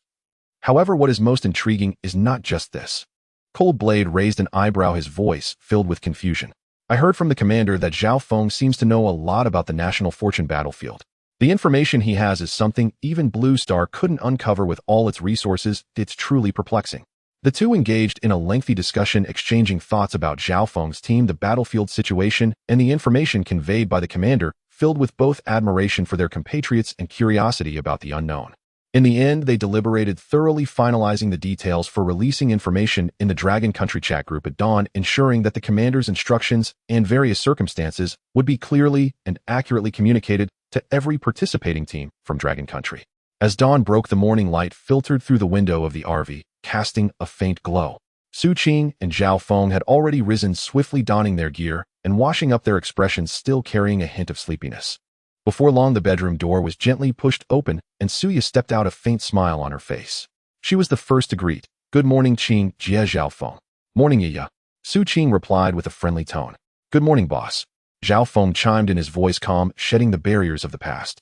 Nearby, the little white fox, Su Yao, lazily stretched her fluffy body, emitting 2 soft yings, as if echoing the greetings. Zhao Feng stepped forward, gently rubbing her little head, and said softly, Good morning, Yao Yao. At that moment, the cold mechanical voice of the National Fortune System suddenly broke the tranquility in the vehicle total national fortune ranking for the past 7 days. First Dragon Country, National Fortune Value, 139 points. Second Battle Bear Country, National Fortune Value, 103 points. Third Ugly Country, National Fortune Value, 94 points. 229th. Wawa X Country, National Fortune Value, 50 points. The mechanical voice abruptly stopped, and the three quietly waited for a long time, but no further announcements came. Xu Qing frowned, her face full of confusion. Why did it suddenly stop? I remember that there were 233 countries participating in the National Fortune battlefield, right? Yes, I remember clearly that initially there were indeed 2,330 teams entering the battlefield corresponding to 233 countries. Suya affirmed, her face showing a hint of puzzlement. Zhao Feng's expression gradually turned serious as he said in a deep voice, I fear that those countries not mentioned have already been annihilated. When the country contacts us today, we'll inquire about the specific situation in detail. As soon as Zhao Feng finished speaking, a virtual screen lit up in front of the three and a message from the Dragon Country chat group suddenly popped up. The message was sent by Thunder War, who first briefly introduced himself and Cold Blade's identities and team situation, and then detailed the overall situation currently facing Blue Star. After reading the content carefully, Xu Qing couldn't help but exclaim, there are indeed 4 countries that have completely lost sovereignty and whose national systems have collapsed due to low national fortune values, besieged by monsters and natural disasters. The people are suffering immensely. At this moment, other contestants in the group also seem to have finished reading the message one after another. In his message, Thunder War also specifically mentioned the outstanding contributions of Zhao Feng's team over the past few days. Instantly, the group was in an uproar, with everyone tagging Zhao Feng, Suya, and Xu Qing filling the screen with praise and gratitude, and the atmosphere became lively. Just after Zhao Feng finished reading the group message, he received a friend request from Cold Blade, which he almost instantly accepted. According to Thunder War's introduction, the other party was a legitimate Special Forces soldier from Dragon Country, and there was no reason to refuse such a connection.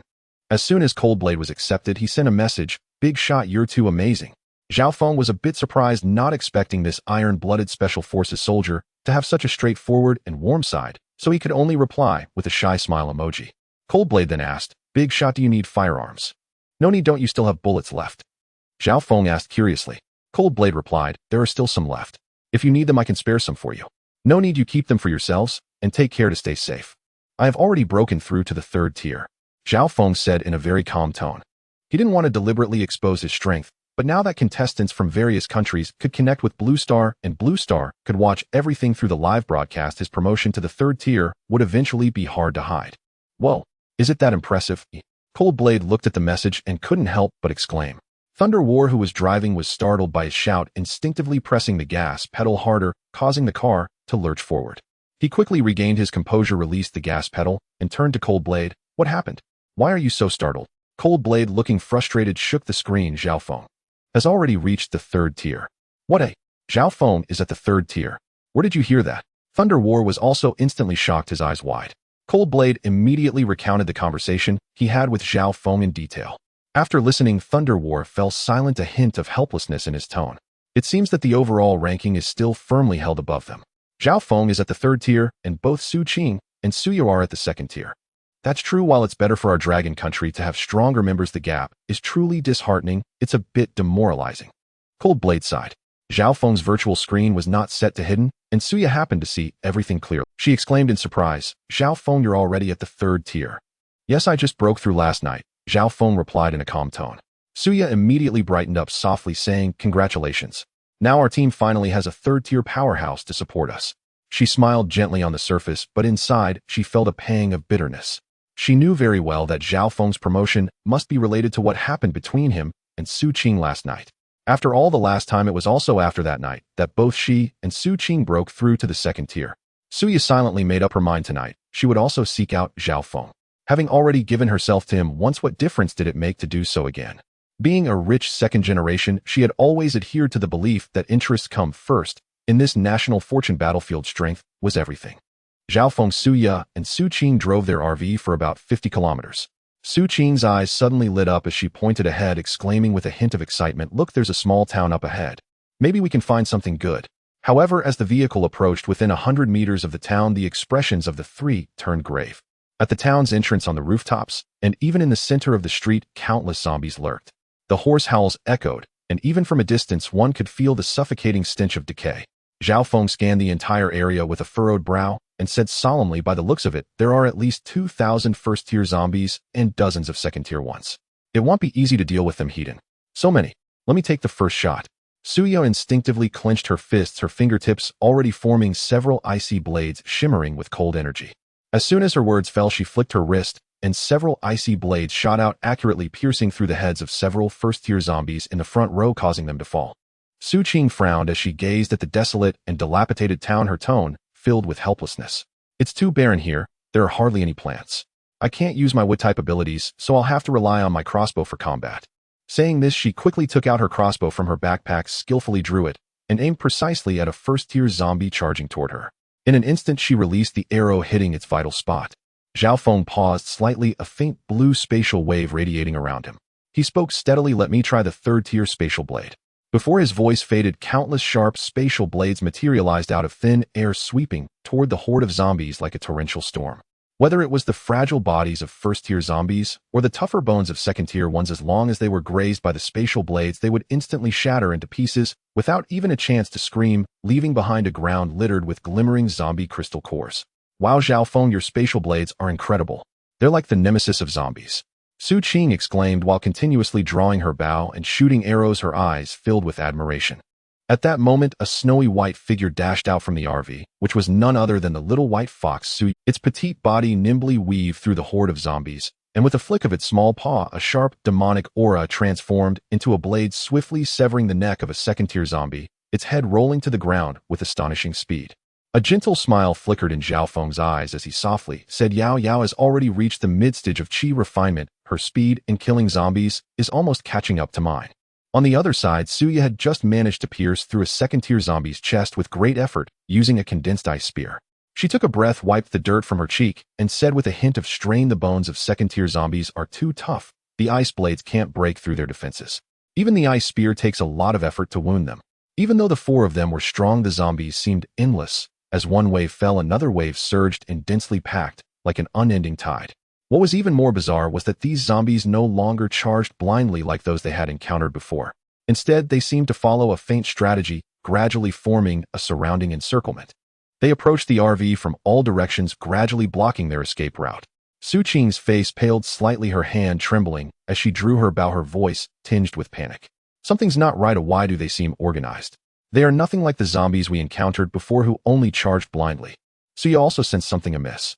She raised her hand and shot out several ice blades, fending off a few zombies that were lunging at her, her tone urgent. Yes, it seems like they're intentionally surrounding us. If we keep dragging this out, our abilities will eventually run dry, and we won't be able to escape. Zhao Feng's gaze was fixed on the surroundings, his actions unchanged as the spatial blades continued to reap the zombies. His tone was grave and decisive. Indeed, something must be controlling them from behind. We can't afford to linger. Boss, use the ice blades to eliminate the zombies on the left. A Qing Jie, shoot out the abandoned vehicles in front to create obstacles. Yao Yao, come back quickly. Let's drive our way out. Okay. Suya and Xu Qing replied in unison, not daring to hesitate for a moment. Suya immediately activated all her abilities, conjuring a series of ice blades to temporarily block the horde of zombies on the left. Xu Qing took a deep breath, steadied her mind, drew her bow, and aimed precisely at an abandoned fuel truck ahead. The arrow flew through the air and instantly exploded, the fuel tank flames soaring into the sky, and thick smoke billowing out, temporarily stalling the zombie onslaught from the front. Seizing the opportunity, Zhao Feng slammed the steering wheel and floored the gas pedal. The RV roared like an arrow released from a bow, breaking through the encirclement of zombies and speeding toward the outskirts of the town. Only after driving a few kilometers out of the town and confirming that no zombies were pursuing them did they finally let out a sigh of relief, their tense nerves gradually relaxing. Xu Qing leaned back in her seat, her chest gently rising and falling, and said with lingering fear that was terrifying, how could those zombies be organized? Could there really be some powerful creature controlling them? Suya wiped the cold sweat from her forehead, her face still somewhat pale, and nodded gently. It's hard to say. The national fortune battlefield is becoming increasingly bizarre, filled with unknown dangers. Zhao Feng held the steering wheel, his expression still serious, speaking steadily, no matter what is controlling them, we must proceed with caution. Fortunately, we withdrew in time. Otherwise, if we kept dragging it out, we would eventually be exhausted in there. Let's find a safe and concealed place to rest, recover our powers, and then plan our next steps. The little white fox Su Yao gently jumped back onto Zhao Feng's shoulder, rubbing her small head against his cheek, letting out two soft yings from her throat, as if in agreement with his words, and comforting the others. At this moment, the audience in the live stream watched the thrilling scene of Zhao Feng and the others retreating from the town, with a barrage of comments on the screen densely packed, nearly covering the visuals. Wow, those zombies were definitely not normal. They actually surrounded us. Do they have intelligence now? That was so scary. The zombies before just charged blindly, but now they actually understand tactical. Over 2,000 zombies, including second-tier ones, Brother Feng, and the others were really in danger. National Fortune System, hurry up. Can you open a material transportation channel from the Blue Star? I strongly request heavy weapons to be transported. Gatling guns and high-explosive grenades, please arrange them immediately.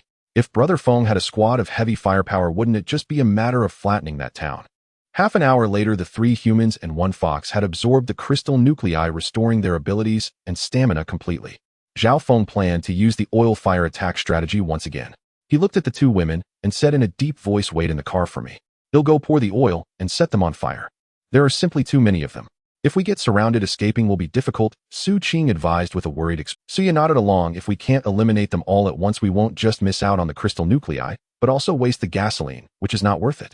Hearing what the 2 said, Zhao Feng hesitated.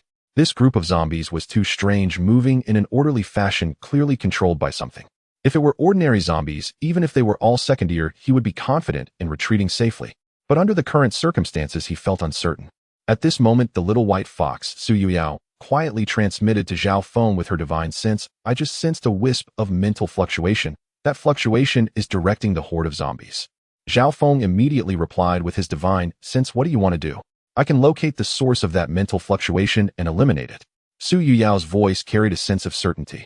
Zhao Feng still felt uneasy and asked with his divine sense, "Will you be in danger?" Su Yao replied calmly, "No. That should only be a mutated second-tier zombie. If I were to encounter a third-tier one, I might have to be cautious, but a second-tier one, no matter how strong its mental power, cannot harm me." Feeling the confident aura emanating in his mind, Zhao Feng ultimately chose to trust her. He turned to the 2 women and said, "Yao Yao says she can find the source controlling the zombies." Xu Qing and Suya exchanged glances, thought for a moment, and nodded in agreement.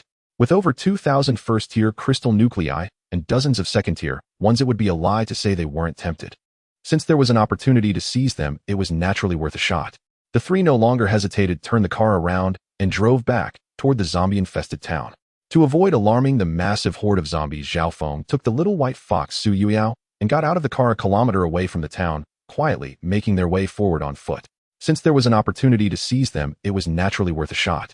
The 3 no longer hesitated, turned the car around, and drove back toward the zombie-infested. As soon as their presence was revealed, Zhao Feng quickly used his divine sense to transmit to Su Yao, "You go around first and deal with whatever is controlling the zombies." The little white fox nodded slightly, her snow-white form flickering and silently disappearing among the ruins.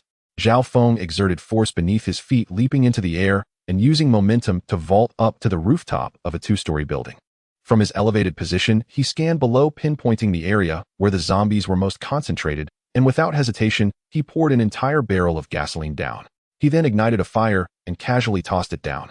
Boom! The flames erupted into the sky, engulfing a large number of zombies. Zhao Feng moved quickly on the rooftop, pouring oil and igniting fires in several densely packed areas of zombies. In just a moment, the entire town was ablaze, in multiple places, thick smoke billowing and the flames fervently devouring the crowded horde. The little white fox Su Yao elegantly leaped across the ruined rooftops, her grace surpassing Zhao Feng's. The sound of crushed tiles drowned out by the chaotic growls of the zombies below.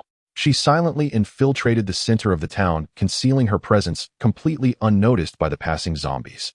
At this time, Zhao Feng had ignited the second wave of zombies, and flames shot up, filling the air with the acrid smell of burning flesh, while the zombie horde emitted piercing cries, their chaotic roars echoing throughout the town.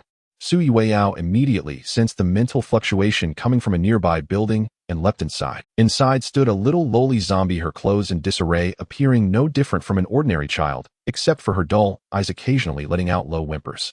If Suya and Xu Qing saw this, they would surely feel a pang of pity, but Su Yao remained unfazed. Confirming it was the mastermind controlling the zombies, she immediately extended her claws, glowing, and pounced. The little lowly zombie was instantly filled with terror, emitting a high-pitched wail as she scrambled to flee while launching a mental attack. However, her mere second-tier mutated mental power posed no threat to Su Yao, who was at mid-stage Qi refinement.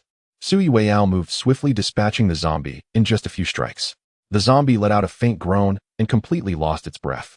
Sui Weiao retrieved the second-tier crystal nucleus, not lingering, and hurried towards Zhao Feng, following the firelight and the howls of zombies to regroup. Seeing the zombies below completely lose their previous order and no longer climb the stairs, instead stepping on one another frantically, trying to scramble up the walls, Zhao Feng understood that Sui Weiao had successfully slain the source controlling the horde of zombies. This time he did not immediately pour gasoline to ignite a wave of zombies and then shift positions as before, but chose to stay on the rooftop and wait quietly. He even rummaged through the rooftop for a rusty iron bucket, banging it against the wall, the clanging sound clear in the town, deliberately attracting all the scattered zombies. On the RV outside the town, Xu Qing watched the scene unfold through binoculars, unable to help but comment helplessly. Zhao Feng is actually banging a broken iron bucket on the rooftop. How ridiculous. Saying this, she passed the binoculars to Suya.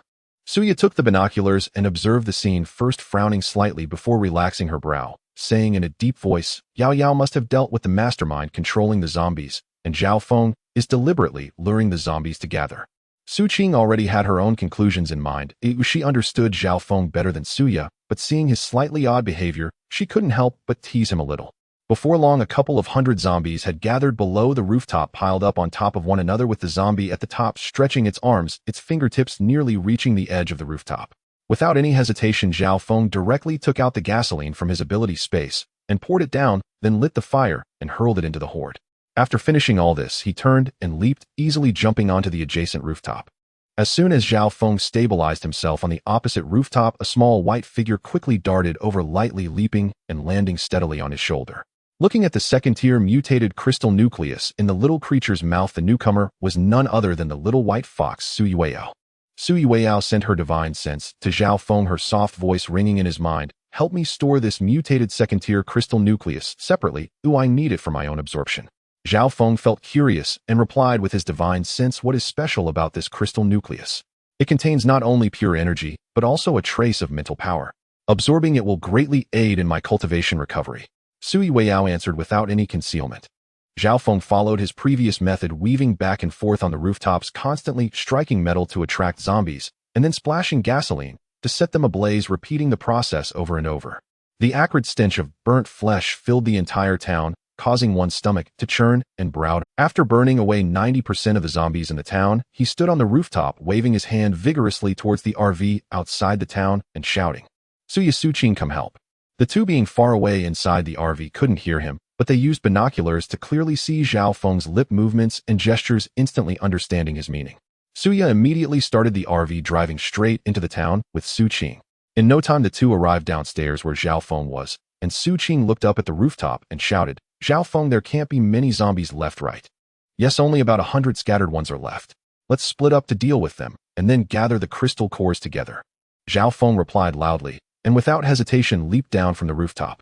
When he was burning the zombies earlier, he had been using his mental abilities to carefully scout, and whenever he sensed a second-tier zombie, he would strike first to kill it, so he was completely at ease letting the two women act separately. The three and the fox immediately scattered, and Zhao Feng raised his hand to unleash several sharp spatial blades, easily slaying the fleeing zombies. Suya's icy blades danced at her fingertips, swiftly dealing with the zombies that got too close. Xu Qing steadily drew her bow and shot arrows, each one hitting its target with precision. The little white fox, Su Yuiao, also darted around in the ruins, using her sharp claws to eliminate all the stragglers. Before long, the last of the zombies were completely cleared away. Xu Qing looked at the ground covered in charred ashes, instinctively wrinkling her nose and covering her mouth, saying, "This smell is too pungent. Oh, let's quickly gather the crystal cores." Okay, there are many first-tier crystal cores, so everyone search carefully and make sure not to miss any second-tier ones. Suya squatted down, picking up crystal cores while reminding the others. Zhao Feng nodded slightly and joined in the picking up, occasionally helping the two women clear away the heavy burnt debris to make it easier for them to find the crystal cores. The three and the fox busily collected the scattered crystal cores until noon, finally gathering all the ones in the town. Xu Qing clapped the dust off her hands and looked at the full bag of crystal cores, her face beaming with joy as she said, "Finally done. We've been busy all morning, and this harvest is so bountiful. Indeed, it's all thanks to Yao Yao for finding the source controlling the zombies, otherwise we could never have taken this place so smoothly." Suya reached out to pat the nearby Su Yao, her tone filled with relief. Zhao Feng looked at the sparkling crystal cores in the bag, a smile forming in his eyes as he said in a deep voice, Let's head back to the RV to rest first, and we'll slowly count them later. Everyone returned to the RV, and the three and the fox absorbed the crystal cores, quickly recovering their physical and spiritual energy. Xu Qing glanced at her watch and asked, "It's already noon, should we set off and hit the road now?" Suya instinctively looked at Zhao Feng, knowing that the other side was notorious for taking everything and that they wouldn't feel satisfied unless they scavenged for supplies in this abandoned town. Upon hearing this, Zhao Feng raised his eyes to meet Su Ya's gaze, feeling a moment of hesitation and struggling to respond. Having spent the entire morning here, he felt uncertain whether they could cover the 200 kilometers remaining in the half-day left. This was not Blue Star after all. The road ahead was unknown and fraught with danger with too many variables. Just as Zhao Feng was lost in thought, the cold and mechanical voice of the National Fortune System suddenly echoed in the ears of every Blue Star citizen. From today onwards, teams failing to complete a distance of 200 kilometers daily will pay a fine of 20 units of first-tier energy crystal cores to exempt other penalties. This new rule quickly spread across Blue Star, causing an uproar among the online audience who never expected the National Fortune System would add rules on the fly. The most bewildered were Zhao Feng and the others. Xu Qing, looking puzzled, whispered, "Could it be that someone is manipulating the National Fortune System and is keeping an eye on our team?" In fact, her guess was close to the truth. The National Fortune System was indeed controlled by a higher intelligent race, but it was not targeting them specifically, rather it monitored all participating teams simultaneously. Suya pondered for a moment, then slowly spoke. "Perhaps it's not just us. Many teams are caught in the same dilemma, wanting to explore the area for resources while worrying about not completing the daily distance task." "That's right." Zhao Feng nodded slowly, his expression calm. "The National Fortune System has been continuously searching for bugs, and in just one morning it has patched 2 issues.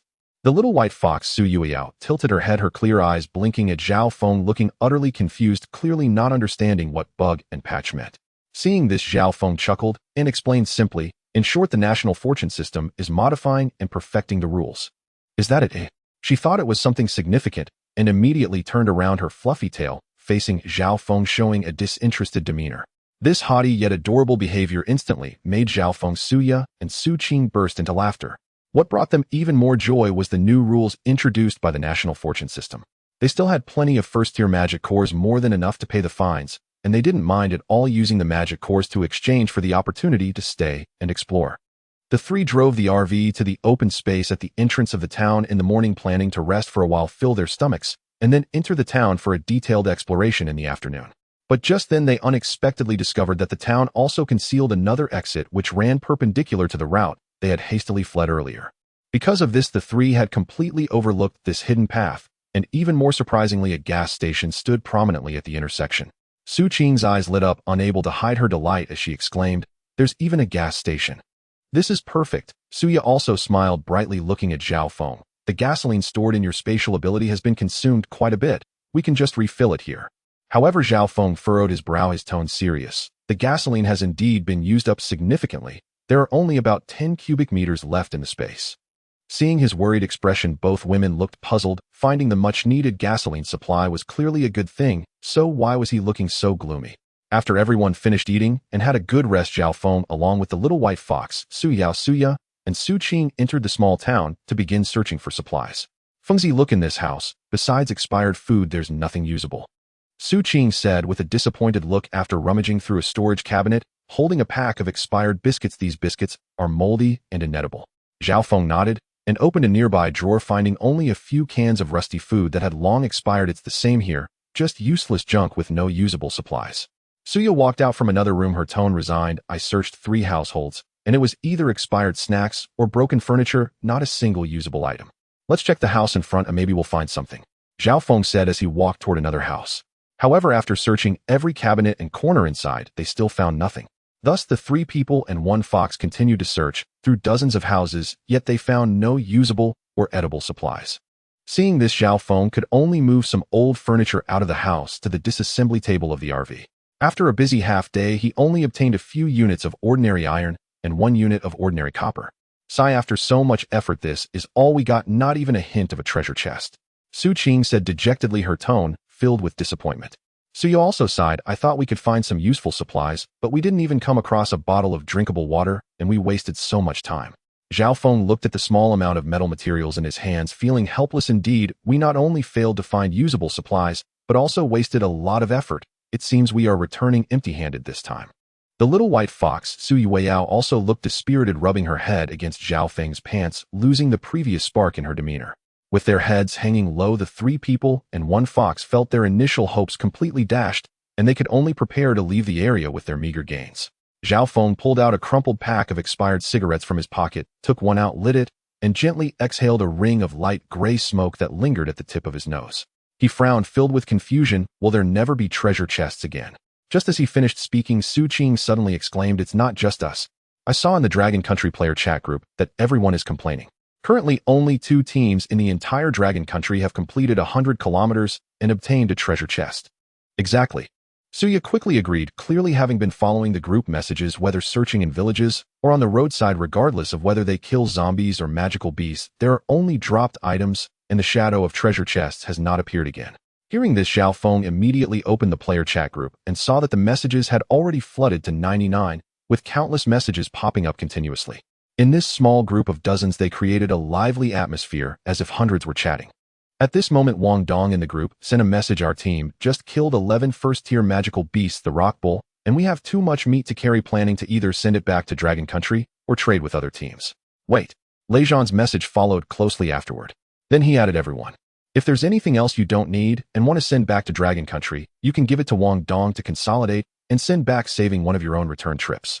Lung Feng quickly added, "Just a reminder, everyone can only send back to Dragon Country once a day, but trading between player teams can happen up to 10 times. At once, the group members reacted, flooding the chat. 666 Special Forces know how to play. They really know how to utilize the rules. Zhao Feng looked at the messages in the group and couldn't help but sigh. Indeed, those who have been Special Forces have truly understood the rules, thanks to Lei Zhan and Lung Feng. Xu Qing pouted and said, half jokingly, half worried, "Speaking of which, if they keep exploiting the loopholes in the rules, won't it trigger the national fortune system and bring new rules to restrict us?" Zhao Feng gently shook his head, about to explain. But Suya spoke up first. "It won't happen. Although the national fortune system has set many rules overall, it is still quite generous." She paused and continued with a calm gaze, "The rules it established may seem strict, but they are actually more like incentives for us to grow quickly and enhance our strength rather than simply restricting us." Xu Qing listened and began to reflect carefully. Since the national fortune system appeared, whether it's the mileage tasks, opening treasure chests, or the temporarily added rules, upon careful consideration, it is indeed, as Suya said, all pushing them to become stronger. Seeing this, Zhao Feng stopped further explanations. Suya's words happened to resonate with him. He shifted the topic. "Our beef is almost finished. Should we exchange some with Wang Dong?" "Let's not." Xu Qing waved her hand and smiled. "We still have the meat of the red scale sphinx, so let's leave this beef for others to exchange." Zhao Feng nodded and opened the chat group. Indeed, the group was already in an uproar, with many people Wang Dong wanting to trade for beef. Some wanted to exchange gasoline, others wanted to trade first-tier crystal cores, while some brought out their accumulated magic cores, all eager to exchange for some meat to improve their meals. Watching the lively scene in the group, Zhao Feng silently thought, let them have it. Some teams had relied on opening treasure chests for food since they entered, so it was rare to have fresh beef, and it would be nice for them to have a taste of meat and replenish their strength. After taking the last puff of his cigarette, Zhao Feng extinguished the butt and threw it on the ground, stepping on it. Not yet giving up, he looked down at the little white fox on his shoulder and said, "Yao Yao, lead us to the place where you killed that mutated zombie."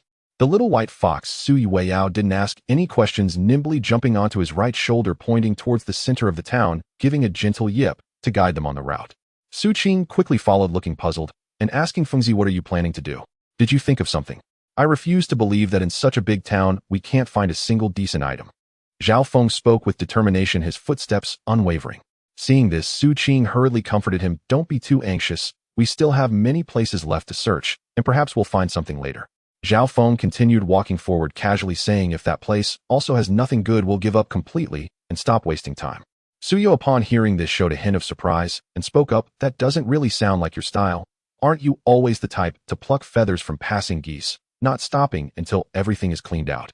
Zhao Feng sighed helplessly, his tone filled with reality. "But if it's just like those dozens of households before where we searched for a long time and only found useless junk, that would be a pure waste of time. There are still 100 or 2 households in this small town. If we really search them all, it will be dark." Zhao Feng and the others followed the guidance of the little white fox and arrived directly at the small building where it had slain the second-tier mutated zombie. Upon entering, Xu Qing immediately widened her eyes and couldn't help but exclaim, "How is this place so—" While other houses were filled with dust and garbage, this one was surprisingly tidy. "Indeed, something is off," Suya said, glancing around and nodding in agreement her brow slightly furrowed. Zhao Feng looked at Su Yao, who was squatting on the windowsill, and asked Yao, "This mutated zombie is different from an ordinary zombie, right? Tell me about its appearance." The little white fox wagged its tail and directly transmitted a message of divine sense to Zhao Feng, detailing the appearance of the little lowly zombie. After listening, Zhao Feng turned to the two girls and repeated, Yao says this zombie looks like a child resembling an ordinary little lowly, but its eyes are dull and gray. What? Xu Qing exclaimed in shock, her face filled with disbelief. A zombie can actually turn into... Suya also looked astonished and said solemnly, mental-type mutated zombies should be more difficult to deal with than ordinary zombies. The three of them searched the upstairs carefully, but found nothing, not even a single usable item. As they prepared to go downstairs, Zhao Feng casually glanced down at the bottom of the stairs and noticed that it was not empty. Instead, there was a half-built wall with a heavy iron door mounted on it. He instinctively used his mental ability to scan the inside of the iron door, initially thinking it was just a small corner for storing miscellaneous items. To his surprise, there was a staircase leading down. Zhao Feng's eyes lit up, and he hurriedly rushed to the iron door, lifting his foot to kick it hard. However, the expected sound of a door breaking did not occur. Instead, there was a dull thud, and the iron door remained unmoved, causing his foot to go numb, staggering him back a couple of steps. Seeing this, Xu Qing quickly stepped forward to support him, her face filled with concern as she asked Fengzi, "Are you okay? Is your foot fine? Does it hurt?" Suya also hurriedly approached, holding onto Zhao Feng's other arm, her tone mixed with helplessness and worry. "Are you alright? Why were you so reckless? You could have just used your abilities instead of kicking it." As her words fell, the little white fox, Su Yao, suddenly moved swiftly, swiping a paw at the iron door. With a loud crash, the heavy iron door surprisingly fell inwards, stirring up a cloud of dust that forced the three of them to instinctively cover their mouths and noses. Behind the door was a staircase leading down, and Suya and Xu Qing's eyes widened in disbelief, their faces filled with astonishment. Xu Qing instinctively turned to look at Zhao Feng, while Su Ya's gaze fell on the little white fox, Su Yao. The viewers in the live broadcast room were equally surprised by the sudden appearance of the staircase. All attention was tightly focused on the mysterious staircase, completely oblivious to the subtle differences in the gazes of the two girls. Only Zhao Feng and Su Yao noticed this scene. Xu Qing looked at Zhao Feng, her eyes filled with certainty. She knew Zhao Feng had mental abilities, and without a doubt realized he must have discovered the secret behind the iron door first. Suya looked at Su Yao, a slight smile at the corner of her mouth, secretly thinking, most likely this little one has keen divine sense or accidentally discovered this hidden staircase. The little white fox, Su Yao, noticed Su Ya's gaze and turned to look at Zhao Feng, her bright eyes filled with innocence as she transmitted to him through divine sense, "Don't blame me for stealing your credit. You never told Suya that you have mental abilities." Zhao Feng helplessly shook his head and returned through divine sense, "Why didn't you discover this place when you came to kill that second-tier mutated zombie this morning?" Su Yao immediately retorted through divine sense, her tone carrying a hint of justification. Who would casually use divine sense to scan around? In our world, doing so without reason is a big taboo. Suya looked at Zhao Feng, her tone a bit tentative. "Shall we go down to take a look?" "Yes, we definitely need to go down." Zhao Feng nodded, his gaze sweeping over the dark staircase, adding, "It's just too dark down there." As he spoke, he secretly urged his mental power to probe downwards. After a moment, he felt reassured. There was no danger below, but he could vaguely sense the presence of something resembling a firearm. Thinking of firearms made him discard the idea of making a torch, secretly muttering, "What if there are explosives down there? Using a torch would be asking for trouble." He then said to the two girls, "You wait here, I'll go back to the car and get the flashlight." With that, he turned and quickly walked out of the small building. As soon as Zhao Feng left, Xu Qing leaned closer to the little white fox, Su Yao, curiously asking Yao, "What is down there?" Actually, the moment she discovered the staircase, Su Yao had scanned below with divine sense, but she only saw some odd iron objects, nothing special. However, she could sense that Zhao Feng had also used his mental abilities to investigate earlier, and after the investigation, he clearly looked a bit interested.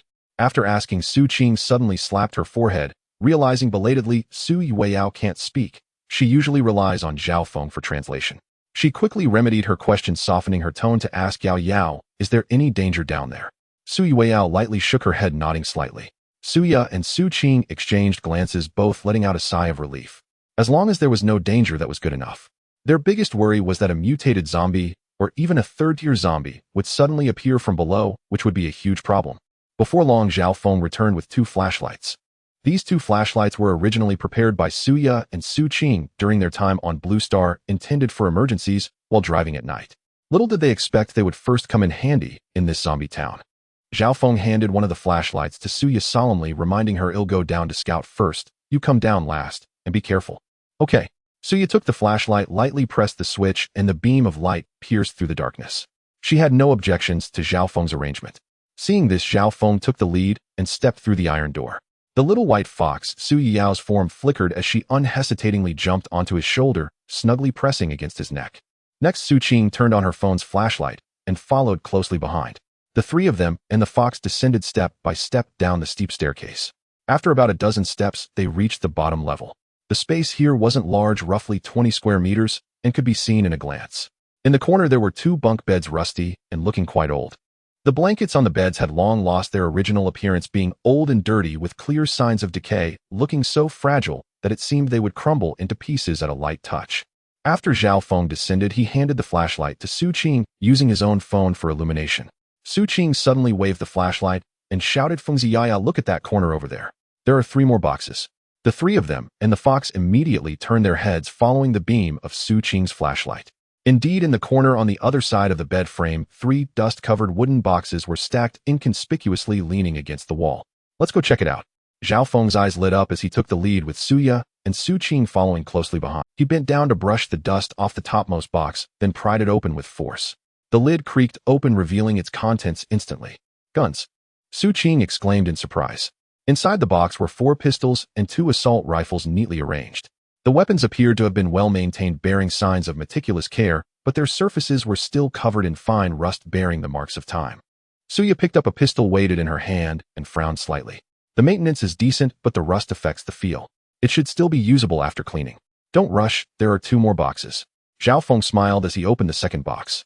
It contained nothing but rows of neatly stacked bullets, their caliber perfectly matching the guns from the first box. "Excellent. With guns and bullets, we'll have more confidence to deal with the zombies," Xu Qing said excitedly. Then Zhao Feng opened the third box, and its contents left all 3 of them stunned. 2 uniquely shaped rifles lay quietly inside, their sleek lines carrying a sci-fi aesthetic. Zhao Feng stared at the rifles for a few seconds, his eyes suddenly brightening. "This design, doesn't it look just like the pulse rifles from Alien?" "From Alien?" Xu Qing leaned in, curiously examining them. "They look way more powerful than the assault rifles." Suya also observed closely. "This design doesn't seem like it's from Blue Star Technology." Zhao Feng reached out and gently picked up a pulse rifle, unexpectedly discovering a black-covered notebook underneath, its cover feeling rough to the touch. He pulled out the notebook and held it up. "Look, there's a notebook too. Maybe it has information about these guns." "Really? Open it quick," Xu Qing urged. "Maybe it'll tell us who built this underground space, and if there are any other hidden treasures." Sui Weiyao jumped down from Zhao Feng's shoulder, approached the box, sniffed the pulse rifle with her small nose, then rubbed against the notebook in Zhao Feng's hand, letting out a soft whimper, as if curious about its contents. Zhao Feng smiled and rubbed her head, opening the notebook. "Don't rush, let's take our time. At least this trip wasn't in vain. These finds are far better than scavenging through junk." Zhao Feng and his group had not only found sci-fi weapons like the pulse rifles, far surpassing Blue Star's technology, but also a crucial notebook that could potentially unravel the true origin of the zombie mutations in this area.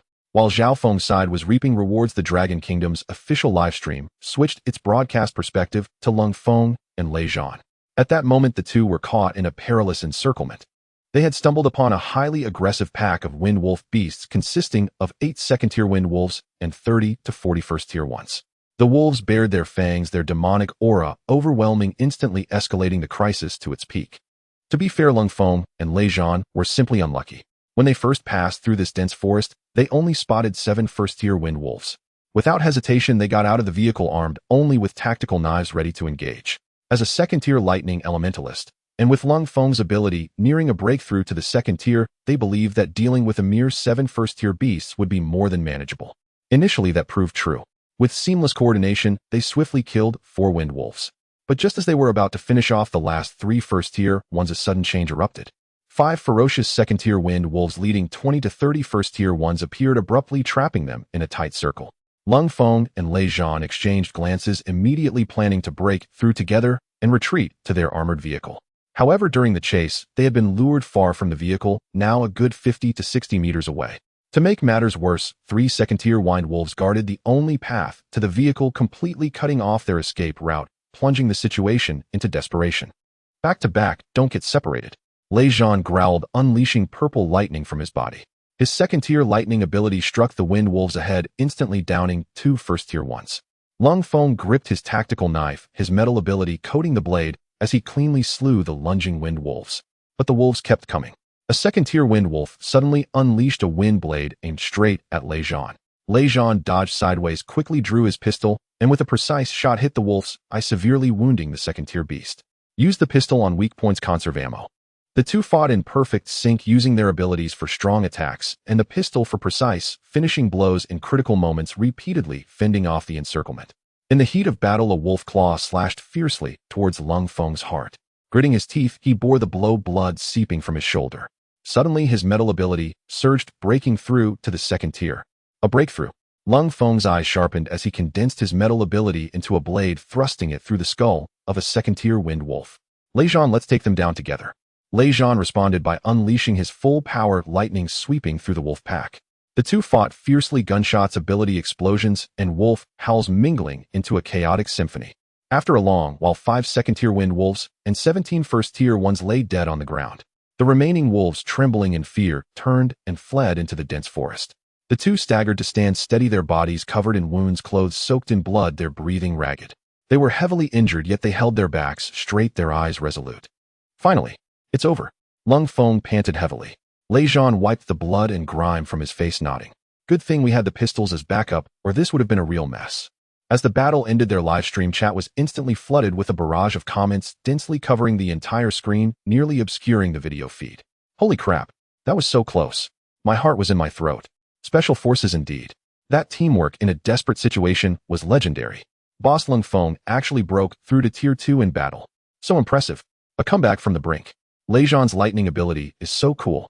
The two of them back-to-back felt so secure. Good thing they had their pistols, or they'd be done for.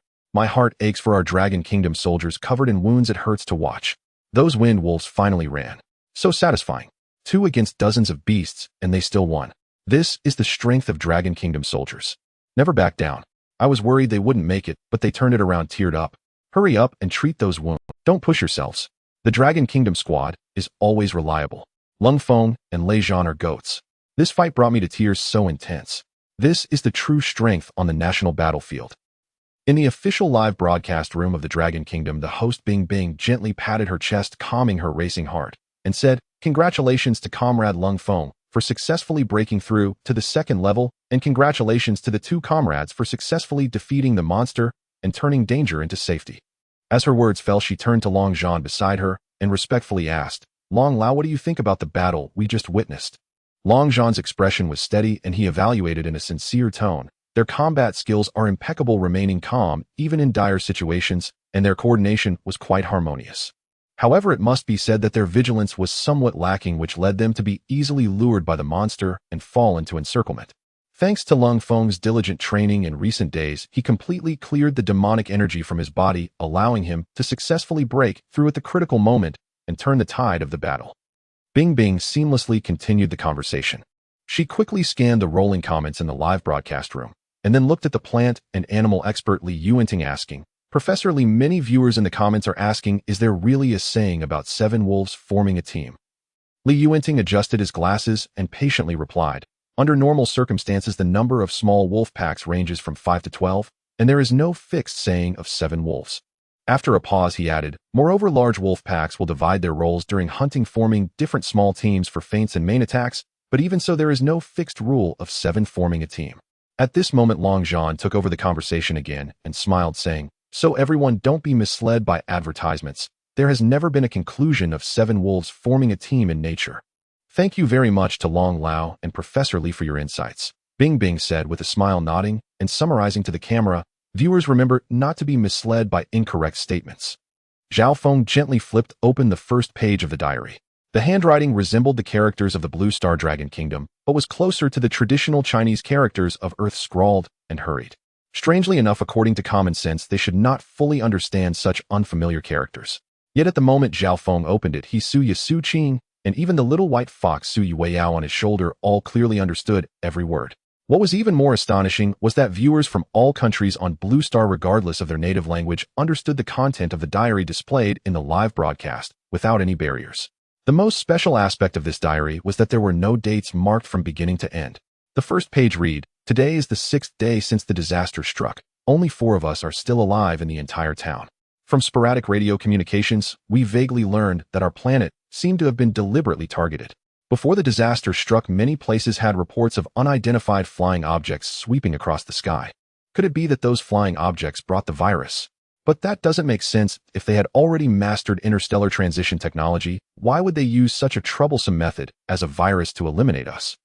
At the end of the sentence were several heavy question marks crowded in the corner of the page, vividly displaying the writer's confusion and bewilderment. Upon learning that the diary speculated that the zombies were caused by alien poisoning, Zhao Feng and the others immediately felt their scalps tingle, instinctively exchanging glances, their eyes filled with shock and disbelief. Poisoned? Why would anyone poison a planet? Xu Qing's voice tightened, her tone filled with tension. Zhao Feng gently patted her shoulder, suppressing the turmoil in his heart, and comforted, "Don't panic. This is just the speculation of the diary's author and may not be true." Suya remained silent, her brow furrowed, not expressing any opinion. This speculation of alien poisoning had long surpassed her understanding, leaving her unsure of how to respond. Meanwhile, in Zhao Feng's live broadcast room, the previously flooding comments had completely disappeared. Everyone was stunned by the shocking content of the diary, momentarily at a loss for words. Their hearts were filled with disbelief. Poisoning a planet, what kind of madness and terrifying power would it take to it? Zhao Feng gently turned to the second page of the diary, his gaze landing on the yellowing paper, the handwriting still scrappy, but now showing a bit more hurried neatness. The second page of the diary clearly stated, "On the 10th day of the disaster, it has become increasingly difficult to find supplies. There are monsters roaming everywhere, and we have to ration even clean water. Fortunately, the government has not abandoned us and has dropped firearms and ammunition in every city. Our town just happens to be on the main road to the big city. Yesterday, the military discovered us while flying overhead and dropped a batch of supplies for us." Upon seeing this, the three instinctively turned their heads to the 3 wooden boxes in the corner. Suya was the first to speak, her tone revealing understanding. "So these firearms and ammunition are the rescue supplies dropped by the government. But look, these guns and bullets are all neatly stacked. They clearly haven't been used at all." Xu Qing squatted down and gently touched the edge of the box, her face full of confusion. Zhao Feng's gaze returned to the diary, and he raised his hand to signal the two to be quiet. "Don't rush. Oh, let's continue reading. We should find the answer." The three leaned in closer, continuing to read the diary. The content on the second page continued. "We found 4 supply boxes dropped on the outskirts of the town." The three leaned in closer, continuing to read the diary. The content on the second page continued. "We found 4 supply boxes dropped on the out." From sporadic reports on the radio over the past few days, we finally learned that those who were infected by the virus and lost their sanity were officially named zombies by the authorities. They have completely lost all vital signs. The infection is irreversible. When encountered, they must be decisively killed with no chance for recovery. Zhao Feng delicately turned the pages of the diary, slowly opening the third page. The yellowed paper was increasingly scrappy and hurried, with several blurred ink marks indicating that the author's emotions had long since become chaotic. The content of the third page read, "On the 15th day of the disaster, we went out to search for supplies as soon as dawn broke, but unexpectedly fell into a zombie ambush in the grocery store in the east of the town. In the chaos, all 4 of us were scratched by zombies, the wounds painful and numb, and our bodies felt cold. By noon, A Kai and Old Chun began to convulse and lose their minds, completely transforming into those cold zombies. I gritted my teeth and used the laser pistol to end their suffering with my own hands. My sister and I had high fevers all afternoon, feeling unbearably hot, thinking we wouldn't last much longer, but when we woke up, we found that we had awakened our superpowers. In the past few days, the national radio finally resumed sporadic broadcasts and officially announced the existence of superpowers, stating that those like us who awakened powers after being scratched by zombies would produce antibodies in their bodies and would no longer fear the zombie virus. The radio also mentioned that zombies carry crystal cores within them, which can be used to enhance superpowers. Even more worrying is that zombies can evolve, and in some areas, second-level zombies have already appeared much stronger than ordinary zombies. Crystal cores, crystal cores, crystal cores. Did I suddenly think of something? Could it be that those unidentified flying objects releasing viruses and causing zombies to evolve are 4? The handwriting abruptly stopped here, leaving a large blank space with only a few deep scratches remaining. It was evident that at this point the writer of the diary was filled with fear and unease, ultimately not daring to continue thinking. Xu Qing widened her eyes, her tone filled with disbelief. "No way. That's speculation. Can't be true, right?" Su Ya's expression was serious, yet she analyzed calmly. "It is very likely to be true. Just think, if this planet has the resources they desire, high-level civilizations could simply use powerful weapons to eliminate humanity. There would be no need to go through such trouble to slowly poison us. However, if their goal is the crystal cores within the zombies, then everything makes sense. Poisoning to create zombies, watching them evolve, and then harvesting the crystal cores is the most reasonable speculation. The words were icy cold, yet they struck at the heart of the matter, each sentence revealing a brutal reality that made the atmosphere around the three of them grow heavy. Xu Qing's face turned pale, her voice trembling as she murmured, "How could this happen? How could they be so cruel?" Seeing this, Zhao Feng gently held Xu Qing's cold hand, warmth passing through his fingertips as he softly reassured her, "Don't be afraid, it will be fine. As long as we are strong enough to protect Blue Star, such things will never happen to us." Xu Qing looked into Zhao Feng's determined eyes, her tense nerves relaxed slightly as she nodded gently. Having calmed Xu Qing, Zhao Feng's fingers returned to the diary, slowly turning to the 4th page. The handwriting on the 4th page of the diary was somewhat more stable than the previous pages, carrying a hint of faint hope. "Today, we found a motorcycle at the town entrance that can still start.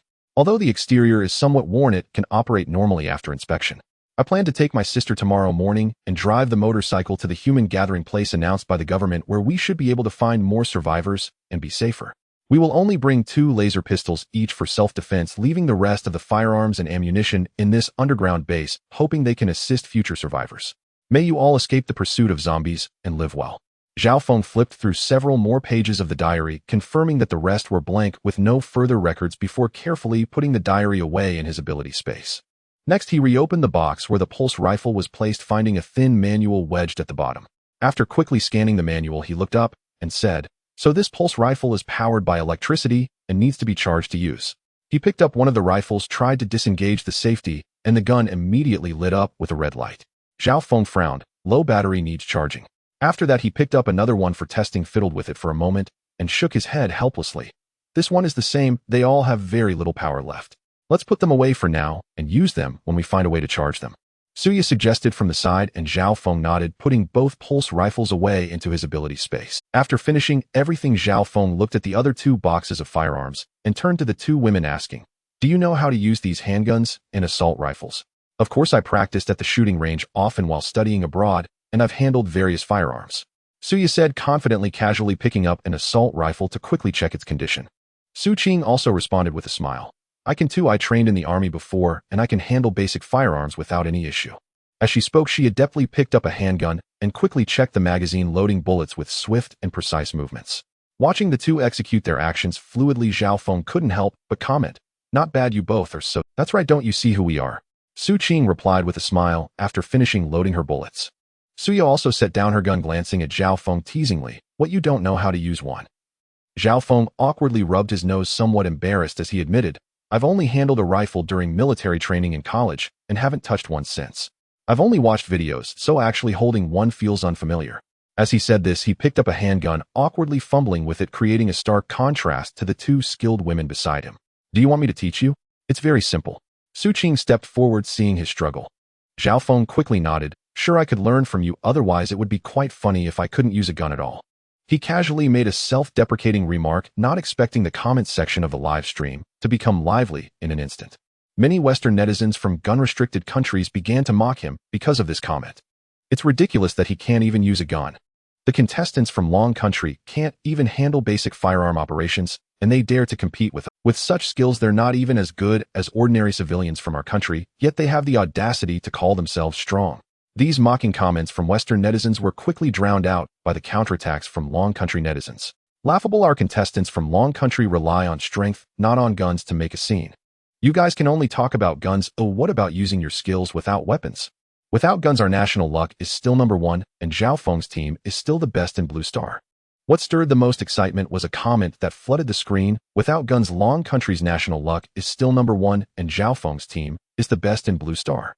This statement washed over all the mocking comments like a tide, filling the comment and bullet screen sections complete. Those originally mocking Western netizens, upon seeing Long Country's consistently high national luck and Zhao Feng's team's gains, fell silent in an instant. Zhao Feng held the gun, observing his increasingly skillful reloading movements, smiling as he said, "Actually, I understand the theoretical knowledge, just haven't had the opportunity to practice, which is why I'm so clumsy." "That's normal. Oh, everyone is like that the first time they handle a gun." Suya leaned against the wall, patiently reminding him, "Make sure to be quick when swapping magazines. You can't be sluggish, or else you won't have time to react when encountering zombies." Xu Qing also came over, correcting his grip on the gun hand in hand. "And when firing, your arm must be steady aim for the bullseye. Before pulling the trigger, don't panic." Zhao Feng nodded, practicing repeatedly according to their guidance.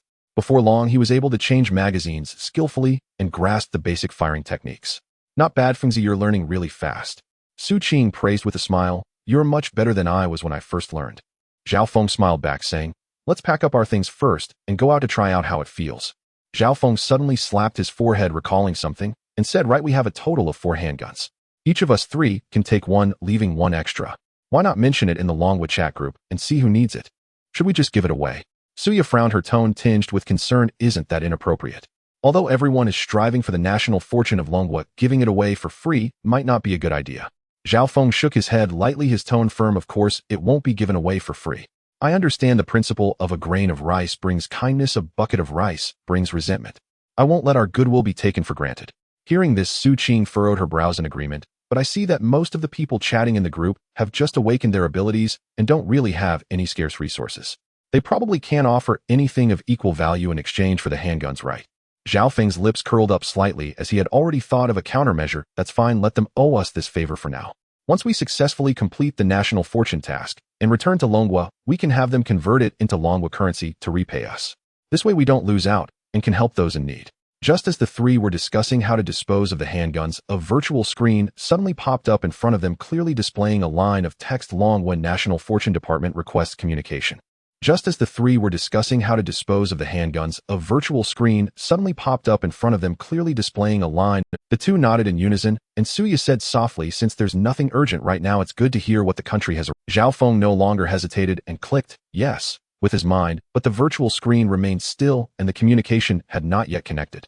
He frowned, filled with confusion, murmuring, I've already chosen to agree. Do all 3 of us need to confirm for it to work? Upon hearing this, Xu Qing immediately selected yes, with her mind followed closely by Suya. As soon as she finished speaking, a figure appeared on the virtual screen, none other than Zhang Guoqiang, the chief commander of the Longwa National Fortune Department. After a round of discussions, the central authority of Longwa decided to have him represent them in contacting the participants on the battlefield.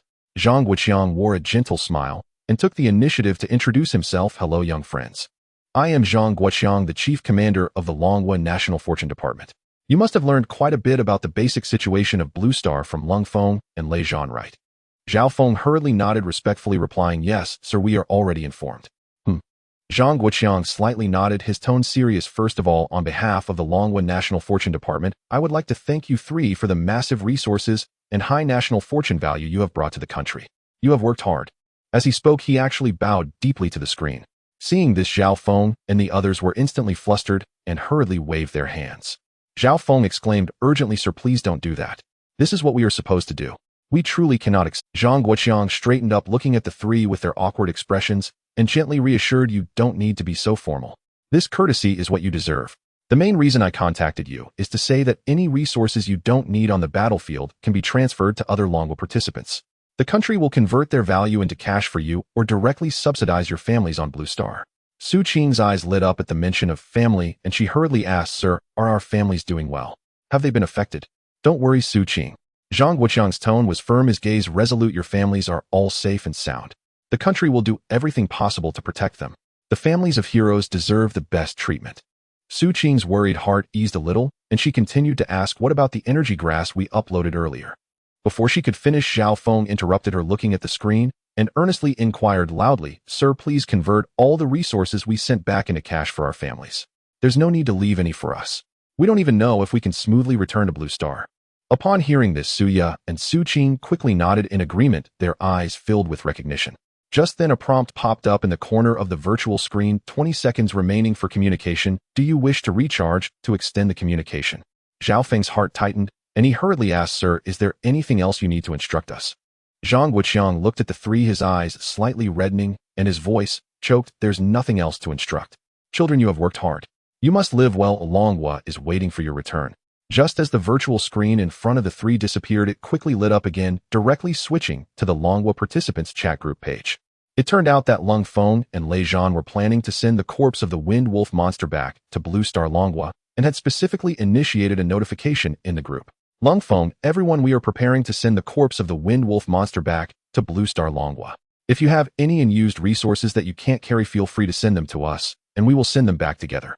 This morning, Wang Dong intended to send the corpse of the Rock Bull back to Blue Star, But other participants wanted to try the meat of the exotic beast, so they ended up dismantling it and exchanging it for resources with various Longwood teams. At this moment, messages flooded the group, with many teams sorting out idle resources and sending them to Lung Feng, and the others planning to take this opportunity to send them back home. Should we also send something back? Xu Qing looked at the two softly, asking. Zhao Feng pondered for a moment and shook his head, not in a hurry. Let's wait until we finish exploring the entire town, and then we can send it back together tonight for more stability. That's fine. Your spatial ability has enough capacity, so storing it temporarily is no problem. Suya casually agreed.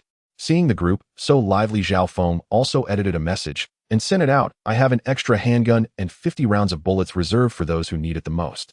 As soon as the message was sent, the group exploded with activity, with countless messages flooding in, all asking what resources they could exchange for. Zhao Feng immediately replied, the country has already stated that they will convert it into cash for us later, so you don't need to exchange with resources. Upon learning that the country would handle the cash settlement aside from Lung Feng and Lei Zhan, the other participants all expressed their urgent need for firearms. In an instant, Zhao Feng's private message box was filled to the brim, all with requests for firearms. He turned to the two women beside him, intending to discuss the allocation. A message from Lei Zhan in the chat group popped up again, directly, everyone, let's be considerate of each other. In our team, there is a squad composed entirely of female members who are in a more difficult situation. This gun should be prioritized for them.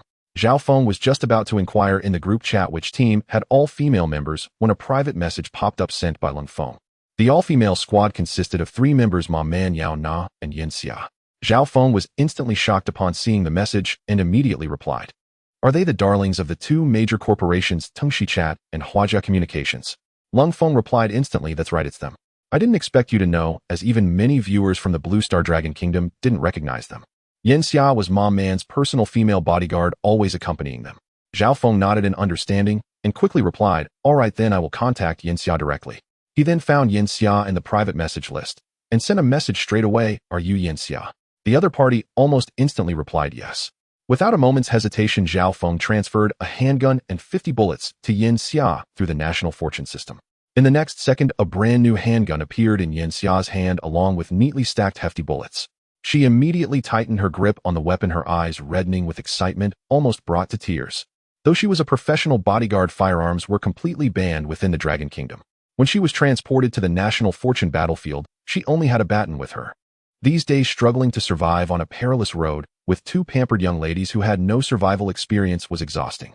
This gun was their assurance of survival. Yin Xia held back her tears and quickly replied to Zhao Feng, her tone filled with indescribable gratitude. Thank you so much, really, I am incredibly grateful. Zhao Feng looked at the message and replied calmly, no need to mention it. I hope that all of us can return safely to the Blue Star Dragon Kingdom. Suya watched everything from the side, clearly seeing the private conversation between Zhao Feng and Lung Feng.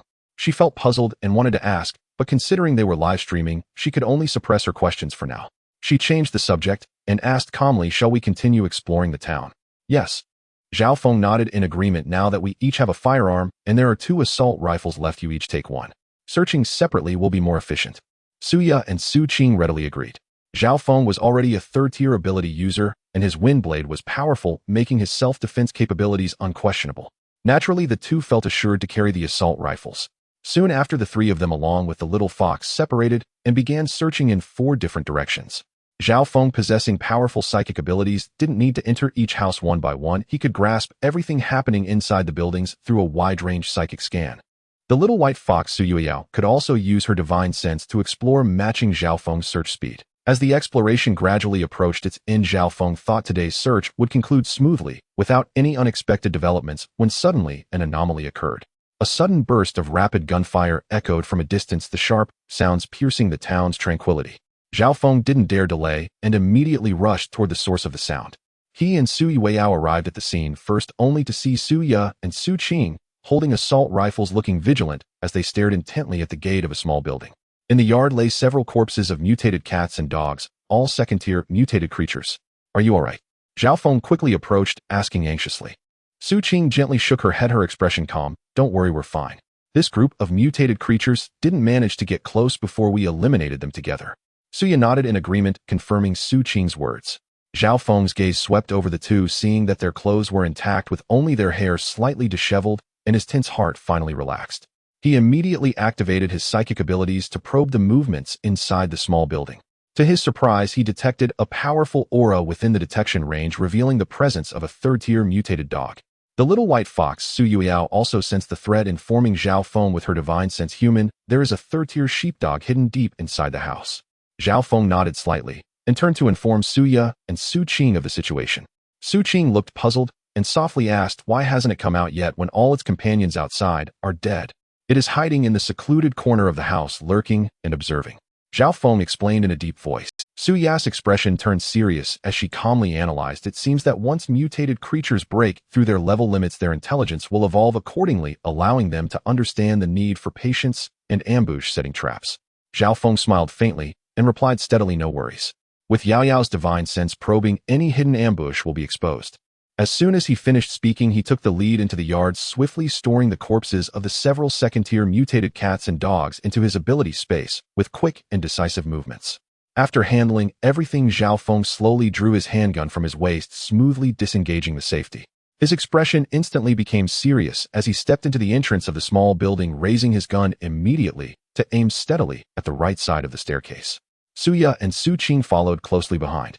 Seeing the direction Zhao Feng was on guard, they both raised their assault rifles in unison, their gun muzzles locking onto the dim corner of the staircase, and the atmosphere tightened to the extreme. The three were all set to strike, yet the third-tier mutated sheepdog remained calm, lurking in the shadows without any signs of revealing itself. Zhao Feng once again spread out his psychic abilities, meticulously scanning every corner of the small building to confirm that no other hidden dangers remained. Are we ready? He reminded them in a low voice.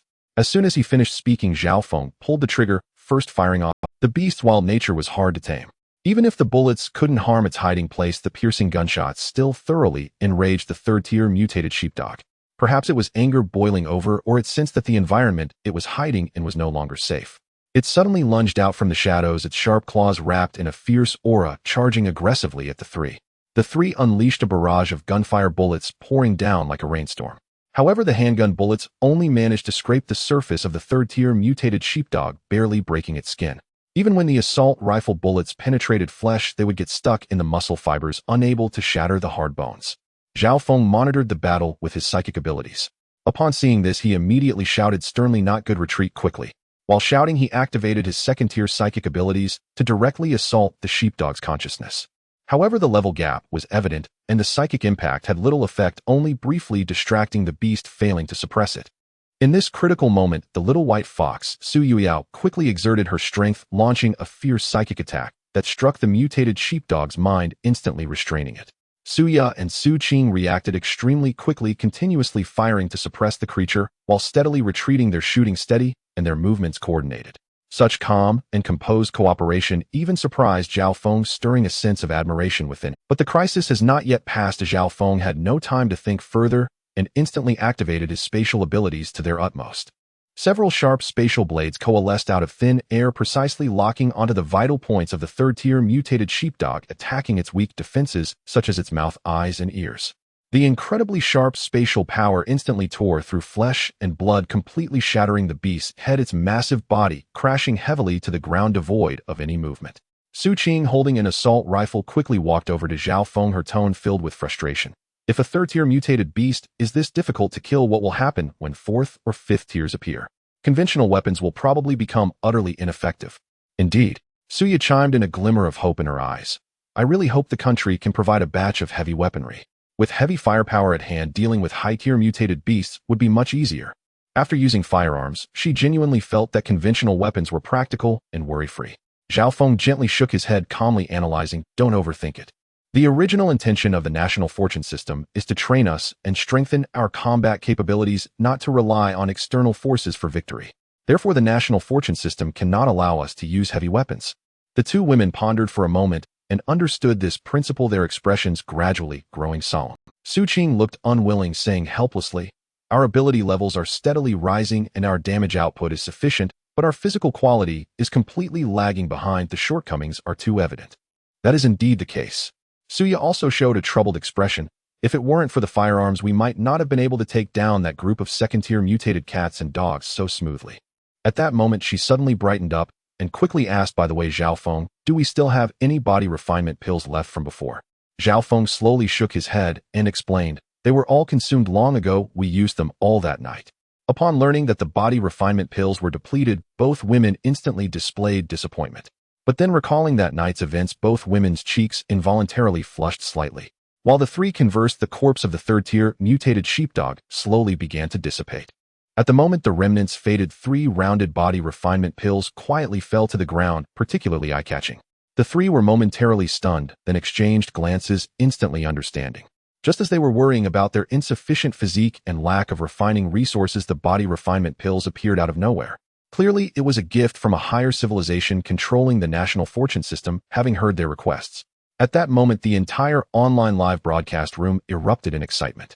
The Dragon Kingdom's barrage flooded the screen with joy, while numerous foreign netizens felt bitter and their attitudes erupted. Unbelievable. They aren't even pretending anymore. Clearly favoring the Dragon Kingdom, directly designating dropped items.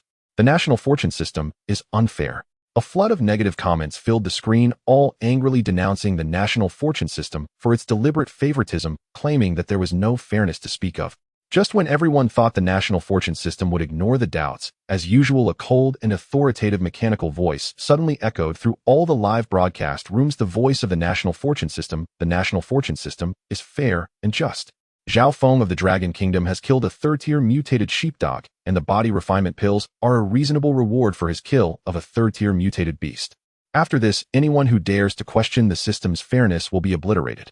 The country of the involved citizen will have its national fortune value deducted, and for serious offenses the country will be directly annihilated. This voice was like thunder, instantly suppressing all the noise. The foreign netizens who had just been shouting angrily in the comments fell silent in fear. They no longer dared to utter a single word of doubt, hurriedly deleting even the previous negative comments, fearing they would attract the system's attention. The higher-ups of various countries were even more anxious. Many leaders convened emergency meetings at the first opportunity, subsequently issuing nationwide emergency news statements. Any citizen who insults or questions the national fortune system is strictly prohibited. Once discovered, they will be stripped of their nationality at best or sentenced to death, at worst with no leniency. They were truly scared. Several countries had already lost their sovereignty due to low national fortune values, becoming lawless lands with citizens displaced. The deduction of national fortune values mentioned by the system is already a catastrophe, let alone the 2 words annihilation of a nation. No one dared to doubt the power of the national fortune system. It truly had the ability to easily destroy a country, and no one would gamble the fate of an entire nation. The three, upon hearing the national fortune system's authoritative proclamation, were all taken aback, their faces filled with astonishment. The little white fox, Su Yueyao, had not heard the system's voice. Seeing the three with unusual expressions, she couldn't help but whimper twice, then conveyed her confusion to Zhao Feng using her spiritual sense. After receiving Su Yao's spiritual sense, Zhao Feng explained, "Yao Yao is asking us what happened, and said that with our current physique we are roughly at the early stage of qi refinement level." Early stage of qi refinement. Xu Qing furrowed her brows, looking puzzled. Doesn't that mean it's almost equivalent to first-tier physique? Yes, exactly. Zhao Feng nodded in response. Yao Yao also mentioned that if each of us consumes a bottle of body refinement pills, our physique can probably be improved to the mid-stage of qi refinement. Upon hearing this, Suya spoke with a tone full of frustration. Even if we improve, won't we still be inferior to third-tier mutated beasts? Zhao Feng smiled lightly, speaking calmly. What are you thinking? If the pills dropped from the third-tier mutated sheepdog could directly surpass its own level after consumption, that would be true cheating, wouldn't it? Shoo. Upon hearing the word cheating, Xu Qing's expression changed in fright, and she quickly covered Zhao Feng's mouth with her hand, nervously looking up at the sky. Lowering her voice, she urgently said, "Keep your voice down.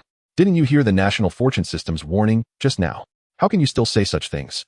Zhao Feng gently brushed her hand away, speaking calmly. "Rest assured, I am merely explaining the reasonableness of the pills, not questioning the system. It's fine."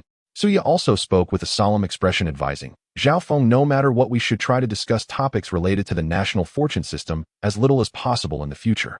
Better safe than sorry." Zhao Feng felt that the two were overreacting, but he understood their concerns and nodded. "All right, I will listen to you. It's better to avoid trouble than to invite it." Then the three of them, along with the fox, quickened their pace, thoroughly searching the remaining unexamined houses in the small town. This time, they truly found no more materials or useful clues. After tidying up, the three of them and the fox drove to the gas station. Once the car stopped, Zhao Feng immediately activated his mental abilities to meticulously probe the underground oil storage area of the gas station. After a moment, he spoke. "There are approximately 30 cubic meters of gasoline underground. My spatial ability can only hold an additional 20 cubic meters, and the remaining 10 cubic meters cannot be taken away. Upon hearing this, Xu Qing immediately suggested, how about we directly transmit the remaining gasoline back to the Dragon Kingdom? It could also provide some energy support domestically. Zhao Feng gently shook his head, a hint of consideration flashing in his eyes as he replied, don't rush. It would be better to first ask in the Dragon Kingdom's player chat group to see if other teams need gasoline. There may be a team that urgently needs it, which would be more practical than sending it back home directly. That's a good idea. It wastes no resources and helps our comrades. Suya immediately agreed, her eyes filled with approval. Zhao Feng looked at the two women and calmly said, you two send a message in the contestant group to ask who needs gasoline. I will head to the back to find a generator and also retrieve some empty fuel barrels for backup. No problem, leave it to us. Suya immediately nodded in agreement. Zhao Feng circled around to the back of the gas station and found a functioning generator in the storage room behind the supermarket. He also rummaged through the supermarket and collected a batch of empty fuel barrels, all of which he stored in his ability space. Meanwhile, Suya opened the Dragon Country contestant group and quickly edited a message to send, we have discovered and taken over a complete gas station with ample fuel reserves, but our storage space is limited and we cannot take everything. Teams needing gasoline, please report the quantity directly in the group. Once the message was sent, the group immediately erupted in excitement, with messages flooding in continuously. Xu Qing looked at the rapidly popping messages and sighed, it's clear that everyone is in dire need of fuel. Suya lightly sighed, everyone can only extract a small amount of residual fuel from abandoned vehicles to barely get by. Even if they happen upon a gas station, there are hordes of zombies surrounding it, making it too dangerous to approach recklessly. Before long, even Lung Feng and Lei Zhan actively requested fuel in the group.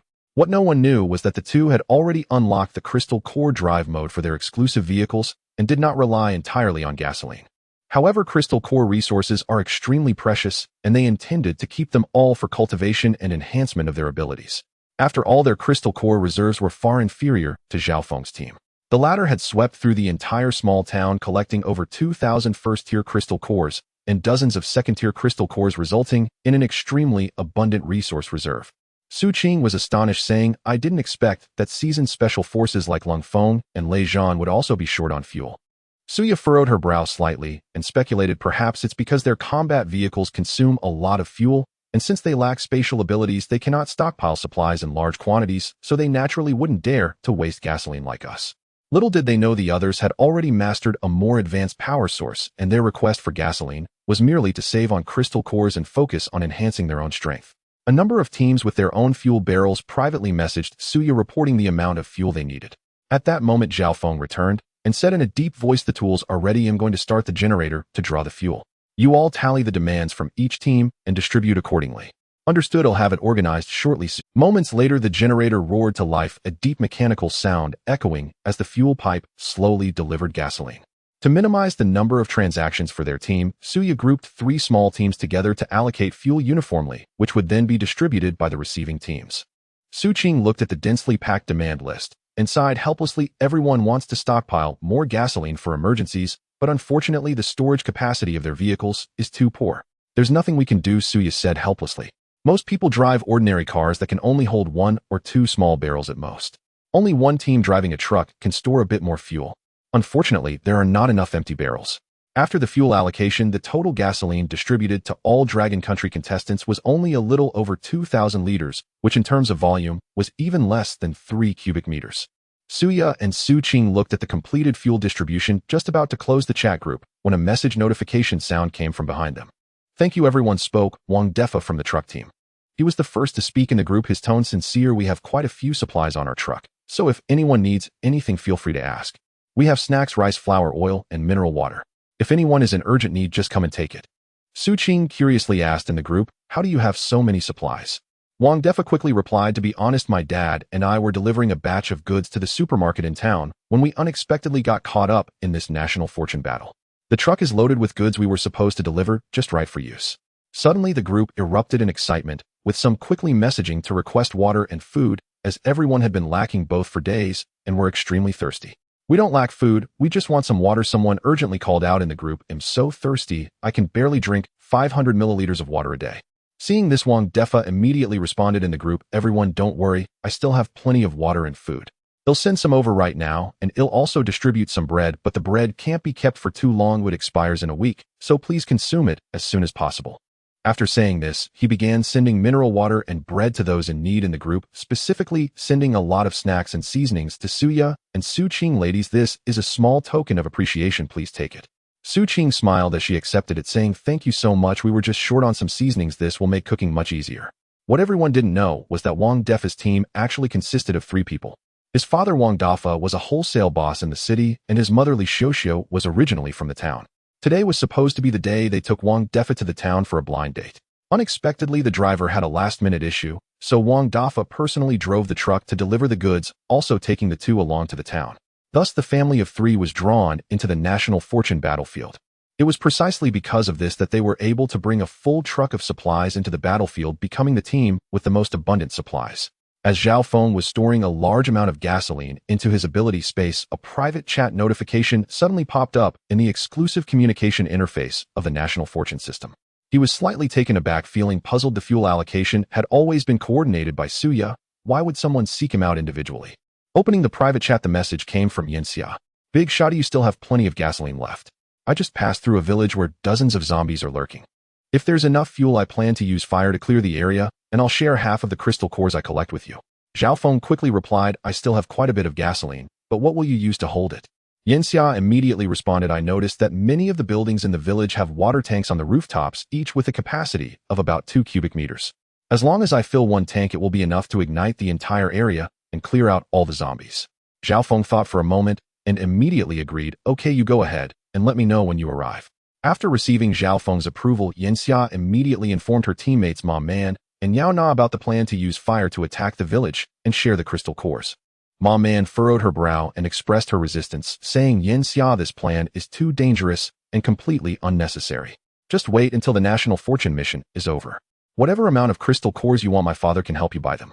Yanxia, hearing this, showed a helpless expression and retorted, Miss Ma, do you really think we can buy zombie crystal cores on Blue Star?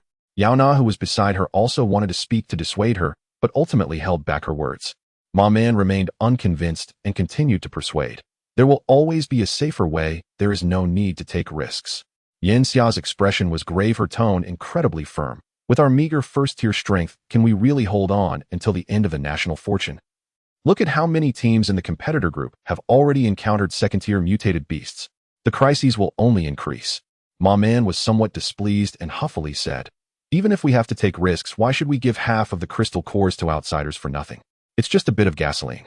When we return to Blue Star, I'll have my father compensate him 100-fold or 1,000-fold. This statement left Yanxia speechless, deeply shocked inside. Resources favors battlefield opportunities cannot be measured by money from Blue Star. She used to think that although Ma Man came from a wealthy family, she lacked the spoiled temperament of a young lady. Now it seemed she was ultimately too naive. Not only Yanxia but the Dragon Country audience in the live broadcast were also infuriated by these remarks. The bullet comments flooded the screen condemning Ma Man's worldview. The intense barrage of insults quickly attracted a large number of onlookers, with some even recognizing Ma Man's identity on the spot. Previously, their small team acted discreetly and cautiously. Yanxia was careful and steady, never making mistakes, thus naturally attracting little attention. 90% of the Dragon Country audience's attention was focused on Zhao Feng's team, as well as the elite special forces teams of Lung Feng and Lei Zhan.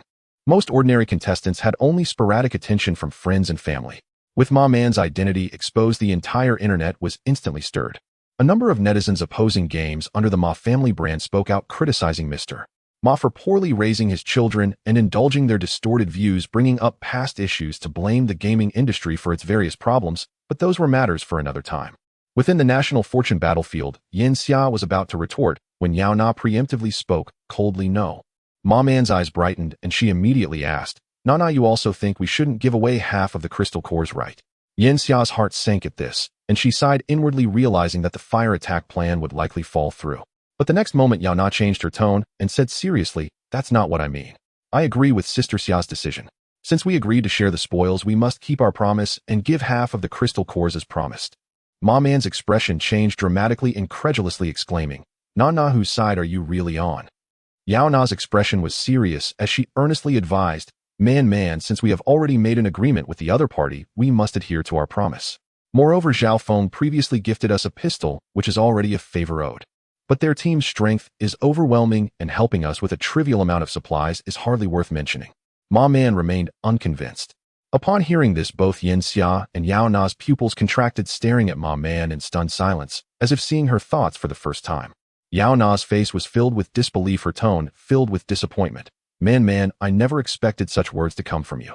Your father is among the richest in the dragon country and should have a broader perspective. He shouldn't be so narrow-minded. Yin Xia also retorted stiffly. There are countless children in the remote mountains of the dragon country who can't afford education. Even having enough to eat is a problem. You come from a privileged background, so if everything is measured by value, why haven't you ever generously donated to help? Ma Man opened her mouth wanting to argue, but was momentarily at a loss for words, unable to respond. Yin Xia was unwilling to linger on the dispute and immediately asked in a deep voice, "Enough of this, can you give a clear answer? Are we going to proceed with this cooperation or not? We can't keep Zhao Feng's team waiting at the gas station forever." Yao Na immediately responded firmly, "Sister Xia, we must go through with this. However, my and Ma Man's abilities are still inexperienced and clumsy for this operation. I can only trouble you to lead it completely." Shortly after, Yin Xia successfully infiltrated the village and completed the gasoline handover with Zhao Feng through National Fortune Communication.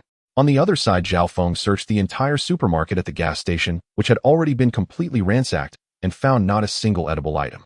The three of them and the fox sat in the car, and Xu Qing asked, "Next, should we proceed along the route we took this morning, or take the new road from the gas station?" Zhao Feng looked towards the road outside the gas station and said solemnly, "Let's go this way. This road looks wider and should be the main road." Suya showed a puzzled expression. "Just because the gas station is located here, you conclude that this road has more traffic? I'm just a bit confused." Zhao Feng slightly frowned. Logically, the gas station should be built at a junction on the main road of the town. It doesn't make sense to be located here. There's no need to get bogged down in these details. Xu Qing calmly interjected, "The route has been chosen. We can set off directly. Many mysteries will naturally be revealed in time." Zhao Feng said no more and slowly drove away. After traveling several kilometers and reaching an open area completely distancing themselves from the town with no signs of it in sight, he finally pressed the brake to stop the vehicle.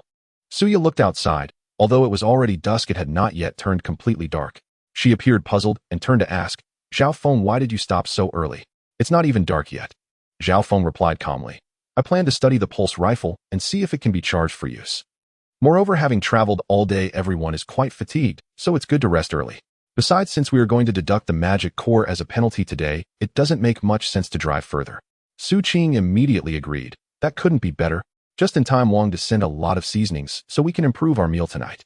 Upon hearing that there would be delicious food, the little white fox, Sui Weiao, instantly perked up its pointy ears, filled with anticipation, unable to focus on the highly attractive second-tier special crystal core. Zhao Feng looked at the adorable appearance of the little one. A faint smile appeared at the corner of his mouth. He opened the door, got out of the car, and carefully inspected the pulse rifle, quickly finding the hidden charging port. He then took out the generator he had collected from the gas station, started it up, and connected it to the pulse rifle to charge it. Seeing this scene, Suya couldn't help but complain. "Every time the energy runs out, we have to specifically start the generator to charge. It's too cumbersome."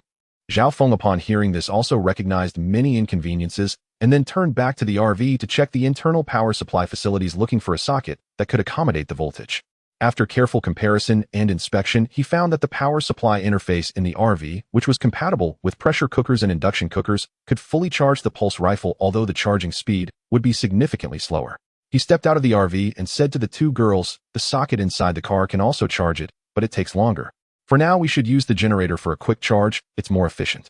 It was just past 10 o'clock at night when Zhao Feng finished washing up and walked out of the bathroom. He was about to lay down a chair and piece together a temporary sofa to rest when Suya called him from the bedroom door. "Zhao Feng, come in and sleep in the bedroom." Zhao Feng did not hesitate at all upon hearing this. Why should he squeeze onto the sofa when there was a soft bed available? Moreover, with a beautiful woman by his side, he naturally would not be pretentious. He stepped into the bedroom and casually closed the door. Outside, the little white fox, Suyu, heard the sound of the door closing, glanced up briefly, then lowered her head to continue refining the crystal core to restore her strength. Zhao Feng entered the bedroom expecting it to be the same as usual, with Xu Qing sleeping in the middle and he and Suya each taking a side. However, to his surprise, the two of them had intentionally left the center of the bed for him. Zhao Feng was momentarily stunned.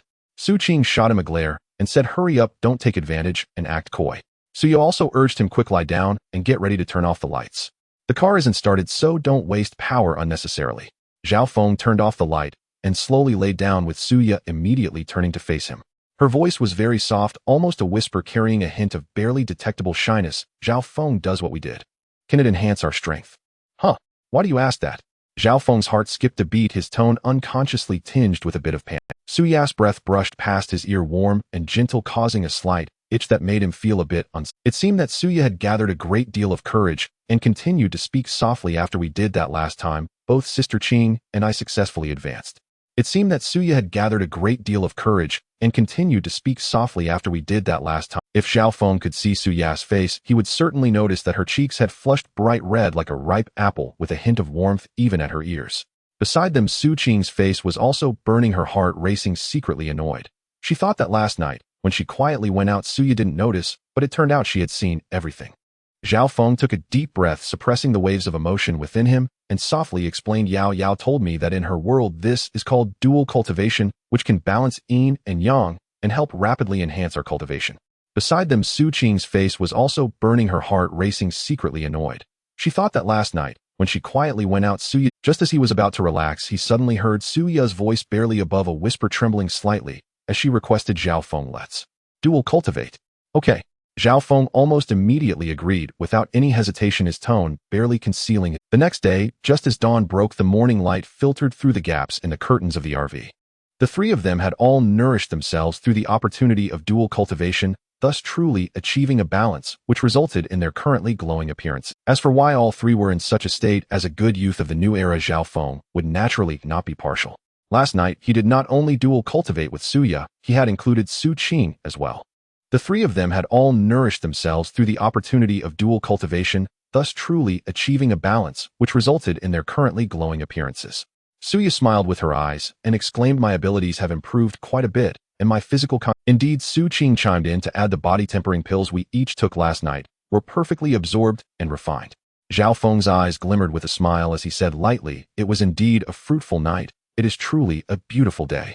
Just then the little white fox, Su Yu Yao, suddenly contacted Zhao Feng's. A cold, clear fox voice echoed in his mind, you have indeed significantly improved the absorption efficiency of the body tempering pills through dual cultivation, but the original medicinal power of the pills still lost a significant amount and has not been completely refined. Zhao Feng's heart stirred, and he immediately replied with his divine sense, do you have a solution? Su Yu Yao's divine sense slowly transmitted back, there is naturally a solution. I possess a legitimate human cultivation technique, the foundation body refining method, which is most suitable for honing the foundation and refining medicinal power. Would you like to try practicing it? Zhao Feng was suddenly shocked and filled with astonishment. He did not immediately respond with his divine sense, and instinctively asked, Yao Yao, are you really talking about the foundation body refining method? It is known that in all the cultivation and prehistoric themed texts and novels on Earth, the foundation body refining method is the fundamental method inherited by the ancient human race, the supreme foundational cultivation method that laid the groundwork for the human race during the prehistoric era. That is why upon suddenly hearing about this legendary cultivation technique, Zhao Feng was so shocked and unable to contain his emotions. At that moment, a cold and rigid notification sound from the National Fortune System suddenly rang in the ears of the three, and the fox detection of the special human cultivation technique about to be inherited. Thus the following rules are set. All cultivation techniques taught by Su Yu Yao are limited to the three of you for practice, strictly forbidden to leak or teach to others. Those who violate this will be eradicated. As soon as the message ended, the atmosphere inside the RV froze. The three of them and the fox exchanged glances, their expressions varied. Xu Qing's heart felt a little timid as she asked softly, then, should we still cultivate? Zhao Feng's expression was firm, his tone leaving no room for doubt. We must cultivate. The system only prohibits external transmission and does not restrict our own cultivation. It is completely unaffected. Su Ya furrowed her brow, slightly full of confusion. Why did the National Fortune System specifically set? It's not hard to guess, Zhao Feng slowly explained. Perhaps in the future, treasure chests in the National Fortune battlefield or task rewards will continuously refresh various cultivation techniques. If we privately spread the techniques now, it would completely disrupt the balance of the battlefield. Especially if it circulates only within the Dragon Country channel, the disparity would be infinitely widened. Xu Qing instantly realized and immediately added, that way all contestants from the Dragon Country would crush the competitors from other countries. Su Ya lifted her hand to lightly brush her bangs and contemplated, we could avoid the live broadcast and privately contact Commander Zhang Guoqiang, reporting only to the higher-ups without making it public. This way the Dragon Country would be even more ahead of other nations, which is why the National Fortune System prevented us from leaking information. Imagining a scenario where everyone in the nation practiced cultivation techniques and underwent physical transformations with powerful beings of the dragon country everywhere, each capable of extraordinary feats, excited Zhao Feng's heart. However, after a brief fantasy, they quickly calmed down. The warning from the national fortune system about eradication was still fresh in their minds. The rules were ironclad and should not be tested, ultimately suppressing this tempting thought. While the group was quietly discussing, a sudden notification came from the Dragon Country Contestants exclusive chat group, where Zhao Feng tagged all members and issued an urgent message. The National High Level has conveyed a message under conditions permitting everyone should try to speed up their exploration. The Sakura Country contestants have discovered a special skill, enchanting martial arts, in a treasure chest. Suya and Xu Qing finished reading the messages and turned their heads in unison, their gazes landing squarely on Zhao Feng. Zhao Feng sighed helplessly and smiled wryly, saying, "Don't look at me like that. I was just making a casual guess before. I didn't expect the national fortune system to really replicate game-like settings." He then tagged Zhao Feng in the group and asked, "What effects does this skill actually have?" Zhao Feng quickly replied, "The other party has just obtained it and is still in the exploration phase. But it can be confirmed that this is a type of special means against enemies. The most crucial part is that it is not limited to those with abilities. Ordinary people can also cultivate and utilize it. This is also why the higher-ups reminded us to speed up exploration and seize opportunities." Wang Defa immediately followed up, saying, "Ordinary people can use it. That's too powerful. We must set off at once. The sooner we explore, the better our chances of seizing similar opportunities." To report back to Longhua. Looking at this message, the group of Longhua contestants fell silent. Each person understood the stakes involved. Harboring thoughts of competing for the country and protecting their homeland, they silently resolved to accelerate their exploration. Zhao Feng glanced at his watch, realizing that it was not long before the live broadcast room would automatically open. He immediately looked at the little white fox Su Yao and said urgently, Yao, send me the basic body refinement technique. He'll comprehend it first before slowly teaching it to the two of them."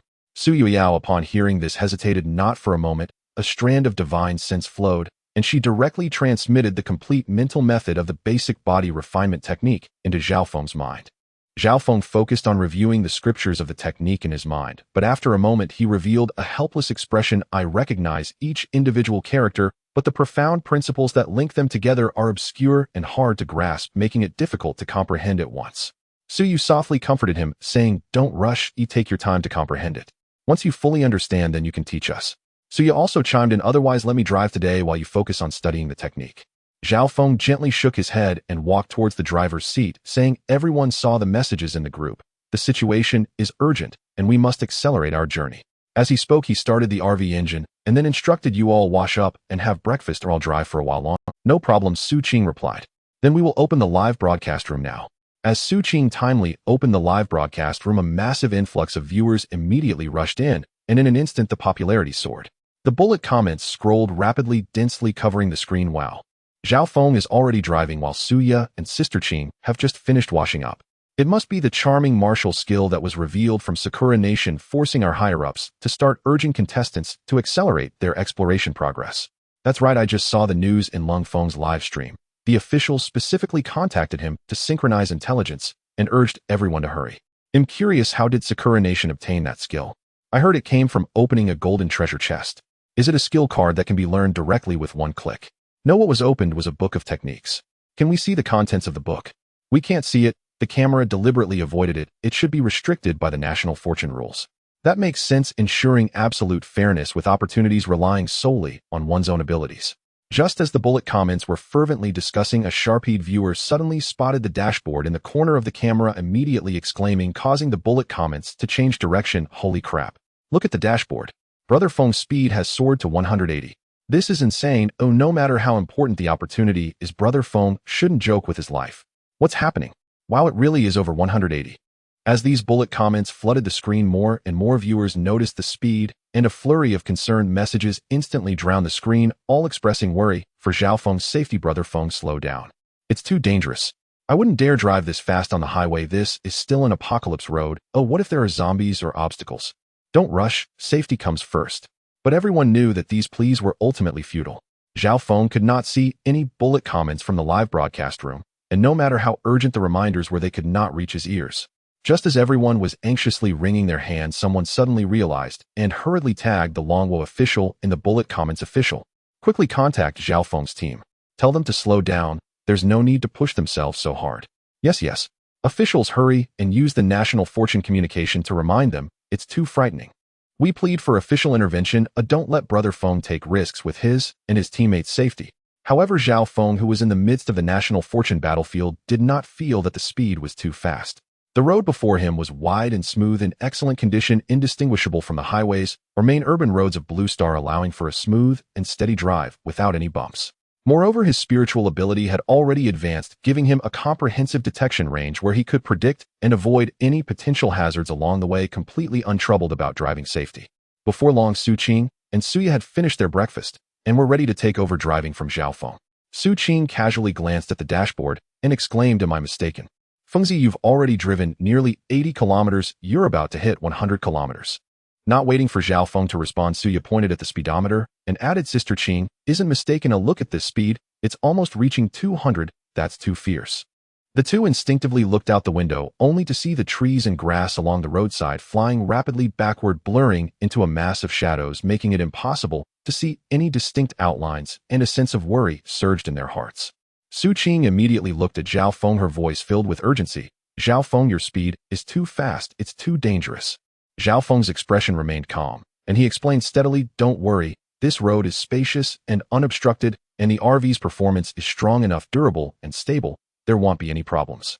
No, we still need to slow down, Suya quickly advised. Let me drive. You go wash up, eat something, and rest properly. Zhao Feng gently shook his head, a hint of anticipation in his eyes. It's fine. Do just a few more minutes, and he'll have completed 100 kilometers.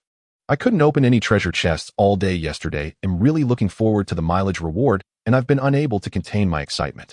In the command room of the Longwen National Fortune Office, Xiao Lu quickly walked in and reported to Zhang Guoqiang in a serious tone, Sir, Zhao Feng's speed has shot up to 180. At present, viewers across the internet are calling for us to intervene, urging him not to take such reckless risks. 180. Zhang Guoqiang abruptly stood up, his expression darkening, filled with shock. This kid is simply out of control. With that, he immediately intended to use the National Fortune's exclusive communication privileges to urgently contact Zhao Feng's team. However, just as the thought arose, he suddenly halted, recalling Zhao Feng's usual demeanor of being steady and thoughtful. He quickly pulled up the live stream of Zhao Feng's team just in time to see Xu Qing and Suya consecutively advising against his speed. After staring at the screen for a moment, Zhang Guoqiang pondered slightly and slowly waved his hand, instructing Xiao Lu, since Suya and Xu Qing cannot persuade him, if I rashly intervene with communications, it might actually make him resentful. Zhao Feng is usually composed and knows his limits. He won't act recklessly. There's no need to worry. You can step back now. A few minutes later, a vague shadow appeared in the middle of the distant road, catching the eyes of the three. Zhao Feng gradually slowed the car, fixing his gaze, and finally saw the monster blocking the road. It was a giant spider with 8 long legs, its appearance hideous and grotesque, with 8 heads sprawled across the road. The largest among them stood nearly 20 meters tall, exuding an overwhelming sense of pressure. It looks so disgusting, Xu Qing whispered, yet her movements did not slow for a moment as she swiftly grabbed the assault rifle beside her, remaining alert at all times. Su Ya's expression was grave as she added, it's not just ugly, the strength of these monsters cannot be underestimated. That giant spider has probably reached the level of a 3rd-tier magical beast. As she spoke, both women had already checked their weapons, their movements crisp and decisive, their expressions fierce, resembling seasoned warriors ready to engage in battle at any moment. The RV stopped steadily 600 meters away from the spider swarm. Zhao Feng was unwilling to approach, recklessly fearing that an intense battle might damage the vehicle. This RV was not just a means of transportation, it was the beloved nest of the three. As soon as it came to a halt, Suya and Xu Qing eagerly prepared to get out and fight. Zhao Feng gazed at the giant spiders in the distance and saw that their surfaces glimmered with a dark, dull sheen. Their shells were exceptionally hard, far beyond what ordinary firearms could penetrate. A chill ran down his spine, and he immediately called out to the two, wait, don't rush down yet, switch to pulse rifles, at least each of you should carry one. Xu Qing turned to look at him, noticing Zhao Feng's empty hands, and frowned, asking, what about you? Zhao Feng's expression was calm, his tone steady and assured. I am already a 3rd-tier ability user. With just my spatial blades, I am invincible among my peers. The three of them stepped forward slowly, the distance closing as the scene before them sent chills down their spine. The bodies of these giant spiders were fearsome, with 8 thick and sturdy legs. Curiously, each spider had a distorted and grotesque human face where its head should be, with twisted features and a terrifying expression exuding an eerie and sinister aura. In midair, a faint blue virtual screen slowly appeared, marking the information about the monster's human-faced demon spider, the leading giant individual 3rd-tier magical beast. The other 7 second-tier magical beasts. Human-faced demon spider. It actually has a human face. That's too bizarre. Xu Qing furrowed her brows, a shiver running through her. Su Ya's face was serious as she tightened her grip on her weapon. They are all second-tier, and there's one third-tier leader. It's not easy to deal with. As soon as she finished speaking, the two women immediately raised their rifles, aiming at the nearby second-tier, human-faced demon spider, and pulled the trigger. Dense bullets whistled out, hitting the body and legs of the demon spider, with black, foul-smelling blood continuously oozing out, but the injuries were superficial and could not deal a heavy blow. The bullets struck the 8 spider legs, producing piercing metallic sparks, as if striking a heavy iron plate. The tough head of the spider had astonishing defense, and ordinary bullets could not penetrate at all, leaving not even a single crack. An ordinary assault rifle cannot break through the defense. Xu Qing exclaimed gravely. Switch to pulse rifles. The two quickly changed weapons, and the pulse guns charged up, firing again. The specially designed high-energy projectiles instantly tore through the defenses, easily penetrating the thick legs of the second-tier, human-faced demon spider. Su Ya and Xu Qing worked in perfect harmony, continuously searching for weaknesses and accurately targeting vulnerabilities to maintain their fire. Under a series of critical hits, the second-tier, human-faced demon spiders gradually became stiff in their movements, ultimately crashing to the ground completely lifeless. On the other side, Zhao Feng faced the nearly 20-meter third-tier, human-faced demon spider alone. The cold, sharp spatial blades erupted in succession, possessing immense cutting power that could easily slice through the spider's leg armor. However, the spatial blades were too small, and against such a colossal creature the damage they inflicted was quite limited. This third-tier, human-faced demon spider was extremely cunning, always guarding its vital head, and its movements were exceptionally agile. Zhao Feng repeatedly activated dense spatial blades, aiming for its head's vital point, but each time he was just a hair's breadth away, yet it gracefully dodged by swiftly sidestepping or tilting its head, leading to a stalemate in the battle. Seeing the prolonged stalemate, the little white fox Su Yao, who had been guarding the RV, narrowed her eyes, and an invisible force of spiritual power suddenly surged forth. A powerful spiritual attack instantly struck the consciousness of the third-tier, human-faced demon spider. Buzz! The massive body of the demon spider suddenly stiffened, its movements abruptly halted, falling into a brief state of daze and rigidity. Now's the time. Zhao Feng's gaze was sharp as he seized this fleeting opportunity and fully activated his spatial abilities. Countless sharp spatial blades instantly condensed and surged like a storm toward the demon spider's human face, intertwining and frantically shredding. With a dull thud, the brain of the third-tier, human-faced demon spider was instantly crushed, its massive body trembled violently before crashing heavily to the ground, utterly lifeless. The 3 humans and 1 fox silently gazed at the monster that had completely lost its breath on the ground. The giant third-tier, human-faced demon spider, along with the corpses of 7 second-tier demon spiders, lay there, with the foul-smelling black blood spreading across the road, a truly distressing sight. As they shifted their gaze, not far away stood a dazzling golden treasure chest with 2 black iron chests neatly placed beside it, particularly eye-catching. Without hesitation, Zhao Feng directly circumvented the pile of spider corpses and called back to the 2 women and 1 fox. Let's go open the treasure chests first. All right. Su Ya and Xu Qing immediately responded, fully in agreement, as they really did not wish to look at these bizarre and disgusting monsters any longer. Soon the 3 humans and 1 fox arrived at the treasure chests. Zhao Feng activated his spiritual abilities, as usual, carefully examining the insides of the treasure chest. Confirming there were no monsters inside, he then reached out to lift the lid of the golden chest. Inside the chest lay an ancient-looking book with a simple cover, its pages emanating a faint mystical light.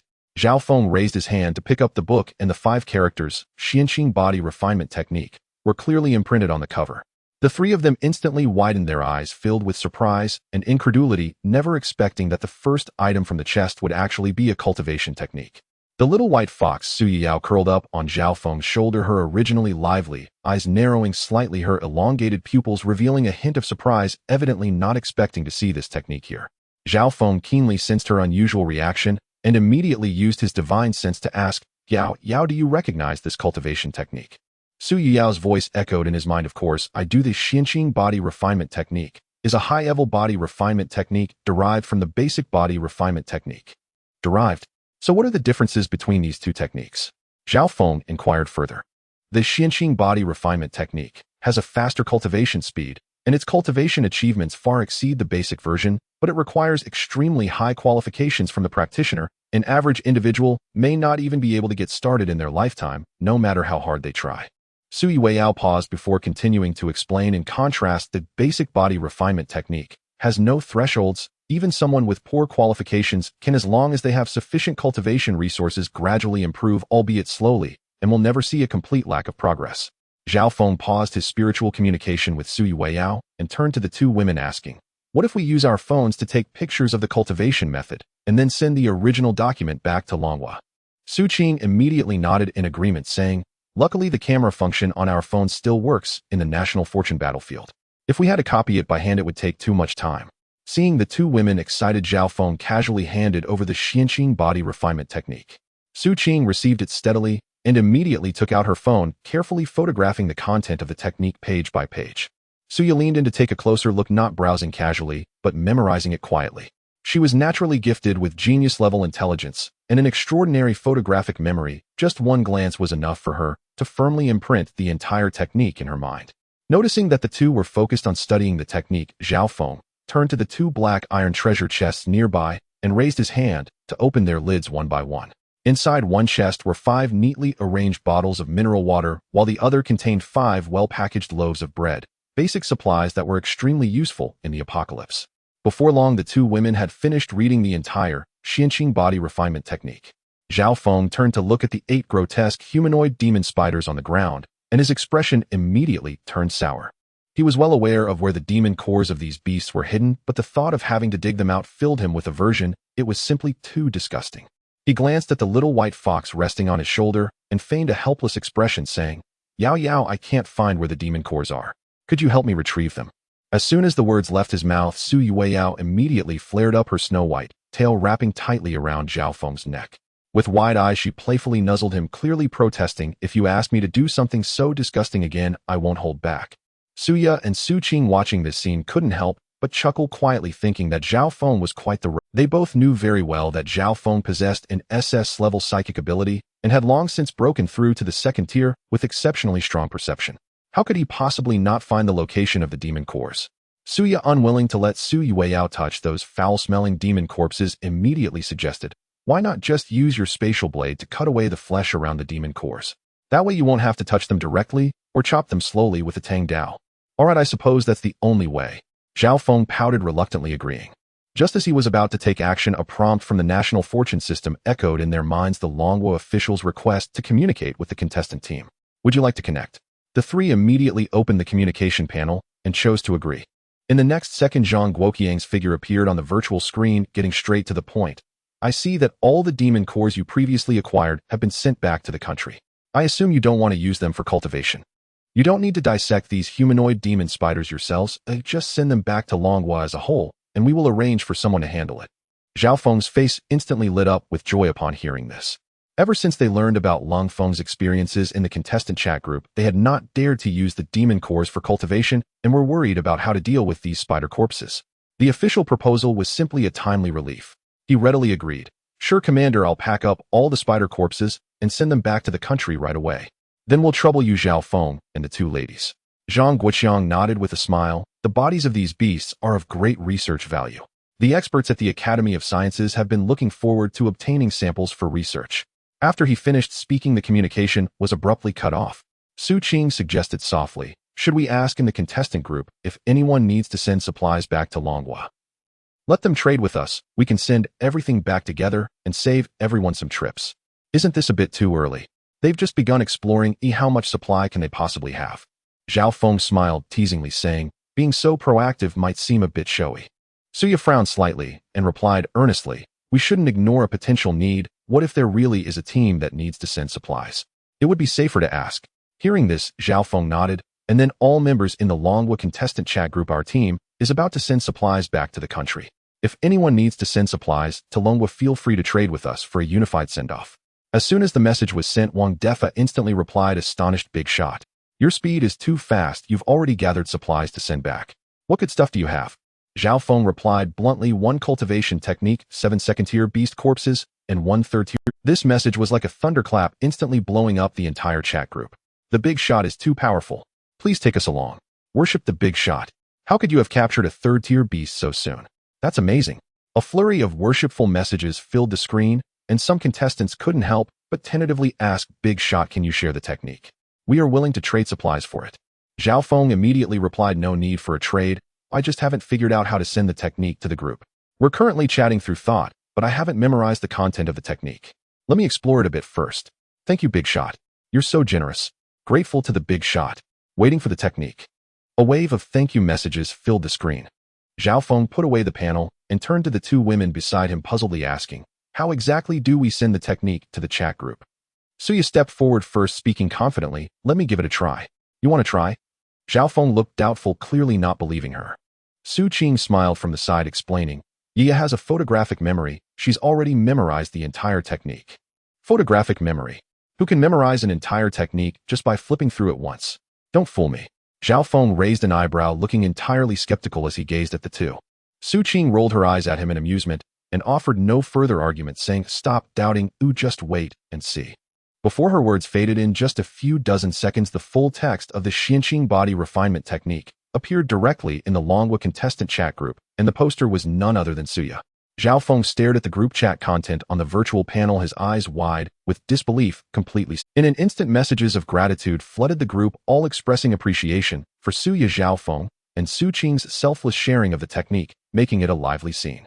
However, no one mentioned the matter of trading supplies to be sent back to the country anymore. Seeing this, Zhao Feng moved to exit the chat group, preparing to send the original document of the technique along with the humanoid demon spider corpses back to Longwa. At that moment, Xu Qing suddenly called out urgently, Fengzi, wait. There's a new message in the group. Zhao Feng quickly reopened the chat group, realizing that Yao Na had just sent a new message. Yao Na, boss, wait. We found a 6G microcell. Zhao Feng's eyes lit up instantly, his voice barely containing his excitement as he replied, really? A 6G microcell? What size is it? Yao Na quickly responded, it's very small, even smaller than our Blue Star's 5G microcell, about the size of a regular smartphone. Zhao Feng eagerly pressed for more information. Then what is its signal coverage range? Yao Na's message was filled with excitement. Boss, you might not believe it, but the manual says it has a maximum coverage range of up to 5 kilometers. Amazing. Yao Na, you are incredible.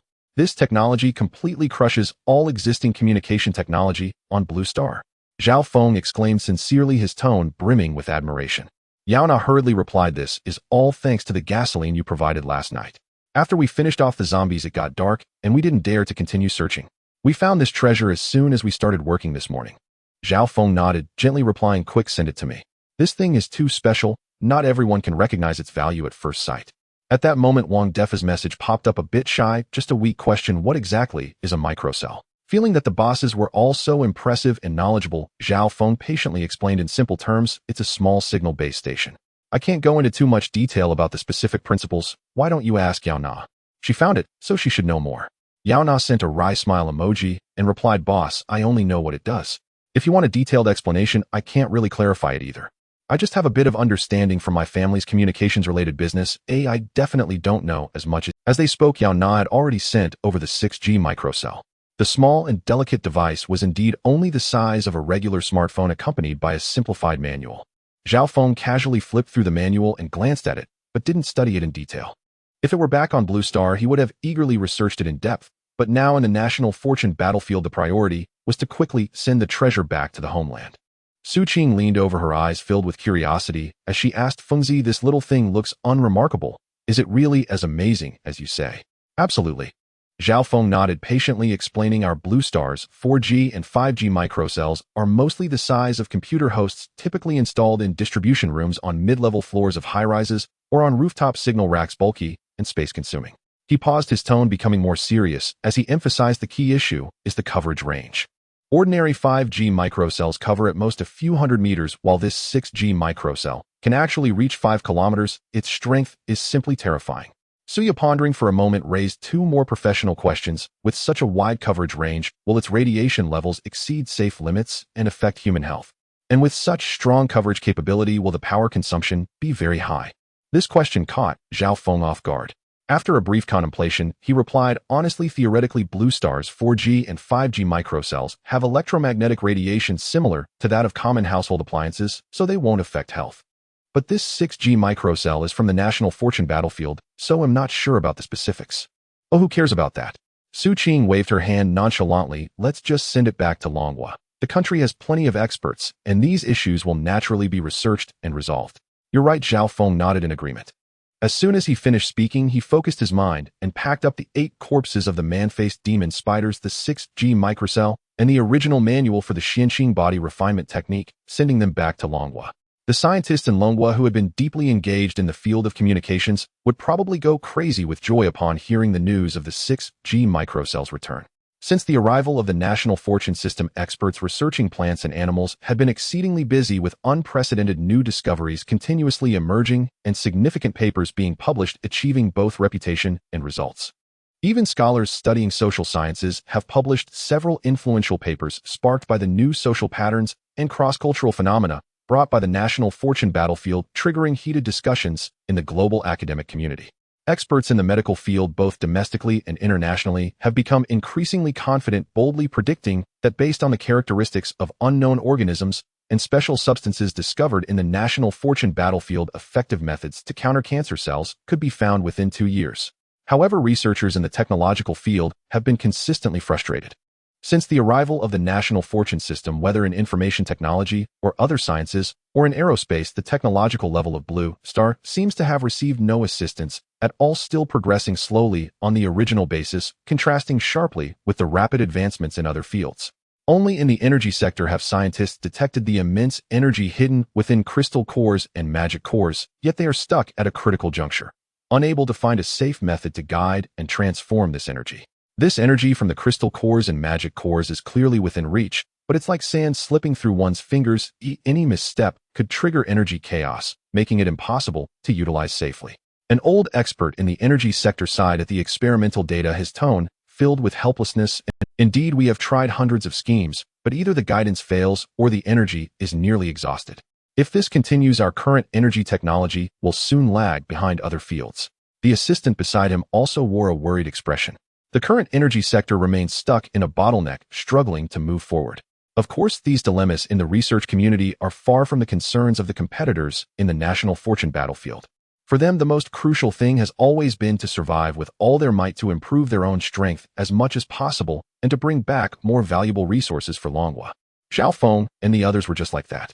After sending the resources, Zhao Feng returned to the driver's seat, the RV's engine roaring as the speed soared back to 180, racing forward.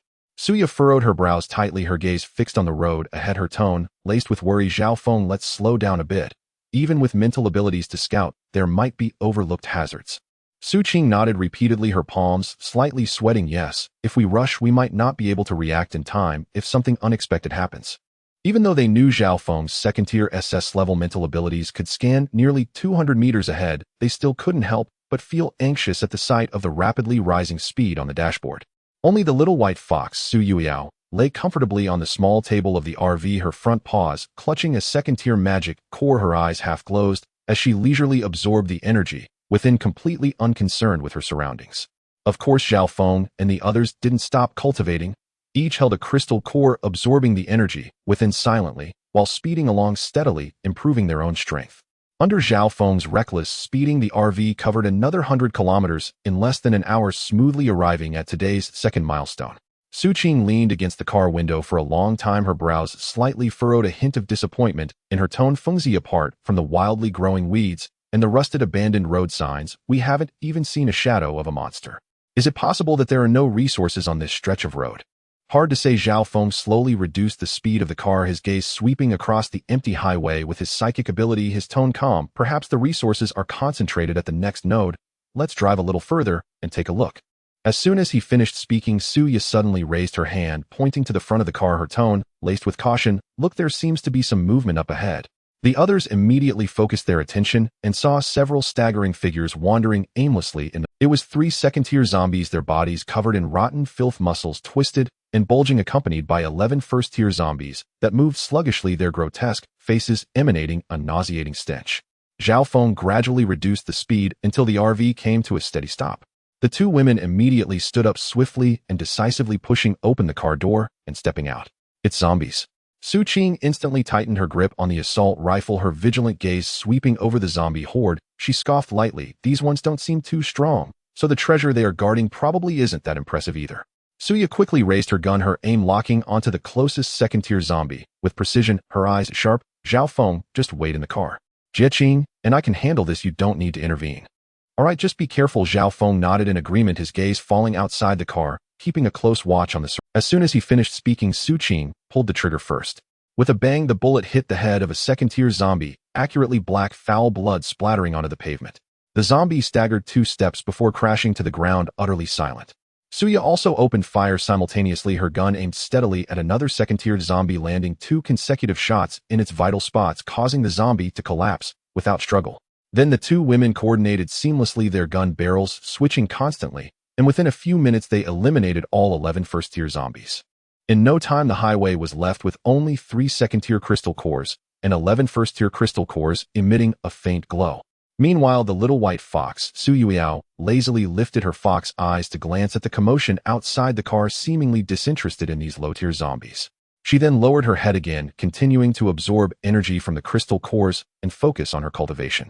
The 2 women efficiently dealt with all the zombies, and Zhao Feng also exited the car quickly, making his way to their side. The 3 of them bent down to collect the scattered crystal cores one by one, then headed towards a bronze treasure chest and 2 black iron treasure chests in the middle of the road.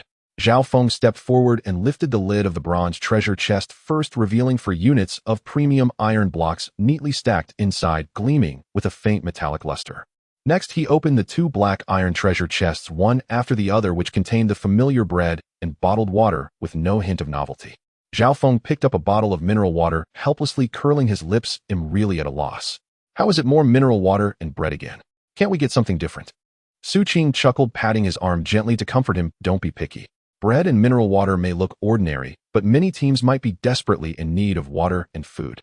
Exactly, Suya chimed in with a nod, her tone gentle, and we also collected crystal cores, so it's not a waste. The most important thing is that we didn't exert much effort, just a few shots, and we got these items. It's cool. Xu Qing smiled, her tone filled with satisfaction. Zhao Feng listened to the 2 women's reassurances and slowly nodded. Yes, the effort and reward are always proportional, and getting rewards this easily is indeed nothing to complain about. After the 3 of them packed up the supplies, they set off again. Suya turned to Zhao Feng at the driver's seat and said softly, Fengzi, drive a little slower. It's almost lunchtime. I need to prepare lunch. Zhao Feng glanced at the time, realizing with sudden clarity. It was indeed noon. They had wasted a lot of time dealing with the human-faced spider, and unconsciously, it was already time for a meal. He immediately nodded in response, all right. He then slowly reduced the speed, keeping it steady at 70 to 80 kilometers per hour, ensuring a smooth ride, while allowing Suya to observe the surroundings. Suya said to Xu Qing, Jie, I won't help you with lunch. I need to carefully observe the sides of the road to see if there are really no monsters or hidden resources. No problem. Xu Qing readily patted her chest, smiling in agreement. I can handle this little task myself. You just focus on observing. Just as the 3 of them were diligently continuing on their way, a message popped up in the Dragon Country competitors chat. Wangdong brothers, I've hunted more than a dozen first-tier magical beasts rock bulls. Does anyone need them? If no one wants them, I'll send them back to Dragon Country directly. Zhao Feng noticed the group message and immediately turned to busy Xu Qing, saying, Jie, send Wang Dong 2 first-tier crystal cores in exchange for a rock bull, and have him break it down for us first.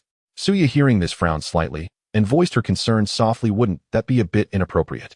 After all, it's just a first-tier magical beast, and logically it should only be worth 1 first-tier crystal core. If we give him 2, could it disrupt everyone's trading norms? It's fine. Zhao Feng replied confidently, slowly, saying Wang Dong's team is one of the few that dare to take risks besides the special forces squads of Lung Feng and Lei Zhan. Giving them an extra crystal core is just a little help and can also foster goodwill. He paused for a moment and specifically reminded, we have enough crystal cores now, so we don't mind this one. Remember, discuss this privately with him. Don't post it in the group to avoid other teams seeing it and feeling unfair, potentially causing conflict. After all, it's not the scarcity, but the inequity that troubles us, so we need to pay more attention. Xu Qing rolled her eyes at him, her tone carrying a hint of reproach and helplessness. Don't worry, I know how to handle this. Do I need you to teach me? As the 4 of them communicated Zhao Feng's private live stream, chat was already flooded with comments. The screen was filled with praises for Zhao Feng.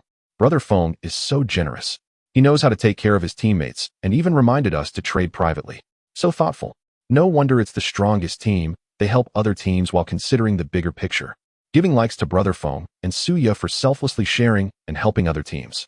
The livestream chat had no negative comments, only recognition and support, as Zhao Feng's actions were both reasonable and warm-hearted. It turned out that ever since someone labeled Zhao Feng as not helping all teams for free, the sensible netizens had responded, in turn drowning out those indiscriminate saintly comments with rational voices. Moreover, some who stirred up division and chaos had even been interviewed by the relevant authorities, leading to a complete pullback in their conduct. At this moment, the livestream chat remained lively with everyone praising Zhao Feng for understanding how to encourage other teams and help his fellow compatriots. They praised him for being thorough in his actions, not only considering the interests of his team, but also not ignoring other competing teams, truly embodying the role of a leader with no accusations or unreasonable demands, filled with recognition and support. Xu Qing quickly completed a private chat connection with Wang Dong, and both parties tacitly finalized the transaction. Amid Wang Dong's continuous expressions of gratitude, the deal was successfully completed, and Zhao Feng's team successfully acquired 28 pieces of high-quality first-tier beef.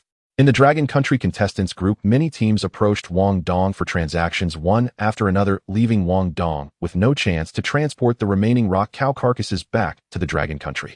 Although he could not turn in the materials, he exchanged this batch of magical beasts for various cultivation resources and survival supplies, reaping considerable rewards. Inside the vehicle, upon smelling the aroma of fresh meat, Su Ya's initial intention to observe her surroundings instantly vanished.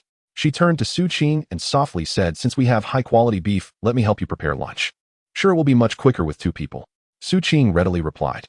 The 2 women busied themselves and began preparing lunch. Seeing this, Zhao Feng had no choice but to lower the speed again, reducing it to about 40 to 50 miles per hour, moving forward slowly. He controlled the steering wheel steadily while constantly observing the activity outside the highway. At that moment, the little white fox Su Yao, who had been quietly cultivating, gently leaped onto the tour guide seat. With her 2 little white front paws holding the binoculars, her little head swayed left and right as she earnestly scanned the wilderness and dense forests on both sides of the road, exploring back and forth. Looking both cute and serious, she resembled a dedicated little observer, exceptionally adorable. Before long, a rich, meaty aroma wafted from the small dining table in the RV.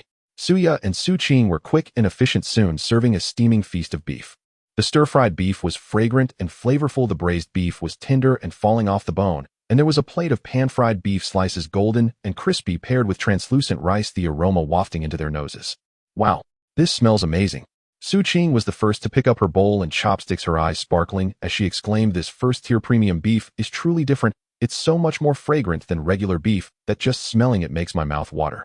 Suya smiled as she served everyone rice, her tone gentle. "Eat up quickly but still warm, and it will help replenish your energy for the journey ahead." Zhao Feng couldn't hold back any longer, picking up his chopsticks to grab a piece of stir-fried beef, which was tender and delicious. The rich, meaty flavor instantly spread across his palate as he squinted in satisfaction, saying, "Incredible. This flavor is better than the best beef I've had on Blue Star. Your cooking skills are just fantastic." Meanwhile, the little white fox Su Yao had already put down the binoculars and moved to the dining table, sniffing with her little nose and emitting soft whimpering sounds as if urging them. Seeing this, Suya picked up a small piece of tender braised beef, blew on it to cool, and placed it in front of her. "Yao, take your time eating. Oh, no one is going to steal it from you." Su Yao immediately leaned forward, nibbling on the beef bite by bite, her fluffy little head bobbing as she enjoyed it, even her tail swaying gently. The 3 humans and 1 fox gathered around the dining table, shoveling rice and devouring beef, without a word, only the soft sounds of bowls and chopsticks clinking and the contented chewing filling the air. The rich, meaty aroma lingered in the RV, dispelling the tension and fatigue from the National Fortunes battlefield. At this moment, everyone was immersed in the joy of delicious food, completely forgotten of everything else. "Sister Qing, this stir-fried beef is too good with rice. Ew, I need another bowl." Zhao Feng finished his bowl and raised his empty bowl, calling out.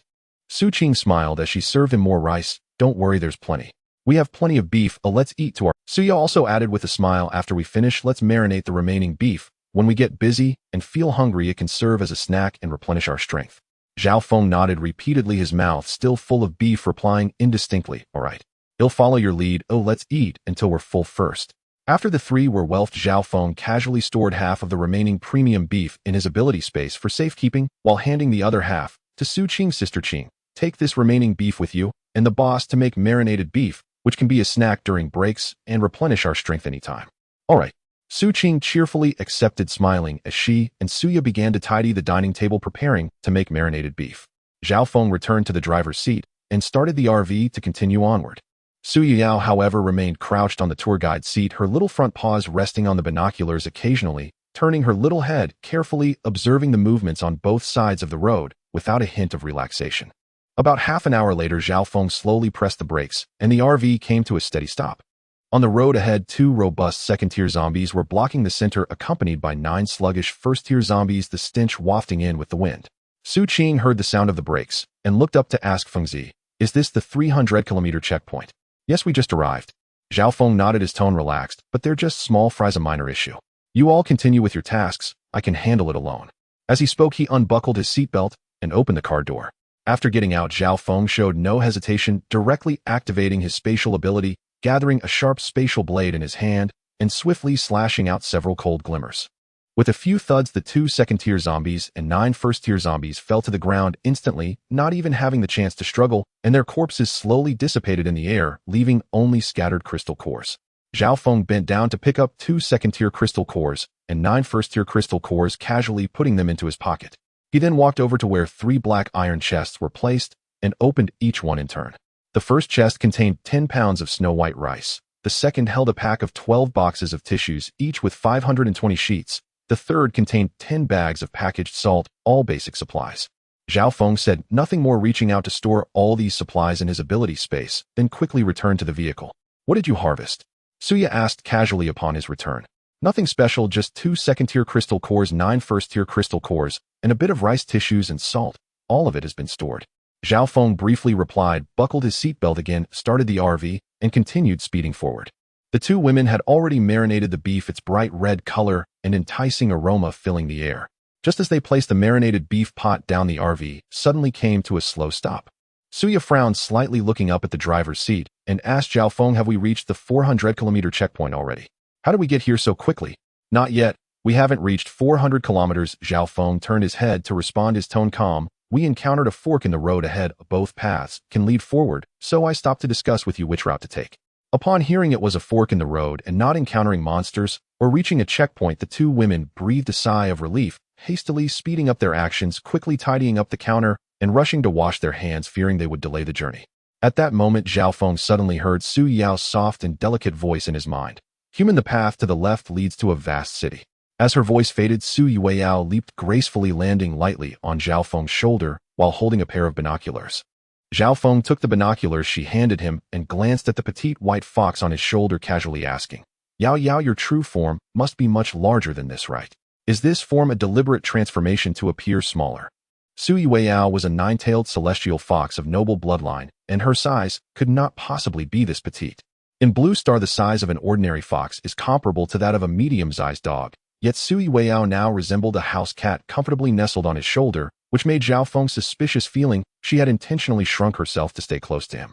Su Yao immediately jumped from Zhao Feng's shoulder onto the control panel, raising her pair of wet fox-like eyes and striking a pose that looked both innocent and wronged. Then her soft voice reverberated in Zhao Feng's mind again. Why do you want me to grow larger? Could it be you intend to do something improper to me? Pak. Zhao Feng's face darkened, speechless, and choked on his words. He was not King Zhou, so how could he entertain such chaotic thoughts? Moreover, the entanglement between King Zhou and Su Daji was about physical forms. How could he possibly engage in such outrageous and perverse acts?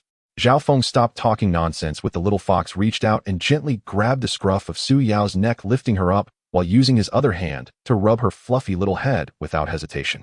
At the same time, he retorted with a bit of annoyance in his mind. I never expected you, little fox spirit, not only to be a complete drama queen, but also a little vixen full of twisted thoughts. The 2 girls hurried to the driver's seat just in time to see Zhao Feng rubbing the little white fox, and Suya immediately stepped forward to stop him, her tone laced with concern. Zhao Feng, don't be so rough, you'll rub its fur bald. As soon as she finished speaking, she gently took the little white fox into her arms, tenderly stroking its smooth white fur with her fingertips, her eyes brimming with affection. Protected in her arms, Su Yao immediately lifted her little head, casting a proud glance at Zhao Feng, her little tail swaying proudly, clearly showing off. Seeing this, Zhao Feng shook his head, helplessly unwilling to argue with the little fox, and turned to look through the binoculars toward the left path. At the end of his line of sight, the outline of a massive city became clear, with buildings stretching far and wide, truly impressive in scale. He then passed the binoculars to Xu Qing, and the 2 girls took turns looking through them. Suya stared at the distant city outline, pondering for a moment before slowly speaking. Based on the scale of this city, if it follows the layout typical of cities in the Dragon Kingdom of Blue Star, the permanent resident population would be at least over 300,000. What if it were a city in the ugly country? Zhao Feng suddenly asked. Suya thought for a few seconds and explained earnestly. It depends on the type of city, but even if it's just a residential city, the population would not be less than 80 to 90,000. So many. If all these people turned into zombies, that scene would be terrifying. Xu Qing exclaimed, her face filled with astonishment. It seems we can only take the right path. Oh, let's not even consider the possibility of having 4th tier or even higher tier zombies hidden among such a massive base of zombies. Just the sheer number is enough to make one's scalp tingle. Zhao Feng looked at the distant city, sighing deeply. Suya did not oppose this decision, but softly suggested her hypothesis. Do you think the owner of the diary we found earlier might have come to this city? There might be a survivor base hidden here. Impossible, Zhao Feng immediately denied without a second thought. Unless someone is out of their mind who would build a base in a city swarming with zombies. A normal base would be located in an open, defensible area. After considering it, Suya agreed with his reasoning and did not argue further. Zhao Feng then started the RV without hesitation, driving onto the right path. Time quietly passed, and after about half an hour, Suya suddenly tensed up and urged Zhao Feng. Zhao Feng stopped the car. Screech. The ear-piercing sound of brakes suddenly rang out as Zhao Feng swiftly pressed down on the brake, bringing the RV to a steady halt. He looked up into the distance where he could vaguely see towering figures standing in the middle of the road, too far to make out their exact forms. There were at least a dozen tier 3 zombies. Could they be guarding 3 golden treasure chests, or even a diamond treasure chest? No, take a moment to calm down and look carefully. Tier 3. There were at least a dozen tier 3 zombies. Could they be guarding 3 golden treasure chests, or even a diamond treasure chest? No, take a moment to calm down and look carefully. Suya reminded him. Following her advice, Zhao Feng focused intently and finally counted them. There were a total of 12 zombies, and what they were guarding were actually 3 silver treasure chests.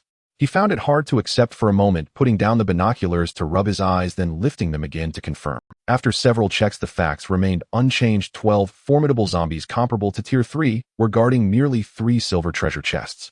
Zhao Feng couldn't help but shout, "This is too outrageous. 12 tier 3 zombies guarding just 3 silver treasure chests. What?" Xu Qing, who was beside him, looked utterly dumbfounded, doubting whether she had misheard.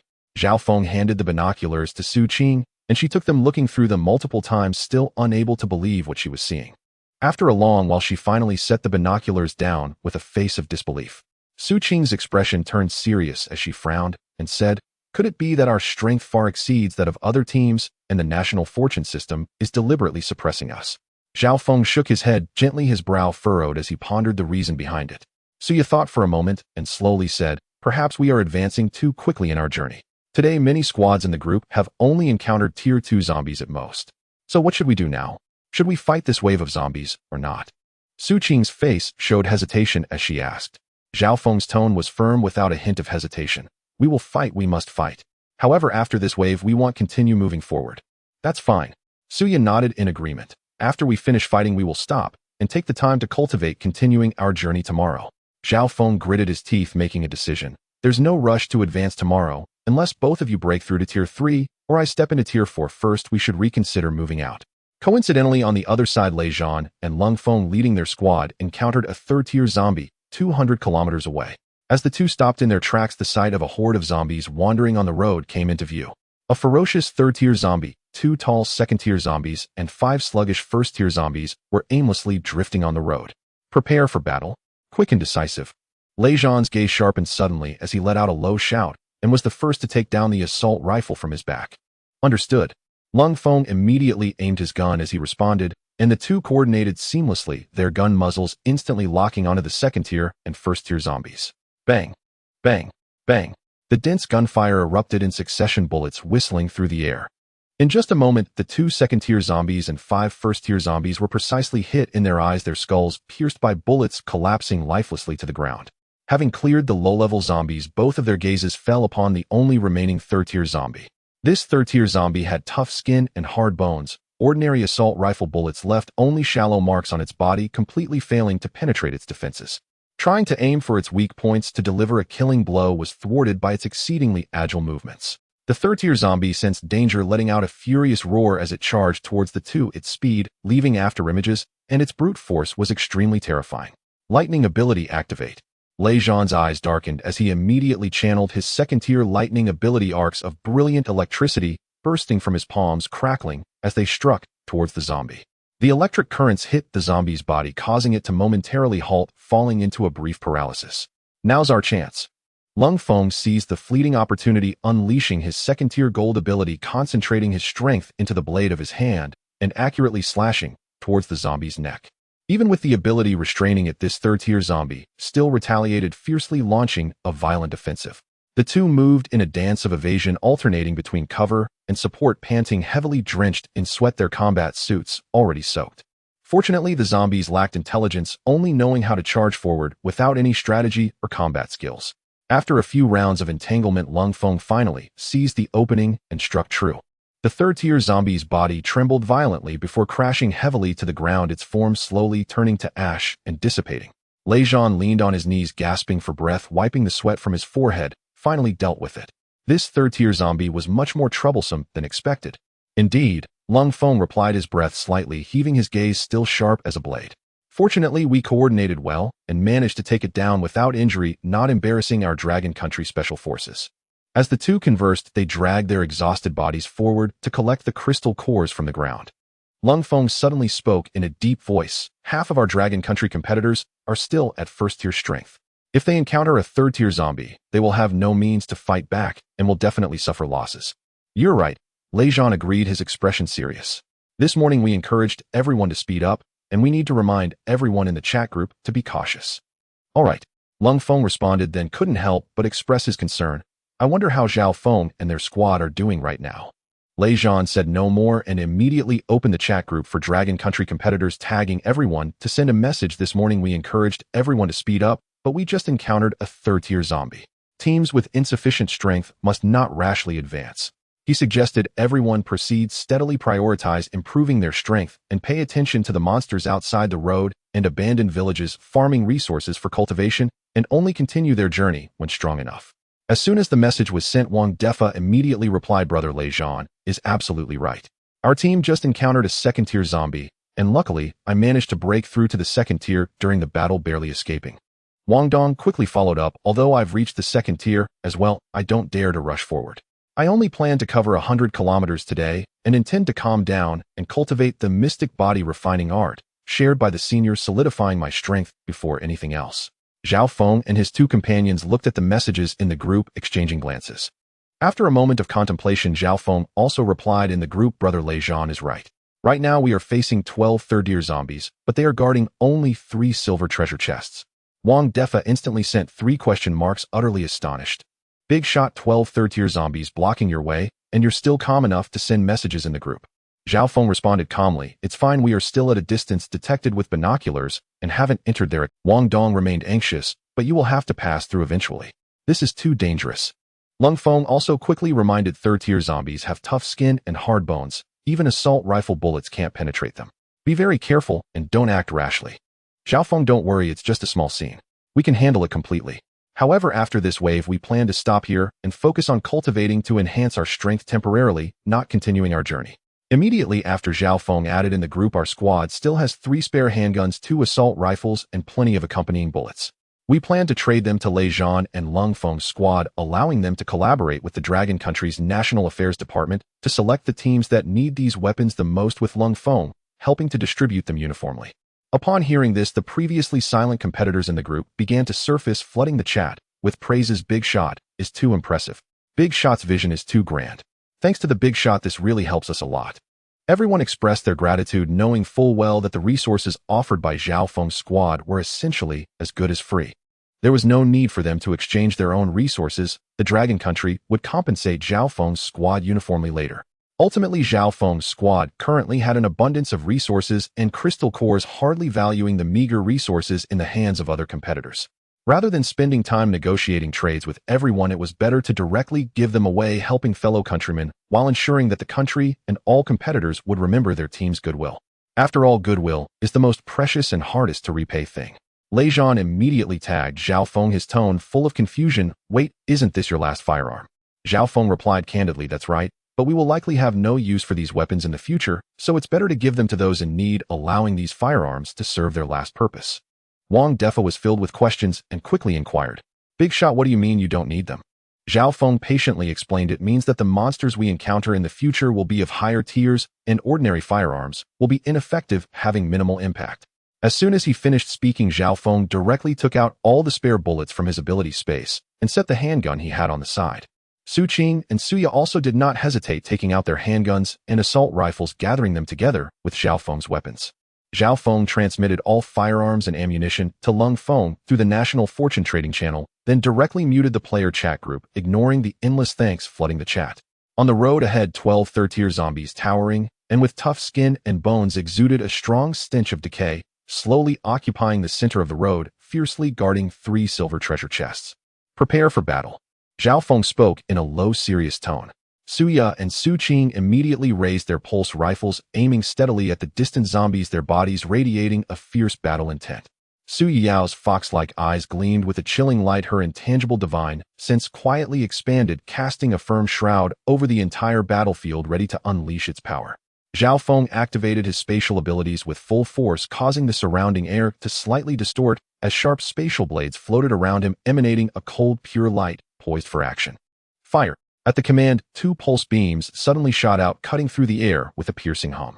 The intense energy struck the third-tier zombies, exploding into clouds of dust, causing their massive bodies to shake and stumble, yet they continued to roar fiercely and charge forward without fear of death. Just as several third-tier zombies were about to close in on the battle line and launch a frenzied attack, the little white fox, Su Yueyao, suddenly focused her gaze, and her overwhelming divine sense surged into the zombies' minds. Buzz! An invisible mental shockwave swept across, causing all 12 third-tier zombies to freeze in place. Their actions abruptly halted, their pupils dilated, falling into a brief state of rigidity, even their roars caught in their throats. In that moment, Zhao Feng's eyes sharpened, and with a fierce wave of his hand, a rain of spatial blades shot out like meteors, their cold light intersecting as they tore through the air, precisely slicing the zombies' vital points and joint vulnerabilities. The spatial blades were incredibly sharp, easily cutting through the tough skin and bones of the third-tier zombies, each strike releasing a spray of black blood and shredded flesh. Seizing the opportunity, Suya and Xu Qing unleashed continuous fire from their pulse rifles, relentlessly targeting the eyes of the zombies controlled by divine sense as dense beams of energy bombarded them. One person controlled the battlefield while 2 others suppressed the fire, and the little white fox restrained the zombies with divine sense. The cooperation among the 3 and the fox was perfect, with no flaws in their offensive and defensive maneuvers. The zombies repeatedly broke free from their momentary paralysis, only to be once again locked down by Su Yao's precise divine sense, unable to approach, forced to passively endure the torrential onslaught. The shrill roars rose and fell, but gradually grew weaker. In no time, the last third-tier zombie's body burst apart, its massive frame crashing heavily to the ground before slowly dissipating into black mist. The battlefield finally fell silent, with 12 pristine, translucent third-tier crystal cores lying neatly on the ground, quietly resting beside the 3 silver treasure chests, their faint light flickering. Xu Qing put away her pulse rifle, exhaling a breath of relief. Dealing with 12 third-tier zombies at once was fortunate, thanks to Yao Yao's control with divine, since otherwise we would have been under tremendous pressure. Suya nodded in agreement. Indeed, the timing was perfect. Every time a zombie tried to charge, they were instantly immobilized. The coordination was flawless. The little white fox, Su Yueyao, proudly raised her small head, leaping onto Zhao Feng's shoulder, rubbing her head against his neck, looking adorably eager for praise. Zhao Feng bent down to pick up all the third-tier crystal cores, his gaze sweeping over the silver treasure chests ahead, his expression calm. A perfect conclusion. Let's open the chests and see what good things the 12 third-tier zombies were guarding. Zhao Feng activated his mental abilities, concentrating to examine the 3 silver treasure chests in front of him, meticulously scanning around to confirm that there were no hidden traps or strange energy fluctuations within the chests, ensuring complete safety.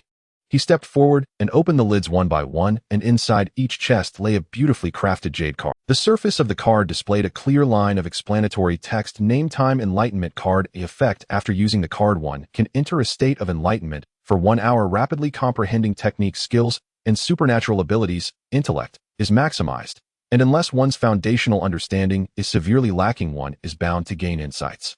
The 3 of them exchanged glances, not because the quality of the card was poor, but quite the opposite. It was so incredibly good that no one could believe such a miraculous treasure could come from an ordinary silver treasure chest. Zhao Feng picked up a warm jade card, genuinely marveling. Indeed, high risks yield high rewards. Guarding by 12 third-tier zombies has brought such an opportunity, it's worth it. Exactly. Xu Qing exclaimed with delight, her eyes filled with anticipation. With this time enlightenment card, I no longer have to worry about being unable to comprehend techniques.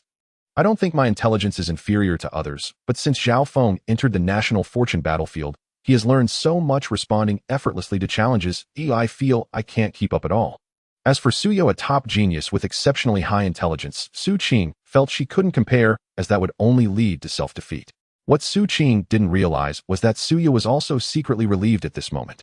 Although she had extremely high intelligence, cultivating techniques was still an unfamiliar field, and she also lacked absolute confidence. She secretly worried that she might not grasp it. If that were to spread, she would be ridiculed by her former classmates and colleagues from Blue Star, whom she had always surpassed.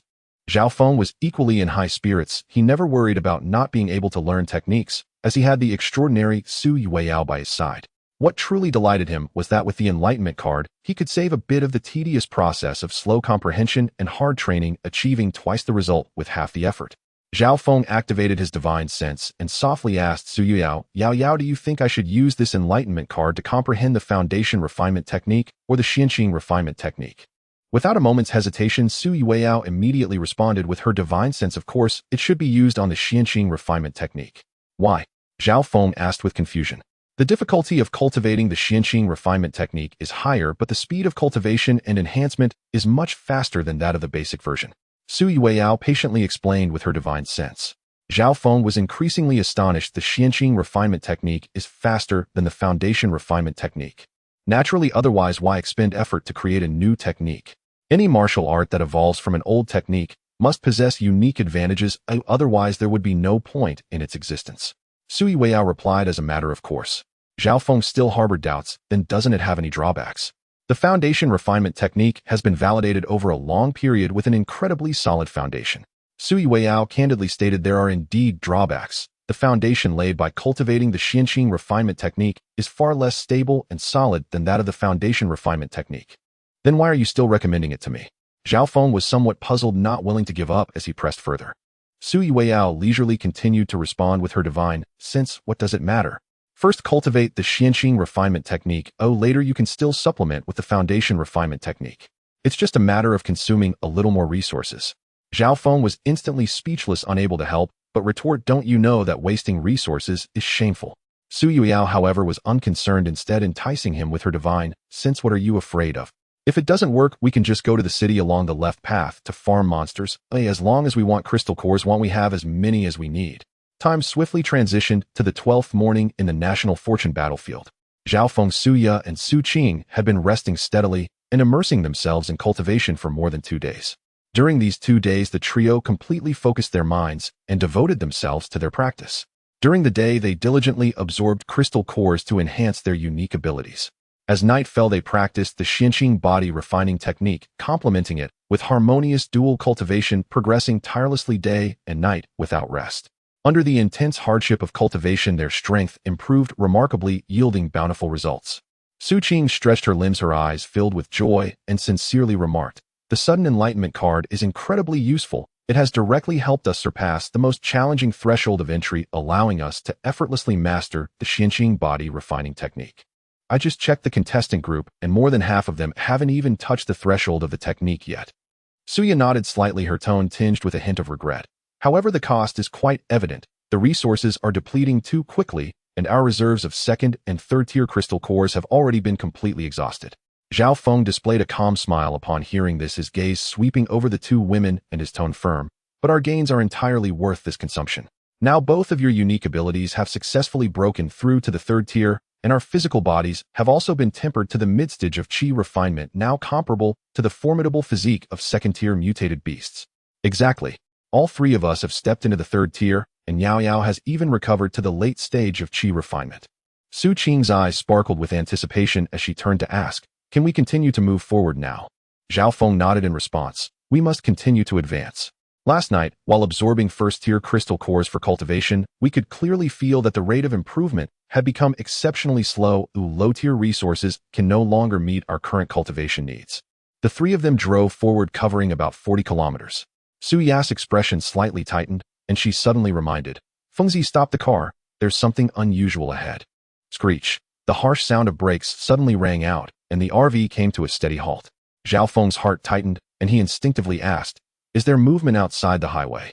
After several days of closed-door cultivation without encountering any outdoor monsters, he was already itching for action, feeling the spatial power around him subtly agitated, with sharp spatial blades coiling, unable to contain his battle intent.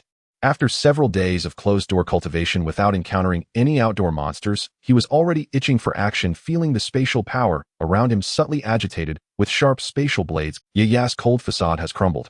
She actually called it so naturally. Help. This Fengzi is way too affectionate. I've long gotten used to it. Sister Qing has always called him that.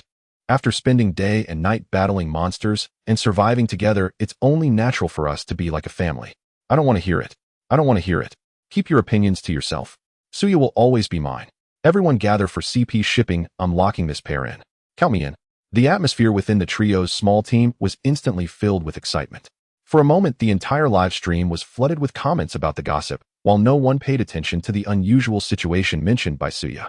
Just as the screen was filled with gossip, a clarifying comment abruptly appeared. Hey, don't get sidetracked. Isn't anyone curious about what they discovered? The next second, it was immediately drowned out by a flood of comments. Don't disturb us while we ship. Any danger is irrelevant. With their current strength, any monsters are just free crystal cores. All three are at the 3rd tier plus a latest-stage nine-tailed fox. Oh, what threat could there be? Zhao Feng's fanbase had long placed immense trust in them, almost blindly convinced that no matter what crisis they faced, this formidable team could effortlessly resolve it. Of course, the liveliness in the live stream was unknown to the three. Su Ya's eyes widened in shock, softly exclaiming, "How could it be so big? Big? What is big?" Su Ya's surprising remark instantly piqued Zhao Feng and Xu Qing. Even the little white fox Su Yao immediately became alert, leaping onto the back of the seat. Her ears perked up as she curiously gazed towards the right side of the car window. Su Ya at a loss for words to describe the scene before her simply handed the binoculars to Zhao Feng, Zhao Feng took the binoculars and looked in the direction Su Ya was gazing. When he saw the scene in the distance, he couldn't help but exclaim, "Holy crap!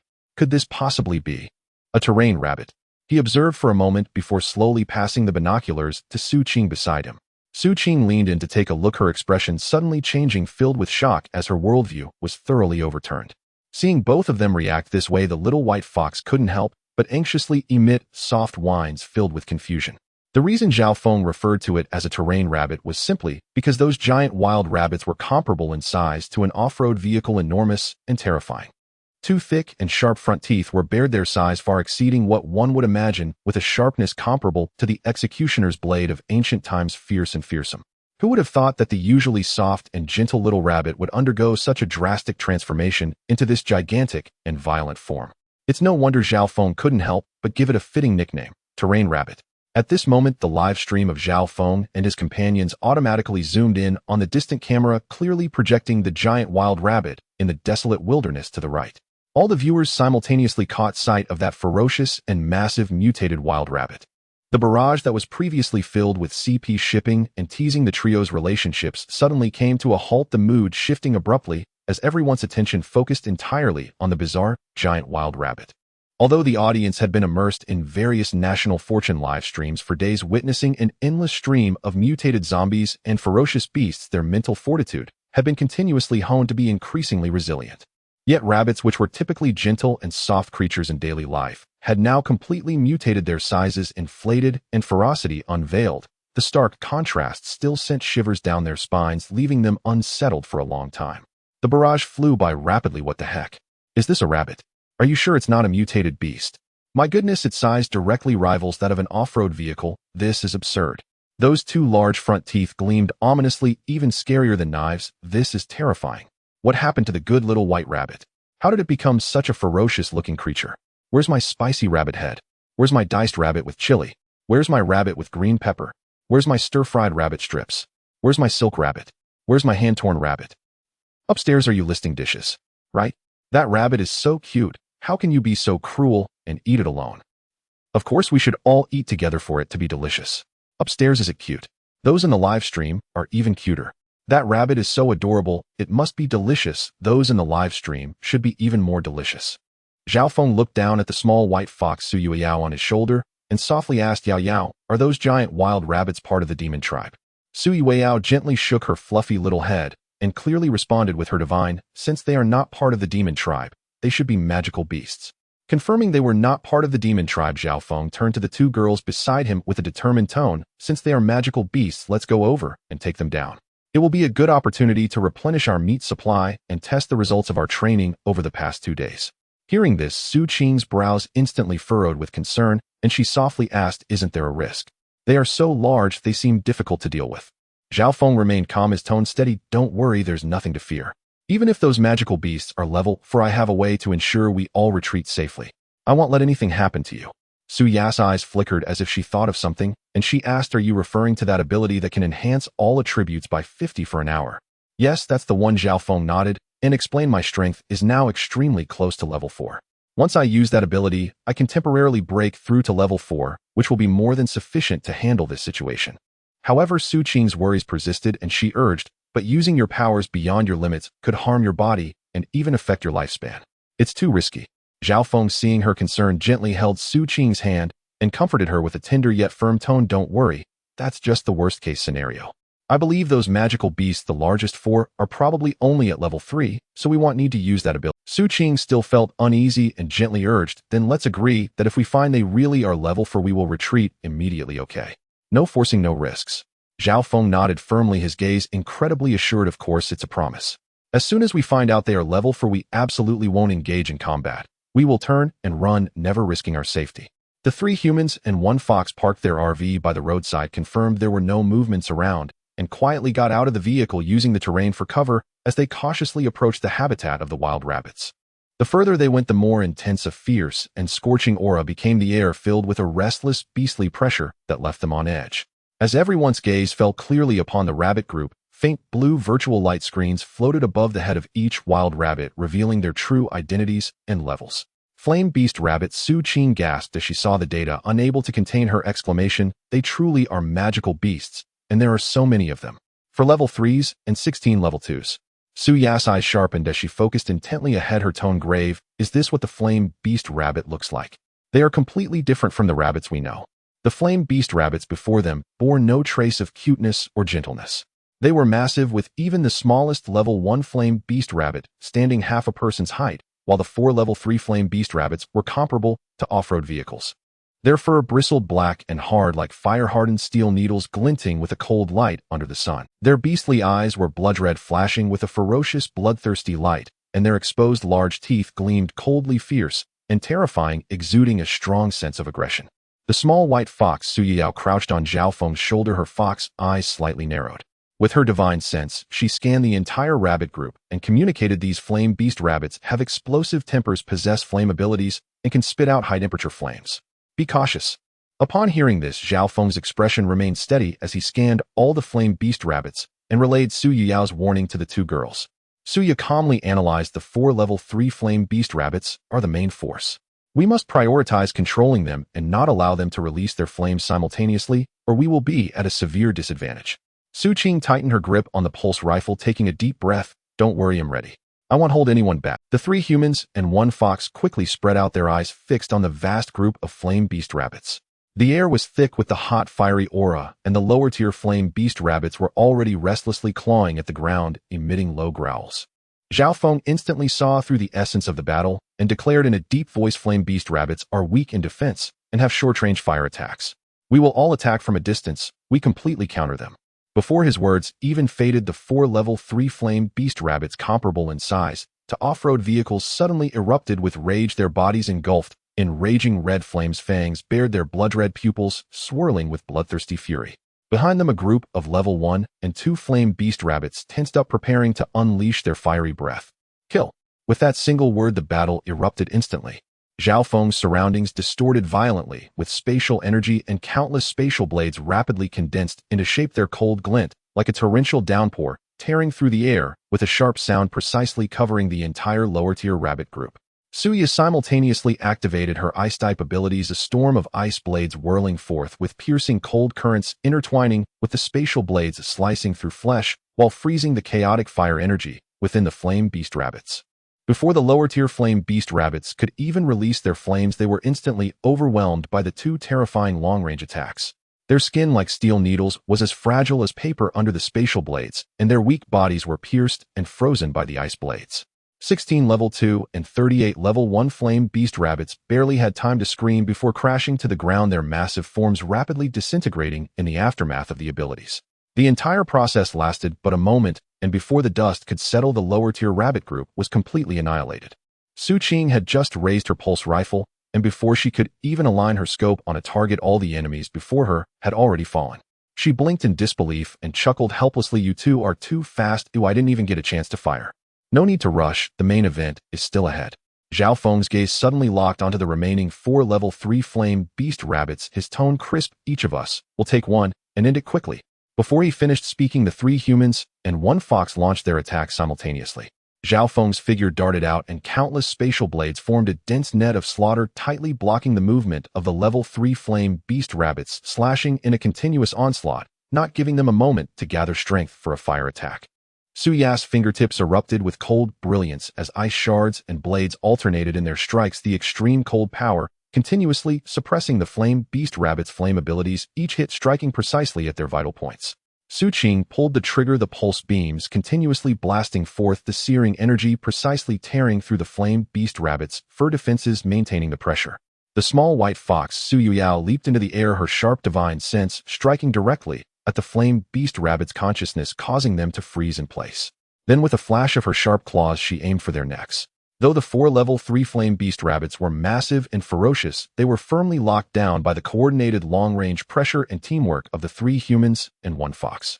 Their critical weaknesses of short-range fire attacks and frail defenses were magnified, making it impossible for them to retaliate. In just a moment, the 4 massive forms crashed heavily to the ground. As the smoke cleared, the battlefield fell completely silent.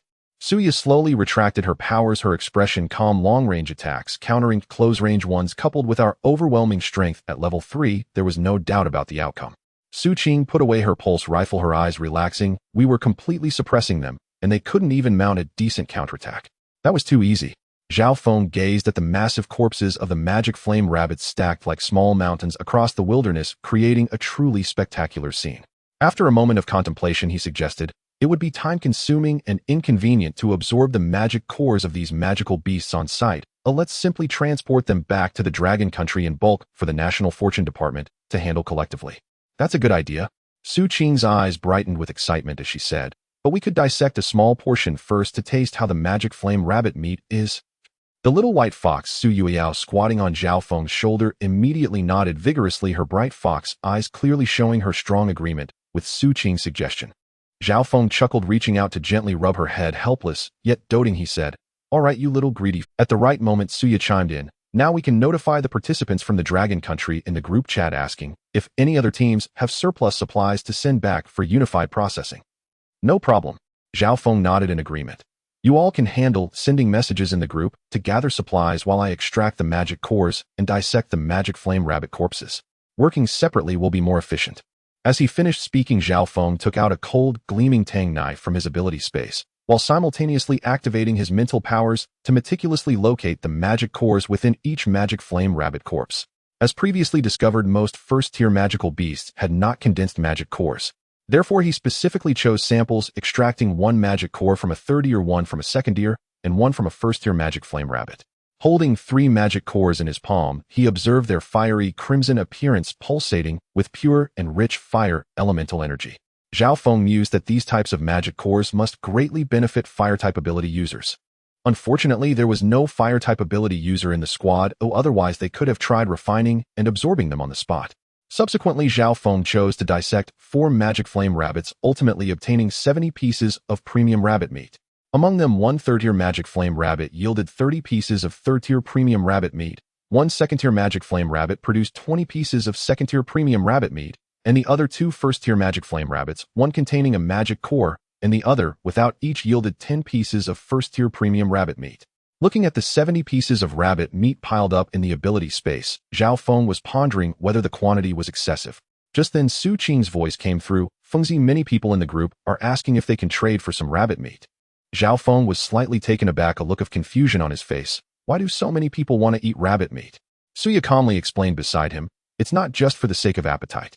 After everyone had consumed the rock beef before, they discovered that eating magical beast meat could accelerate the training progress of the Xuan, Qing Lian Tijua."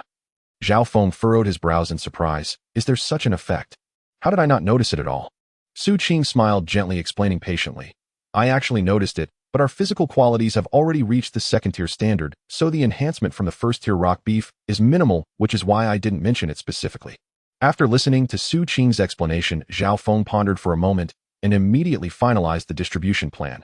Since magical beast meat aids cultivation, let's completely dissect all the third-tier magic flame rabbits. The second-tier and first-tier magic flame rabbits will each be dissected in half, with one half sent to the participants in the group from the Dragon Country, and the other half sent back intact to be managed by the National Fortune Department. With that said, he turned to the little white fox, Su Yao, giving her a crisp instruction. Yao Yao, could you please help retrieve the magic cores? Sister Qing and Boss Yu 2 will be responsible for dissecting the rabbit meat and coordinating with the participants in the group to complete the trades. With the instructions issued, everyone immediately took on their respective tasks, working in harmony, as the three of them and the fox quickly immersed themselves in their busy collaboration. In the National Fortune live broadcast room, the camera was currently broadcasting in real time the scene of Zhao Feng's team busily working together.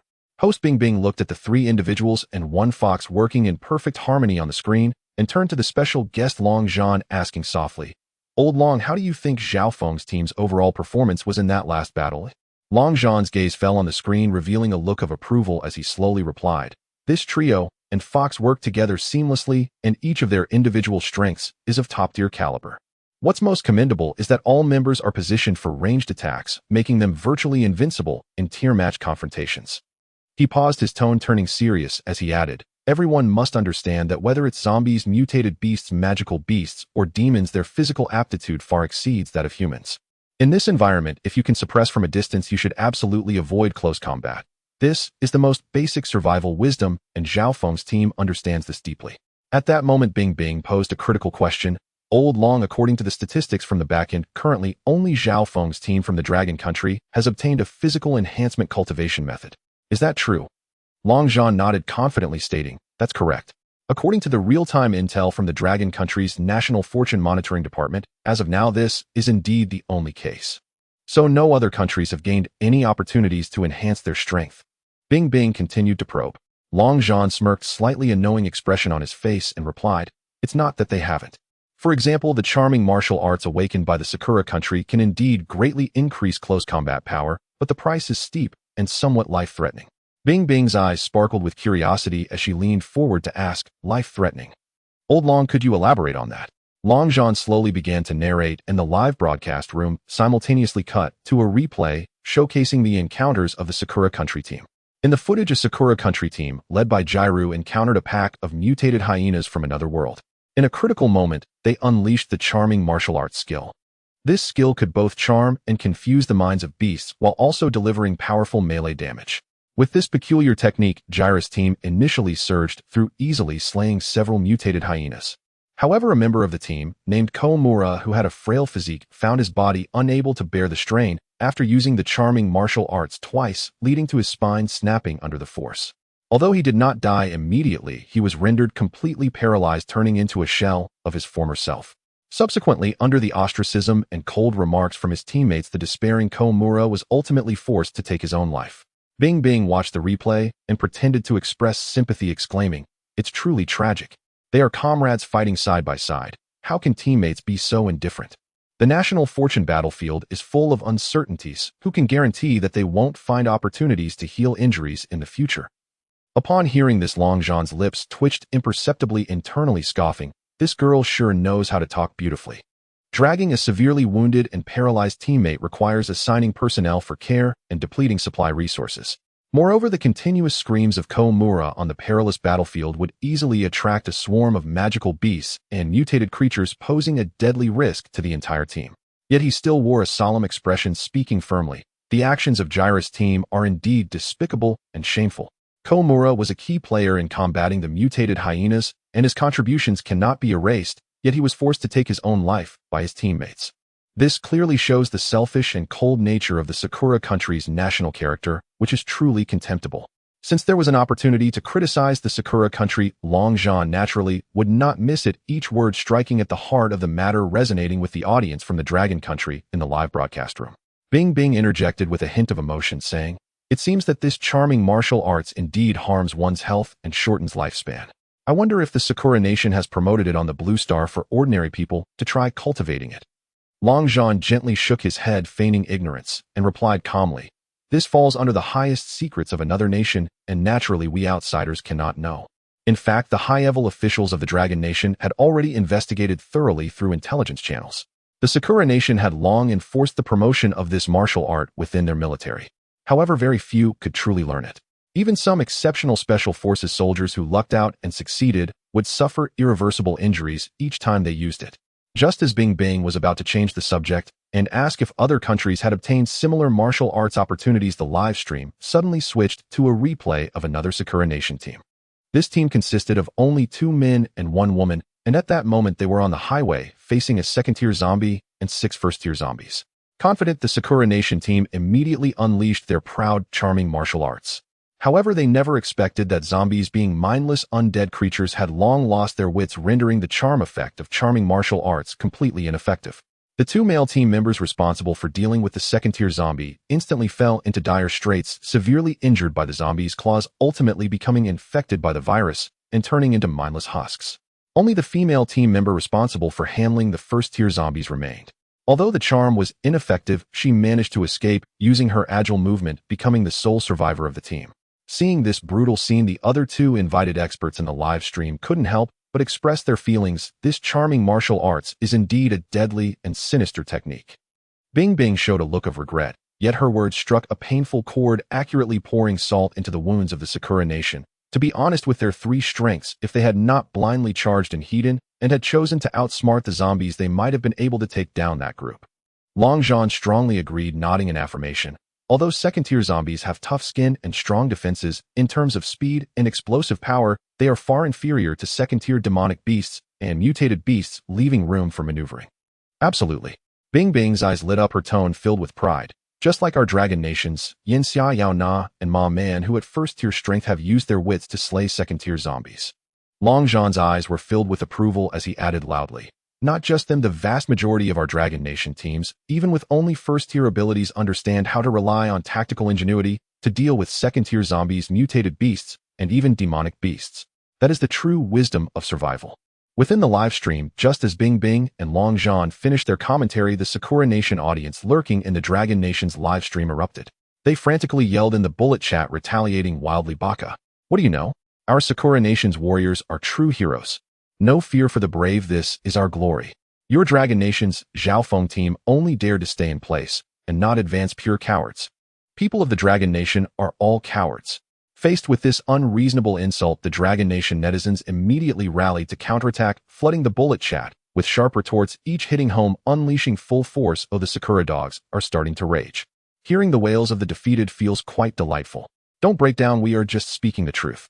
Our Dragon Nation is proud. The top 2 teams on the Blue Star are all from us.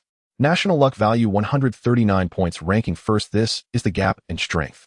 Let me ask you, how many teams does the Sakura Nation have left now? 6 or 5.5?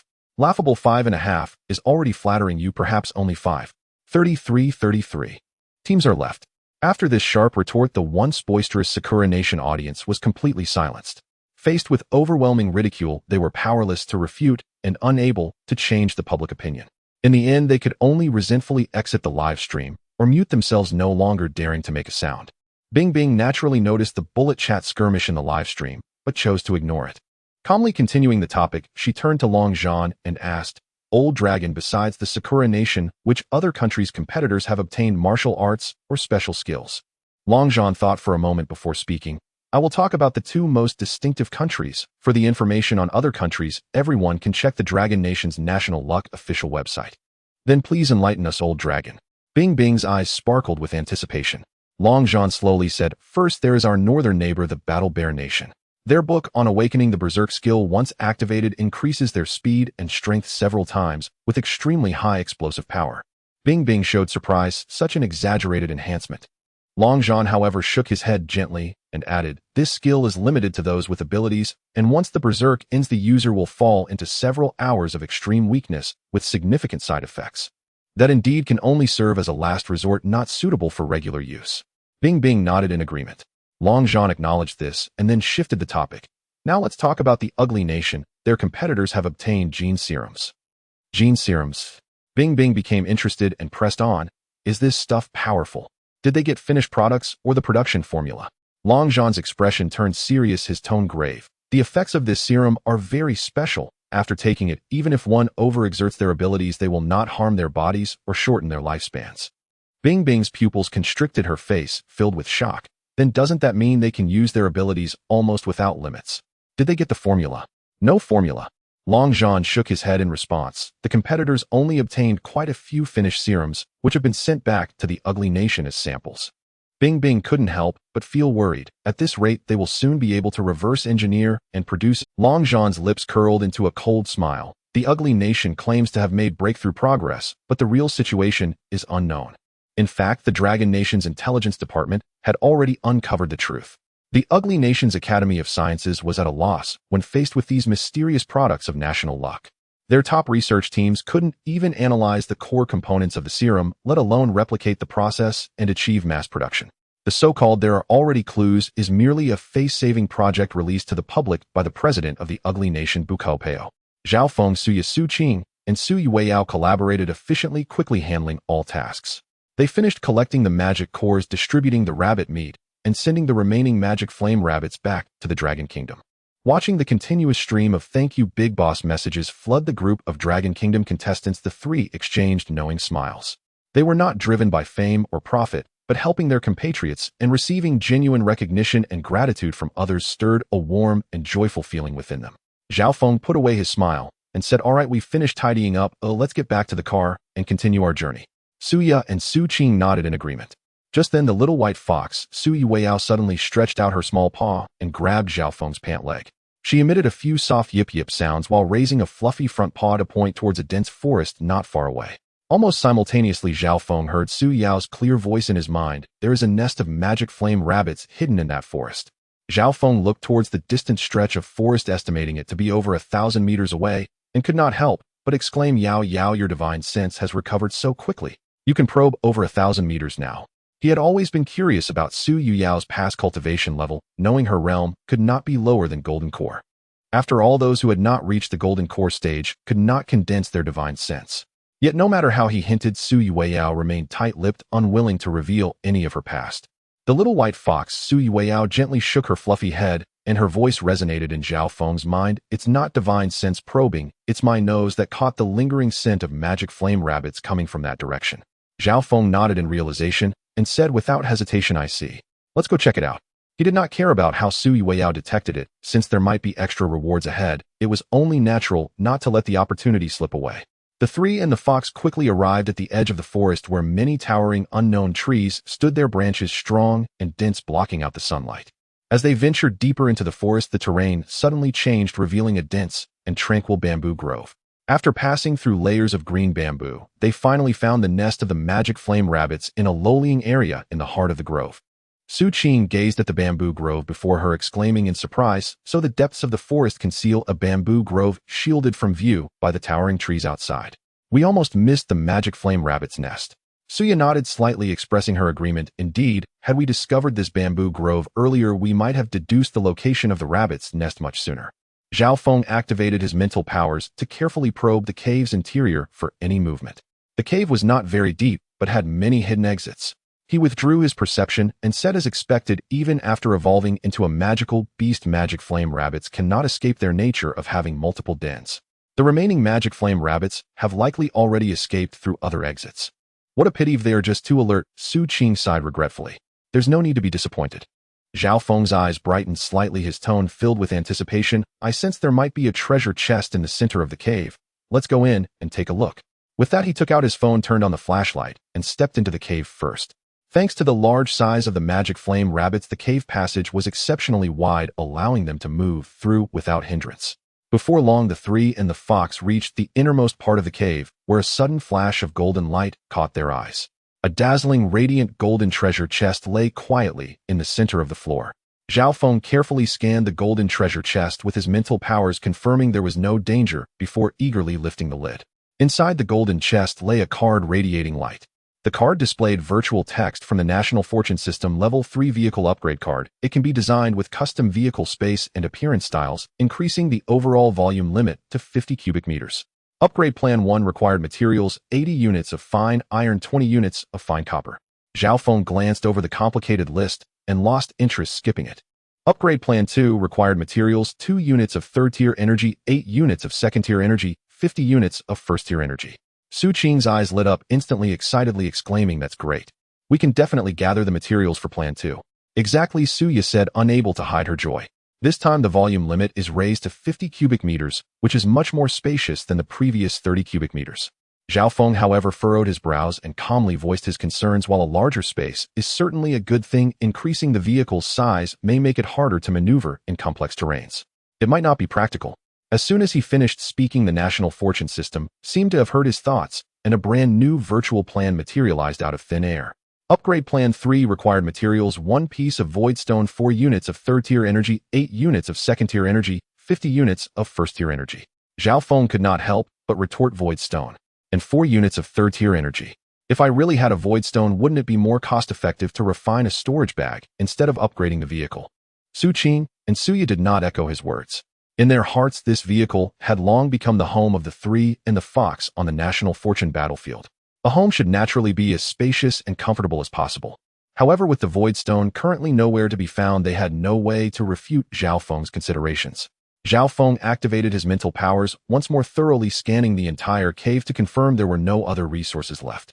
He turned to Su Yueyao on his shoulder and gently asked, "Yao Yao, can you sniff out which exit the escaping magic flame rabbits left from?" Zhao Feng sighed in resignation. "Does magic flame have a scent? I can't detect it at all." Su Yueyao sent a wave of disdain through her divine sense, replying lightly, "It's a talent and innate ability. How can you be so sure?" Zhao Feng asked, his eyes filled with curiosity. "I didn't smell any magic flame aura," Su Yueyao replied calmly. Zhao Feng sighed in resignation. "Does magic flame have a scent? I can't detect it at all." Su Yueyao sent a wave of disdain through her divine sense, replying lightly, "It's a talent and innate ability. You can't learn it. Ah, you nine-tailed clan truly are blessed by nature." Zhao Feng couldn't help but exclaim sincerely.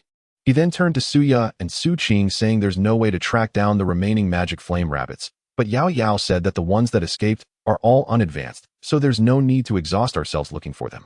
Hearing this, Xu Qing immediately became excited and said, "Then let's hurry back. It's just in time to upgrade the... Let's go. There are still good things waiting outside," Zhao Feng said with a smile in his eyes, his tone lighthearted. Xu Qing's curiosity was piqued, and she hurriedly asked, "What good things?" "You'll find out once we go out," Zhao Feng teased, unwilling to elaborate. Su Yao, perched on his shoulder, perked up her ears, eagerly asking with her divine sense, "What good things are they? Why didn't I notice?" Beside them, Su Ya's eyes flickered slightly, as if she had an inkling of what was happening, but wasn't entirely sure, so she remained silent.